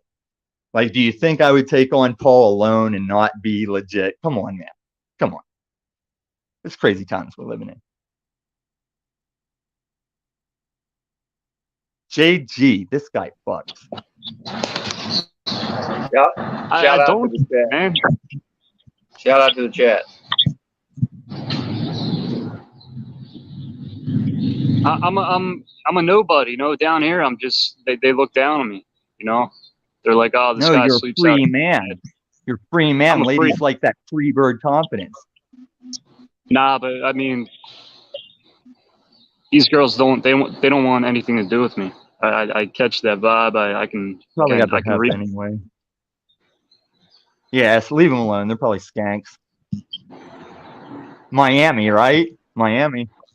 Well, North Beach, it's a lot of Hispanics. Like, it's Venezuelans, Brazilians. You know, it doesn't feel. I feel like I'm in a different country down here. Yeah, you're in a barrio. I'm in the Denver barrio. It's just shittier. Your place is nicer. It's just a nicer looking barrio with a beach and shit. Yeah. I'm just trying not to fight anybody down here. No, Trying you not. shouldn't, because you never know. You might get stabbed from behind. I have fought multiple dudes in stupid, drunk West Virginia situations. I got double teamed by two dudes where when they were done, like full Nelson, have another dude blast me in the same side of the face over and over again.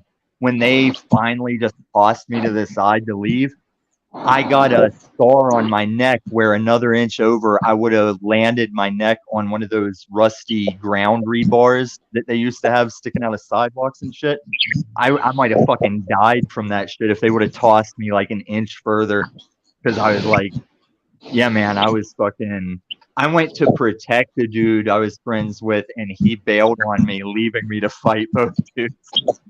But I was rocking the one dude pretty good until the guy finally stepped in and full Nelson V and shit. That was a crazy night. And that was just West Virginia, man. Denver's where I've had guns stuck in my face, Saudi Aurora and shit. Yeah, that dude fell asleep last night. Cam, you fell asleep. You missed a lot last night.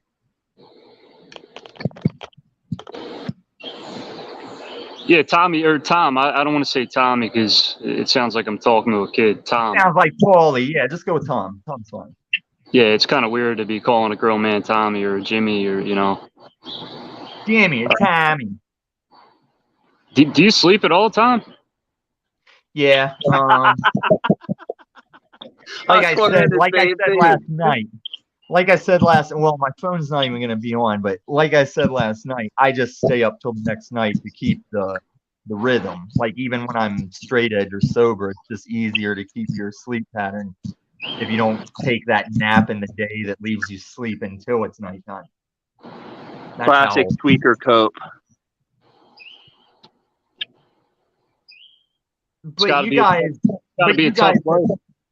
But you guys have never done that. Like even before I would ever do it, I was in the military staying up for days if you had a reason to, or even if you just went hunting or fishing and you just stayed up with dudes drinking and getting high and shit. But tweak can take you into those 4, 5+ days. I never went past 4 unless it was an accident. But yeah, in the deepest throes of that shit, I know people that talk about, yeah, I went weeks, months. I'm like, I go to sleep, I get something to eat, I take a shower. I don't let it get like that, Do you consider yourself to be insane?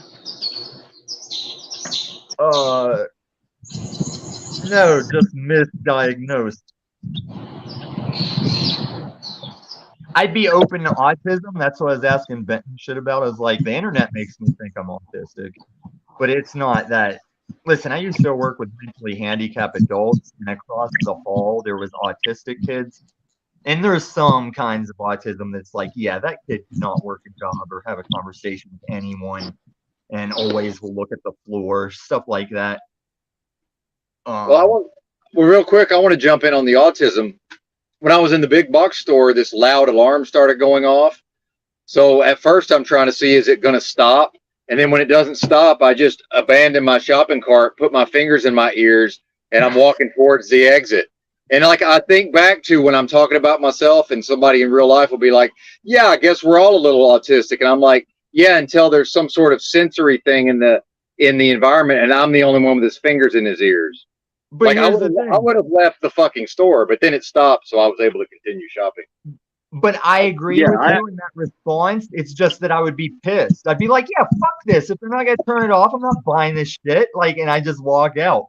I can't be around it. Like I can use my mental focus to like push through it, but for a little bit, but I got to get the fuck out of there. I can't deal with it.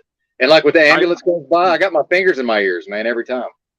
I mean, it is a spectrum, so I'm not like, none of us need to like dick measure, so I'm not even going there. I totally relate with you, except for me, it's more smell and light. Sensory stuff. Like sound for sure is a trigger, but like I would like women's perfume. Oh my god, dude! I have like, just like you. It's like, oh my god, I literally cannot live in this environment now, and I have to get out of it if once it triggers me. Yeah, sensory stuff. So I wasn't doing that as a dick measuring contest. I wanted to give an No, I'm saying I'm not doing it to you as one. Yeah, specific. Well, real quick, specific example of the sensory issues. But y'all go ahead, please. So how do you discern if I'd much rather talk with you, Benton, for what it's worth? No, I'm asking you. You're killing me right now. But this is part of me exercising. Yeah, this is why I came here. I can't get triggered. I didn't know it'd be this morning, but yeah, man, if I want to talk, especially in court, I can't. I have to be able to deal with this shit. Kim. Yeah. And you too, Benton, where do you start from to say, is this just something that irritates me, or could I be autistic? And I'm asking that like, yes, how do you know if it's legitly in that direction, or it's just your personality thing of like, God, I hate perfume, Well, for me, that isn't the reason. That's more of like, for me, I more feel how I think like once I started accepting it and doing the research, it just made it clear. Like I thought everyone thought like me, and I was very frustrated with the world for a long time because I just didn't understand why no one else understood things the way I did. And then, like LED. No, more like common sense. I mean, I don't know. I can't think of an example. I mean, I was diagnosed ADHD back before there was an autism thing, so I've always had like a, you know, all of us, scatterbrain, whatever they called it, right? But like, till I started my business, and I would see how like literally once someone says something to me, my brain takes it and extrapolates it out in like every possible direction it can think of, like runs a statistical kind of comparison of like pros and cons or chances of something happening, and like returns it. It's just, and I'll just, it happens to me so involuntary. And then I'll like come back with an answer, and people will be like, oh, well, how can you have that answer? And I'm like, and then it'll take them a week to go research the information and do this. And I'm like, honestly, I don't know how.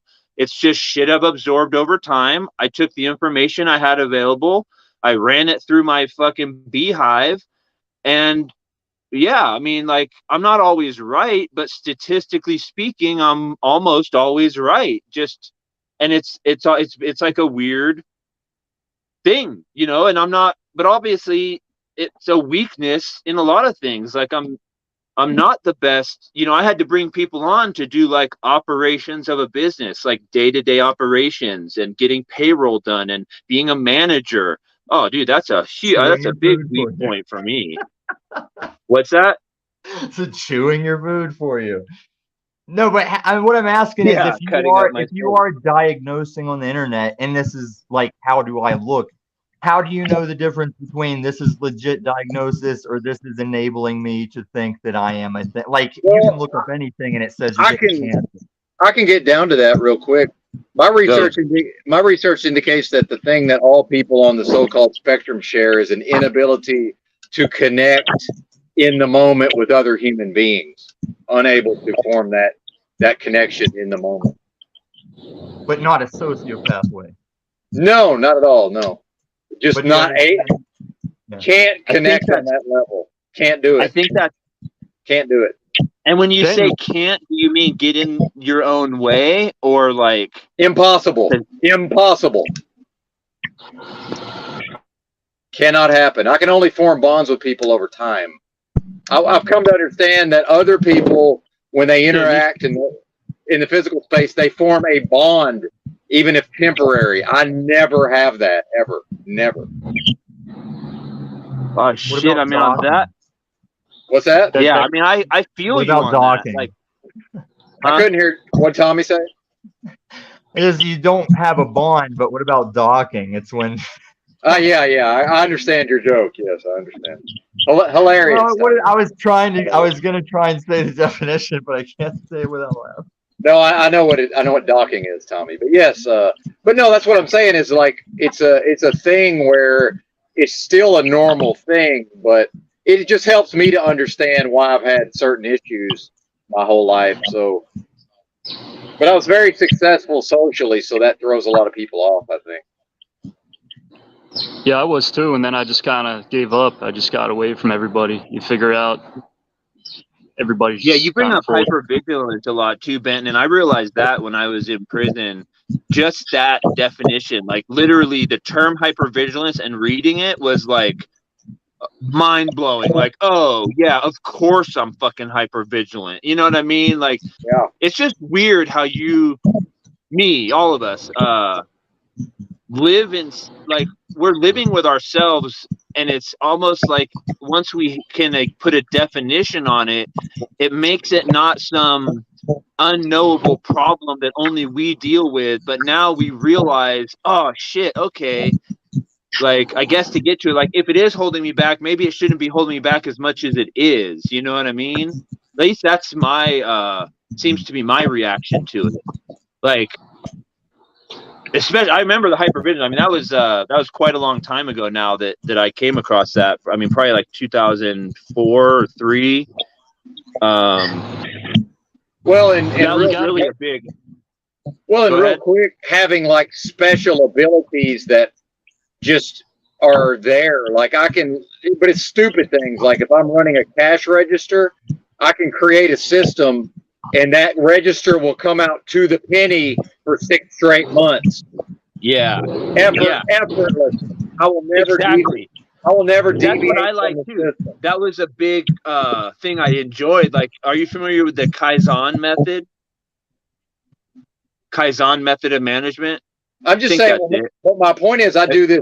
I just do it effortlessly. Like No, it's I know. I agree thing I with you. do. I'm saying Yeah. I do it too, but it's I mean, what they would relate it to in like market or business is the Kaizen management, where like you look at something that's already functioning, but you see inefficiencies in it, and you can tweak.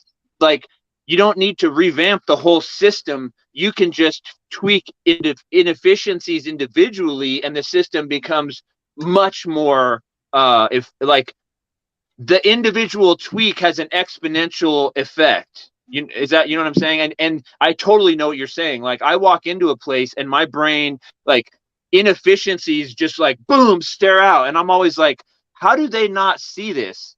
And like, the example is in a manufacturing plant. You think everything's where it should be and everything's going great, but then you observe the floor and you realize like where the tools that people have to go get is located, you know, in a spot everyone can go to, but it's at one side of the building. So it's shorter for some of the employees, but it's like exponentially longer for the other employees on the other side of the Nobody building does to that. walk. So moving the why tool nobody would rack do to that. the middle of the building literally increases the efficiency of the whole assembly line. And all you did was move the tools to a different spot. And you think it sounds simple, but it actually takes a brain that just sees those type of inefficiencies. It's not something you can learn to do. You like, yeah. I think Benton, it looks like he's relating and understanding what I'm saying. Oh yeah, I get it. I understand. Well, you Yeah. can learn to do it. Like, you're talking a thing that also happens in pizza joints, and I can go into any pizza joint and, like, if they have those mistakes, you're used to seeing them, and you can clean up the efficiency really fast. Like, a lot of old world mom and pops, they come over from old country and they work so hard. That's why they don't think of that shit.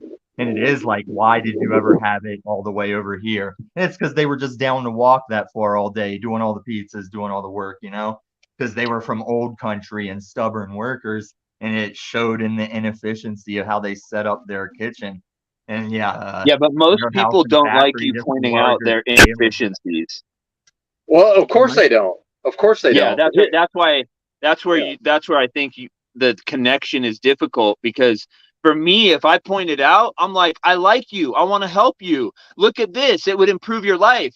To them, they're like, look at this dude. He doesn't know who I am. Who the fuck is he telling me how to do something? You know what I mean?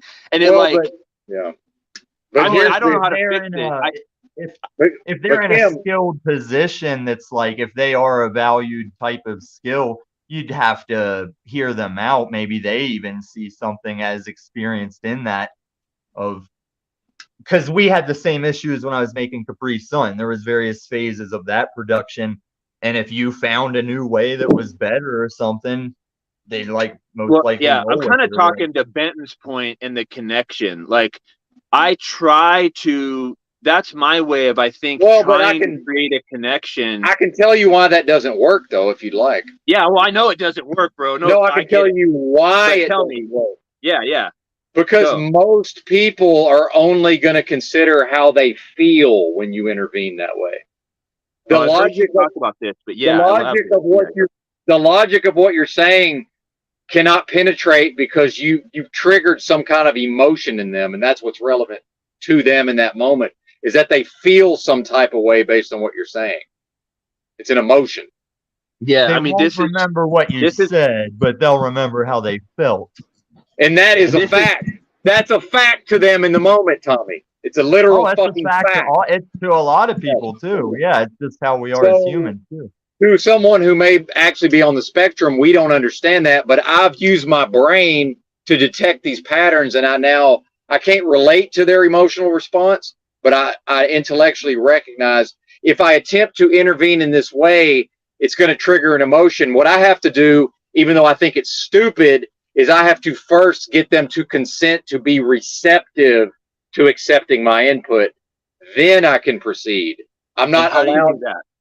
So the thing I was Can you saying tell me about how you do that? sociopath, Sometimes it's not possible, but go ahead, Tom. But if you can you, like, bro, I'm fucking fascinated because I 100%, I've coped in ways that are dysfunctional for me, and I'm totally Okay. seeing it. Well, let me cut to the chase on this. You do that by being present in the moment and by observing the person's state. And if they're not in a state of receptivity, you do not attempt such an intervention. Nail, hammer, head for why I'm here. Bam. So I've had to teach myself that because it doesn't come naturally. That's called Right, emotional so this- intelligence. I've this is developed why- a little bit. Is 100% why I'm drawn But to let- you but and this let- whole thing. But let Tommy build on it because I guarantee you he can add something. But yeah, thank you. Okay. this is what I was starting to compare it to, like how sociopaths are, because there's like the trend from movies and just forum talk that sociopath is like evil, but they're people that like don't get the normal emotional feels about anything, and they're trying to phonetically learn how to still do that interaction, even though they don't feel that grief when your parents died and you tell them about it. They have to like, well, do I come off insensitive because I just don't have feels, or do I act out what I've observed is how you respond to this? They're doing like that similar kind of, yeah, it's kind of like what you were talking about, but on a different.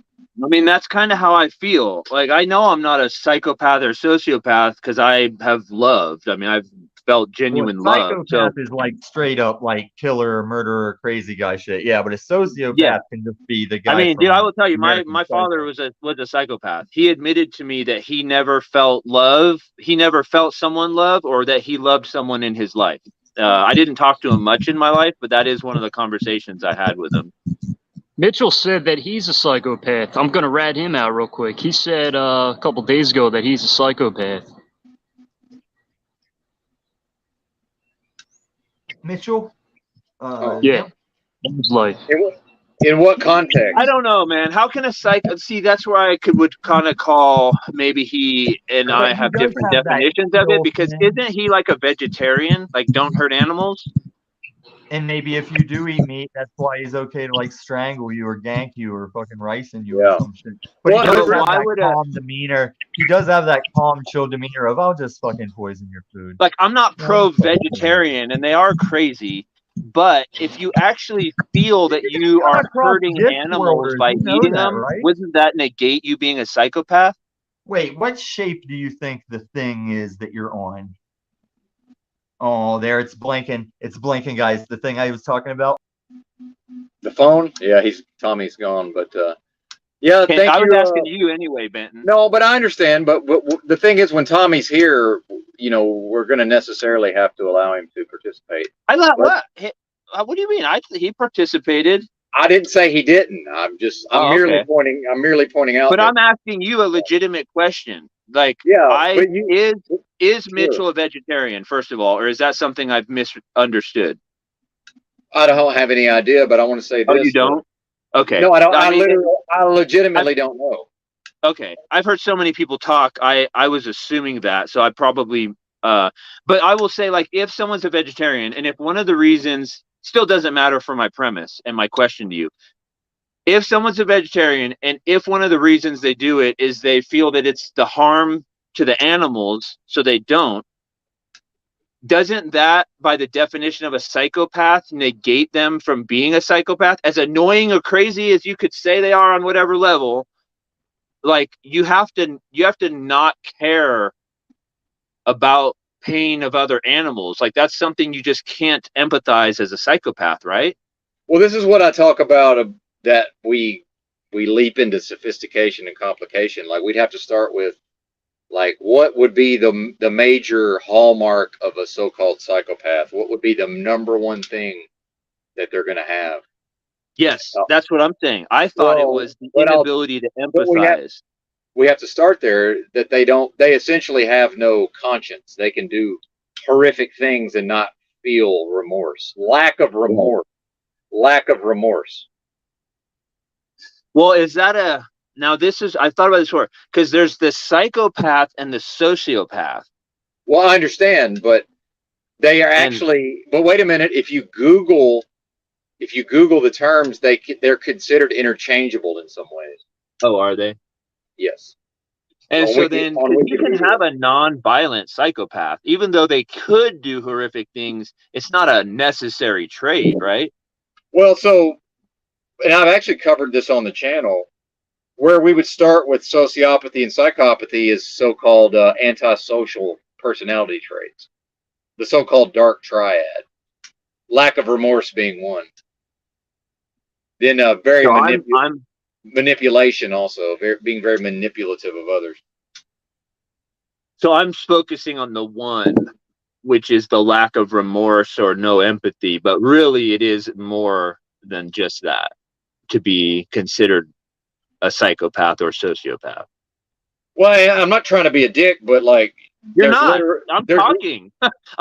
You're not even a dick at all. Well, Just no, that. I'm saying that as a preface to the thing I'm going to sound that's going to sound like I'm a dick. Is there's a Wikipedia page? Like, go read the fucking Wikipedia page. Well, I have. I guess. So it's real more of a quick. question about veganism. Hey, I'm just hey. saying to veganism, yes Yeah, or no. but wait a minute. So if you type sociopathy into the search bar of Wikipedia, what comes up is psychopathy. It actually comes up psychopathy in the drop down. Yeah, we're kind of derailing. I'm more just, even if Mitchell isn't a vegetarian, my one question was like, I don't think you could be a sociopath and do that if you were genuine in your feelings. I probably answered my own question, but like Good. that was all Cam. I was saying. What?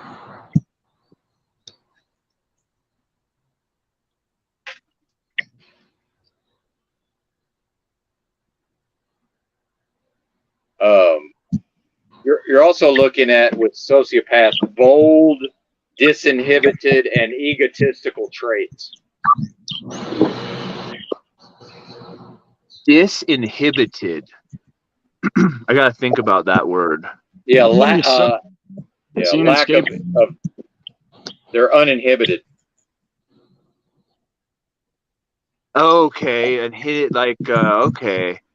A Like- lack of restraint manifested in disregard of social conventions, impulsivity, and poor risk assessment.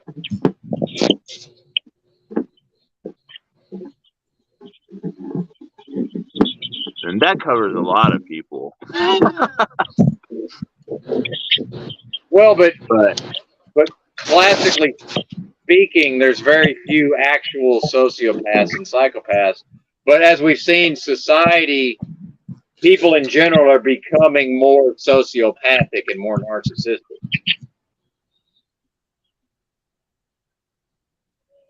yeah.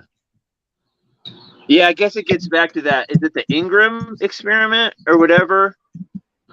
I think that's the Milgram, I believe. Milgram. Yeah, the one where the shocking. And how I'm like, that's where my brain goes, is even though people aren't classically psychopathic, they're shifted that direction just by the outward pressure of the doctor telling them to shock the person. And now that's where we are as society. All of society has been shifted into a direction that is more acceptable to harm people in different ways. And pushing us more. Wow. The Overton window. There you go. It is crazy. I mean, once you see it, it's like even through history, you just see how it's just a creep, and it's always in the bad direction. Why is it always degeneracy? Like, I mean, I guess it isn't. No, I can't say that. What am I thinking? I mean, that was the whole freaking point of Adolf. Well, and real quick, I can tell you where you and Tommy, I think, get sideways is that you do think out loud, which is okay, but you know, it is predictable that he is going to pounce on certain things you say. Like, that's just how he is. It's almost He's like not even pouncing, bro. He's chirping in the background like a tweaker. Like, I would love for someone like you to interrupt and be like, wait, right here, just you said that. He was literally chirping meth fucking tunes in the background to be annoying. but he also does it accurately. That's the problem, is he's at the level of Yeah, fact 1 and out of 5 information. times he would calm down and have decent input. I will give you that. But you have the patience to put up with the other 4. I am like, maybe, I'm not even close to that. Yeah, that's Well, where but we differ. I also have well, wait a minute. I have a mechanism where I can have the thought in my head and I can predict, is this something that he's going to attack? And if it is, I just don't say it. But he's not attacking. Again, I'm with you. I'm learning that mechanism. Tommy specifically, replay what happened. You were telling me let him talk. The fucking asshole was chirping meth shit, bro. He was chirping, not talking. Well, but listen, this is what we get back to. We can't separate the good from the bad. We're either going to not talk to him at all. No, you can't. I no, can't. No, because Or, he's I'm sorry, either you can. I can't. That's what I'm saying. He's either I going to could've be drawn it. here. He's either going to be here like he is, or he's not going to be here at all. That's our two choices. Yep. And I'm here. No. The benefit for me is just I have to switch gears. Like, it's like a transmission.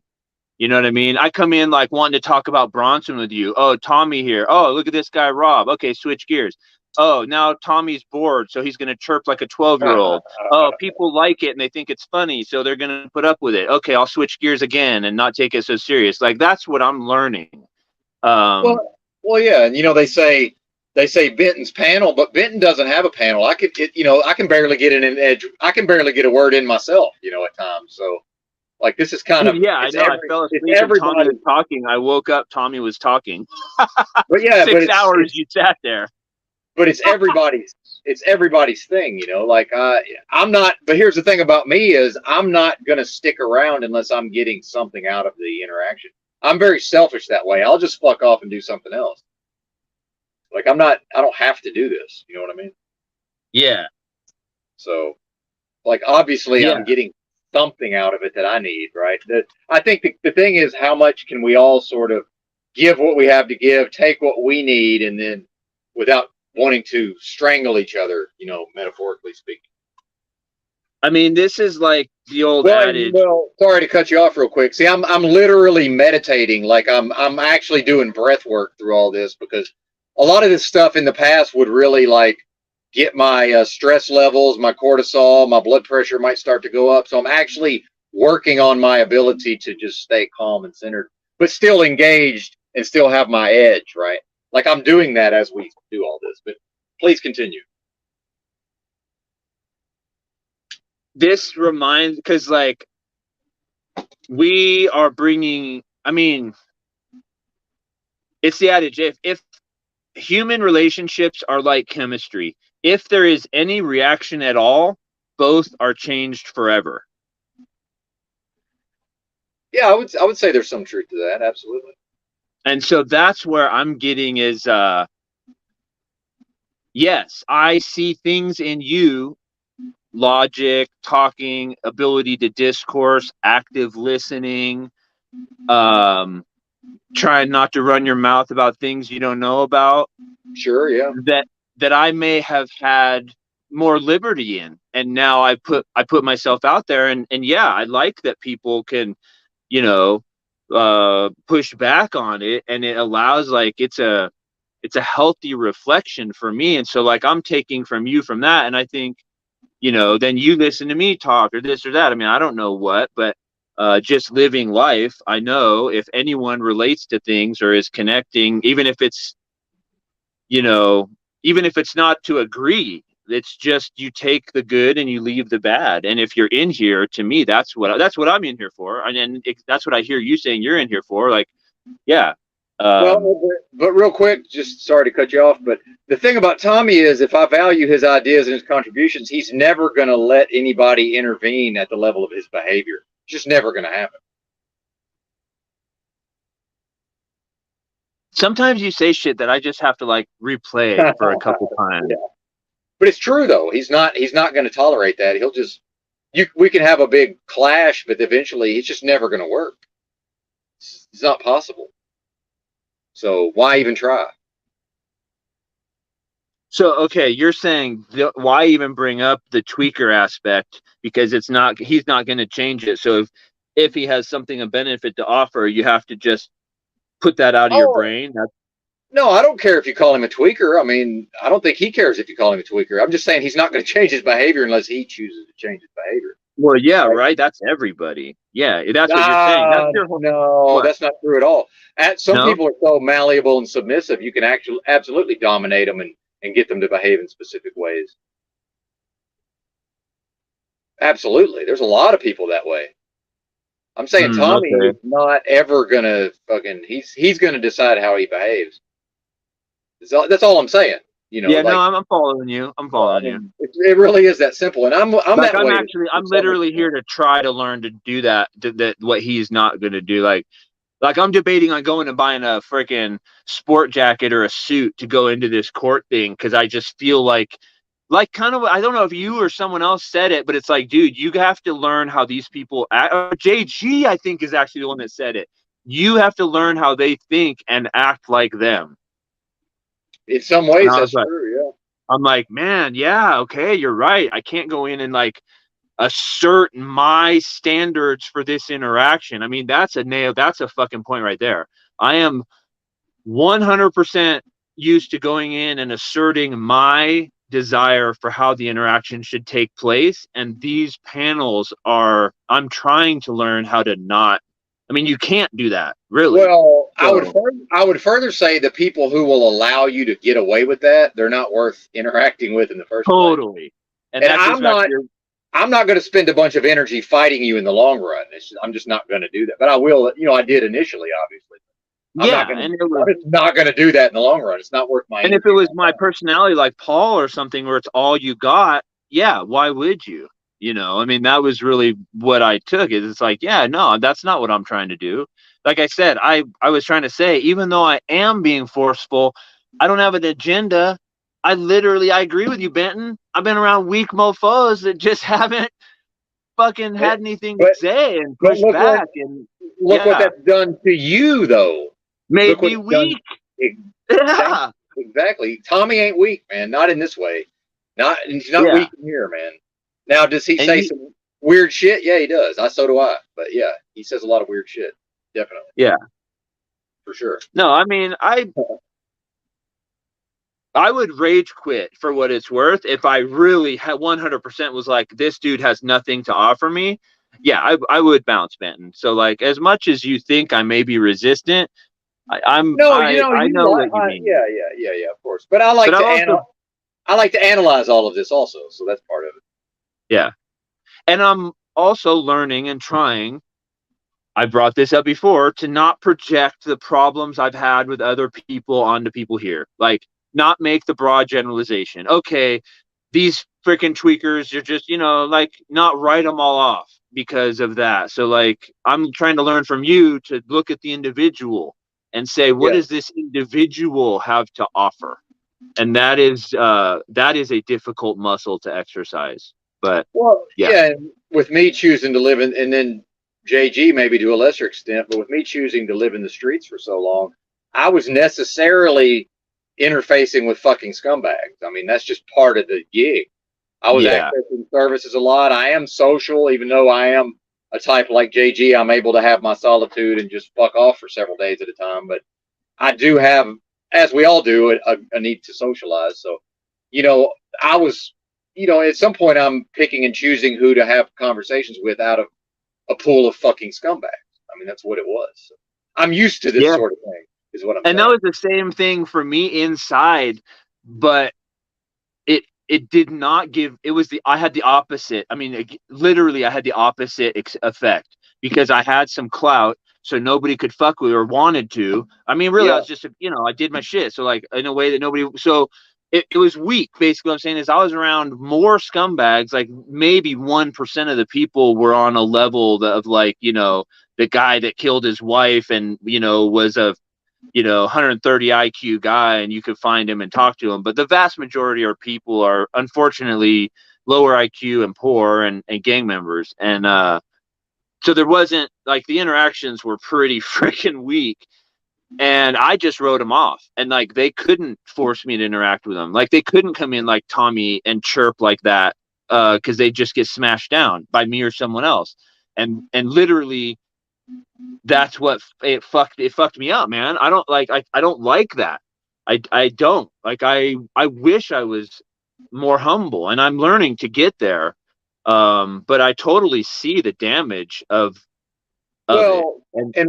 and real quick, when you're in those environments that you're describing, what happens is you develop patterns with respect to your emotions and all of these things. So what the problem is, those patterns then get carried forward into new spheres where they really don't apply anymore, but you're still reacting based on the old patterns. Not only not apply, they're 100% anti. Like, yeah. Anathema. Yeah. Yeah, exactly. Yeah. Yeah. So the more so that is an intelligence for you to be able to recognize that. The trick is to unlearn all of that. That's literally at the level of your physiology, by the way. I know. This is hormones, and this is biological processes. I mean, literally. So, and I've done what I'm describing to some extent, but like I say, as I'm sitting here having this conversation, I'm actually working on all of that in real time. So, I'm somewhat selfishly taking from this as well. And that does sound kind of sociopathic. This guy's, he's mimicking human interaction and in order to, like, work on his breathing and his stress response. But I'm doing all of that at the same time, and hopefully I'm contributing to the conversation as well. And right? I'm doing the same thing. Every time you say it, I realize I'm holding my breath, and I start to do a better breathing pattern. Yeah. Then it brings me right back around to Bronson. Like, I will say, so dude, one of my cellies was as close to Bronson as you're going to get in the US. I have a dude that's pushing 50, started at YA, has spent maybe 2 years of his life on the streets, and the rest is violent robbery, meth, inside, white power politics, extreme violence, level 4. I mean, the dude is literally like Bronson. I should bring up pictures. His name is Charles Nelson, even Charles Chuck. It's funny. Or no, Chuck. Yeah, his name is Charles. Charlie. That's right. It was hilarious to me to think about. But anyway, here's my cellie. And when I was getting out, he was trying to school me, like, because I was too intense. And so it's this guy. Imagine, like, Bronson telling me, Corey, you're not going to make it on the streets the way you think. And he gave me this example. Imagine you go to the movie theater and there's a line and somebody cuts in line. Well, Corey, you're going to pipe up and be like, hey, bro, don't cut in line. And that's the right thing to do, right? Wrong. In society, you just became the asshole. And I literally, it took me years. I heard that, but could not comprehend that till I got out here. And because of my fucking personality, had to experience it over and over and over. And he saw it in me, and he knew it was going to be a stumbling block. And till I came in here, I'm like making more progress in the last 2 weeks. Finally, in this specific area. I mean, I ran my whole fucking business like a steamroller, bro. I mean, I'm not a prime example of how to run a business. Like, I got lucky, but it was more of my unstoppable juggernaut fucking intensity and power that I was successful, not my finesse and ability to do the kind of shit that we're talking about here, which is what really matters, and what really matters for real connections. I got shit done in this world. I was the guy that you were like, hey, go move that mountain. I'm like, done. Boom. Fucking move. Guess what? Got done. No human connection before, no human connection after. And like, now here I am in life being like, man, yeah, I've accomplished things with good guys, good groups of guys that we considered friends, but I've never been able to have this level of like group counseling, real progress where you gotta, if you're gonna get in here, you're gonna kind of have to set your ego aside because it's fucking out there. You know what I mean? Sure, yeah, absolutely. That's it. But the way you just described yourself, there's a word for that. It's called indomitable. Yes. And I want to be dominant. I want to be dominable. Yeah. Well, but here's the thing is, so see, I have that thing also, but what I've realized is that I don't need to worry about that because that'll always be there when I need it. I really need to focus on other things. I don't need to feed into that whatever that thing is that's never going to be able to give in and submit, right? And that's what I'm really focusing on trying to absorb. Like when I talk about things rubbing off from each other, like, yeah, dude, on a fundamental level, I'm not like, yeah, I just recognize it. It's definitely a piece of why I'm here for my personal, like, selfish agenda. Well, like me personally, dude, I can come in and just burn everything to the ground, but you know, in any situation, but whatever burns brightly, and it is a cliche, but it's true. Like whatever burns brightly must endure being consumed. And I'm, especially with my health issues and all of these things, I'm more and more aware of just what affects utilizing that part of myself. It takes away from the rest of my life because it's sapping my resources, literally. But when I was younger, that was such a deep well that it wasn't a factor. But now that I'm older and I have issues, it's a very much a factor. So I will pick and choose when to access that, but it's always, I trust that it's always there. I don't think you trust that it's always there. It's always going to be there. It's in you. It's a part of you. It will never go away. Yes. Yeah. Yeah. I mean, it's, oh, man, it's good shit. I mean, it's really what I'm trying to observe. Yeah, you're right, dude. It's a fear it won't be. It's like the fuel I've survived on, and I really am like, yeah, bro. I mean, I agree with you. I can't wait to try to incorporate it in my life and reflect it back. It's like, damn. Well, and the only thing I would go ahead, JG. I was at Publix yesterday, and I'm waiting to get my food, and this guy and his daughter and his two kids, they're right beside me, and she comes up like, "Who's next?" And he's like, "Me," and I was like, "Nah, man, I'm next." He's like, "No, I was next." I was like, "Nah, you saw me here, you know." She's like, "All right, what do you want then?" Now this lady's giving me attitude. I ordered my food, got my food, and then I told the guy, I was like, "Now you're next, man." And he's, you got to be an asshole. You got to put people in their place, but it's how you do it. You know, I could have lost my shit, but I just played it cool. Yep, that's good. That's good stuff, JG. And I'll say this: in the homeless, in the bread lines of homelessness, and I am homeless, but there's a lot of line cutting. And I used to lose for years, dude. I would lose my motherfucking mind when one of these people cut the homeless line. Eventually, here's what I figured out. I don't say anything, and I just cut in front of them. Because my thing is, everybody just let these people cut. So if they'll let me cut too, so I just cut in front of the cutters. It's perfect counter strategy. I've seen that happen. I saw that happen in Houston, right? But I didn't say anything because I had hard times for a couple of days, so I knew I was only going to be there for a few days. So I didn't even, I didn't react to that shit. But I see where. Yeah. I was in line. Away from people. I hate people. Yeah, me too. There's a word for that. It's called a misanthrope. But I was in line for a free sandwich in Portland right outside the rescue mission one time. And literally when I was next, they were about to hand me the sandwich. A guy just swoops in out of nowhere, grabs the sandwich, disappears, and it was the last fucking sandwich. And I'm just standing there there's nothing I could do. I'm just standing there like what do you do at that point? There's nobody to get mad at. Dude's gone. He was gone, man. Just gone. Disappeared. Dude. Yeah. Did he teleport?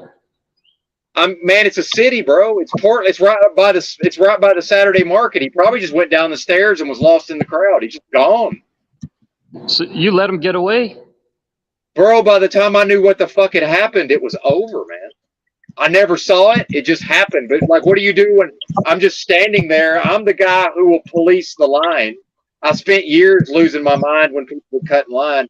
And I was big enough and tough enough that I could police the line. Dude just steps out of nowhere, grabs the sandwich, and vanishes. There's nothing I could do. Like, what do you do then? You just, no sandwich. Yeah, it was crazy. That Well, would, yeah, yeah. not gonna lie, that would dampen my day. That was, but yeah, it gave me something to work on. By then, I had advanced enough where I was seeing it in a kind of a new light. But yeah, I definitely would. At one point, I would have spent hours trying to find the guy. Literally, I would have devoted the rest of my day to like tracking this dude down. At a certain point, I would have. Yeah. This is why I love solitude so much. I can't be around people, man. I get it. Yeah, it's very difficult. Fraught with peril, as I like to say. That's right. Ginger Ridge says, I'm learning to grow. Kim's learning to breathe. Exactly. Yep. Man, breathing is so huge. It's literally the way anyone could whoop my ass right now. It doesn't matter what I remember. If the fight takes more than 30 seconds, I'm going to lose. Yeah, there's something I have to no that. win. I have 0 win now. I got to start throwing palm strikes instead of squaring up with people. That last guy I fought, I had 2 chances where I could have destroyed this guy, but I'm like, I really didn't want it. You know, it's like we're playing a game of skate. I could kill this kid in a game of skate with 5 tricks, boom, boom, boom, boom, like destroy these people. But it's like I don't want to do them that dirty. Good morning, Venus Cupcake. But now I'm thinking, like next person I fight, it's just a palm strike to the chin. Like I'm just gonna keep it moving. Yep. Well, sometimes you have such an advantage over the opposition that it's like, what do you do? You know, like, what do I do about this? I'm also not trying to kill somebody because if you palm strike somebody, boom, they're knocked out. If they fall down, their head hits the ground, they're done. You know, so. That's very true. Yeah, I think about that. Sometimes. And I could have been in prison if I hit this guy with my board in his head. I caught this guy in the side of his face, but I always think back on this. It's like I could have hit this guy right in the head and killed him with the force I had. But luckily, I just hit him in the jaw and cut his jaw open. But, you know. Well, and what I figured out when I was in the streets is half these people want you to whoop their ass. Like somehow they want to have their ass whooped. Yeah, and then they gang up. I've been sucked into that and realized that. Like I've literally stopped because it's almost like they push you and push you and push you, and as soon as you get ready to go, they just wait for it. And I'd be like, what the fuck? Oh no, hell no. Like this is weird. And yeah, I know exactly the mentality you're talking about. That's what they're doing to me down here. The whole time these guys are staring at me, I'm just looking at them. I'm like, all right, you're trying to bait a fight. You're trying to bait me in. And I'm just looking at you like the fool on the hill, just laughing at you, you know? I'm sitting there like, you can't get the keys to my mind. You can't get my emotions. But I went up to them real calm and I'm like, hey, what's going on? What are you guys doing? And they're just, they froze. Like, they're like, oh shit, like this guy's calm. He's cool. And I just was nice to him, you know? Patrick Swayze came in. Yeah, on a spiritual level, I almost think they're tortured by the demons and just want you to beat the demons out of them. Like, if I had to guess the mentality, like, that's what I see in them. It's like, they're like, I don't like it in me either. Beat them out of me. Like, that's the look almost have given me in their eye. And I don't beat up people that are in that state. Like, I'm not I need a challenge. Well, they want to let the demons. They want to destroy you. These people out here want to destroy me. They want power of me, man. They want to slander. They want to gas me and smear me, and they want to see me in prison. I can feel. You don't think they're influenced by like, you believe in like spiritual warfare, right? Even if you're not Christian, you said you believe there's a spiritual war, right? Or no? Spiritual war, elaborate on that. There are unseen beings or entities that are at war. Call it in the heavens or hell or whatever you want to call it. And that war, it happened before we were alive and continues after our death. And some of what happens there is played out in the physical realm here, depending on how much influence let those things have over them.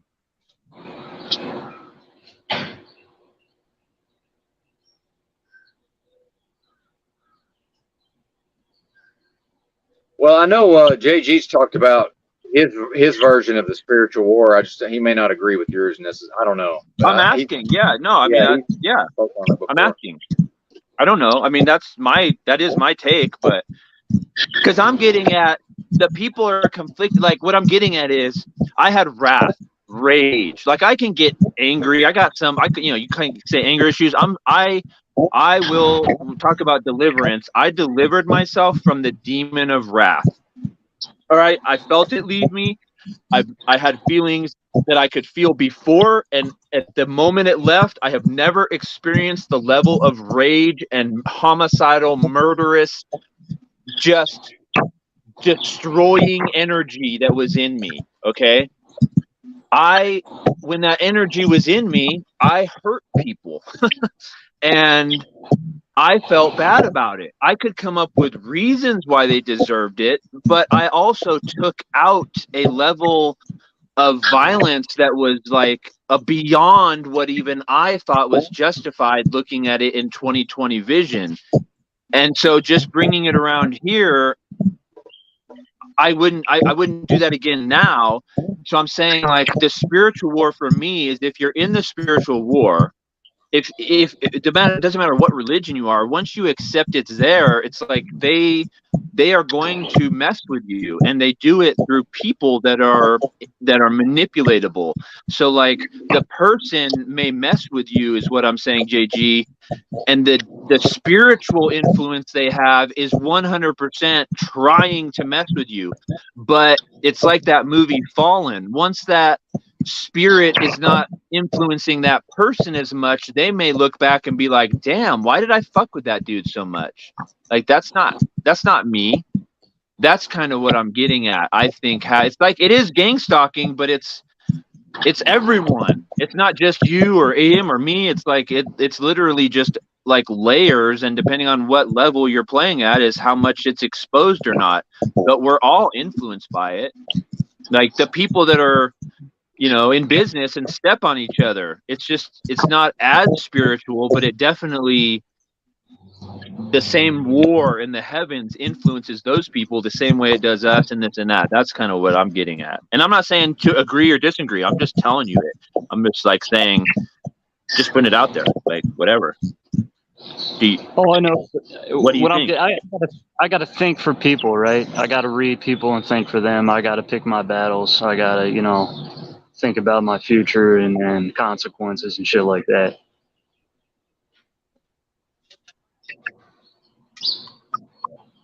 I mean, that's really what I'm learning from all this, bro. I'm way off here. I'm in rare form right now. I'm not really saying anything profound. Like I'm not articulating. It's all right.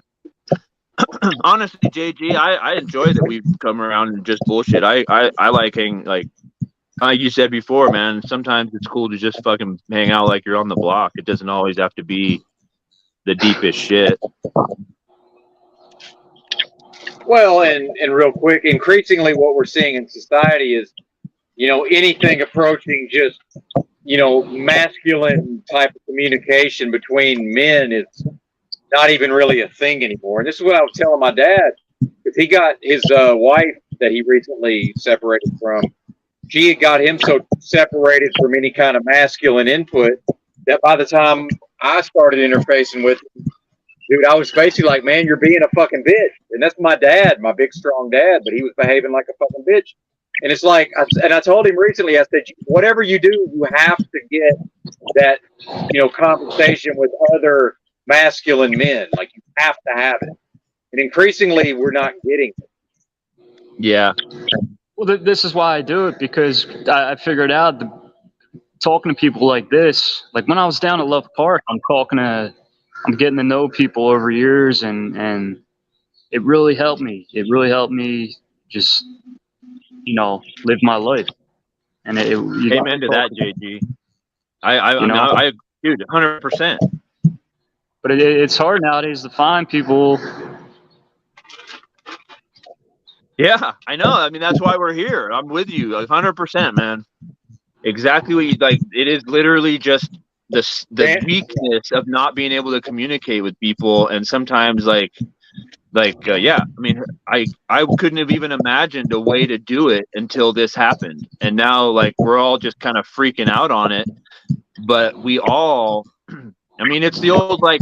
There used to be like men's clubs and stuff like that, and it was just like racquetball and normal, not secret society, just literally normal shit, basketball, and like, man, it just disintegrated. I mean, I guess it's in small pockets, but as far as most 80% of men and probably women too, but they got to deal with their own shit. I can't relate to that. Yeah, there's just not the environment for men to get and just, dude, the whole hazing and razzing, it brings it back around to that. It's fucking healthy. Absolutely. If you aren't hazed, you're a big fat pussy. Yeah, that's what happened to my dad. There was nobody to be like, hey, what the fuck are you doing, man? This is crazy. Knock it off. Wait, it's also it's how you haze people. It's how you bully people. I've seen people take it way too far. Well, but how you do it, bully the bully. You can't really have a bully because somebody like me is just going to bully the bully, and then what? You have to bully the bully whether you want to or not. That's the only thing that works. As soon as the bully appears, bully the bully every time. It's the only thing that you can do. Yeah, man, I was like the bully. Like when we go to, that's how I got in so many bar fights. Is like my buddies would get some shit, and I would just step in, and I always wanted to be the protector, and I'm anathema to bullies. Exactly, just like you said. But like I was doing it in real time in the bars, and then inside, people aren't as big of bullies inside because they do get weeded out. Even if you are one, you keep yourself undercover because somebody that's a longer game. Exactly. There's nowhere to run to. I could just leave the bar. I can't leave the fucking prison. Yeah. Yeah, I mean it's just a different mentality, but like it's not healthy. I mean it's just yeah, man, I just gotta say it's just nice to have just dude, I appreciate the fact that you can bully the bully. It's why I'm fucking in these conversations with you, Ben. Like I love the pushback, and it is necessary. And people that can't take it, I just feel bad for them because I'm just happier when I go out shopping now, dude. Like literally going out in society to me is less stressful than it used to be. Because I just feel like there's so many different avenues of interaction that I could have that I've just experienced with people that some people I literally don't like, and I've had to have conversations with on here. And I'll tell you what, you got it way better than me. All right, always think that. Like, damn, I got it way better than Jack. You don't want to be in my shoes, man. The shit I'm dealing with and how I am. Like, be glad you're not in my shoes. Be glad that you don't have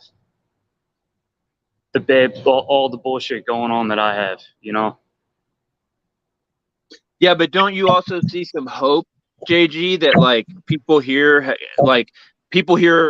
have literally done, like Benton and Truther Cop have literally been homeless and dealt with it and just made different. Dude, Kim, it's so deeper. The homeless party and shit. It's way deeper than that, man.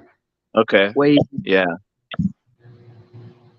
I got people smear me and destroy me, and everywhere I go, motherfuckers know who I am, and people are playing games left and right, man. I'm like the public. I'm the enemy now. I'm the guy everybody wants to control, and they want to see die. They want to see in prison, right? They fucked me over. I cut them out. I've put them in their place. I've got away from all the bullshit, and it's crabs in a barrel, man. Everybody's trying to bring me down. Cam, you have no beef at all with anybody, right? Like, Ben, you're safe. You're fine. You don't know the sheriff is coming after me pretty hard, but Like, well, trying to drive me nuts, man. They're trying to drive me insane. They're trying to destroy me. You guys don't have that in real life. Yeah, I do not have that. You're right. yeah, I don't have that. No.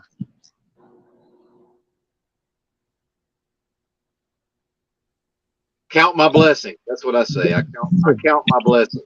You guys got it good, man. Yeah, I would agree. I definitely have it good. There's no doubt about that. Yeah, I've said that before. If we had to put all of our problems, meaning like all of us in the world, in a pile and take equal shares, I'd rather just keep what I have and walk away. I got to get the fuck out of North Beach. That's what I got to do. But it's, all the bullshit's it's still gonna follow me the next place I go to. You know, the same games, the same type of bullshit everywhere you go, man. Now I have this. I have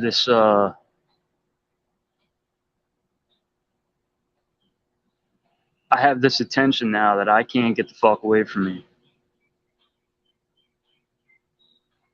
And I'm trying to just walk away, but at the same time, it's like these thoughts in my head. It's like I just want to destroy people, right? And you guys might say it's crazy, but it's like it's at a point now. It's where, you know, all the slander, all the disrespect, all these little bitch ass games people are playing, right? It's fucking me up in the head, man. I'm fucked up, and I'm trying to just, you know, take the high road and emotionally be as fucking strong as I can, but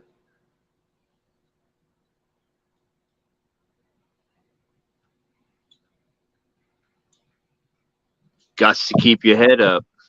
dude, Kim, it wears you down, Corey. It wears you down, man, and that's what they're trying to do. They're trying to break me down. They're trying to fucking, you know, kill my spirit and kill my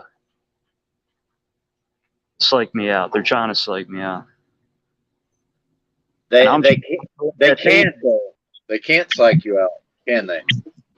yeah, it's up to me, but at the same time, Ben, when you got people, it's getting deep, man. It's getting real. It's getting crazy, and they're laughing at it, right? Everybody's pressing me, and it's all funny. It's all amusement to them, you know.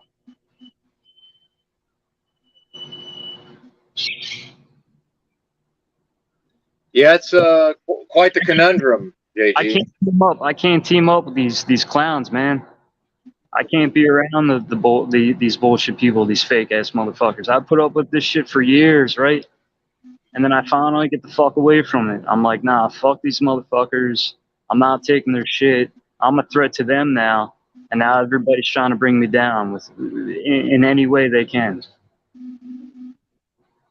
And I'm not trying to go out like Ted Kaczynski. You catch me? I'm not trying to fuck Ted Kaczynski. I'm not trying to go out the way I know I can do. I know what I'm capable of. I know what the fuck I can do. I know how violent I am, and I'm trying not to fucking go out like that, you know? Yeah, I feel you, man. Absolutely. I do too, man. Why do you think I'm homeless, dude? Why do you think I live like this, Cam? I'm not a fucking bum. I do this because I know. I mean, yeah, man. You're burned out and you give up on trying to find anything that's. I mean, yeah. Burned out? No, you're still not hearing me. Look, I'm not doing a burnout. I'm not saying you're a burnout. I mean, you're burned out on the drama.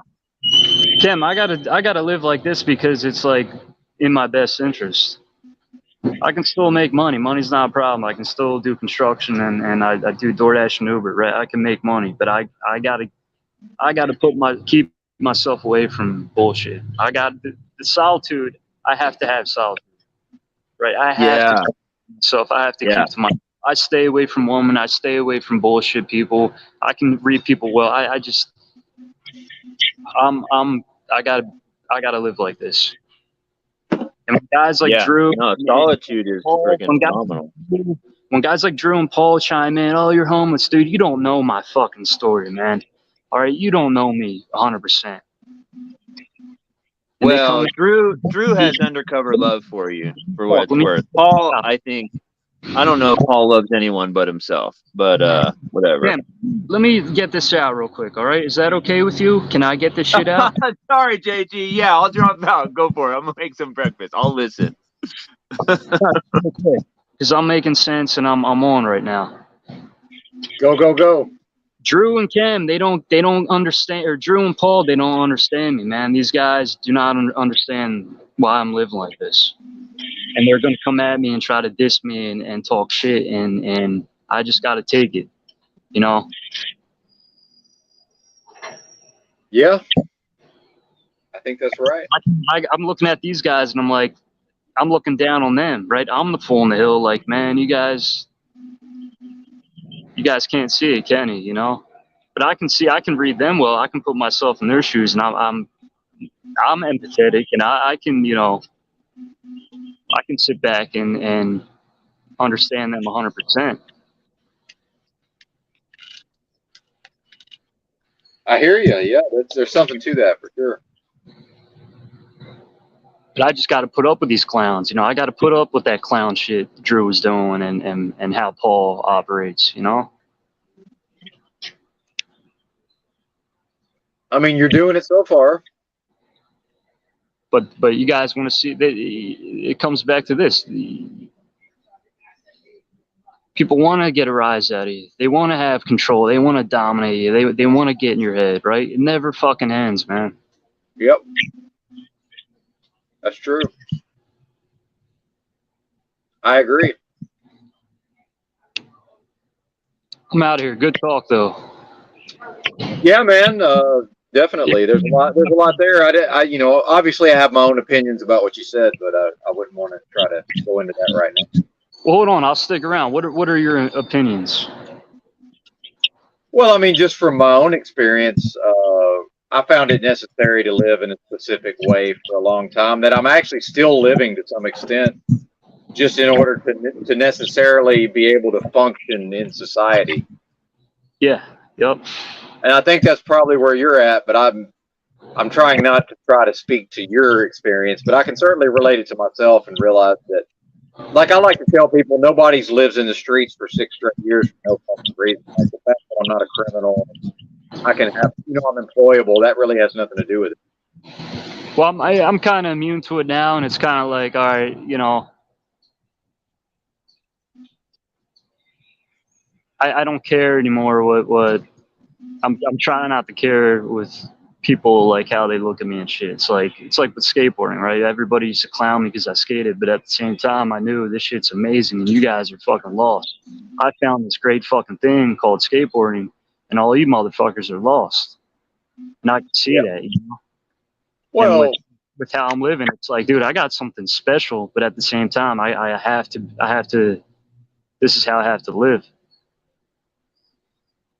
I get it, and you know, the thing is, you say, you know, something about it bothers you or doesn't bother you, but we're people, man. So of course it bothers us. Like, we don't really control the part where, at some level of humanity, of course we're bothered by certain things that are objectively upsetting. I'm going to be upset sometimes. That's just how it is. But you know, Yeah. how do we deal with it and how do we respond? That's, you know, that's obviously what you're working with. It seems like to me anyway. That's my perception of what you're working with. Yeah. 10% what happens to you, 90% how you react. So I'm trying to react as wisely and you know, emotionally intelligently as I can. And you seem to be doing a pretty good job, I would say. From what I can tell. Well, thanks, but I mean, you know, I was also drinking too, which it's like that's backfiring on me. You know, I'm also playing myself with drinking, so now it's like I can't drink. I just gotta, you know. Yeah, sorry to cut you off, but when you take away that outlet, which has also happened to me recently, by the way, once that outlet goes away, now necessarily I have to deal with that shit that I was trying to deal with through alcohol. So now I put myself I'm in a position where I have to fucking figure it out. Like, I just have to. Yep. So, any more opinions?